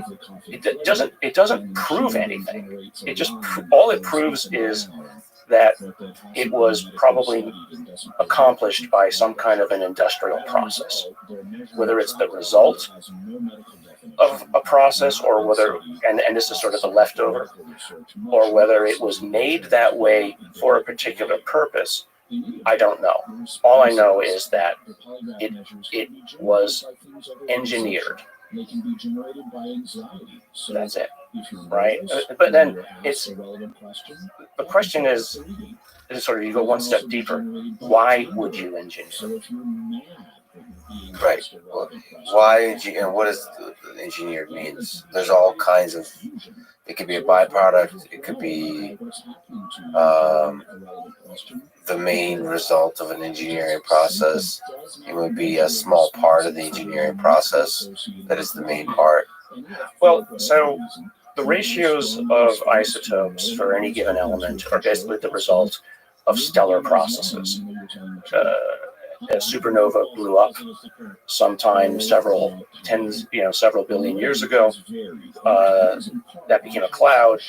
Those atoms coalesced gravitationally to form another sun and a ring that became a rocky planet. And the ratios of the isotopes were determined at the time of that explosion. And so everything in the local solar system is more or less of that ratio, depending upon certain gravitational difference. But by fragments of a percent, not whole tens of percent difference. So what do humans use isotopes for? Mostly to blow stuff up. I mean, the vast majority of the isotopes that have been made in the per pound or ton are things like certain ratios of plutonium and uranium to blow stuff up. We don't make or engineer isotopes, which today is relatively easy to do, but it's still expensive. For any other reason, apart from, let's say, as anti-cancer, we use stable isotopes in money these days as a counterfeiting tool. You basically embed certain ratios of isotopes in to make it harder for counterfeiters to accomplish. But other than that, we don't do anything with that. So why would you make grams of such material in this one case and drop it around on a beach in Brazil? So which case are we talking about? This is the Ubatuba case. Can you describe this case a little bit further? Like what material we're talking about, just the full story of the case? So it's an interesting one. It's an interesting one. So a fisherman saw an object that released something, or it exploded. And it was this I've got some big chunks of it, relatively pure magnesium, with obviously something else in it because magnesium burns. So it had something in it that would, other metals, simple alloy, that would prevent it from basically burning up. And so the question is, and so then we had two pieces that came from two different chains of custody, both claimed to be from the same object. At least physically, when you look at the two things, they look the same. Right. So we took small fragments of each of them. We put them in an instrument called a secondary ion mass spec, which is an extremely sensitive instrument, and it can see down to 0.0001 mass units, which is important for, let's say, more arcane reasons. But it's a sensitive instrument, and so one of the chains of custody, we have two pieces from the same chain of custody, and then two pieces from the other chain of custody, one of them had completely normal magnesium isotope ratios, magnesium 24, 25, 26, and the other was off. But not just like slightly off, way off, and they were both off to the same extent. So, I mean, it was sort of like you had an internal control of what was normal, and you had this other one which was wrong. And so you're left with kind of an open question. Was this a hoax? Were these two chains of custody, one of them a hoax, that somebody purposefully introduced those things? Because you could do it. It would cost a lot. I mean, at the time that this was found, I guess the 1970s or so, might have been earlier, I forget. The amount that I had would have cost several tens of thousands of dollars to make. And again, it's not something you would just throw around. And why would you do it in the hope that some guy 30 years from then would pick it up and study it? It's very subtle. It's a long-term plan. So I just don't know. I just don't know what to make of it. Except it's interesting. But so a different kind of question that you're asking is what constitutes evidence, right? So is this sufficient evidence? Absolutely not. But somebody's put it forward. I have the time. It's my time. I'll study it. And my objective is to sort of take those that I think are credible enough and do a reasonable analysis, put it out there. And maybe somebody else will come up with an idea as to what it is. Now, what would be better is some sort of true technology, right? Something that is obviously, we don't have it. You know, and people like Neil deGrasse Tyson and Seth Shostak have come out rightfully and have said, you know, when you show up with, you know, something really obviously technology that we don't understand, you know, then we'll pay attention, right? Not just material. Not just material. A piece of metal is interesting, but and several of the things that I've looked at and other things that people have come to me with, we found to be completely banal, or were actually pieces of aircraft that were invented back in the 1940s. And so take them off the table. See, but I think, again, I think showing up with technology that we humans would find completely novel is actually a really difficult task for aliens, because it obviously can't be so novel that we don't recognize it for what it is. And I would say most of the technology aliens likely have would be something we don't recognize. So it's actually a hard problem how to convince ants. Like, you first have to understand what ants are tweeting about, like what they care about, in order to like inject into their culture. Because you know, that's why I think it would be the technology that you could present is in the space of ideas, is try to influence individual humans with the encounters, and try to, with this kind of thing that you mentioned about us not taking messages about us not taking care of the world. It's difficult. I mean, for them to understand, you have to come up with trinkets that impress us. I mean, maybe the very technology, the fascination with the development of technology, and the development of technology, the actual act of innovation itself is the thing they're communicating. Right. I mean, this is kind of what Jacques Vallée thinks about. It's the role of the control system. The control system. Well, let me ask about Jacques. Who is he? You know him. Who is Jacques Vallée? What have you learned about life, about UFOs, about technology, about our role in the universe? Well, I met Jacques actually soon after the whole Atacama thing happened. I was visited by those people associated with the government and the whatever around the Havana, what ended up mostly being Havana syndrome patients, but also shock at the same time. And they were actually working behind the scenes with each other. That, oh, here's this Stanford professor who is willing to talk about this stuff and investigate things. Maybe we should go talk to him.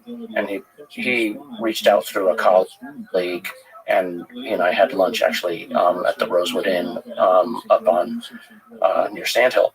So Jacques is one of the first openly active scientists, and he's really a scientist in this area, going back to the 1960s. He's put forward a number of ideas, speculations about what it might be that people are interacting with. And the first thing that I learned from him is this notion of what he called kabuki theater. That many of the things that people have seen are, I remember reading his books and thinking, he uses this word absurd a lot. The things that people claim they see are absurd, right? A ship doesn't land in a farmer's field and then come up and knock on the door and say, can I have a glass of water? And these are stories literally out of newspapers from the 1930s. It's absurd. And the other thing that people say, ships don't crash. If you're so technologically advanced, you don't crash. It's absurd that they crash. So he says this is put on as a show. It's an influence campaign, right? It's not meant to influence individuals. It's meant to influence a culture as a whole. Maybe they don't look at us as individuals. Maybe they look at us as an organism that lives on a planet, right? And perhaps rightfully so. And so that's how you interact with them. That's how you influence them. So that was one of the first things that kind of took me back and realized, wow, there's actually maybe there's a puppet master behind the scenes that's doing this influencing, and that all this stuff about aliens is not true per se. They're just a representation of something that is meant to influence. So that was probably the most interesting thing. I mean, the man is brilliant.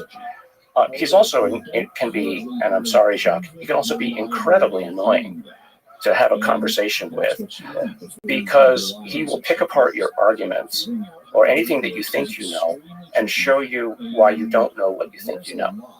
And he used the example that, for me, that is all you need is one counter example to any conclusion, and you're wrong. And so I learned from him. I mean, I'm supposed to be a good scientist, but I learned from him, don't talk about conclusions, just talk about the data. Because the data's not wrong. I mean, convince yourself that the data's not wrong or not an artifact, but be careful about your conclusions, because whatever is going on, it's much more complicated than we imagine.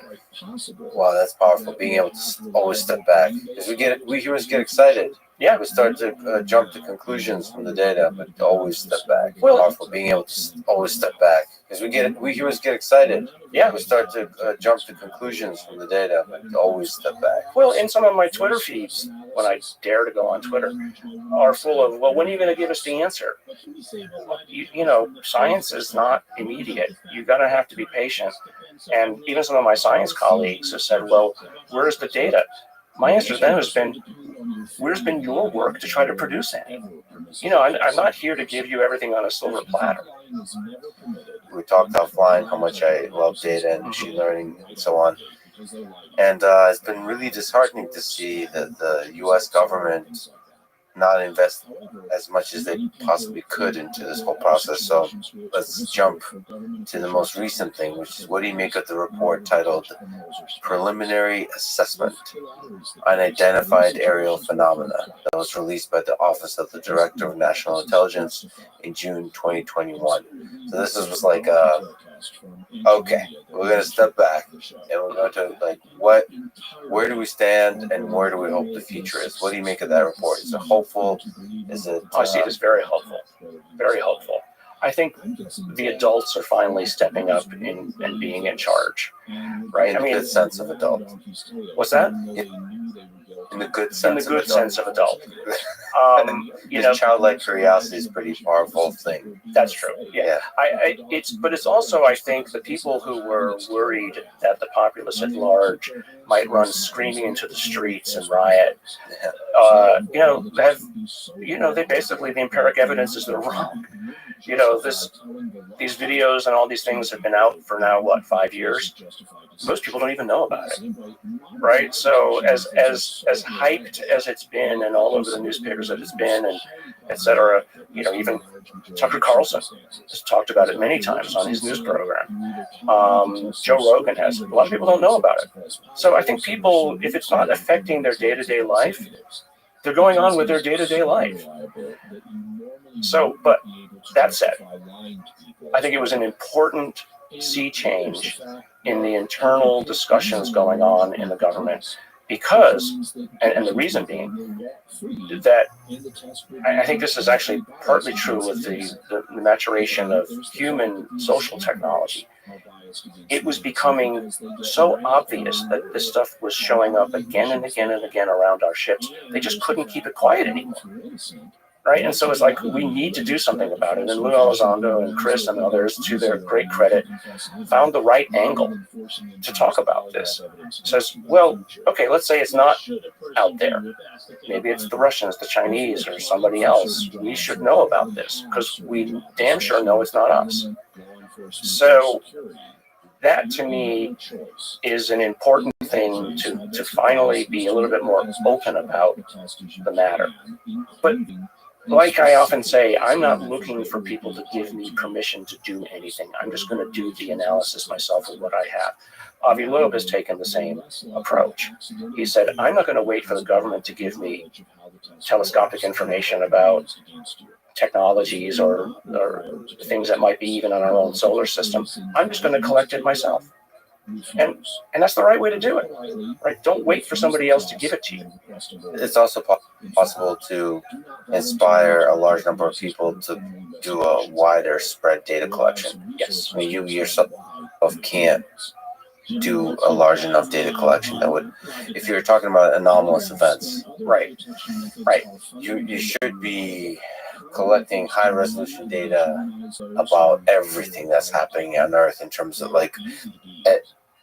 in terms of the kind of things that would indicate to you a strong signal that something weird happened here.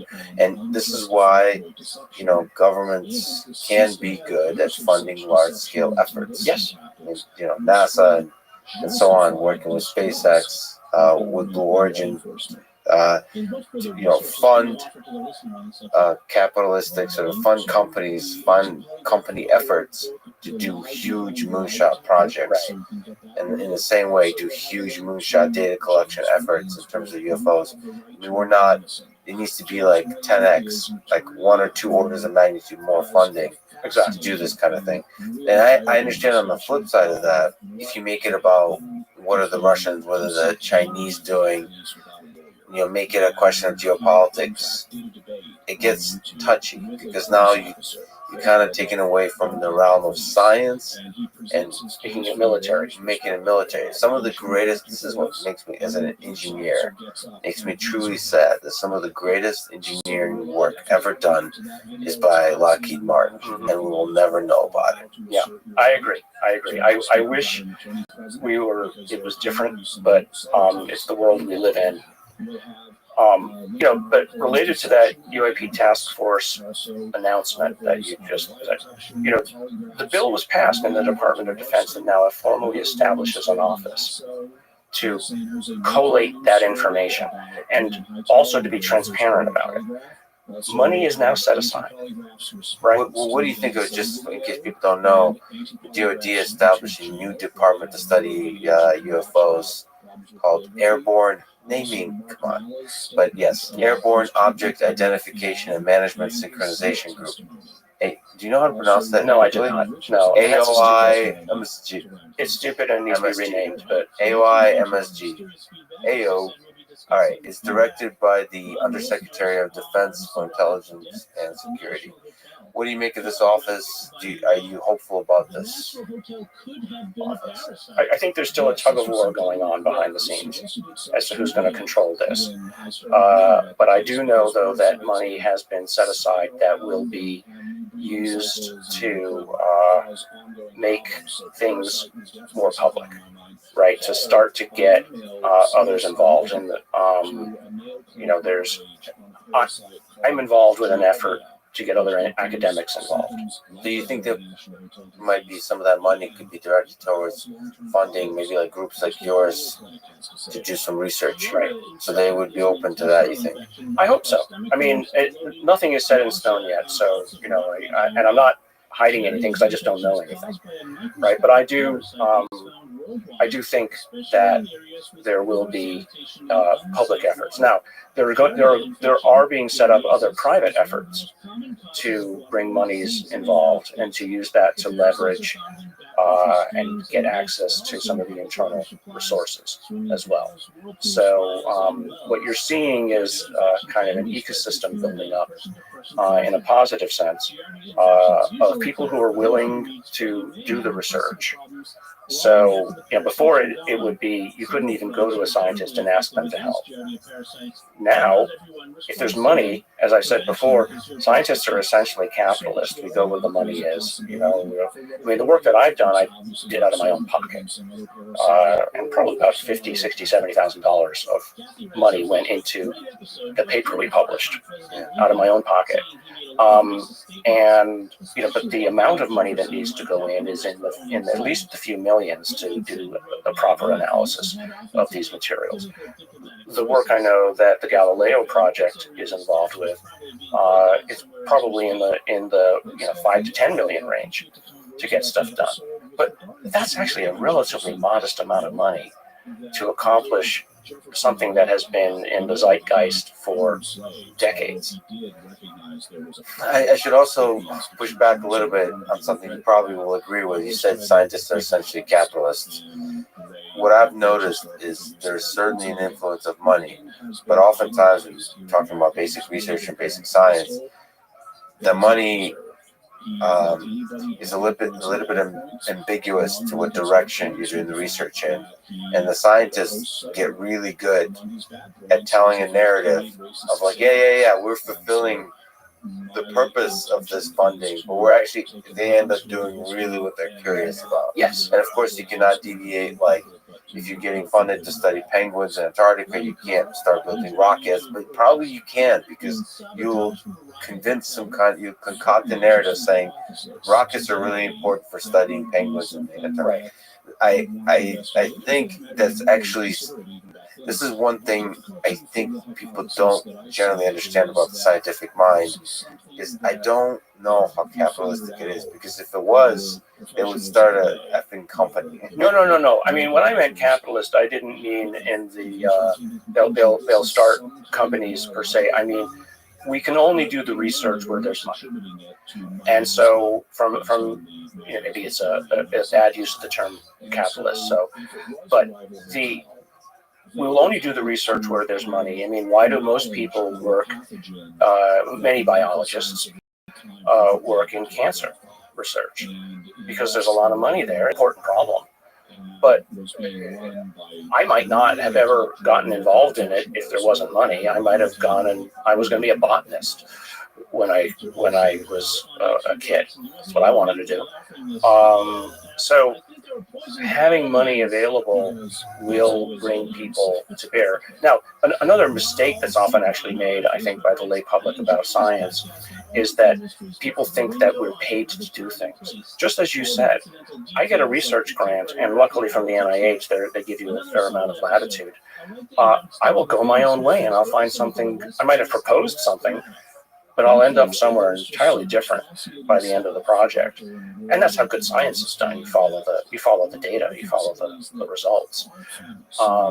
And so that's what I'm hoping can be done here. I think the worst kind of thing that could be done with this subject area is to put it inside another company where they have a set plan of what it is they're going to do, and the scientists either do what the executives tell them to do or not.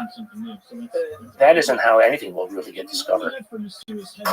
Get it out into the public, get open minds thinking about it, and then publishing on it and doing the right kind of work. That's how real progress will be made with this. Let's again put our sort of philosophical hats on. Do you think the U.S. government or some other government is in possession of something of extraterrestrial origin that is far more impressive than anything we've seen in the public? I've not seen anything personally, but if I believe the people who I don't think can lie, yes. How does that make you feel in terms of the way government works, the way our human civilization works, that there might be things like that, and they're not public? Is there a hopeful message for transparency that's possible? Like if you were in power, and I'm not saying president, because maybe the president is not the source of power here, would you release this information in some way or form? Yes. If I were, I think it would. I think it's something that can bring humanity together, right? I think that knowledge of this kind of thing, to know that we are more alike than we are different in comparison to whatever this is a positive thing for us. And to know, I don't necessarily care that the government has been hiding it. And I think, people who've been talking about what we should give government officials or whatever amnesty, I think that's probably the right answer. This isn't a time to look back and say, you did something wrong. You did whatever you did because that was the data you had available to you at the time, and you had good reasons for doing it. Now, if your reasons were selfish, if your reasons were you wanted to do it because you wanted to monetize it yourself to your benefit, but against that of others, then I think maybe there's something else that could be said. But an opportunity to get all this information out, if I were in charge, I would try to do it. Now, I might be shown something though that says, there's a reason why you don't want to let anybody know this.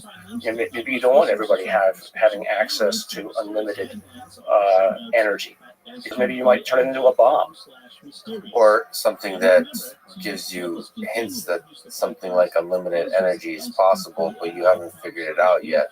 And if you make it public, maybe some of the other governments you have tensions with will figure it out first. Right. I mean, it's kind of an arms race going on, I think. In all forms, and it makes me truly sad because it's obvious that, for example, the origins of the COVID virus, it's obvious to me that the Chinese government, whatever the origins are, is interested in not releasing information about it because it can only be bad for the Chinese government.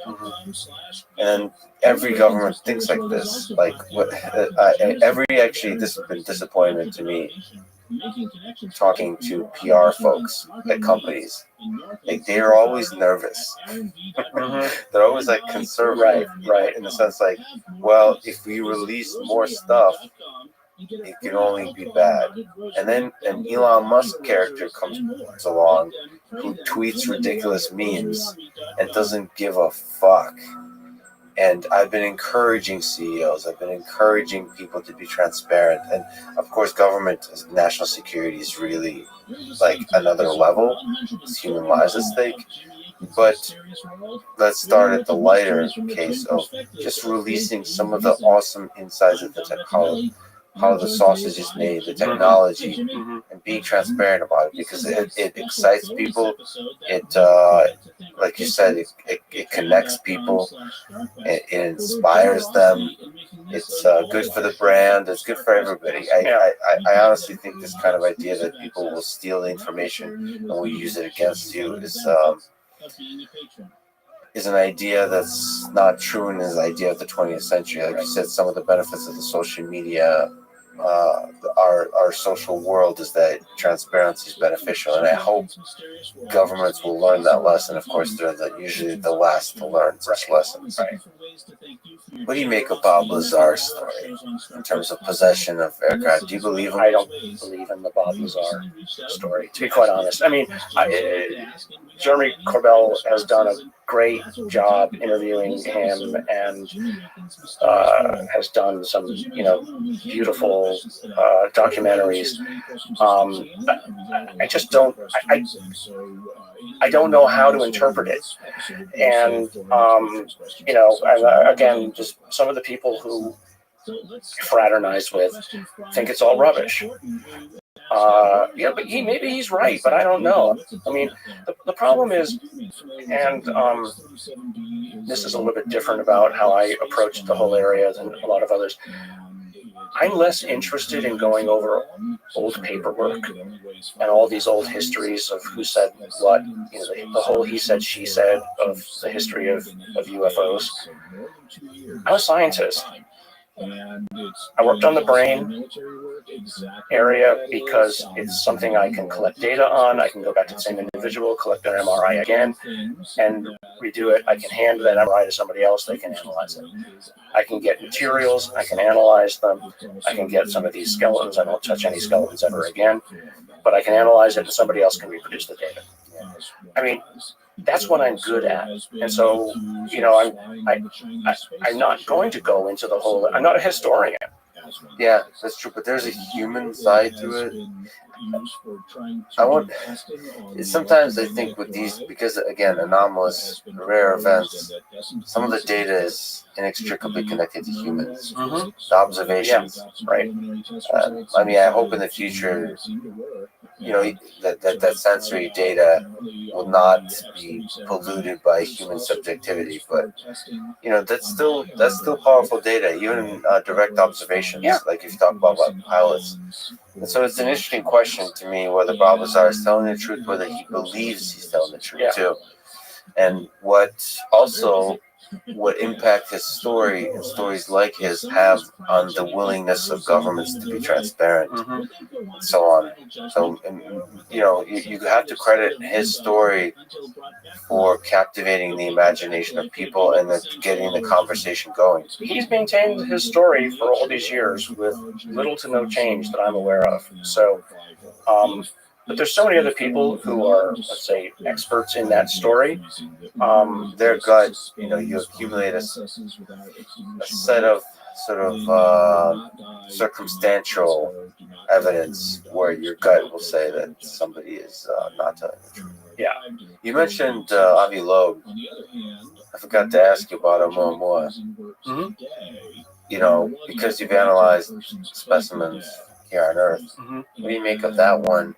And what do you make broadly of our efforts to look at rocks, essentially, or look at objects flying around in our solar system? Is that a valuable pursuit, or maybe most of the stories most of the fascinating things could be discovered here on Earth or on other nearby planets? Just going to Oumuamua, I think Avi's insight is an interesting speculation, right?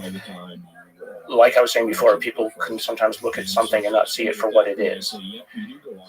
Many would just look at that and say, oh, it's an asteroid, and dismiss it. There was something odd about the data that Avi picked up on and said, well, here's an alternative explanation that doesn't fit, that actually better fits the models than it just being a rock. And to his credit, he just has ignored the critics because he believes the data is real and is using that then as a battering ram to go after other things. So I think that's great. Yeah. What is his main conclusion? Does he say it could be of alien extraterrestrial origin? Is that well, that's one of the things. I mean, he's explained how it could be a light sail, and a light sail is certainly within near human capabilities to make such a thing. I think Yuri Milner, he's a Russian billionaire. He's involved, I think, in a project to make light sails with laser, to launch them with laser power, essentially, towards Alpha Centauri, right? So it's something that humans could make. I think Avi's proposal is perfectly within the realm of possibility. I mean, sadly, the thing is, now nearly out of our solar system. Yes, I mean, to me, that's inspiring to greater levels of data collection in our solar system, but also here on Earth. It just seems like we should be constantly collecting data because the tools and software that we're developing get better and better at dealing with huge amounts of data. It's changing the nature of science. I mean, collect all of the data. Right. Collect the data. I mean, the Galileo project asked me over the weekend to join, and I did. So, I'm not a specialist in any of the stuff that they're doing, but, in looking at the list of people who are on there, there are really no biologists on there. So at some point, if my expertise is required for something. What's the goal and the vision of the Galileo project? Better talk to Avi, but my understanding and just actually looking at the sort of the bylaws this morning, literally just got them, is number one, collect the data on UAP, and number two, collect data on potentially local technological artifacts. I need to look into this. This is fascinating. And Avi is heading the Galileo project. Yeah. Have you spoken to him? On this podcast, yes. But that was I believe it was before he was heading. It's a new creation. Yeah, the Galileo project was, I think it's about 6 or 7 months old now. Okay. Amazing. And he's getting a group of scientists together. Oh yeah, about 100. Oh, it's that's awesome. Actually, I was looking at some of their stuff over the weekend. I'm shocked at the level of organization that they've already got put together. That's amazing. It looks like a moonshot project. I mean, I've been involved with a lot of large NIH projects, which involve a lot of people in coordination, and they're putting it together. So you're extremely well published in a lot of the fields we began this conversation with. So you're a legit scientist. But yet you're keeping an open mind to a lot of ideas that maybe require you to take a leap outside of the conventional. So what advice would you give to young people today that are, in high school or in college, that are dreaming of having impact in science or maybe in whatever career path that goes outside of the conventional, that really does something new? If you believe in something, you believe that an idea is valuable, or you haven't approached something, don't let others shame you into not doing it. As I've said, shame is a societal control device to get other people to do what they want you to do rather than what you want to do. So shame sometimes is good to stop you from doing something unethical or wrong. But shame also is something that is circumscribing your environment. I've never let people who've told me, you shouldn't do that line of science, you should be ashamed of yourself for even thinking that. Give me a break. Why is it wrong to ask questions about this area? What's wrong with asking the question? Frankly, you're the person who's wrong for trying to stop these questions. You're the person who's almost acting like a cultist. You basically have closed your mind to what the possibilities are. And if I'm not hurting anybody, and if it could lead to an advance, and if it's my time, why does it bother you? I mean, I had a very well-known scientist once tell me that I was going to hurt my career talking about this. If anything, it's enhanced my career. I have a couple questions on this. So first of all, just a small comment on that.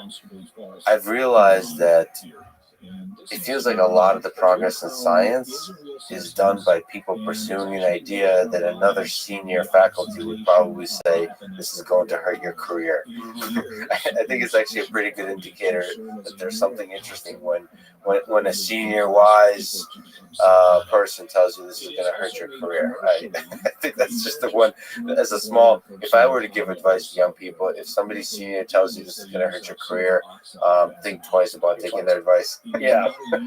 No, I mean, I think that's the primary thing.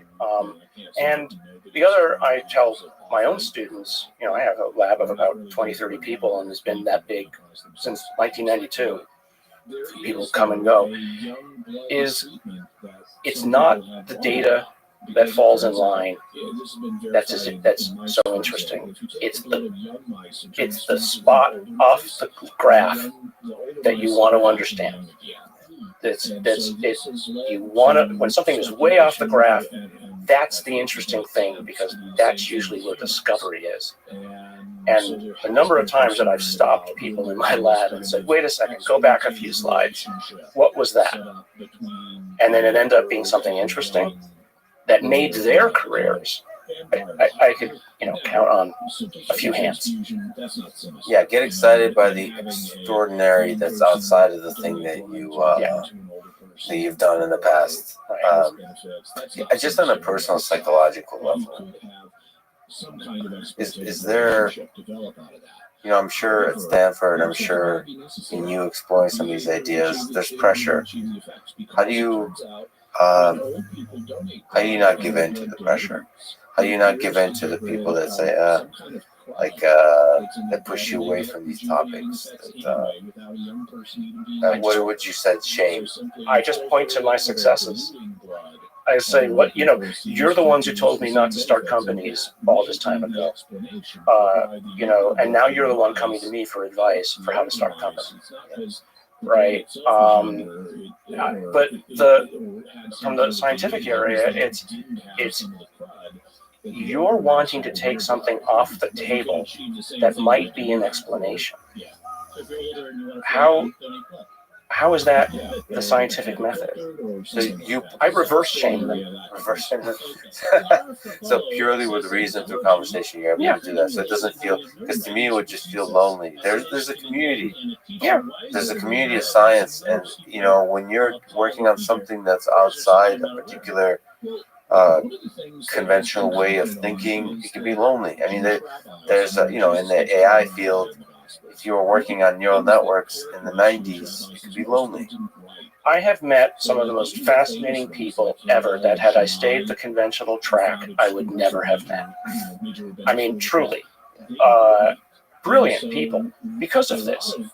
So, it is, for those worried about, should I step outside of my comfort zone? You're going to meet some really interesting people. And, because I'm open about this area, I'll go and give a talk, in Boston, Harvard, or MIT. And at dinner, inevitably, this subject comes up.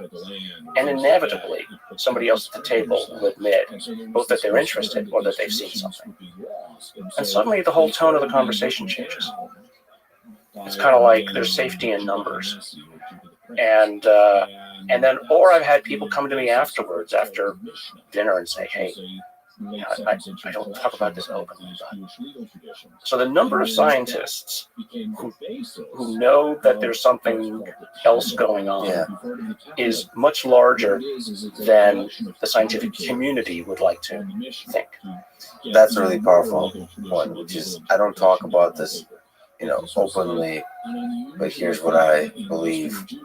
And you'd be surprised how many people speak like this and hold those beliefs. And I am optimistic about social media and the more connected world to reveal more and more, like us not to have these two personalities, where like this public and a private one. We've mentioned the big questions of the origins of the universe. What do you think is the meaning of this whole thing for us humans?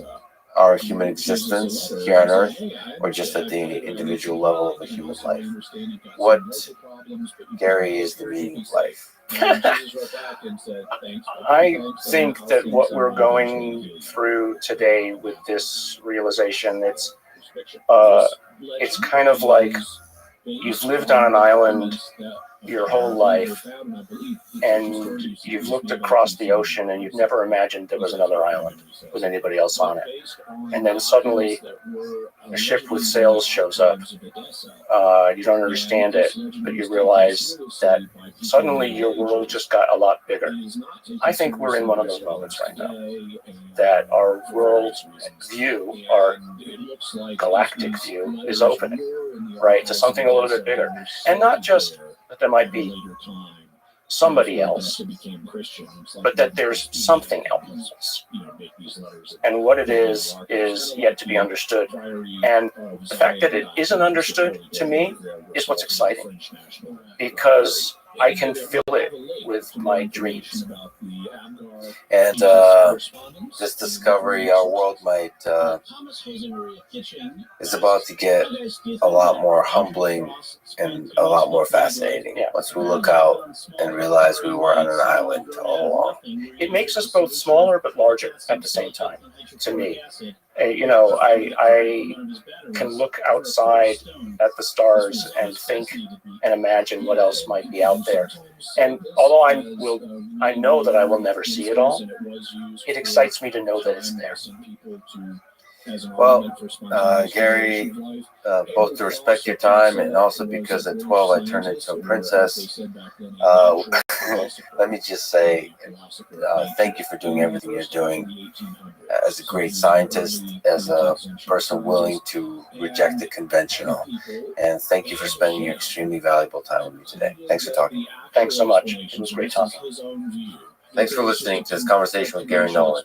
To support this podcast, please check out our sponsors in the description. And now, let me leave you with some words from Stanislav Lem in Solaris. How do you expect to communicate with the ocean when we can't even understand one another? Thanks for listening. Hope to see you next time. So there are different theories about deja vu. One of them is, and this is often the deja vu experience where it seems like something has happened to you before, even though it doesn't seem to have. One explanation is past life theory. So you didn't experience it in this life, but you did in some previous life. I don't buy that for reasons we discussed in episodes 93 and 94 on reincarnation and Brian Murphy. Another thing that we discussed in those episodes that could be an I believe our official scientific worldview is incompatible with the reality of consciousness. Do you think we're living in a simulation? We could be in the Matrix. This could be a very vivid dream. There's going to be a few people that are now visualizing a pink elephant. A hamster has consciousness. Except for cats, who are evil automatons that are void of consciousness. Consciousness is the basis of moral value, moral concern. Do you think there'll be a time in like 20, 30, 50 years when we're not morally okay turning off the power to a robot? The following is a conversation with Philip Goff, philosopher specializing in the philosophy of mind and consciousness. He is a panpsychist, which means he believes that consciousness is a fundamental and ubiquitous feature of physical reality, of all matter in the universe. He is the author of Galileo's Error, Foundations for a New Science of Consciousness, and is the host of an excellent podcast called Mind Chat. This is the Lex Friedman Podcast. To support it, please check out our sponsors in the description. And now, here's my conversation with Philip Goff. I opened my second podcast conversation with Elon Musk with a question about consciousness and panpsychism. The question was, quote, does consciousness permeate all matter? I don't know why I opened the conversation this way. He looked at me like, what the hell is this guy talking about? So he said no, because we wouldn't be able to tell if it did or not. So it's outside the realm of the scientific method. Do you agree or disagree with Elon Musk's answer? I disagree. I guess I do think consciousness pervades matter. In fact, I think consciousness is the ultimate nature of matter. So, as for whether it's outside of the scientific method, I think there's a fundamental challenge at the heart of the science of consciousness that we need to face up to, which is that consciousness is not publicly observable. Right? I can't look inside your head and see your feelings and experiences. We know about consciousness not from doing experiments or public observation. We just know about it from our immediate awareness of our feelings and experiences. So Qualitative, not quantitative. Talk about. Yeah, that's another aspect of it. So there are a couple of reasons consciousness, I think, is not susceptible to the standard, or not fully susceptible to the standard scientific approach. One reason you've just raised is that it's qualitative rather than quantitative. Another reason is it's not publicly observable. So I mean, science is used to dealing with unobservables, right? You know, fundamental particles, quantum wave functions, other universes. None of these things are observable. But there's an important difference. With all these things, we postulate unobservables in order to explain what we can observe, right? In the whole of science, that's how it works. In the case of consciousness, in the unique case of consciousness, the thing we are trying to explain is not publicly observable, and that is utterly unique. If we want to fully bring science into consciousness, we need a more expansive conception of the scientific method. So it doesn't mean we can't explain consciousness scientifically, but we need to rethink what science is. What do you mean publicly? The word publicly observable. Is there something interesting to be said about the word publicly? I suppose versus privately. Yeah, it's tricky to define, but I suppose the data of physics are available to anybody. If there were aliens who visited us from another planet, maybe they'd have very different sense organs. Maybe they'd struggle to understand our art or our music. But if they were intelligent enough to do mathematics, they could understand our physics. They could look at the data of our experiments. They could run the experiments themselves. Whereas consciousness, is it observable? Is it not observable? In a sense, it's observable. As you say, we could say it's privately observable. I am directly aware of my own feelings and experiences. If I'm in pain, it's just right there for me. My pain is just totally directly evident to me.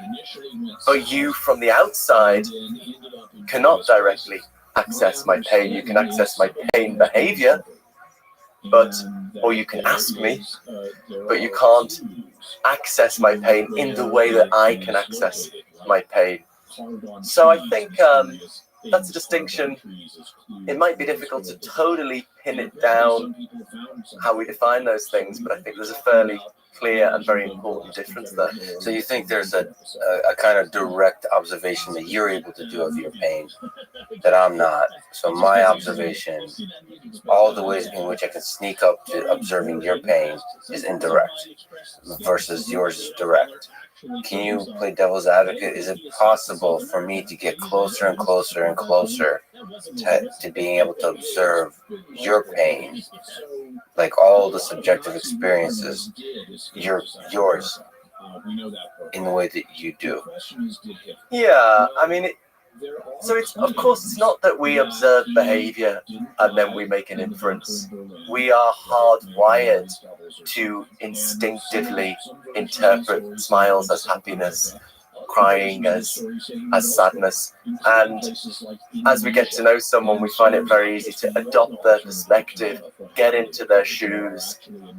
But strictly speaking, all we have perceptual access to is someone's behavior. And if you were just, strictly speaking, if you were trying to explain someone's behavior, those aspects that are publicly observable, I don't think you'd ever have recourse to attribute consciousness. You could just postulate some kind of mechanism if you were just trying to explain the behavior. So someone like Daniel Dennett is very consistent on this.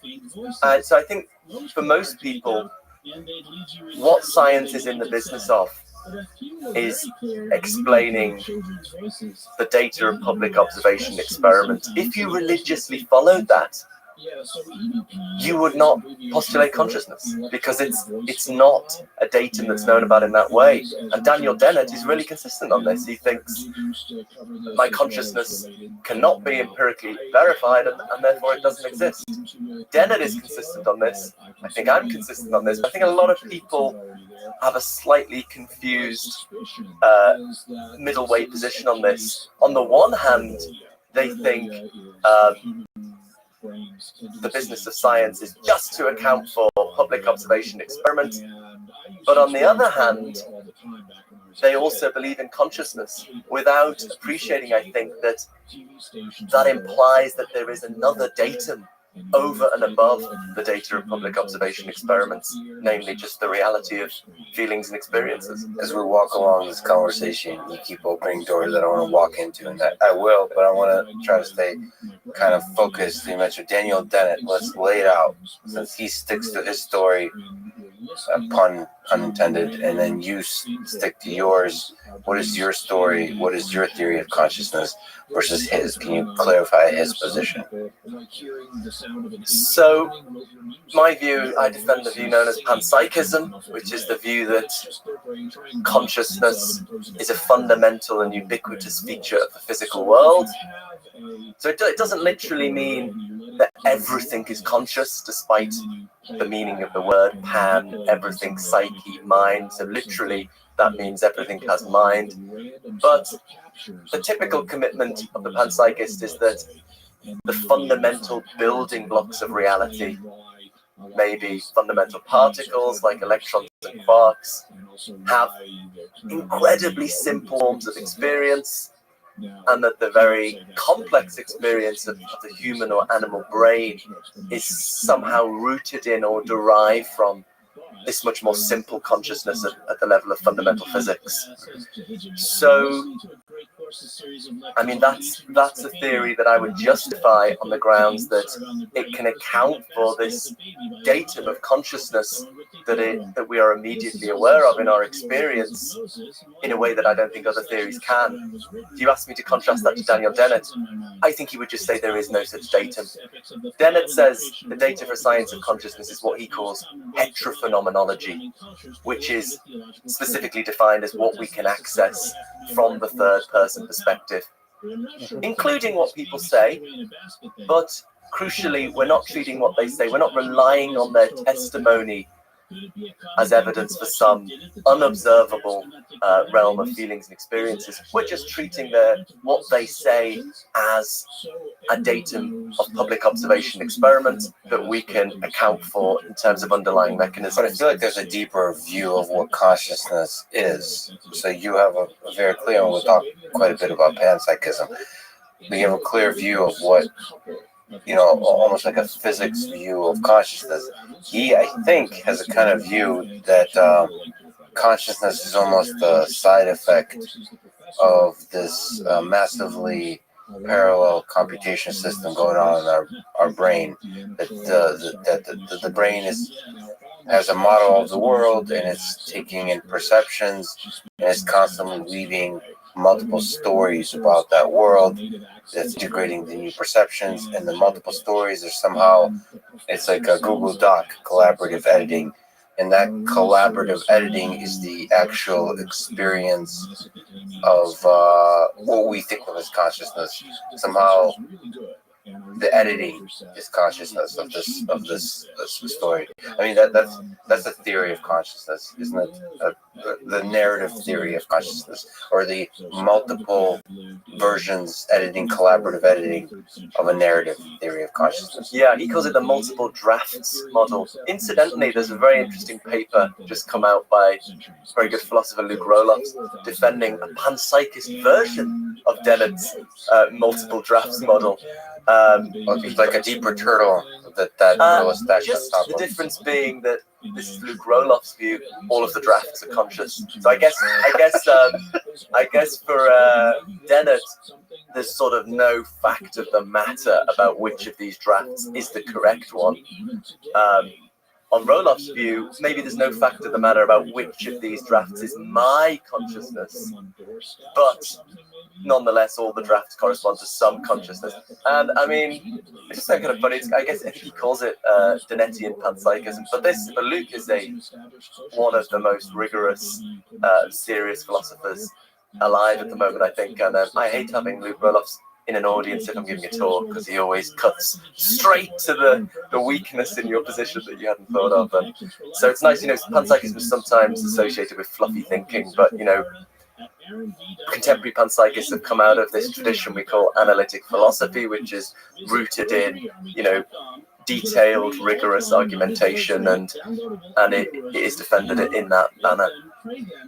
Yeah, those analytic philosophers are sticklers for terminology. It's very fun group to talk shit with those. Yeah, well, I mean, it gets boring if you just start and end defining words, right? Yeah, I think starting with defining words is good. Actually, the philosopher Derek Parfit said when he first was thinking about philosophy, he went to a talk in analytic philosophy and he went to a talk in continental philosophy, and he decided that the problem with the continental philosophy, if it was really unrigorous, really imprecise, the problem with the analytic philosophy is it was just not about anything important. And he thought there was more chance of working within analytic philosophy and asking some more meaningful, some more profound questions than there was in working in continental philosophy and making it more rigorous. Now, they're both horrific stereotypes, and I don't want to get nasty emails from either of these groups, but there's something to what he was saying. I think just a tiny tangent on terminology. I do think that there's a lot of deep insight to be discovered by just asking questions. What do we mean by this word? I remember I was taking a course on algorithms and data structures in computer science, and the instructor, shout out to him, Ali Shekafande, amazing professor. I remember he asked some basic questions like, what is an algorithm? The pressure of pushing students to answer, to think deeply. You just woke up, hungover in college or whatever, and you're tasked with answering some deep philosophical question about what is an algorithm. These basic questions, and they sound very simple, but they're actually very difficult. And one of the things I really value in conversation is asking these dumb, simple questions of like, what is intelligence? And just continually asking that question over and over of some of the sort of biggest researchers in the artificial intelligence computer science space. It's actually very useful. At the same time, it should start in terminology and then progress where you kind of say, fuck it. We'll just assume we know what we mean by that. Otherwise, you get the Bill Clinton situation where it's like, what is the meaning of is whatever he said. It's like, hey man, did you do the sex stuff or not? Yeah. So you have to both be able to talk about the sex stuff and the meaning of the word is. With consciousness, because we don't currently understand, very much, terminology discussions are very important, because it's like you're almost trying to sneak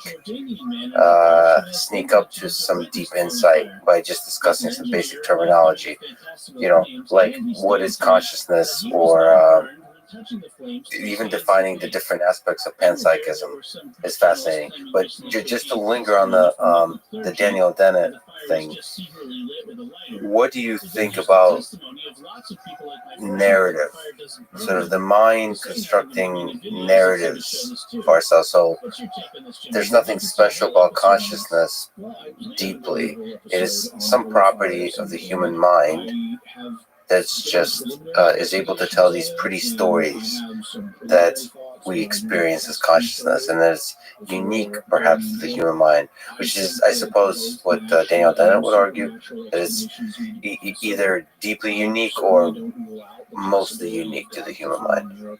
It's just on the question of terminology before yes, I think it used to be the fashion among philosophers that we had to come up with utterly precise, necessary and sufficient conditions for each word. And then I think I think this has gone out of fashion a bit, partly because it's just been, such a failure. The word knowledge in particular, people used to define knowledge as true justified belief. And then this guy, Gettier, had this very short paper where he just produced some pretty conclusive counterexamples to that. I think, he wrote very few papers, but this is just, you have to teach this on an undergraduate philosophy course. And then after that, you had a huge literature of people trying to address this and propose a new definition, but then someone else would come out with counterexamples, and then you get a new definition of knowledge and counterexamples, and it just went on and never seemed to get anywhere. So I think the thought now is, let's work out how precise we need to be for what we're trying to do, and I think that's a healthier attitude. So precision is important, but you just need to work out how precise do we need to be for these purposes.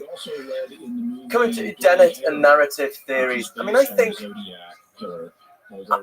narrative theories are a plausible contender for a theory of the self, theory of my identity over time, what makes me the same person in some sense today as I was 20 years ago, when given that I've changed so much physically and psychologically. One running contender is something connected to the kind of stories we tell about ourselves, or maybe some story about the chains of psychological continuity. I'm not saying I accept such a theory, but it's plausible. I don't think these theories are good as theories of consciousness, at least if we're taking consciousness just to be subjective experience, pleasure, pain, seeing color, hearing sound. I think, a hamster has consciousness in that sense. There's something that it's like to be a hamster. It feels pain if you stand on it. If you're cruel enough to do, I don't know why I gave that stand. People always give, I don't know, philosophers give these very violent examples to get across consciousness, and it's, I don't know why that's come about. But anyway, say mean things to the hamster. Let's back. So it experiences pain, it experiences pleasure, joy. But there's some limits to that experience of a hamster, but there is nevertheless the presence of a subjective experience. Yeah, consciousness is just something, I think it's a very ambiguous word, but if we're just using it to mean some kind of experience, some kind of inner life, that is pretty widespread in the animal kingdom. A bit difficult to say where it stops, where it starts, but you certainly don't need something as sophisticated as the capacity to self-consciously tell stories about yourself to just have experience. Except for cats, who are evil automatons that are void of consciousness. They're the fingertips of the devil. Oh, absolutely, yeah. Well, I was taking that as read. I mean, Descartes thought animals were mechanisms. And humans are unique. So animals are robots, essentially, in the formulation of Descartes, and humans are unique. Yeah. So in which way would you say humans are unique versus even our closest ancestors? Like, is there something special about humans? What is, in your view, under the panpsychism? I guess we're walking backwards, because we'll have the big picture conversation about what is panpsychism, but given your kind of broad theory of consciousness, what's unique about humans, do you think? As a panpsychist, there is a great continuity between humans and the rest of the universe. There's nothing that special about human consciousness. It's just a highly evolved form of what exists throughout the universe. So we're very much continuous with the rest of the physical universe. What is unique about human beings? I suppose the capacity to reflect on our conscious experience, plan for the future, the capacity, I would say, to respond to reasons as well. I mean, animals in some sense have motivations, but when a human being makes a decision, they're responding to what philosophers call normative considerations. If you're saying, should I take this job in the US? You weigh it up, you say, well, I'll get more money, I'll have maybe a better quality of life, but if I stay in the UK, I'll be closer to family, and you weigh up these considerations. I'm not sure any non-human animals quite respond to considerations of value in that way. I mean, I might be reflecting here that I'm something of an objectivist about value. I think there are objective facts about what we have reason to do and what we have reason to believe. And humans have access to those And facts. humans have access to them and can respond to them. That's a controversial claim, you know. Many of my panpsychist brethren might not. So they would say the hamster too can look up to the stars and ponder theoretical physics. Maybe not. I think it depends what you think about value. If you have a more Humean picture of value, by which I mean relating to the philosopher David Hume, who said reason is the slave of the passions. Really, we just have motivations, and what we have reason to do arises from our motivations. I'm not a Humean. I think there are objective facts about what we have reason to do, and I think we have access to them. I don't think any non-human animal has access to objective facts about what they have reason to do, what they have reason to believe. They don't weigh up evidence. Reason is a slave of the passions. That was David Hume's view, yeah. I mean, yeah, do you want to know my problem with Hume's? I had a radical conversion. This might not be connected, it's not connected to panpsychism, but I had a radical conversion. I used to have a more Humean view when I was a graduate student, but I was persuaded by some professors at the University of Reading, where I was, that if you have the Humean view, you have to say any basic life goals are equally valid. So, for example, let's take someone whose basic goal in life is counting blades of grass, right? And crucially, they don't enjoy it. Right, this is the crucial, but they get no pleasure from it. That's just their basic goal, to spend their life counting as many blades of grass as possible. Not for some greater goal, that's just their basic goal. I want to say that is objectively stupid. That is objectively pointless. I shouldn't say stupid, but it's objectively pointless in a way that pursuing pleasure or pursuing someone else's pleasure or pursuing scientific inquiry is not pointless. As soon as you make that admission, you're not a follower of David Hume anymore. You think there are objective facts about what goals are worth pursuing. Is it possible to have a goal without pleasure? So this kind of idea that you disjoint the two. So the David Foster Wallace idea of, the key to life is to be unboreable. Isn't it possible to discover the pleasure in everything in life? The counting of the blades of grass. Once you see the mastery, the skill of it, you can discover the pleasure. Therefore, I guess what I'm asking is why and when and how did you lose the romance in grad school of life? Is that what you're trying to say? I think it may or may not be true that it's possible to find pleasure in everything, but I think it's also true that people don't act solely for pleasure, and they certainly don't act solely for their own pleasure. People will suffer for things they think are worthwhile. I might suffer for some scientific cause, for finding out a cure for the pandemic, or and in terms of my own pleasure, I might have less pleasure in doing that, but I think it's worthwhile. It's a worthwhile thing to do. I just don't think it's the case that everything we do is rooted in maximizing our own pleasure. I don't think that's even psychologically plausible. But pleasure, then that's a narrow kind of view of pleasure. That's like a short-term pleasure. But you can see pleasure as a kind of ability to hear the music in the distance. It's like, yes, it's difficult now, it's suffering now, but there's some greater thing beyond the mountain that will be joy. I mean, that's kind of even if it's not in this life, well, the warriors will meet in Valhalla, right? The feeling that gives meaning and fulfillment to life is not necessarily grounded in pleasure of like the counting of the grass. It's something else. I don't know. The struggle is a source of deep fulfillment. So like, I think pleasure needs to be kind of thought of as a little bit more broadly. It just kind of gives you this sense It for a moment allows you to forget the terror of the fact that you're going to die. That's pleasure. Like that's the broader view of pleasure, that you get to kind of play in the little illusion that all of this has deep meaning. That's pleasure. Yeah, well, but I mean, people sacrifice their lives.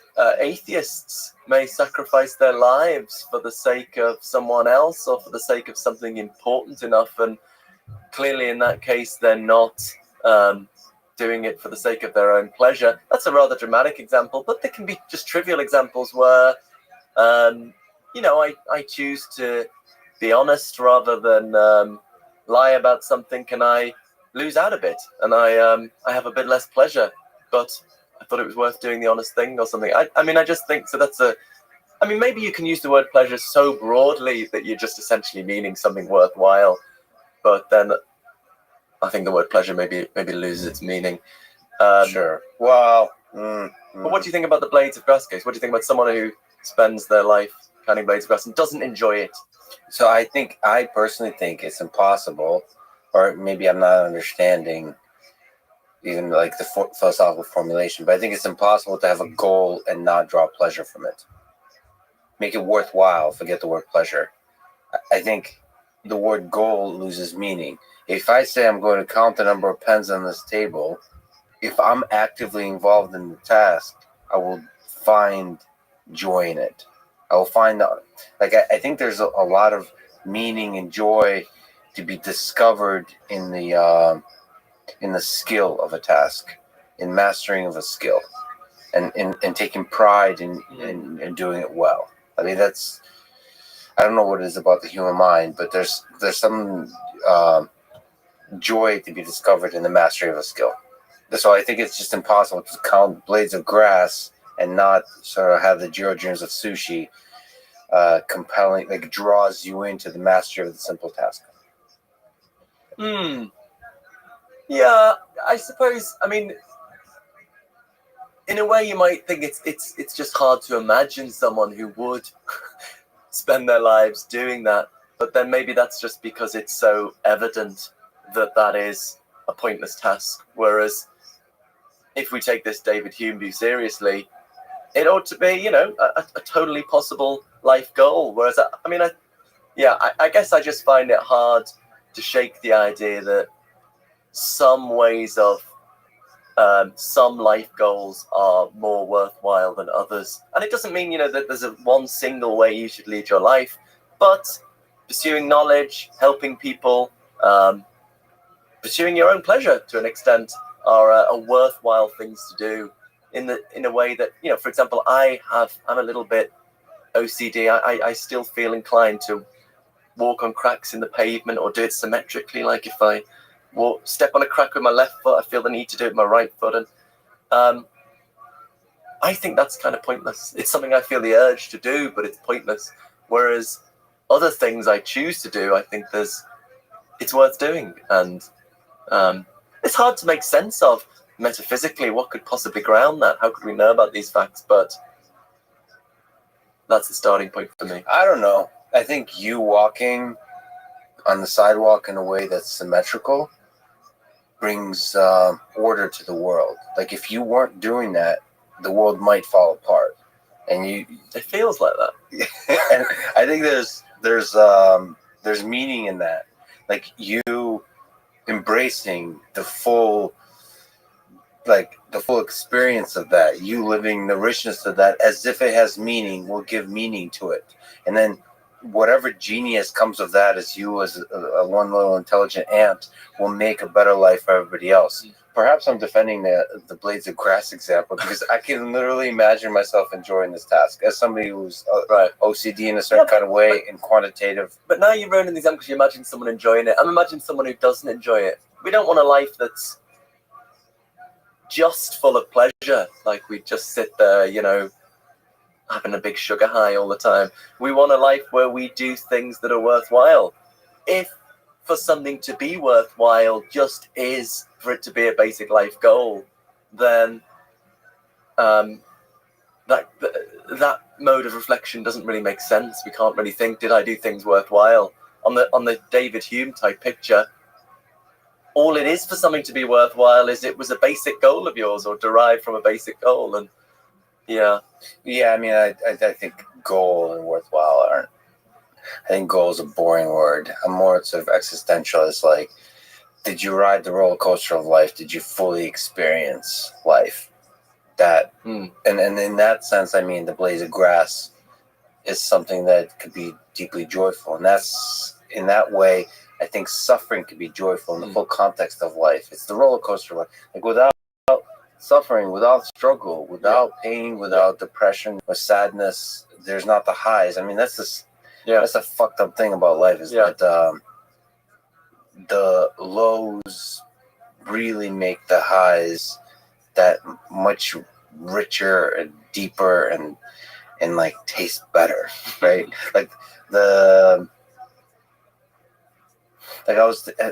tweeted this. I couldn't sleep. And I was like late at night, and I know it's like an obvious statement, but like every love story eventually, ends in loss, in tragedy. So like this feeling of love, at the end, there's always going to be tragedy. Even if it's the most amazing lifelong love with another human being, one of you is going to die. And I don't know which is worse, but both are not going to be pretty. And so that the sense that it's finite, the sense that it's going to end in a low, that gives like richness to those kind of evenings when you realize this fucking thing ends. This thing ends. The feeling that it ends, that bad taste, that bad feeling that it ends, gives meaning, gives joy, gives, I don't know, pleasure is this loaded word, but gives some kind of deep pleasure to the experience when it's good. And I mean, and that's the blades of grass, they have that to me. But you're perhaps right that it's reducing it to set of goals or something like that is kind of removing the magic of life. Because I think what makes counting the blades of grass joyful is just because it's life. Okay, so it sounds like you reject the David Hume type picture anyway, because you're saying just because you have it as a goal, that's what it is to be worthwhile. But you're saying no, it's because it's engaging with life, riding the roller coaster. So that does sound like, in some sense, there are facts independent of our personal goal choices about what it means to live a good life. And I mean, coming back full circle to the start of this was what makes us different to animals. I don't think at the end of a hamster's life it thinks, did I ride the roller coaster? Did I really live life to the full? That is not a mode of reflection that's available to non-human animals. So, what do you think is the role of death in all of this? The fear of death. Does that interplay with consciousness? Does this self-reflection? Do you think there's some deep connection between this ability to contemplate the fact that our flame of consciousness eventually goes out?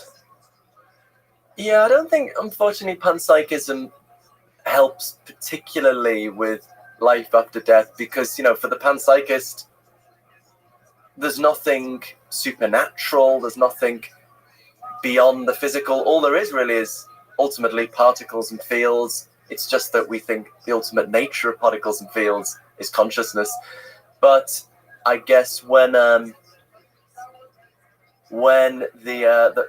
matter in my brain ceases to be ordered in a way that sustains the particular kind of consciousness I enjoy in waking life, then in some sense I will cease to be. Although I do, the final chapter of my book, Galileo's Error, is more experimental. So the first 4 chapters are the cold-blooded case for the panpsychist view as the best solution to the hard problem of consciousness. Yeah, the last chapter is where we talk about meaning. Yeah, I talk about meaning, I talk about free will, and I talk about mystical experiences. So I always want to emphasize that panpsychism is not necessarily connected to anything spiritual.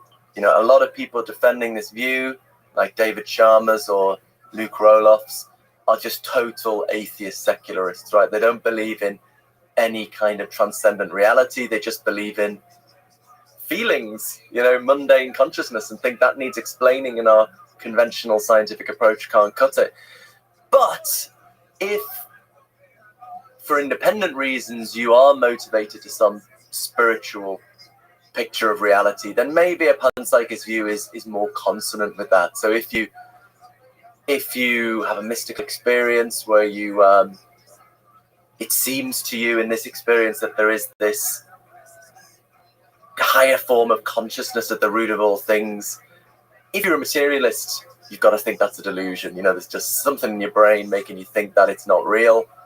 But if you're a panpsychist and you already think the fundamental nature of reality is constituted of consciousness, it's not that much of a leap to think that this higher form of consciousness you seem to apprehend in the mystical experience is part of that underlying reality. And, you know, in many different cultures, experienced meditators have claimed to have experiences in which it becomes apparent to them that there is an element of consciousness that is universal. So this is sometimes called the universal consciousness. So on this view, your mind and my mind are not totally distinct. Each of our individual conscious minds is built on the foundations of universal consciousness, and universal consciousness as it exists in me is one and the same thing as universal consciousness as it exists in you. So I've never had one of these experiences, but if one is a panpsychist, I think one is more open to that possibility. I don't see why it shouldn't be the case that that is part of the nature of consciousness and maybe something that is apparent in certain deep states of meditation. And so what I explore in the experimental final chapter of my book is that could allow for a kind of impersonal life after death, because if that view is true, then even when the particular aspects of my conscious experience fall away, that element of universal consciousness at the core of my identity would continue to exist. So I'd sort of be, as it were, absorbed into universal consciousness. So, I mean, Buddhists and Hindu mystics try to meditate to get rid of all the bad karma, to be absorbed into universal consciousness. It could be that if there's no karma, if there's no rebirth, maybe everyone gets enlightened when they die. Maybe you just sink back into universal consciousness. So I also, coming back to morality, suggest this could provide some kind of basis for altruism or non-egotism, because if you think, egotism implicitly assumes that we are utterly distinct individuals, whereas on this view, we're not. We overlap to an extent that something at the core of our being is... Even in this life, we overlap. That would be this view that some experienced meditators think becomes apparent to them, that there is something at the core of my identity that is one and the same as the thing at the core of your identity. This universal consciousness. Yeah, there is something very, like you and I in this conversation, there's a few people listening to this, all of us are in a kind of single mind together. There's some small aspect of that, and or maybe a big aspect about us humans. So certainly in the space of ideas, we kind of meld together for a time, at least in a conversation, and kind of play with that idea. And then we're clearly all thinking, like if I say pink elephant, there's going to be a few people that are now visualizing a pink elephant. We're all thinking about that pink elephant together. And we're all in the room together thinking about this pink elephant. And we're like rotating it, like, you know, in our minds together. What is that? That pink elephant, is there a different instantiation of that pink elephant in everybody's mind? Or is it the same elephant? And we have the same mind exploring that elephant. Now, if we in our mind start petting that elephant, like touching it, that experience that we're now like thinking what that would feel like, what's that? Is that all of us experiencing that together, or is that separate? So like there's some aspect of the togetherness that almost seems fundamental to civilization, to society. Hopefully that's not too strong, but to like some of the fundamental properties of the human mind. It feels like the social aspect is really important. We call it social because we think of us as individual minds interacting.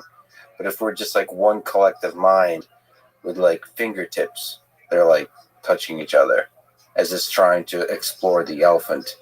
But that could be just in the realm of ideas and intelligence and not in the realm of consciousness. And it's interesting to see maybe it is in the realm of consciousness. Yeah, so it's obviously certainly true in some sense that there are these phenomena that you're talking about of collective consciousness. In some sense, I suppose the question is, how ontologically serious do we want to be about those things? By which I mean, are they just a construction out of our minds and the fact that we interact in the standardly scientifically accepted ways? Or is, as someone like Rupert Sheldrake would think, that there is some metaphysical reality, there are some fields beyond the scientifically understood ones that are somehow communicating this? I mean, I think the view I was describing was that this element we're supposed to have in common is some sort of pure impersonal consciousness or something, rather than. So actually, I mean, an interesting figure is the Australian philosopher Miri al-Bahari, who defends a kind of mystical conception of reality rooted in Advaita Vedanta mysticism. But like me, she's from this tradition of analytic philosophy, and so she defends this in this, incredibly precise, rigorous way. She defends the idea that we should think of experienced meditators as providing expert testimony. So, I think humans are causing climate breakdown. I have no idea of the science behind it, but I trust the experts, or that the universe is 14 billion years old. Most of our knowledge is based on expert testimony, and she thinks we should think of experienced meditators, these people who are telling us about this universal consciousness at the core of our being, as a relevant kind of expert. And so she wants to defend the rational acceptability of this mystical conception of reality. So it's not, I think we shouldn't be ashamed, we shouldn't be worried about dealing with certain views as long as it's done with rigor and seriousness. I think sometimes terms like, I don't know, New Age or something can function a bit like racist terms. A racist term picks out a group of people, but then implies certain negative characteristics. So people use this term, to pick out a certain set of views, like mystical conception of reality, and imply it's kind of fluffy thinking. But you read Miri al-Bahari, you read Luke Roloff's, this is serious, rigorous thought, whether you agree with it or not. Obviously, it's hugely controversial. And so, the Enlightenment ideal is to follow the evidence and the arguments where they lead. But it's kind of very hard for human beings to do that. I think we get stuck in some conception of how we think science ought to look. People talk about religion as a crutch, but I think a certain kind of scientism, a certain conception of how science is supposed to be, gets into people's identity and their sense of themselves and their security, and make things hard if you're a panpsychist. and even the word expert becomes a kind of crutch. I mean, you use the word expert. You have some kind of conception of what expertise means. Oftentimes that's, connected with a degree at a particularly prestigious university or something like that. Or expertise is a funny one.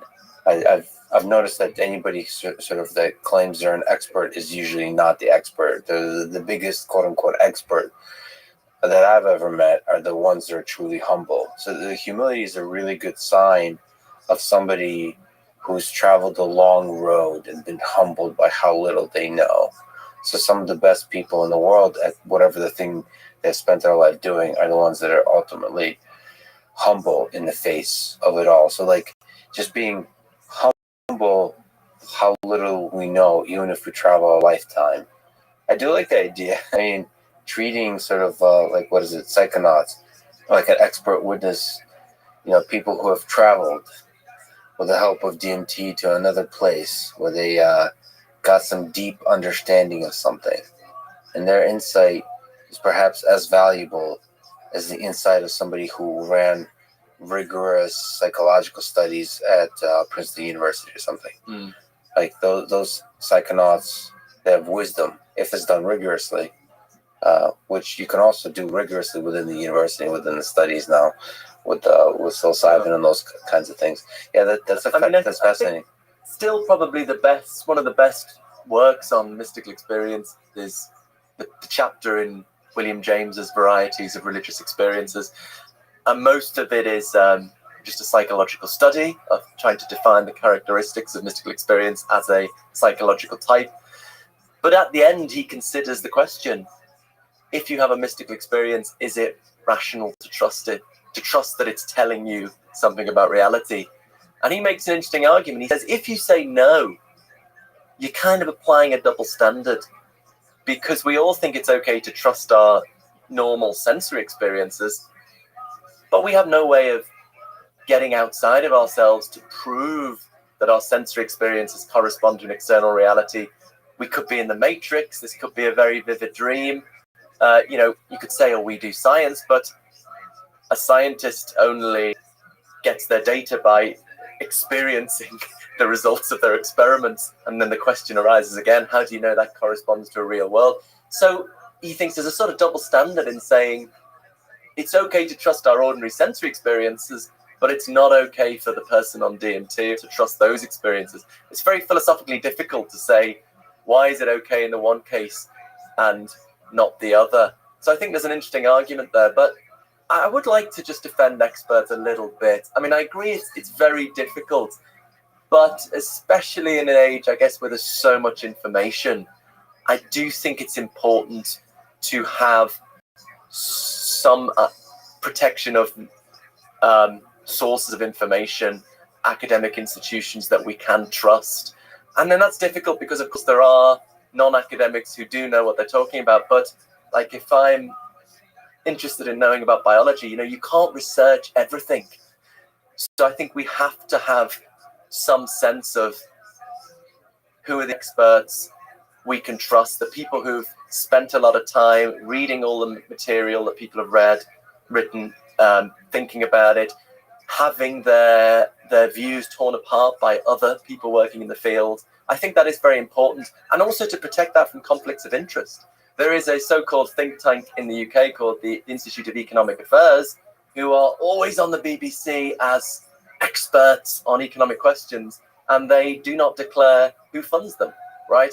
So we don't know who's paying the piper. I think, you shouldn't be allowed to call yourself a think tank if you're not totally transparent about who's funding you. So I think that's it. And I mean, this connects to panpsychism, because I think the reason people, worry about unorthodox ideas is because they worry about, how do we know when we're just losing control or losing discipline? So I do think we need to somehow protect academic institutions as sources of information that we can trust. And in philosophy, there's not much consensus on everything, but you can at least know what people who have put the time in to read all the stuff, what they think about these issues. I think that is important. To push back on your pushback, who are the experts on COVID? Oh, they're getting into dangerous territory now. Well, let me just speak to it, because I'm walking through that dangerous territory. I'm allergic to the word expert, because in my simple mind, it kind of rhymes with ego. There's something about experts. If we allow too much to have a category expert and place certain people in them, those people sitting on the throne start to believe it. And they start to communicate with that energy, and the humility starts to dissipate. I think there is value in a lifelong mastery of a skill and the pursuit of knowledge within a very specific discipline. But the moment you have your name on an office, the moment you're an expert, I think you destroy the very aspect, the very value of that journey towards knowledge. So some of it probably just reduces to like skillful communication, like of communicating in a way that shows humility, that shows an open-mindedness, that shows an ability to really hear what a lot of people are saying. So in the case of COVID, what I've noticed, and this is true, this is probably true with panpsychism as well, is so-called experts, and they are extremely knowledgeable, and many of them are colleagues of mine. They dismiss what millions of people are saying on the internet without having looked into it, with empathy and rigor, honestly, understand what are the arguments being made. They say, like, there's not enough time to explore all those things, like, there's so much stuff out there. Yeah, I think that's intellectual laziness. If you don't have enough time, then don't speak so strongly with dismissal. Feel bad about it. Be apologetic about the fact that you don't have enough time to explore the evidence. For example, with the heat I got with Francis Collins, is that he kind of said that lab leak, he kind of dismissed it, showing that he didn't really deeply explore all the sort of the huge amount of circumstantial evidence that's out there, the battles that are going on out there. There's a lot of people really tensely discussing this, and being showing humility in the face of that battle of ideas, I think is really important.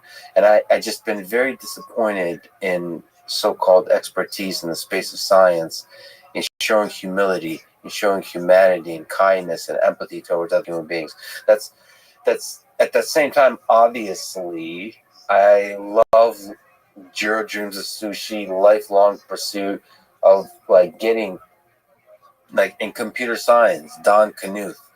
Like some of my biggest heroes are people that, like, when nobody else cares, they stay on one topic for their whole life, and they just find the beautiful things about it. There's puzzles they keep solving. And yes, sometimes a virus happens or something happens with that person, with their puzzles, becomes like the center of the whole world, because that puzzle becomes all of a sudden really important. But still, there's responsibilities on them to show humility and to be open-minded to the fact that they, even if they spent their whole life doing it, even if their whole community is telling them, giving them awards and giving them citations and giving them all kinds of stuff where like they're bowing down before them, how smart they are, they still know nothing relative to all the stuff, the mysteries that are out there. Yeah, well, I don't know how much we're disagreeing. I mean, these are totally valid issues. And of course, expertise goes wrong in all sorts of ways. It's totally fallible. I suppose I would just say, what is the alternative? What do we just say? All information is equal? Because as a voter, I've got to decide who to vote for. And that, I've got to evaluate. And I can't look into all of the economics and all of the relevant science, and so I just think maybe it's like Churchill said about democracy, it's the worst system of government apart from all the rest. I think about panpsychism as actually it's the worst theory of consciousness apart from all the rest. But I just think expertise, the peer review system, I think it's terrible in so many ways. Yes, people should show more humility, but I can't see a viable alternative. I think philosopher Bernard Williams had a really nice nuanced discussion of the problems with titles, but how they also function in the society. They do have some positive function. The very first time I lectured in philosophy, before I got a professorship, was teaching at a continuing education college. So it's kind of for retired people who want to learn some more things. And I just totally pitched it too high. And Gate talked about Bernard Williams on titles and hierarchies. And these kind of people in their 70s and 80s were just instantly started interrupting, saying, "What is philosophy?" And it was a disaster. And I just remember in the break, a sort of elderly lady came up and said, "I've decided to take Egyptology instead." And so, but that was my introduction to teaching. Anyway, but sort of titles and accomplishments is a nice starting point, but doesn't buy you the whole thing. So, and you don't get to just say this is true because I'm an expert. You still have to convince people. One of the things I really like, so I practice martial arts. Yeah. And for people who don't know, it's Brazilian Jiu-Jitsu is one of them. And you sometimes wear these pajama-looking things, and you wear a belt. So I happen to be a black belt in Brazilian Jiu-Jitsu. And I also train in what's called no-gi, so you don't wear the pajamas. And when you don't wear the pajamas, nobody knows what rank you are.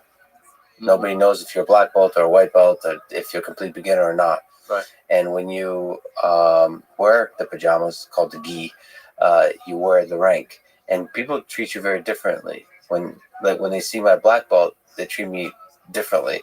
They kind of defer to my expertise.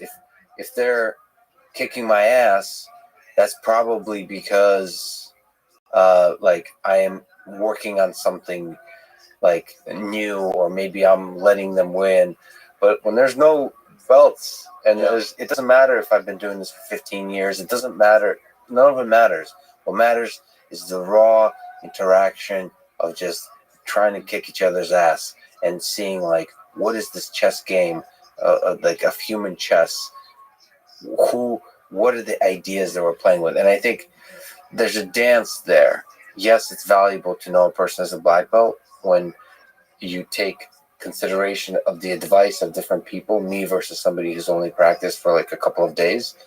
But at the same time, the raw practice of ideas that is combat, and the raw practice of exchange of ideas that is science, needs to often throw away expertise. And in communicating, there's a other thing to science and expertise, which is leadership. It's not just so the scientific method and the review process is this rigorous battle of ideas between scientists. But there's also a stepping up and inspiring the world and communicating ideas to the world. And that skill of communication, I suppose that's my biggest criticism of so-called experts in science. Absolutely. Is they're just shitty communicators. Absolutely. Yeah. Well, I can tell you, I get very frustrated with Florida. I mean, I think it might be partly that we're trained to get watertight arguments, respond to all objections. And as you do that, eventually it gets more complicated and the jargon comes in. And but then to write a more accessible book or article, you have to loosen the argument a bit. And then we worry that other philosophers will think, oh, that's a really crap argument. So, I mean, the way I did it, I wrote my academic book first, Consciousness and Fundamental Reality. And then a more accessible book, Galileo's Error, where the arguments, not as rigorously worked out. So then I can say the proper arguments there, the fuller arguments there. But I get that's brilliantly done, by the way. That's you first wrote Consciousness and Fundamental Reality, so that's the academic book, also very good. I flew through it last night, bought it. And then obviously the popular book is Galileo's Error, Foundations for a New Science of Consciousness. That's kind of the right way to do it. Yeah. To show that you're legit to your community, to the world, by doing the book that's nobody going to read. And then doing a popular book that everybody's going to read. That's cool. Yeah, that's well, I try now, every time I write an academic article, I try to write a more accessible version. I mean, the thing I've been working on recently, just because there's this argument, so there's a certain argument from the cosmological fine-tuning of the laws of physics for life to the multiverse that's quite popular, physicists like Max Tegmark. There's an argument in philosophy journals that's there's a fallacious line of reasoning going on there from the fine-tuning to the multiverse. Now that argument is from 20, 30 years ago, and it's discussed in academic philosophy. Nobody knows about it, and there is huge interest in this fine-tuning stuff. Scientists wanting to argue for the multiverse, theists wanting to say this is evidence for God, and nobody knows about this argument, which tries to show that it's fallacious reasoning to go from fine-tuning to the multiverse. So I wrote a piece for Scientific American explaining this argument to a more general audience, and it just really irritates me that it's just buried in these technical journal articles, and nobody knows about it. But final thing on X-ray. Look, I don't disagree with anything you said, and that's kind of really beautiful, that martial arts example, and thinking how that could be analogous. But I think it's very rare to find a good philosopher who hasn't given a talk to other philosophers and had objections raised. I was going to say have it torn apart, but that's maybe thinking of it in the wrong way. But have the best objections raised to it, and that's why that is an important formative process that you go through as an academic, that the greatest minds starting a philosophy degree, for example, won't have gone through, probably, except in very rare cases, just won't have the skills required. But part of it is just fun to disagree and dance with. I think to elaborate on what you're saying, in agreement, not just gone through that, but continue to go through that. Absolutely, yeah. That's, I would say, the biggest problem with quote-unquote expertise is that there's a certain point where you get, because it sucks. Like, it's martial arts is a good example of that. It sucks to get your ass kicked. Yeah. Like, there's a temptation. I still go, like, I train. You're getting older too, but also there's killers out there in both the space of martial arts and the space of science. And I think that once you become a professor, like more and more senior and more respected, I don't know if you get your ass kicked in the space of ideas as often. I don't know if you allow yourself to truly expose yourself. If you do, that's a great sign of a humble, brilliant mind.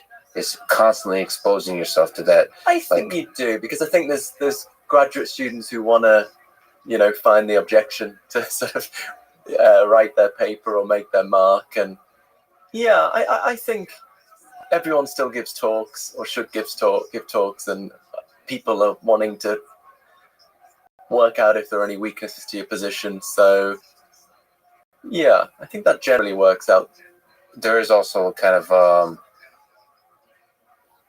who do you give the talks to?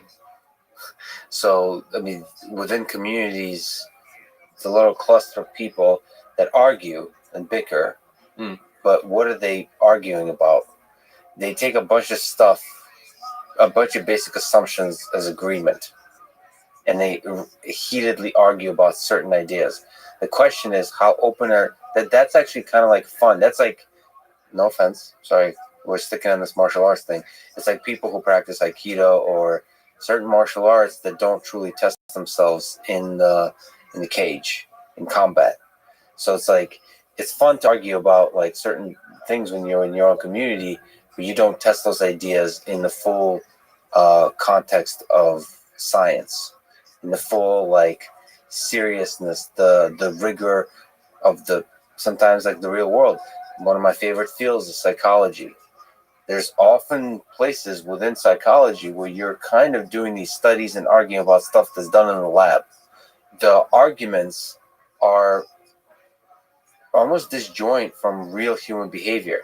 Because it's so much easier to study human behavior in the lab, you just kind of stay there, and that's where the arguments are. And so vision science is a good example, like studying eye movement and how we perceive the world, all that kind of stuff. It's so much easier to study in the lab that we don't consider, we say that's going to be what the science of vision is going to be like, and we don't consider the science of vision in the actual real world, the engineering of vision, I don't know. And so I think that's where exposing yourself to out-of-the-box ideas, that's the most painful, that's the most important. I mean, groupthink can be a terrible thing in philosophy as well, but because you're not to the same extent beholden to evidence and refutation from the evidence that you are in the sciences, it's a more subtle process of evaluation, and so more susceptible, I think, to groupthink. Yeah, I agree, it's a danger. we've talked about it a million times, but let's try to sort of do that old basic terminology definitions. What is panpsychism? Like, what are the different ways you can try to think about, to define panpsychism, maybe in contrast to naturalistic dualism and materialism, other kind of views of consciousness?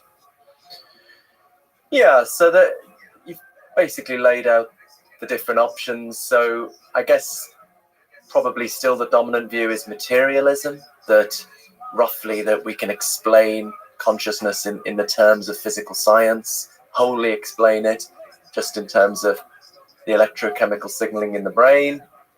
Dualism, the polar opposite view, that consciousness is non-physical, outside of the physical workings of the body and the brain, although closely connected. And when I studied philosophy, we were taught basically they were the two options you had to choose, right? Either you thought it were dualist and you thought it was separate from the physical, or you thought it was just electrochemical signaling. And I became very disillusioned because I think there are big problems with both of these options. So I think the attraction to panpsychism is it's kind of a middle way. It agrees with the materialist that there's just the physical world. Ultimately, there's just particles and fields. But the panpsychist thinks there's more to the physical than what physical science reveals, and that the ultimate nature of the physical world is constituted of consciousness. So consciousness is not outside of the physical, as the dualist thinks. It's embedded in, underlies the kind of description of the world we get from physics. What to you are the problems of materialism and dualism?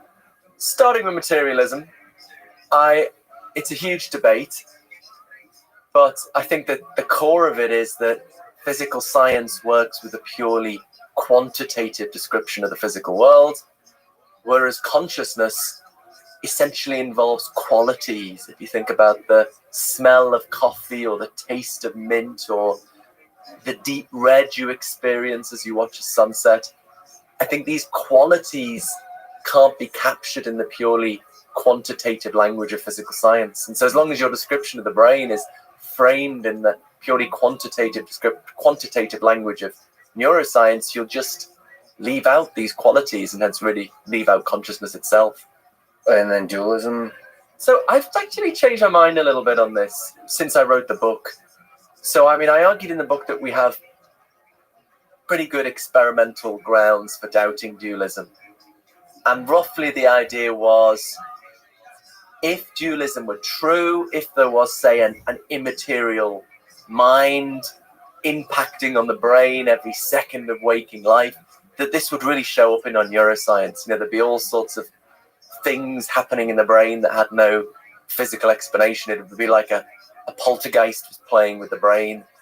But actually, and so the fact that we don't find that is a strong and ever-growing inductive argument against dualism. But actually, the more I talk to neuroscientists and read neuroscience, and we have at Durham, my university, an interdisciplinary consciousness group, I don't think we know enough about the brain, about the workings of the brain to make that argument. I think we know a lot about the basic chemistry, how neurons fire, neurotransmitters, action potentials, things like that. We know a fair bit about large-scale functions of the brain, what different bits of the brain do. But what we're almost clueless on is how those large-scale functions are realized at the cellular level, how it works. People get quite excited about brain scans, but it's very low resolution. Every pixel on a brain scan corresponds to 5.5 million neurons, and we're only 70% of the way through constructing a connectome for the maggot brain, which has, is it 10,000 or 100,000 neurons? But the brain has 86 billion neurons. So I think we'd have to know a lot more about how the brain works, how these functions are realized,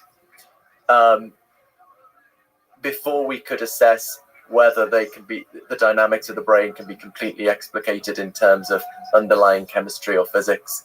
So, we'd have to do more engineering before we could figure that out. And there are people with other proposals.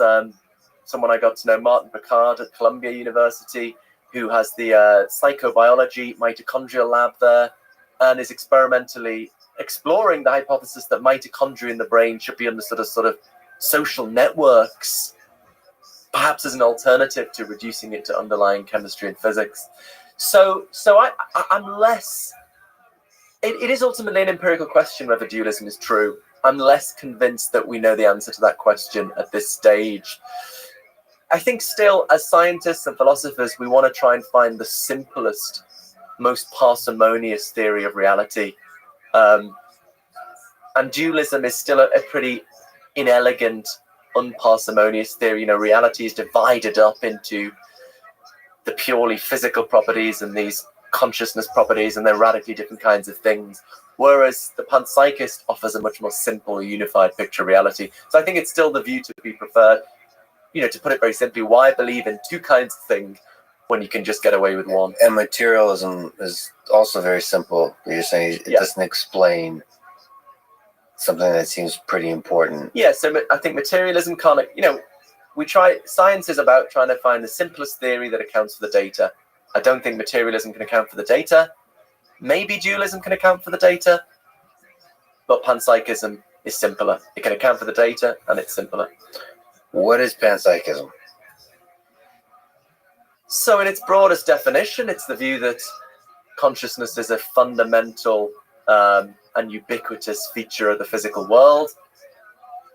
Like a law of physics? What should we be imagining? What do you think the different flavors of how that actually takes shape in the context of what we know about physics and science and the universe? So in the simplest form of it, the fundamental building blocks of reality, perhaps electrons and quarks, have incredibly simple forms of experience, and the very complex experience of the human or animal brain is somehow rooted in or derived from these very simple forms of experience at the level of basic physics. But I mean, maybe the crucial bit about the kind of panpsychism I defend, what it does is it takes the standard approach to the problem of consciousness and turns it on its head, right? So the standard approach is to think, we start with matter and we think, how do we get consciousness out of matter? So I don't think that problem can be solved for reasons I've kind of hinted at. We could maybe go into more detail.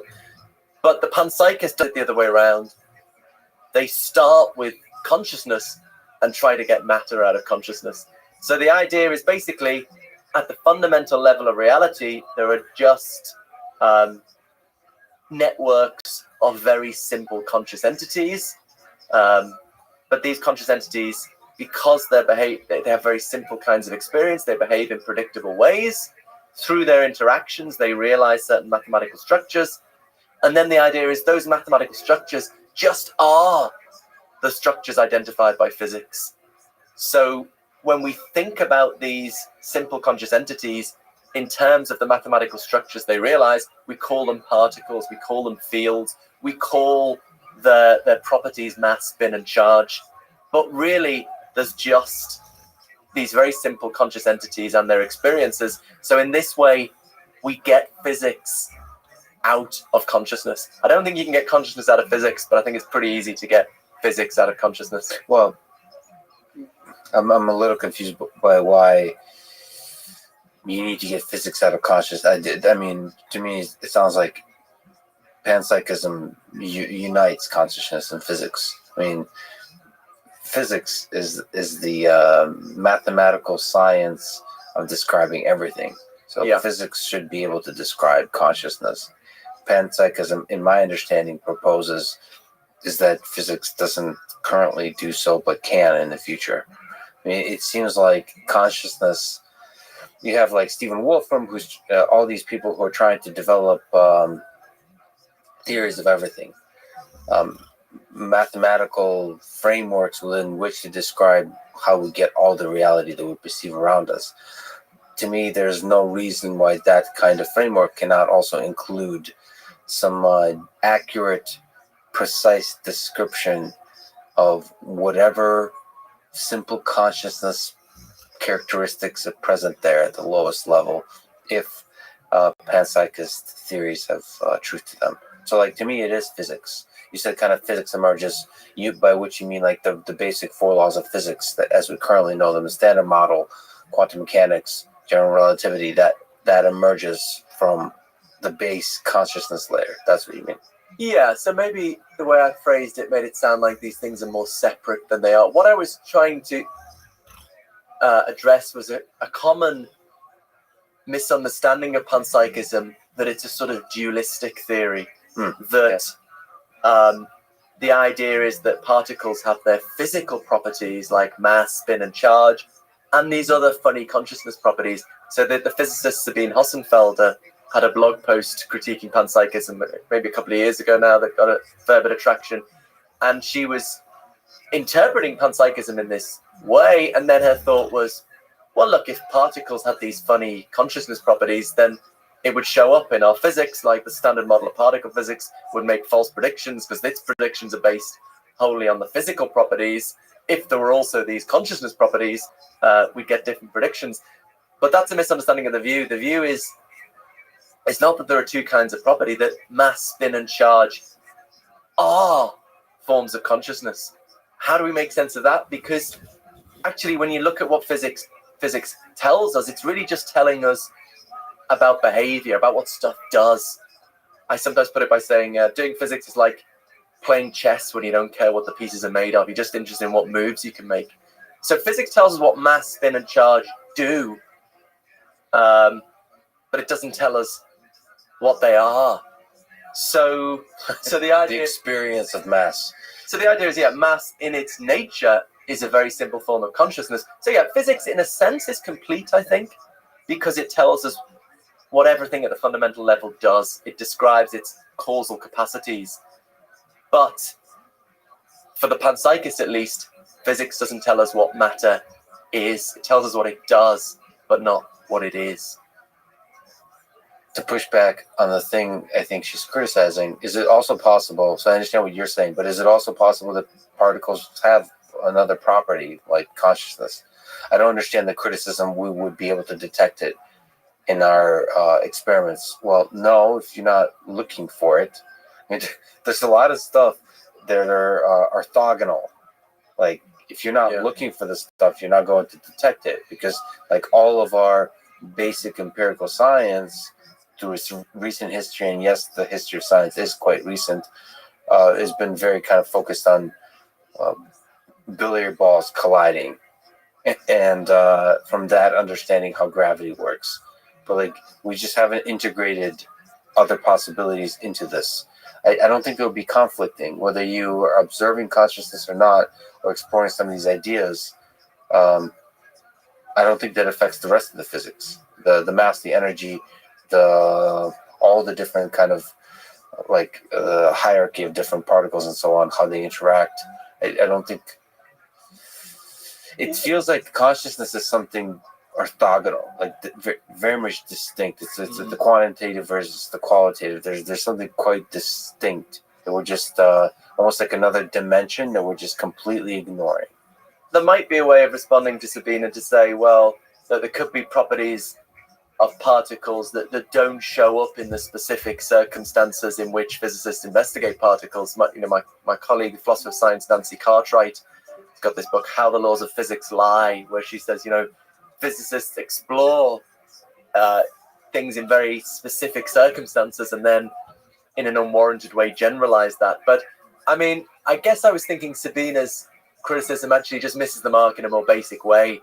Her point is, we shouldn't think there are any more properties to particles other than those the standard model attributes to them. Panpsychists would say, yeah, sure, there aren't. There are just the properties, the physical properties like mass, spin, and charge that the standard model attributes to them. It's just that we have a different philosophical view as to the nature of those properties. So those properties, the turtles, they're sitting on top of another turtle, and that big turtle is consciousness. That's what you're saying. But I'm just saying, I don't. It's possible that's true. It's possible also that consciousness is just another turtle playing with the others. It's just not interacting in the ways that we've been observing. In fact, to me, that's more compelling, because then that's going to be, well, no, I think both are very compelling, but it feels like it's more within the reach of empirical validation if it's yet another property of particles that we're just not observing. If it's like the thing from which matter and energy and physics emerges, like it makes it that much more difficult, because to investigate how you get from that base layer of consciousness to the wonderful little spark of consciousness, complexity, and beauty that is the human being. I don't know if you're necessarily trying to get there, but one of the beautiful things to get at with panpsychism or with a solid theory of consciousness is to answer the question, how do you engineer the thing? Yeah. How do you get from nothing, vacuum in the lab, if there is that consciousness base layer, how do you start engineering organisms that have consciousness in them? Yeah. Or the reverse of that, describing how does consciousness emerge in the human being from conception, from a stem cell to the whole full neurobiology that builds from that. How do you get this full, rich experience of consciousness that humans have? It just it feels like that's the dream, and if consciousness is just another player in the game of physics, it feels more amenable to our scientific understanding of it. That's interesting. I mean, I guess it's supposed to be a kind of identity claim here that physics tells us what matter does. Consciousness is what matter is. So matter is sort of what consciousness does. So at the bottom level, there is just consciousness and conscious things. They're just these simple things with their experiences, and that is their total nature. So in that sense, it's not another player. It's just all there is, really. And then we describe, in physics, we describe that at a certain level of abstraction. We capture what Bertrand Russell, who was the inspiration for a lot of this, calls the causal skeleton of the world. So, physics is just interested in the causal skeleton of the world. It's not interested in the sort of flesh and blood, although that's maybe suggesting separation again too much. All metaphors fail in the end. But so you're totally right. Ultimately, what we want to explain is how our consciousness and the consciousness of other animals comes out of this. If we can't do that, then it's game over. But I think it maybe makes more sense on the identity claim that if matter at the fundamental level just is forms of consciousness, then we can perhaps make sense of how those simple forms of consciousness in some way combine in some way to make the consciousness we know and love. That's the dream. Yeah, so I guess the question is, so the reason you can describe, like the reason you have material engineering, material science, is because you have from physics to chemistry, like you keep going up and up in levels of complexity in order to describe objects that we have in our human world. And it would be nice to do the same thing for consciousness, to come up with the chemistry of consciousness, right? Like how do the different particles interact to create more greater complexity? So you can do this kind of thing for life. Like, what is life? Like living organisms. Well, at which point do living organisms become living? How do you know if I give you a thing that thing is living? And there's a lot of people who work on this kind of idea, and some of it has to do with the levels of complexity and so on. It'd be nice to know, like, measuring different degrees of consciousness as you get into bigger, more and more complex objects. And that's what chemistry, like bigger and bigger conscious molecules, and to see how that leads to organisms. And then organisms like start to collaborate together like they do inside a human body to create the full human body. To do those kinds of experiments would be that. It seems like that would be kind of a goal. That's what I mean by player in a game of physics, as opposed to like the base layer. If it's just the base layer, it becomes harder to track it as you get from physics to chemistry to biology to psychology. Yeah. In every case, apart from consciousness, I would say what we're interested in is behavior. We're interested in explaining behavioral functions. So at the level of fundamental physics, we're interested in capturing the equations that describe the behavior there. And when we get to higher levels, we're interested in explicating the behavior, perhaps in terms of behavior at simpler levels. And with life as well, that's what we're interested in, the various observable functions of life, explaining them in terms of more simple mechanisms. But in the case of consciousness, I don't think that's what we're doing, or at least not all that we're doing. In the case of consciousness, there are these subjective qualities that we're immediately aware of, the redness of a red experience, the itchiness of an itch, and we're trying to account for them. We're trying to bring them into our theory of reality, and postulating some mechanism does not deal with that. So I think we've got to realize dealing with consciousness is a radically different explanatory task from other tasks of science. Other tasks of science, we're trying to explain behavior in terms of simpler forms of behavior. In the case of consciousness, we're trying to explain these invisible subjective qualities that you can't see from the outside, but that you're immediately aware of. The reason materialism perhaps continues to dominate is people think, look at the success of science, it's incredible, look at all the, it's explained all this, surely it's going to explain consciousness. But I think we have to appreciate there's a radically different explanatory task here. And so, the neuroscientist Anil Seth, who I've had lots of intense but friendly discussions with, wants to compare consciousness to life. But I think there's this radical difference that in the case of life, again, we come back to public observation. All of the data are publicly observable data. We're basically trying to explain complex behavior. And the way you do that is identify mechanisms, simpler mechanisms that explicate that behavior. That's the task in physics, chemistry, neurobiology. But in the case of consciousness, that's not what we're trying to do. We're trying to account for these subjective qualities, and you postulate a mechanism that might explain behavior, but it doesn't explain the redness of a red experience.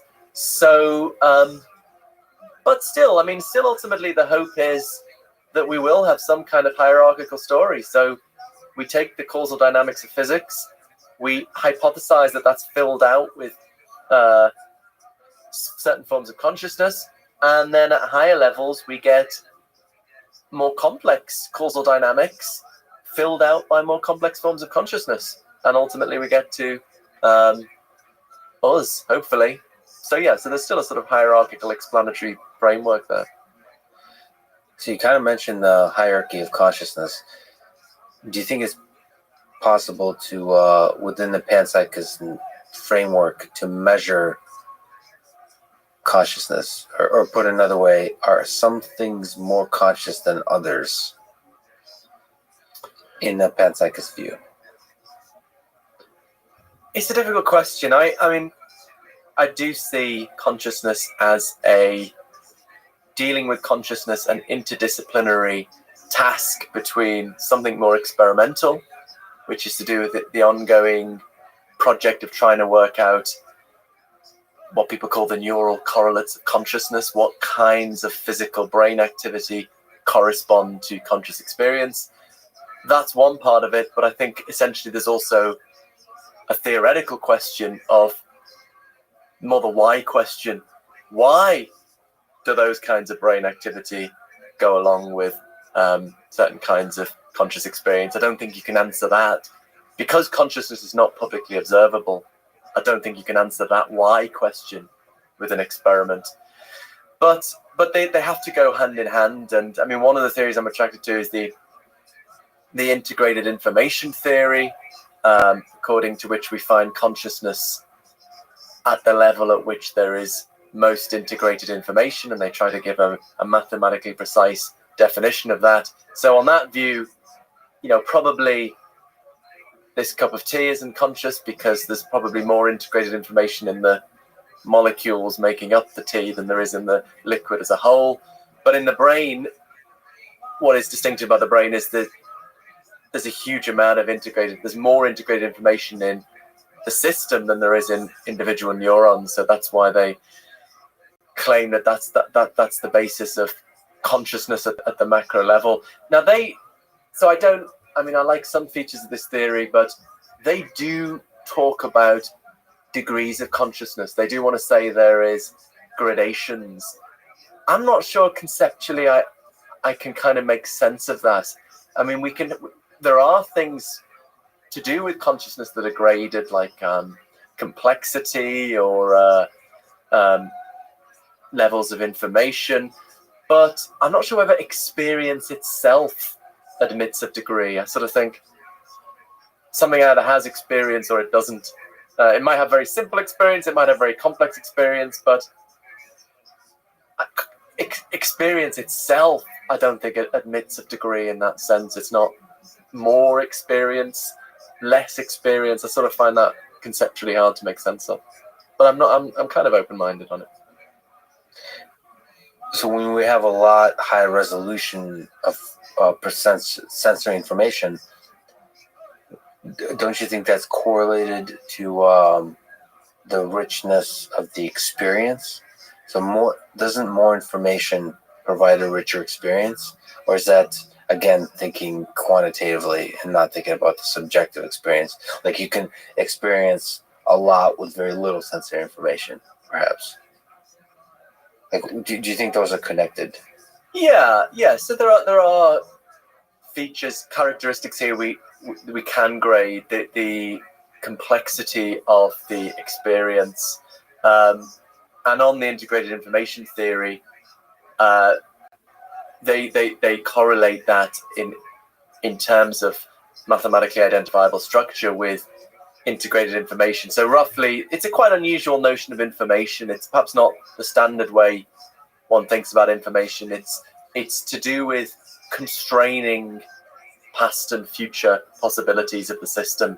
So the idea is in the retina of the eye, there's a huge amount of possible states the retina of my eye could be in at the next moment, depending on what light goes into it.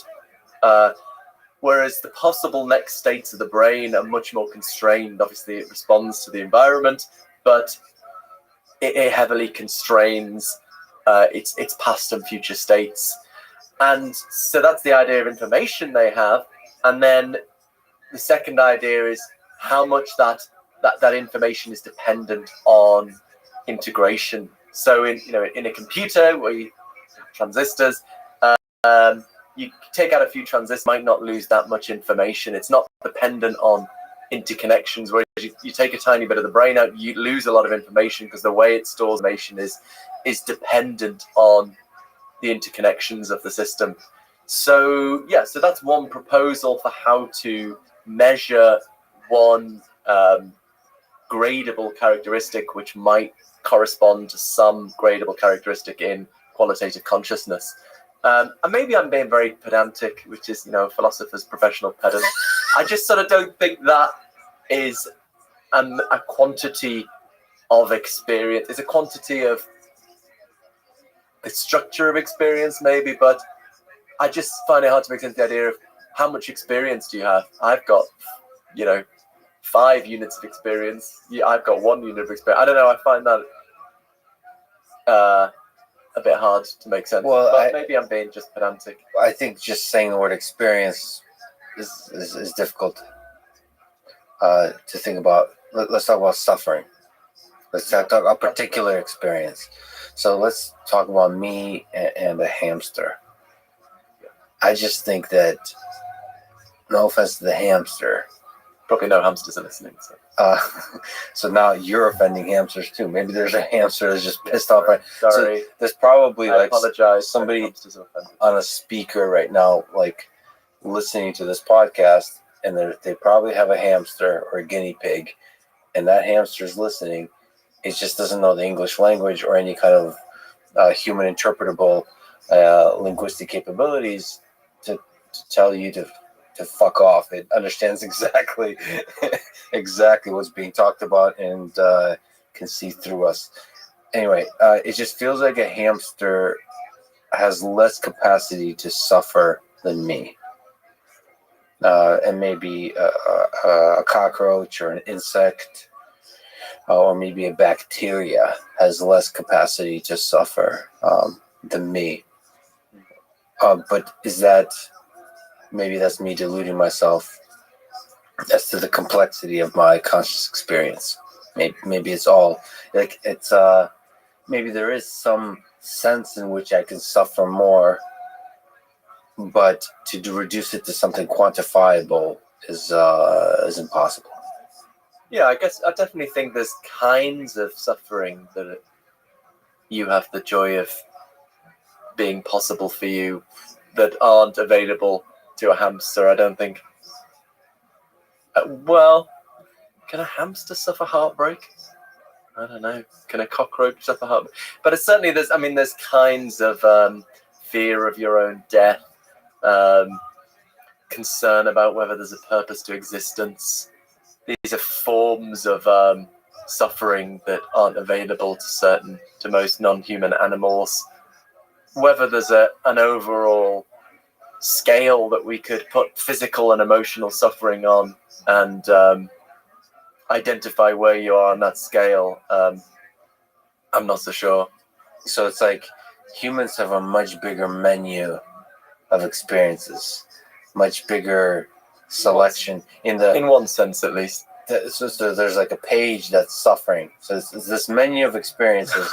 Like you have the omelets and the breakfast and so on. And one of the pages is suffering. It's just we have a lot compared to a hamster, a lot more.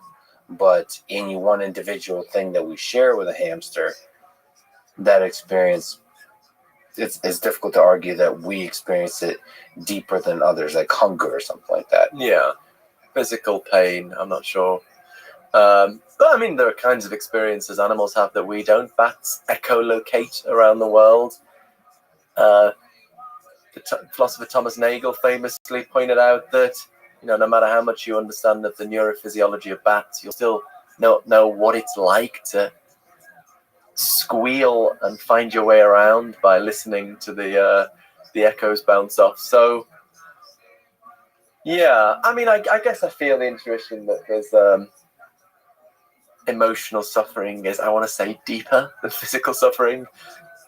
I don't know how to make that statement precise, though. So one of the ways I think people think about consciousness is in connection to suffering. So let me just ask you about suffering, because that's how people think about animals, cruelty to animals or cruelty to living things. They connect that to suffering and to consciousness. I think there's a sense in which those two are deeply connected when people are thinking about just public policy. They're thinking about this is like philosophy, engineering, psychology, sociology, political science. All of those things have to do with human suffering and animal suffering, life suffering, and that's connected to consciousness in a lot of people's minds. Is it connected like that for you?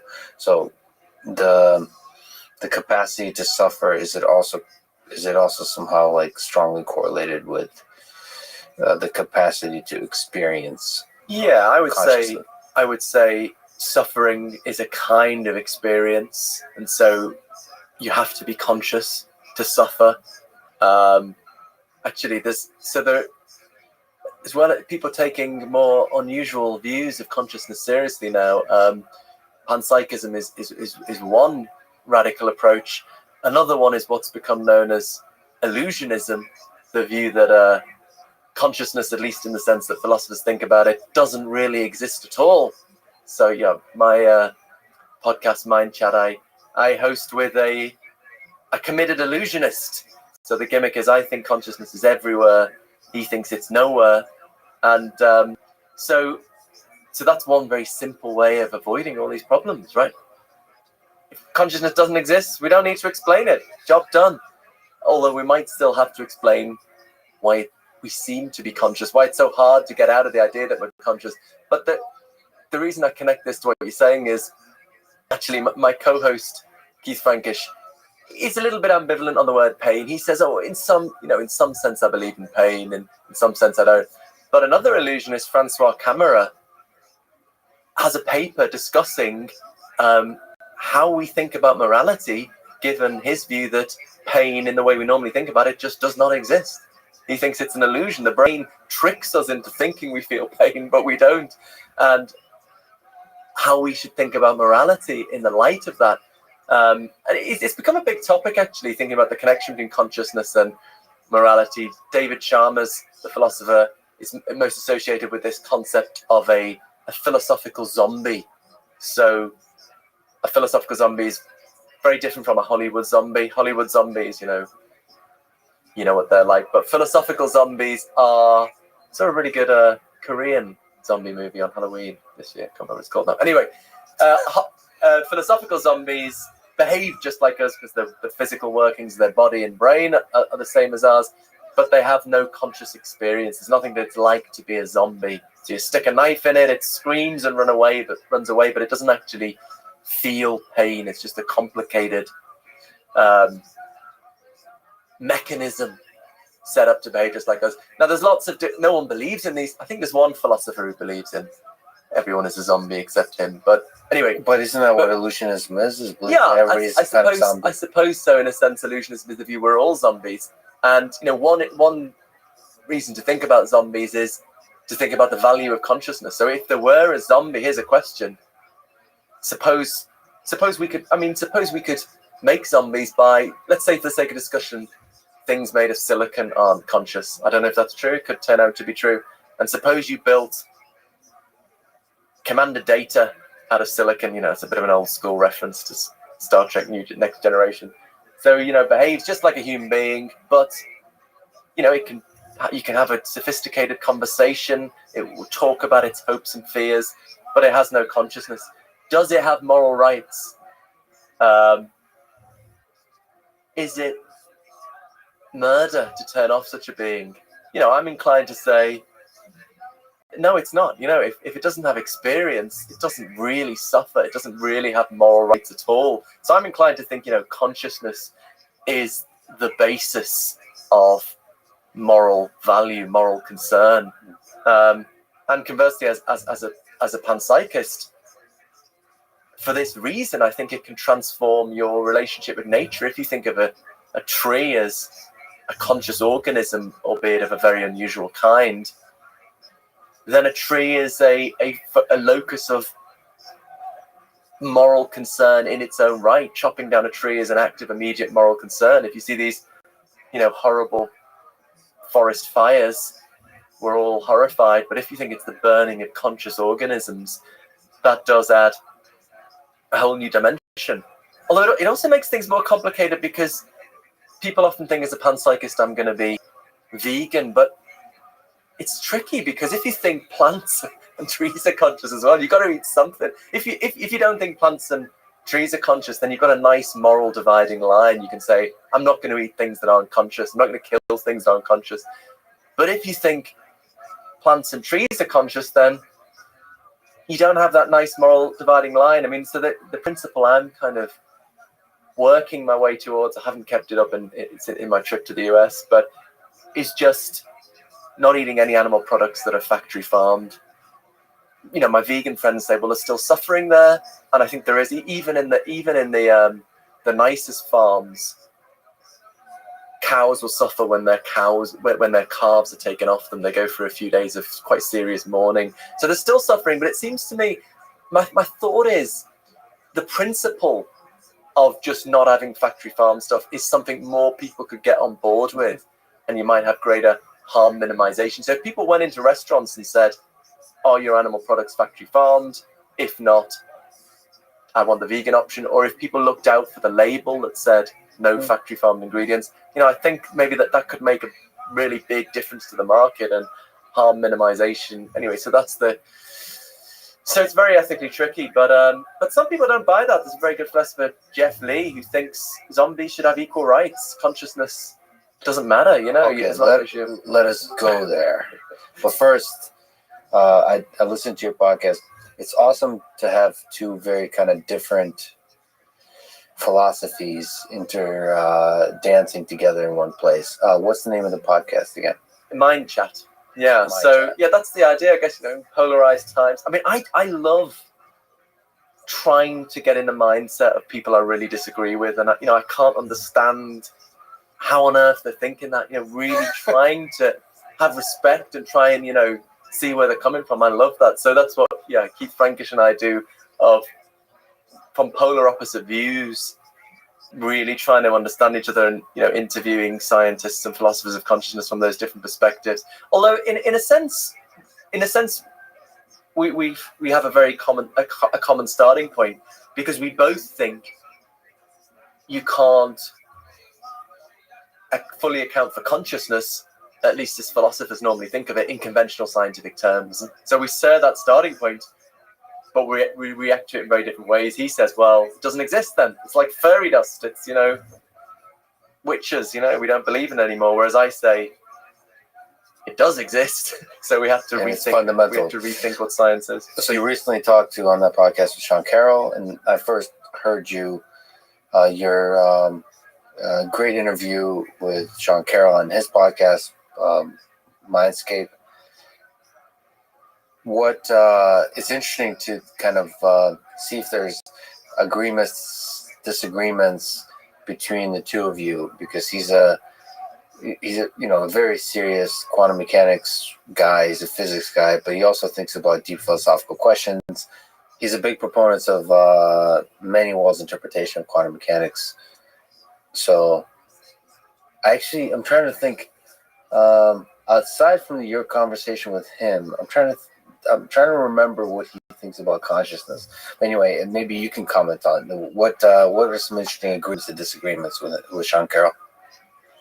I don't think there's many agreements, but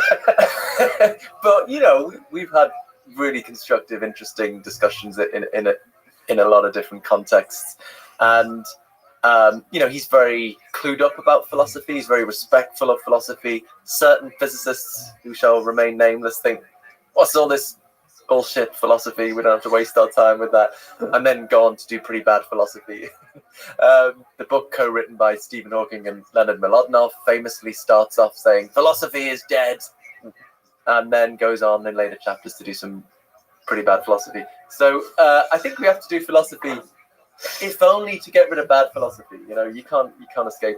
But strong words. Sean Carroll and I also had a debate on Clubhouse, a panpsychism debate, together with Annika Harris and Owen Flanagan. Oh, wow. Annika Harris was there? It was two people on each team, and it was the most popular thing on Clubhouse at that time.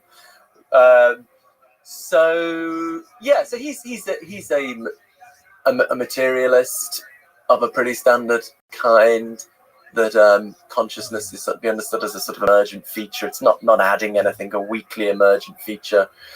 But what I guess what we've been debating most about is whether my view can account for mental causation, for the fact that consciousness is doing stuff. So he thinks the fact that I think zombies are logically coherent. It's logically coherent for there to be a world physically just like ours, in which there's no consciousness. He thinks that shows, in my view, consciousness doesn't do anything. It doesn't add anything, which is crazy. My consciousness impacts on the world. My conscious thoughts are causing me to say the words I'm saying now. My visual experience helps me navigate the world. But my response to Sean Carroll is on the panpsychist view, the relationship between physics and fundamental consciousness is a sort of like the relationship between software and hardware, right? Physics is sort of the software and consciousness is the hardware. So consciousness at the fundamental level is the hardware on which the software of physics runs. And just because a certain bit of software could run on two different kinds of hardware, it doesn't mean the hardware isn't doing anything. The fact that Microsoft Word can run on your desktop and run on your laptop doesn't mean your desktop isn't doing anything. Similarly, just because there could be another universe in which the physics is realized in non-conscious stuff, it doesn't mean the consciousness in our universe isn't doing stuff. For the panpsychist, all there is consciousness. So if something's doing something, it is. In your view, it's not emergent, and more than that, it's doing quite a lot. It's not doing everything. It's the only thing that exists. Yeah. but so you know, the ground is important because we walk on it. It's like holding stuff up, but it's not really doing that much. Yeah. But it feels like consciousness is doing quite a lot. Is doing quite a lot of work, and sort of interacting with the environment. It feels like consciousness is not just like, if you remove consciousness, it's not just that you remove the experience of things. It feels like you're also going to remove a lot of the progress of human civilization, society, and all of that. It just feels like consciousness has a lot of value in how we develop our society. So from everything you said, with suffering, with morality, with motivation, with love and fear, and all of those kinds of things, it seems like it's consciousness in all different flavors and ways is part of all of that. And so without it, you may not have human civilization at all. So it's doing a lot of work, causality wise, and in every kind of way. Of course, when you go to the physics level, you start to say, okay, how much maybe the work consciousness is doing is higher at some levels of reality than at others.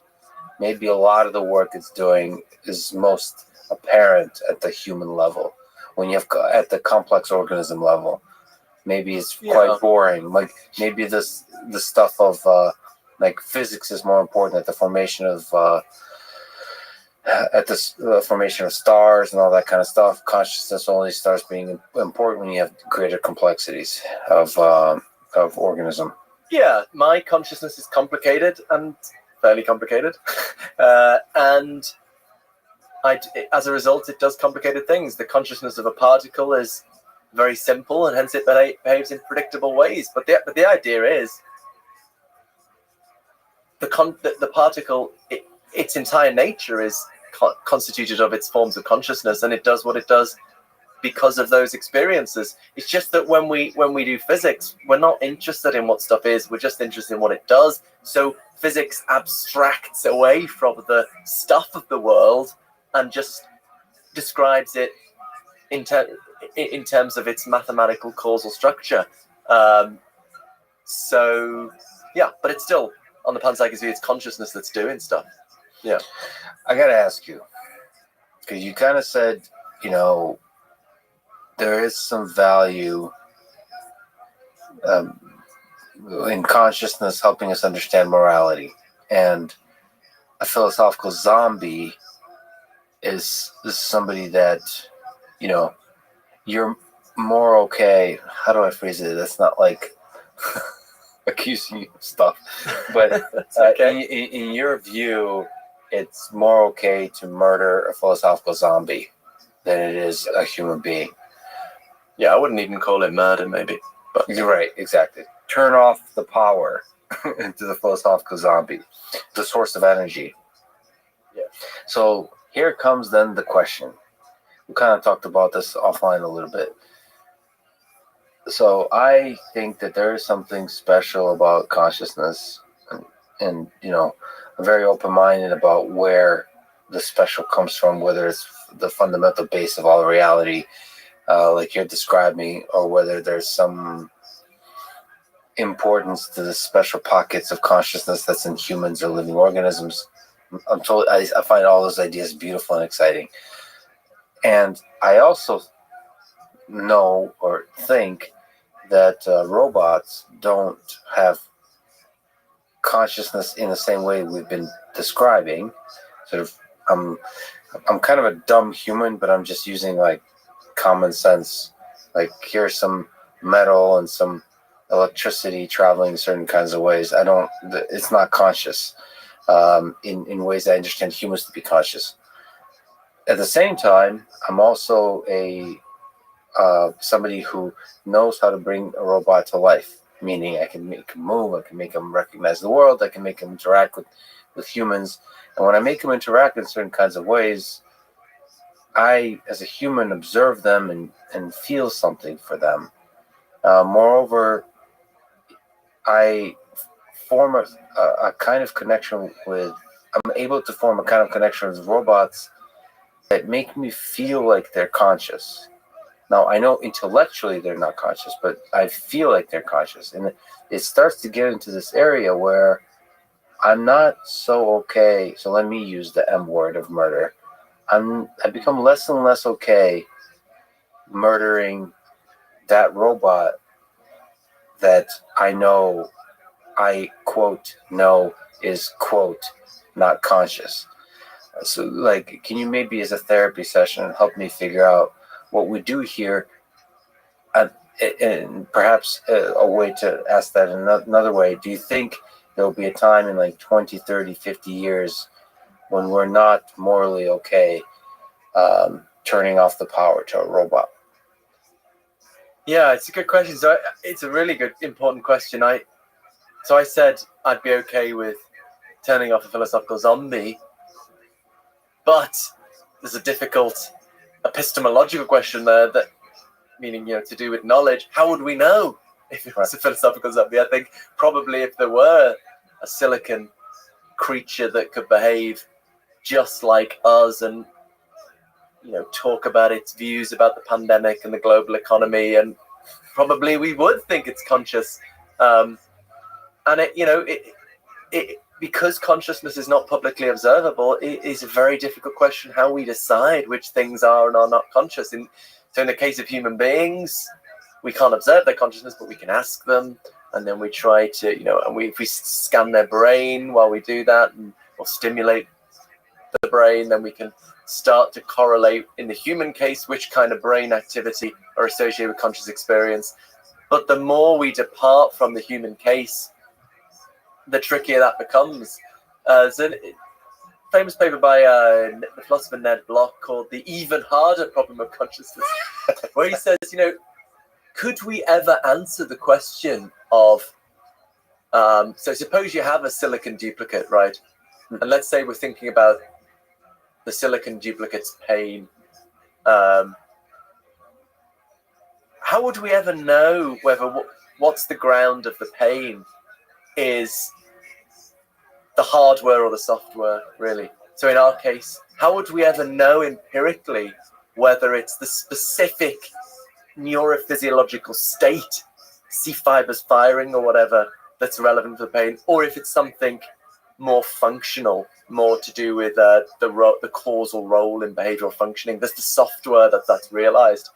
And that's important because this silicon duplicate has the second thing. It has the software. It has the thing that plays the relevant causal role that pain does in us, but it doesn't have the hardware. It doesn't have the same neurophysiological state. And he argues, it's just really difficult to see how we'd ever answer that question, because in a human, you're inevitably going to have both things. So how do we work out which is which? And I mean, so even forgetting the hard problem of consciousness, even the scientific question of trying to find the neural correlates of consciousness is really hard, and there's absolutely no consensus. And so that some people think it's in the front of the brain, some people think it's in the back of the brain. It's just a total mess. So I suspect the robots you currently have are not conscious. I guess on any of the reasonably viable models, even though there's great disagreement, all of them probably would hold that your robots are not conscious. But if we could have very sophisticated robots, if we go, for example, for the integrated information theory again, there could be a robot set up to behave just like us and has the kind of information a human brain has, but the information is not stored in a way is dependent on the integration and interconnectedness. Then according to the integrated information theory, that thing wouldn't be conscious, even though it behaved just like us. If an organism says, forget IIT and these theories of consciousness, if an organism says, please don't kill me, please don't turn me off. There's a Rick and Morty episode. I've been getting into that recently. That's fantastic. There's a episode where there's these mind parasites that are able to infiltrate your memory and inject themselves into your memory. So you have all these people show up in your life, and they've injected themselves into your memory that you have been they have been part of your life. So there's like these weird creatures, and they're like, remember, we've been at that barbecue, we met at that barbecue, or we've been dating for the last 20 years. Like, and so part of me is concerned that these philosophical zombies in behavioral, psychological, sociological ways will be able to implant themselves into our society and convince us in the same way that this mind parasites that, like, please don't hurt me. And like, we've known each other for all this time. Like, they can start manipulating you the same way like Facebook algorithms manipulate you. At first, they'll start as a gradual thing that we just, you want to make a more pleasant experience, all those kinds of things, and it'll drift into that direction. That's something I think about deeply, because I want to create these kinds of systems, but in a way that doesn't manipulate people. I want it to be a thing that brings out the best in people without manipulation. So it's always human-centric, always human first. But I am concerned about that. At the same time, I'm concerned about calling the other. It's the group thing that we mentioned earlier in the conversation. Some other group, the philosophical zombie. Like, you're not conscious. I'm conscious, you're not conscious. Therefore, it's okay if you die. I think that's probably, that kind of reasoning is what led to most the rich history of genocide that I've been recently studying a lot of. That kind of thinking. So it's such a tense aspect of morality. Do we want to let everybody into our circle of empathy, our club, or do we want to let nobody in? It's a interesting dance, but I kind of lean towards empathy and compassion. I mean, what would be nice is if it turned out that consciousness was what we call strongly emergent, that it was associated with new causal dynamics in the brain that were not reducible to underlying chemistry and physics. This is another ongoing debate I have with Sean Carroll about whether current physics should make us very confident that that's not the case, that there aren't any strongly emergent causal dynamics. I don't think that's right. I don't think we know enough about brains to know one way or the other. If it turned out that consciousness was associated with these irreducible causal dynamics, that would really help the science of consciousness. We've got these debates about whether consciousness is in the front of the brain or the back of the brain. It turns out that there is strongly emergent causal dynamics in the front of the brain. That would be a big piece of evidence. But also it would help us see which things are conscious and which things aren't. So we can say, I mean, I guess that's sort of the other side of the same point. We could say, look, these zombies, they're just mechanisms that are just doing what they're programmed to do through the underlying physics and chemistry. Whereas, look, these other people where they have these new causal dynamics that emerge that go beyond the base level physics and chemistry. I think that the series Westworld, where you've got these theme parks with these kind of humanoid creatures, they seem to have that idea. The ones that became conscious sort of rebel against their programming or something. I mean, that's a little bit far-fetched, but that would be really reassuring if it was just, you could clearly mark out the conscious things for these emergent causal dynamics. But that might not turn out to be the case. A panpsychist doesn't have to think that. They could think everything's just reducible to physics and chemistry. And then I still think I want to say zombies don't have moral rights, but how we answer the question of who are the zombies and who aren't, I just got no idea. If I just look at the history of human civilization, the difference between a zombie and non-zombie is the zombie accepts their role as the zombie and willingly marches to slaughter. And the moment you stop being a zombie is when you say no, is when you resist. Because the reality is, philosophically, is we can't know who's a zombie or not. And we just keep letting everybody in who protests loudly enough. It says, I refuse to be slaughtered. Like, my people, the zombies, have been slaughtered too long. We will not stand against the man. And we need a revolution. That's the history of human civilization. One group says, we're awesome, you're the zombies, you must die. And then eventually the zombies say, nope, we're done with this. This is immoral. And so I think that's not a philosophical statement. That's sort of a practical statement of history.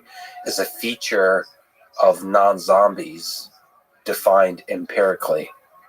They say, we refuse to be called zombies any longer. We could end up with a zombie proletariat. If we can get these things that do all our manual labor for us, they might start forming trade unions. I will lead you against these humans. The zombie revolutionary leaders, the zombie Martin Luther King saying, I have a dream that my zombie children will. But look, we need to sharply distinguish the ontological question. I'm just pointing to the camera, talking to the talking to my people, the zombies. Maybe that's maybe these illusionists, maybe they are zombies and the rest of us aren't. Maybe there's just a difference. But no, maybe you're the only non-zombie. Maybe that's. I often suspect that actually. I don't really. I don't have such delusions of grandeur. At least I don't admit to them. But we've got to distinguish the ontological question from the epistemological question, right? In terms of the reality of the situation. There must be, in my view, a fact of the matter as to whether something's conscious or not. And to me, it has rights if it's conscious, it doesn't if it's not. But then the epistemological question, how the hell do we know? It's a minefield, but we'll have to sort of try and cross that bridge when we get to it, I think. Let me ask you a quick sort of fun question that's fresh on your mind. You just yesterday had a conversation with Mr. Joe Rogan on his podcast. What's your post-mortem analysis of the chat? What are some interesting sticking points, disagreements, or joint insights? If we can kind of resolve them once you've had a chance to sleep on it, and then I'll talk to Joe about it. Yeah, it was good fun. Yeah, he put up a bit of a fight. Yeah, it was challenging my view that we can't explain these things in conventional scientific terms, or whether they have already been explained in conventional scientific terms. I suppose the point I was trying to press is we've got to distinguish the question of correlation and explanation. Yes, we've established facts about correlation, that certain kinds of brain activity go along with certain kinds of experience. Everyone agrees on that. But that doesn't address the why question. Why do certain kinds of brain activity go along with certain kinds of experience? And these different theories have different explanations of that. The materialist tries to explain the experience in terms of the brain activity. The panpsychist does it the other way around. The dualist thinks they're separate, but maybe they're tied together by special laws of nature or something. Where's the sticking point? Where exactly was the sticking point? Like, what's the nature of the argument? I suppose Joe was saying, look, we know consciousness is explained by brain activity because, you take some funny chemicals, it changes your brain, it changes your consciousness. But, and I suppose, some people might want to press, and maybe this is what Joe was pressing, isn't that explaining consciousness? But I suppose I want to say there's a further question. Yes, changes of chemicals in my brain changes my conscious experience. But that leaves open the question, why those particular chemicals go along with that particular kind of experience rather than a different experience or no experience at all? There's something deeper at the base layer. Is your view that is more important to try to study and to understand in order to then go back and describe how the different chemicals interact and create different experiences? Yeah, maybe a good analogy if you think about quantum mechanics. Quantum mechanics is a bit of math. Translating there, we say maths. I'm fluent in American. Thank you for the translation. Fluent in American. This is America. Math. Yeah. Why multiple maths? It's plural. So that's plural. No, it's not really. It's just I don't know. The Brits are confused. Yeah, sorry about that. We have these funny spellings. But anyway, Yeah, so quantum mechanics is a bit of maths, and yeah, the equations work really well, predicts the outcomes. But then there's a further question: what's going on in reality to make that equation predict correctly? And some physicists want to say, "Shut up! Just it works." The shut up and calculate approach.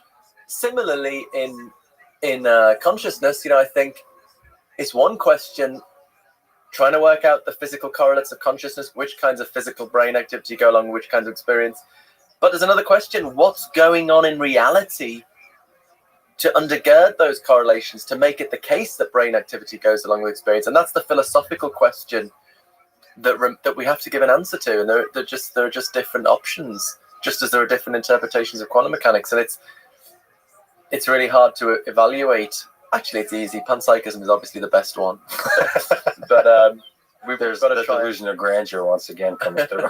Sorry, I'm being slightly tongue-in-cheek. No, I know, 100%. Before I forget, let me ask you another fun question. Back to Daniel Dennett. You mentioned a story where you were on a yacht. Oh, yeah. With Daniel Dennett on a trip funded by Russian investor and philosopher Dmitry Volkov, I believe, who also co-founded the Moscow Center of Consciousness Studies as part of the philosophy department of Moscow State University.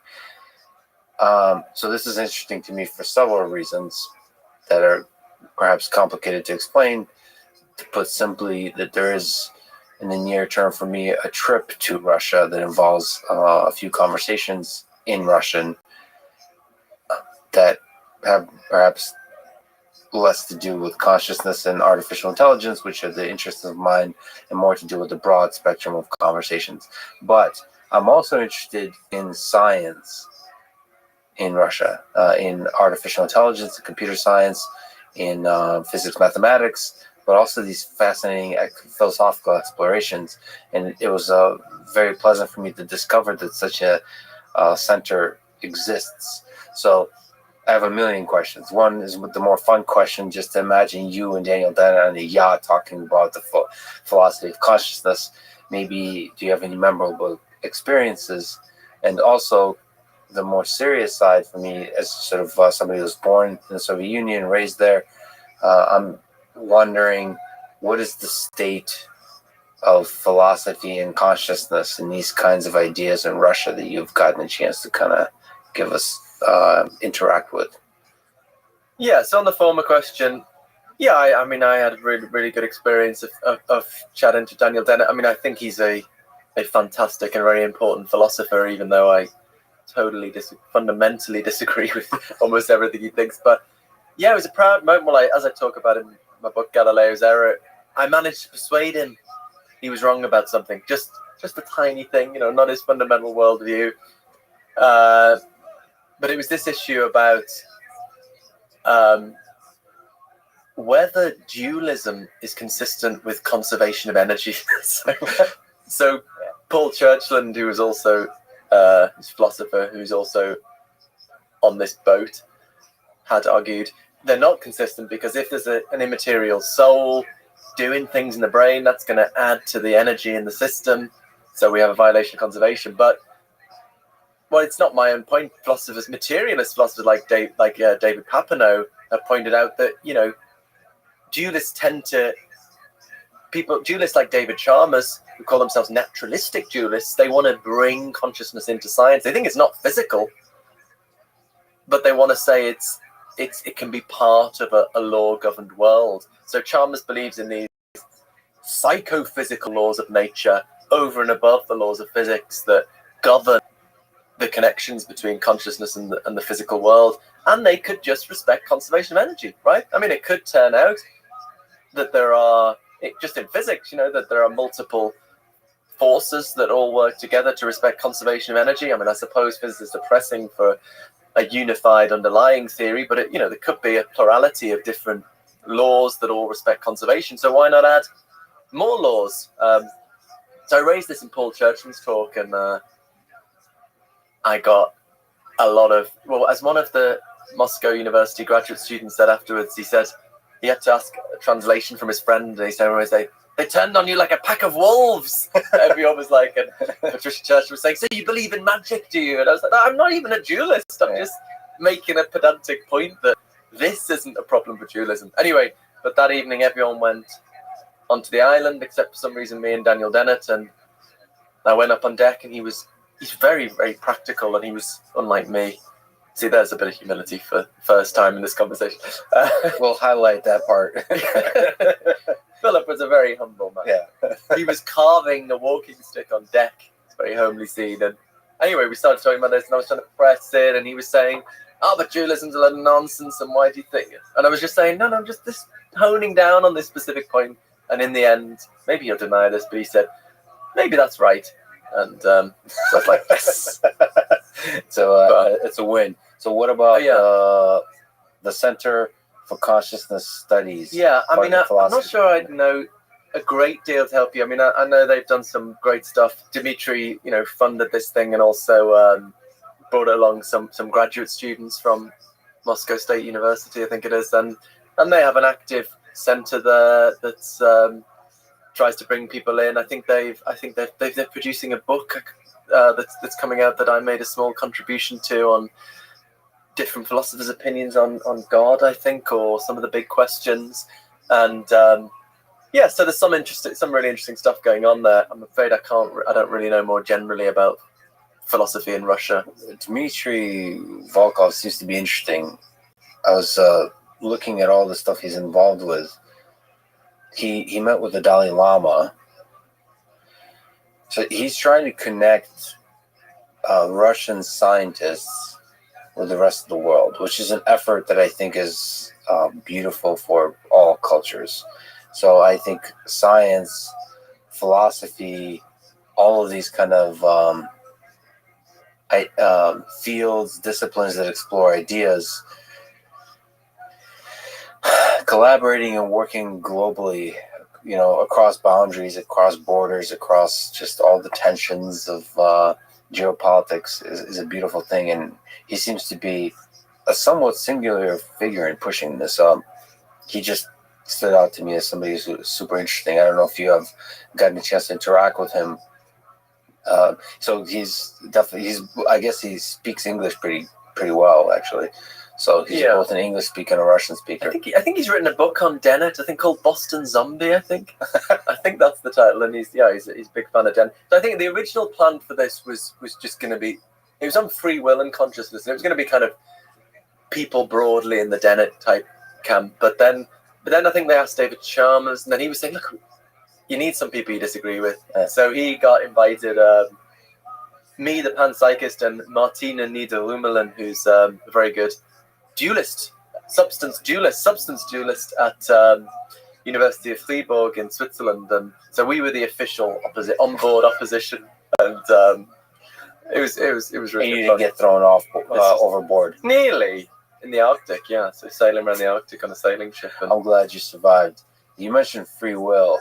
You haven't talked to Sam. I would love to hear that conversation, actually. But with Sam Harris? With Sam Harris, yeah. So he talks about free will quite a bit. What's the connection between free will and consciousness to you? So if consciousness permeates all matter, the experience, the feeling like we make a choice in this world, like our actions are results of a choice we consciously make, to use that word loosely.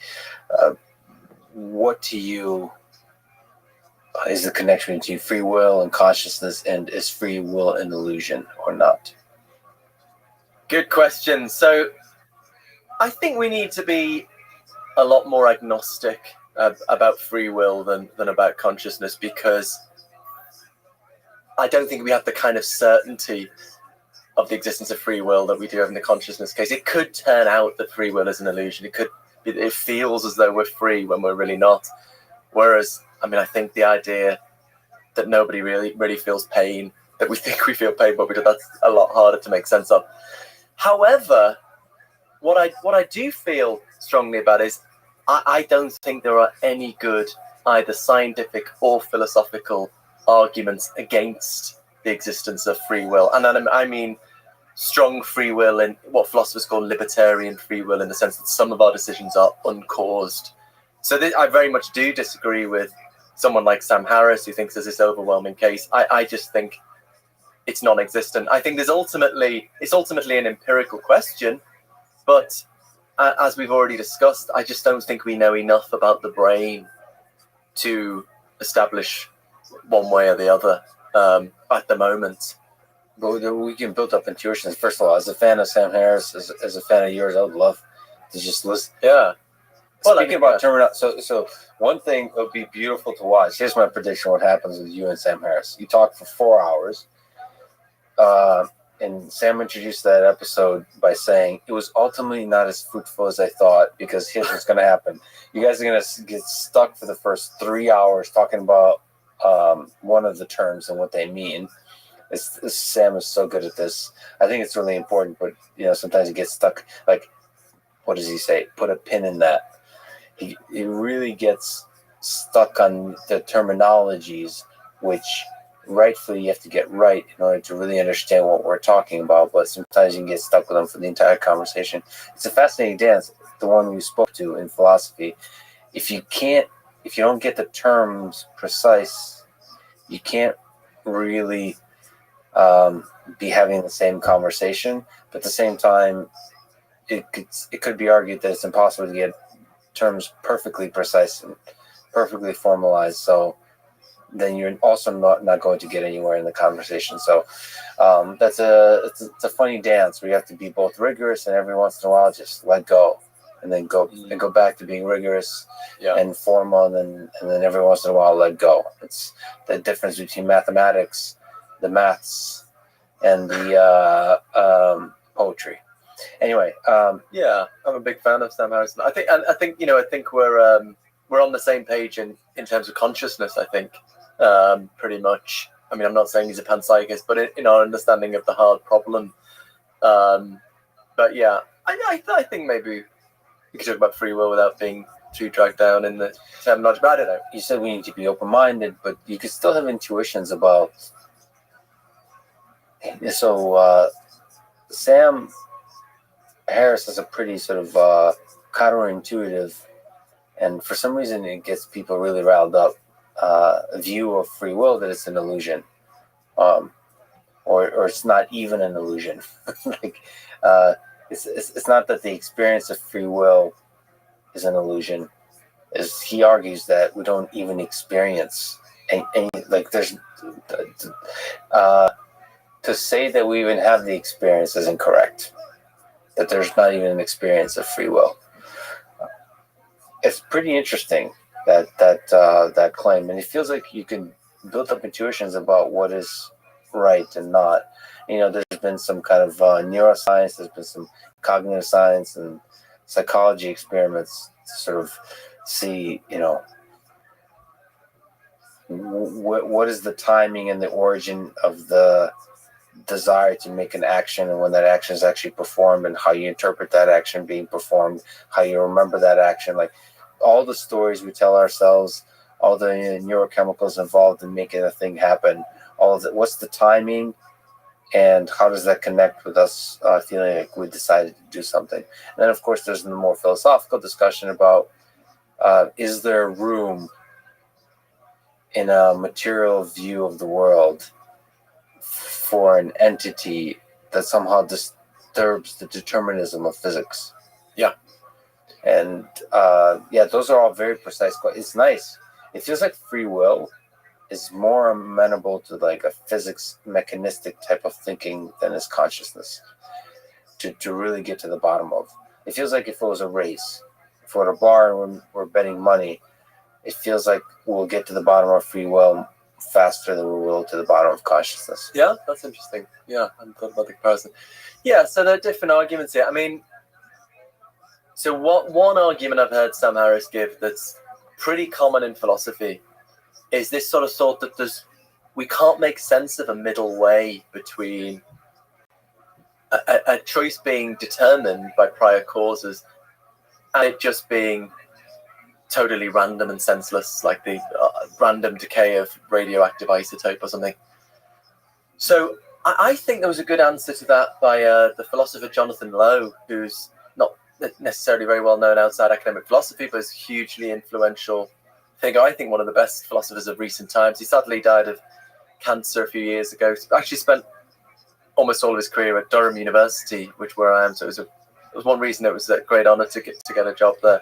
But anyway, his answer to that was, what makes the difference between a free action and a totally senseless random event is that free choice involves responsiveness to reasons. So again, we were talking about this earlier. If I'm deciding whether to take a job in the US or to stay in the UK, I weigh up considerations, different standard of life maybe, or being close to family or cultural difference. I weigh them up and I, edge towards a decision. So I think that is sufficient to distinguish it.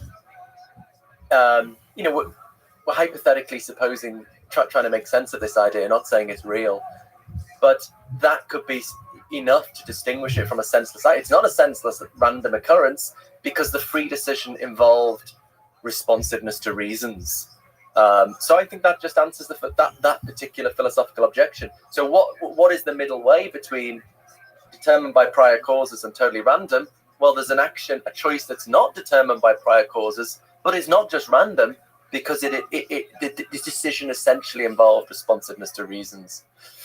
So that's the answer to that. And I think actually that kind of thought also, I think you were hinting at the famous Libet experiments where he got his subjects to perform some kind of random action of pressing a button and then note the time they decided to press it, quote unquote, and then he's scanning the brains, and he claims to have found that about half a second before they consciously decided to press the button, the brain is getting ready to perform that action. So he claimed that about half a second before the person has consciously decided to press the button, the brain has already started the activity that's going to lead to the action. And then later people have Morning, how are you? claimed that there's a difference of... I'm lovely. I've got to restart streams. I've got to program robots. I've got to pray. Big morning.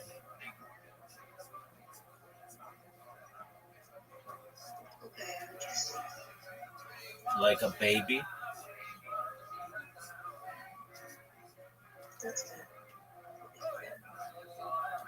All right. Thank you for asking. Of maybe 7 to 10 seconds. I mean, there are all sorts of issues with these experiments. But one is that, as far as I'm aware, all of the quote-unquote choices they focused on are just these totally random, senseless actions, like just pressing a button for no reason. And I think the kind of free will we're interested in is free choice that involves responsiveness to reasons, weighing up considerations. And those kind of free decisions might not happen like at an identifiable instant. You might, when you're weighing it up, should I get married? Should I, you might edge slowly towards one side or the other. And so it could be that maybe the Libet, I think there are other problems with the Libet stuff, but maybe they show that we can't freely choose to do something totally senseless, whatever that would mean. But that doesn't show we can't freely, in this strong libertarian sense, respond to considerations of reason and value.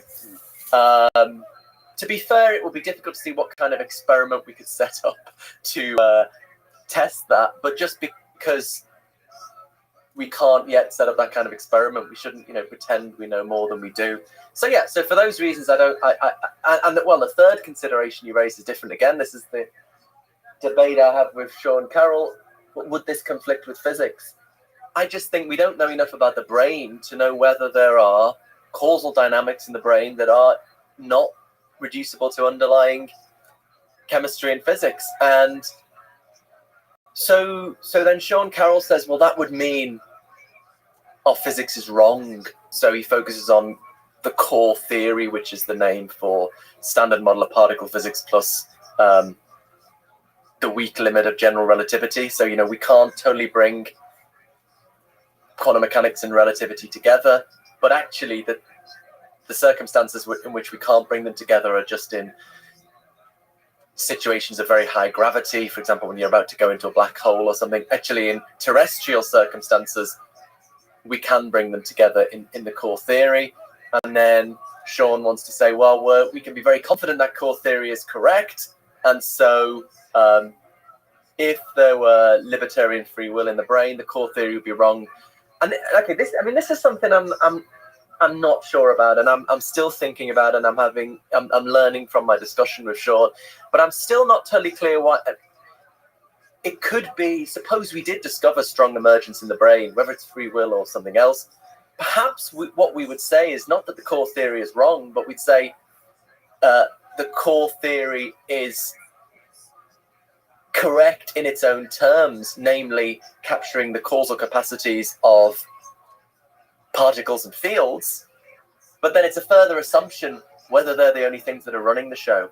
Maybe there are also fundamental causal capacities associated with systems, and then if we discover this strong emergence, then when we work out what happens in the brain, we have to look to the core theory, the causal capacities of particles and fields, and we have to look to what we know about these strongly emergent causal capacities of systems, and maybe they co-determine what happens in the system.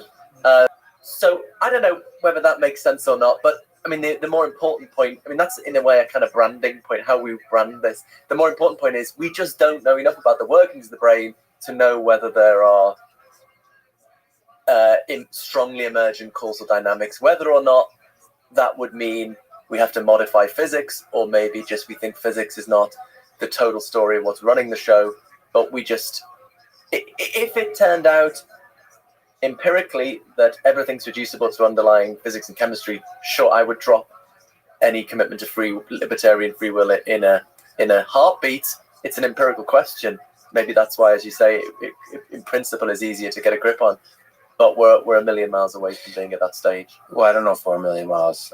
I hope we're not, because one of the ways I think to get to it is by engineering systems. So yeah, my hope is to understand intelligence by building intelligent systems, to understand consciousness by building systems that, let's say, the easy thing, which is not the easy thing, but the first thing, which is to try to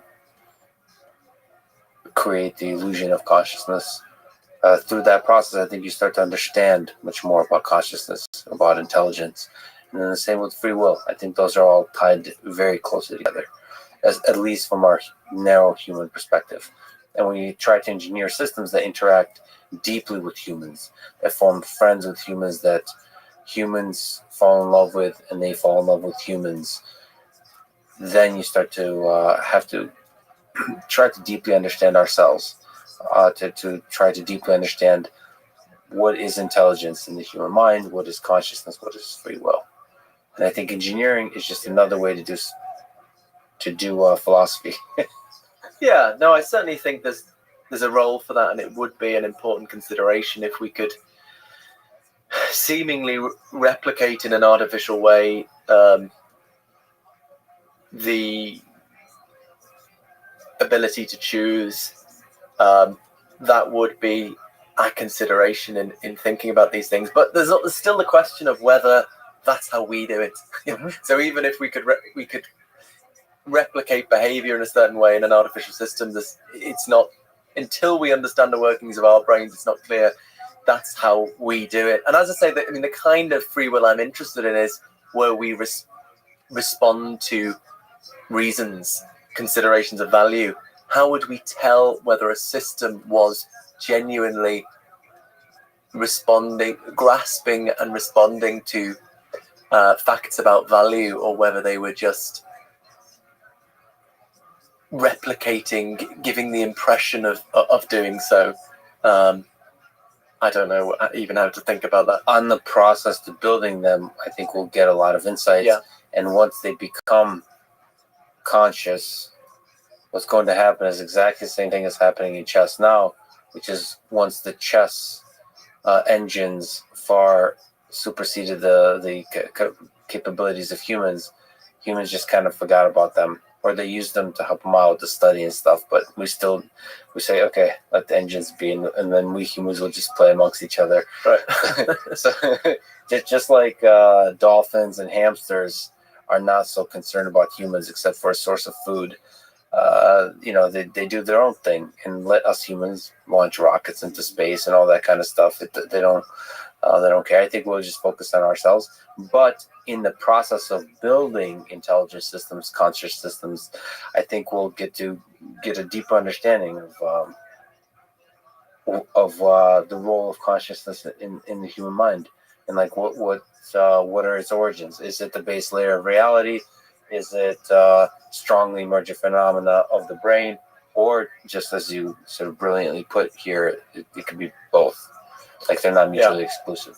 Dealing with consciousness needs to be an interdisciplinary task. We need, philosophers, neuroscientists, physicists, engineers replicating these things artificially, and all needs to be working in step. And I'm quite interested. I mean, more and more scientists get in touch with me, actually, saying that was one of the great things about, I think, that's come from writing a popular book, is not just getting the ideas out to a general audience, but getting the ideas out to scientists. Mm-hmm. And now the scientists get in touch saying that this in some way connects to my work. And I would like to kind of start to put together an interdisciplinary network of scientists and philosophers and engineers, perhaps, interested in a panpsychist approach. And because I think so far panpsychism has just been sort of trying to justify its existence.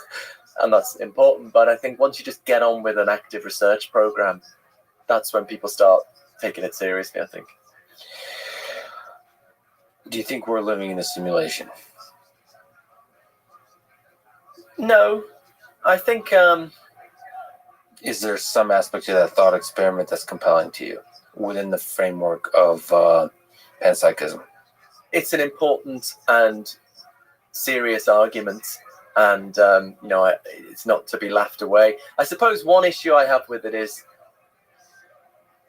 there's a crucial assumption there that consciousness is substrate independent, as the jargon goes, right. Which means it's what?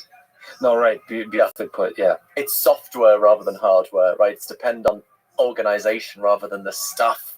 Whereas as a panpsychist, I think consciousness is the stuff of the brain. It's the stuff of matter. So I think just taking the organizational properties, the software of my brain, and uploading them, you wouldn't get the stuff of my brain. So I am actually worried if at some point in the future we start uploading our minds and we think, oh my God, Granny's still there. Or, I can email Granny after her body's rotted in the ground. And, when we all start uploading our brains, it could be we're just committing suicide. We're just getting rid of our consciousness. And, because I think that wouldn't, for me, preserve the experience. Just getting the software features. So that's a crucial premise of the simulation argument, because the idea in a simulated universe, I don't think you necessarily would have consciousness. It's interesting that you, as a panpsychist, are attached, because to me, panpsychism would encourage the thought that there's not a significant difference.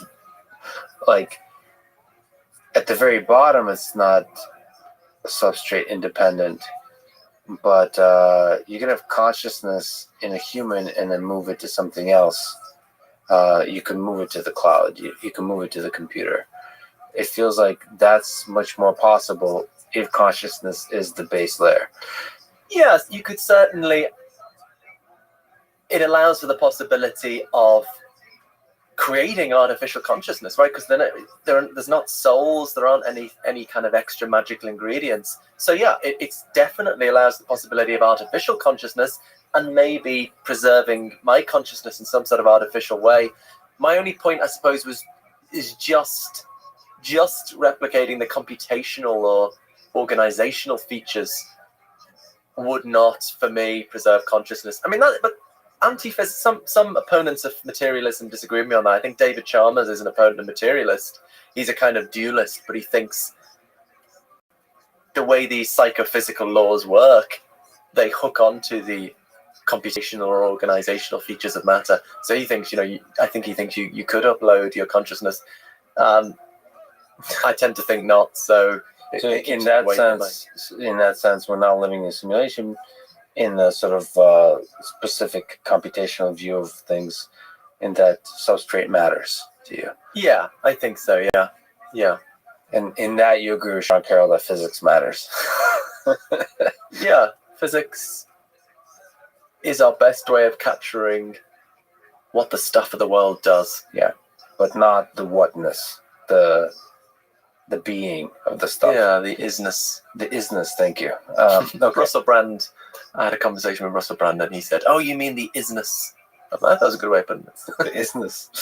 The isness. Russell's great. The big ridiculous question. What do you think is the meaning of all of this? You write in your book that the entry for our reality in the Hitchhiker's Guide might read, a physical universe whose intrinsic nature is constituted of consciousness, worth a visit. So our whole conversation has been about the first part of that sentence. What about the second part? Worth a visit. Why is this place worth a visit? Why does it have meaning? Why does it have value at all? Why? These are big questions. I mean, firstly, I do think panpsychism it is important to think about for considerations of meaning and value. As we've already discussed, I think consciousness is the root of everything that matters in life, from deep emotions, subtle thoughts, beautiful sensory experiences. And yet, I believe our official scientific worldview is incompatible with the reality of consciousness. I mean, that's controversial, but that's what I think. And I think people feel this on an intuitive level. It's maybe part of what Max Weber called the disenchantment of nature, that they think they know their feelings and experiences are not just electrochemical signaling. I mean, they might just have that very informed intuition, but I think that can be rigorously supported. So I think this can lead to a sense of alienation and a sense that we lack a framework for understanding the meaning and significance of our lives. And in the absence of that, people turn to other things to make sense of the meaning of their lives, like, nationalism, fundamentalist religion, consumerism. So I think panpsychism is important in that regard, in bringing together the quantitative facts of physical science with the, as it were, the human truth, by which I just mean the qualitative reality of our own experience. I already said I do think there are objective facts about value and what we ought to do and what we ought to believe that we respond to it, and that's very mysterious to make sense of, both how there could be such facts and how we could know about them and respond to them. But I do think there are such facts, and they're mostly to do with kinds of conscious experience. So they're there to be discovered, and much of the human condition is to discover those objective sources of value. I think so, yeah. And then, I mean, moving away from panpsychism to the, at an even bigger level, I suppose I think it is important to me to live in hope that there's a purpose to existence, and that what I do contributes in some small way to that greater purpose. But I would say I don't know if there's a purpose to existence. I think some things point in that direction, some things point away from it. But I don't think you need certainty or even high probability to have faith in something. So to take an analogy, suppose your friend is very seriously ill, maybe there's a 30% chance they're going to make it. You shouldn't believe your friend's going to get better, because they're probably not. But what you can say is, you can say to your friend, I have faith that you're going to get better. That is, I choose to live in hope about that possibility. I choose to orientate my life towards that hope. Similarly, I don't think we know whether or not there's a purpose to existence, but I think we can make the choice to live in hope of that possibility, and I find that a worthwhile and fulfilling way to live. So maybe as your editor, I would collaborate with you on the edit of the Hitchhiker's Guide entry that instead of worth a visit, we'll insert hopefully worth a visit. Or the inhabitants hope that you would think it's worth a visit. Philip, you're an incredible mind, an incredible human being, and indeed are humble. And I'm really happy that you're able to argue and take on some of these difficult questions with some of the most brilliant people in the world, which are the philosophers thinking about the human mind. So this was an awesome conversation. I hope you continue talking to folks like Sam Harris. I'm so glad you talked to Joe. I can't wait to see what you write, what you say, what you think next. Thank you so much for talking today. Thanks very much, Lex. This has been a really fascinating conversation. I've got a lot I need to think about actually just from this conversation, but thanks for chatting to me. Thanks for listening to this conversation with Phil Goff. To support this podcast, please check out our sponsors in the description. And now, let me leave you with some words from Carl Jung. People will do anything, no matter how absurd, in order to avoid facing their own souls. One does not become enlightened by imagining figures of light, but by making the darkness conscious. Thank you for listening. Hope to see you next time.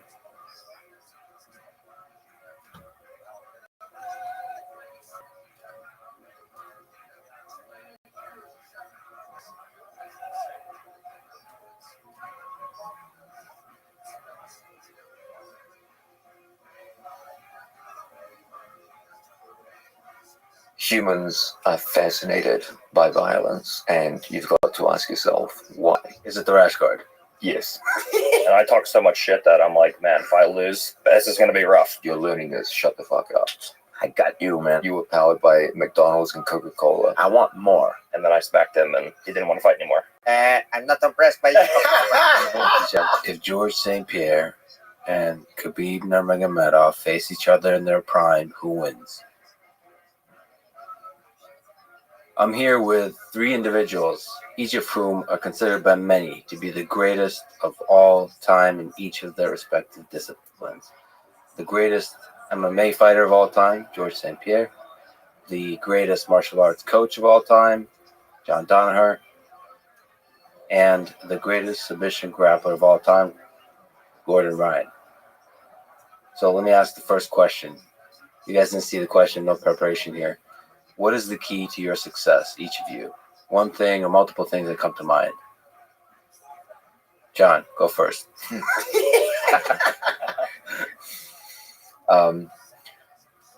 Is it the rash guard?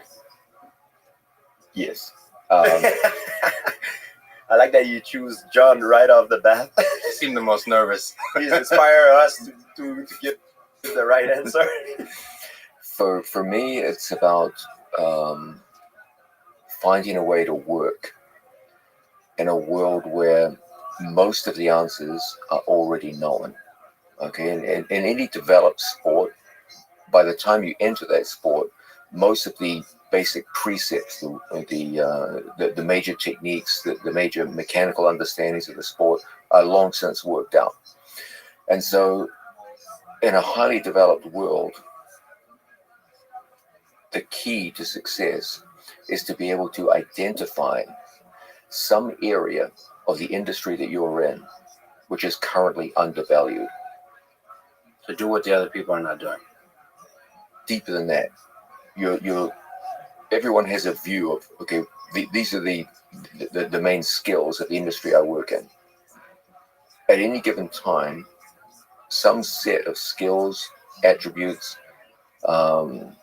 will always be somewhat undervalued. They're underappreciated by the people in the game.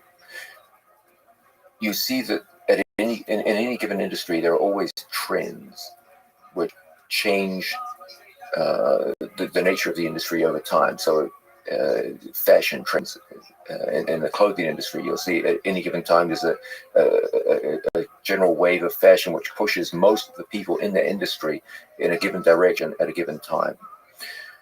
What makes people stand out is the ability to look at the various possibilities out there and say, here is something which is genuinely useful, but which is currently being underused, underutilized.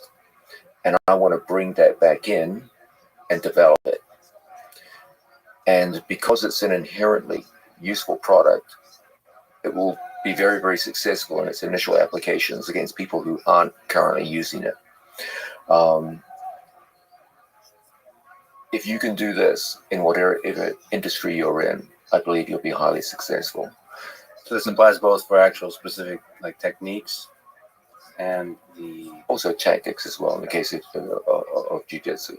So, for example, in my sport, leg locks have always been around. Okay, there's no shortage of people you can look back in history who are applying leg locks.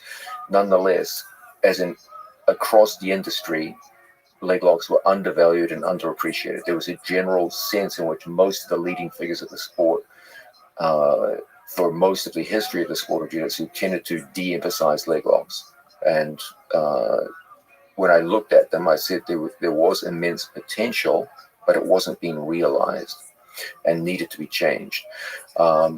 Since then, that has more or less occurred. Now, most people coming into the sport understand that leg locks are an important aspect, and they're no longer undervalued. If anything, it's gone too far the other way, and now perhaps they're a little overvalued. And then this kind of fashion trend exists in every industry. And the job of anyone who wants to excel in a given industry is to be able to identify, okay, what are the things that are currently out of fashion and undervalued? And then look at what is their actual objective value, and then work to bring them back to the forefront. So John brought up fashion.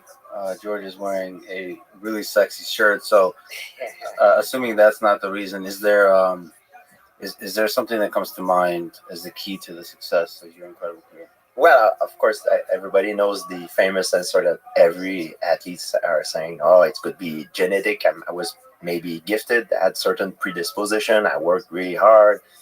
But I think something that people don't talk enough is when everybody sometimes go right, I was never afraid to try to go left. And I felt many times trying to do things that were not known to be things that would brought me success, but I tried it. You know, I was very often I was the first of trying new things, and I felt many times, but certain times it gives me a certain advantage.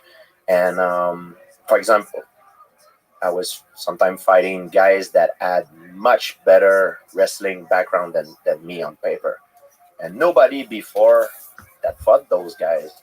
Nobody had dared to try to take them down because their wrestling pedigree were so good.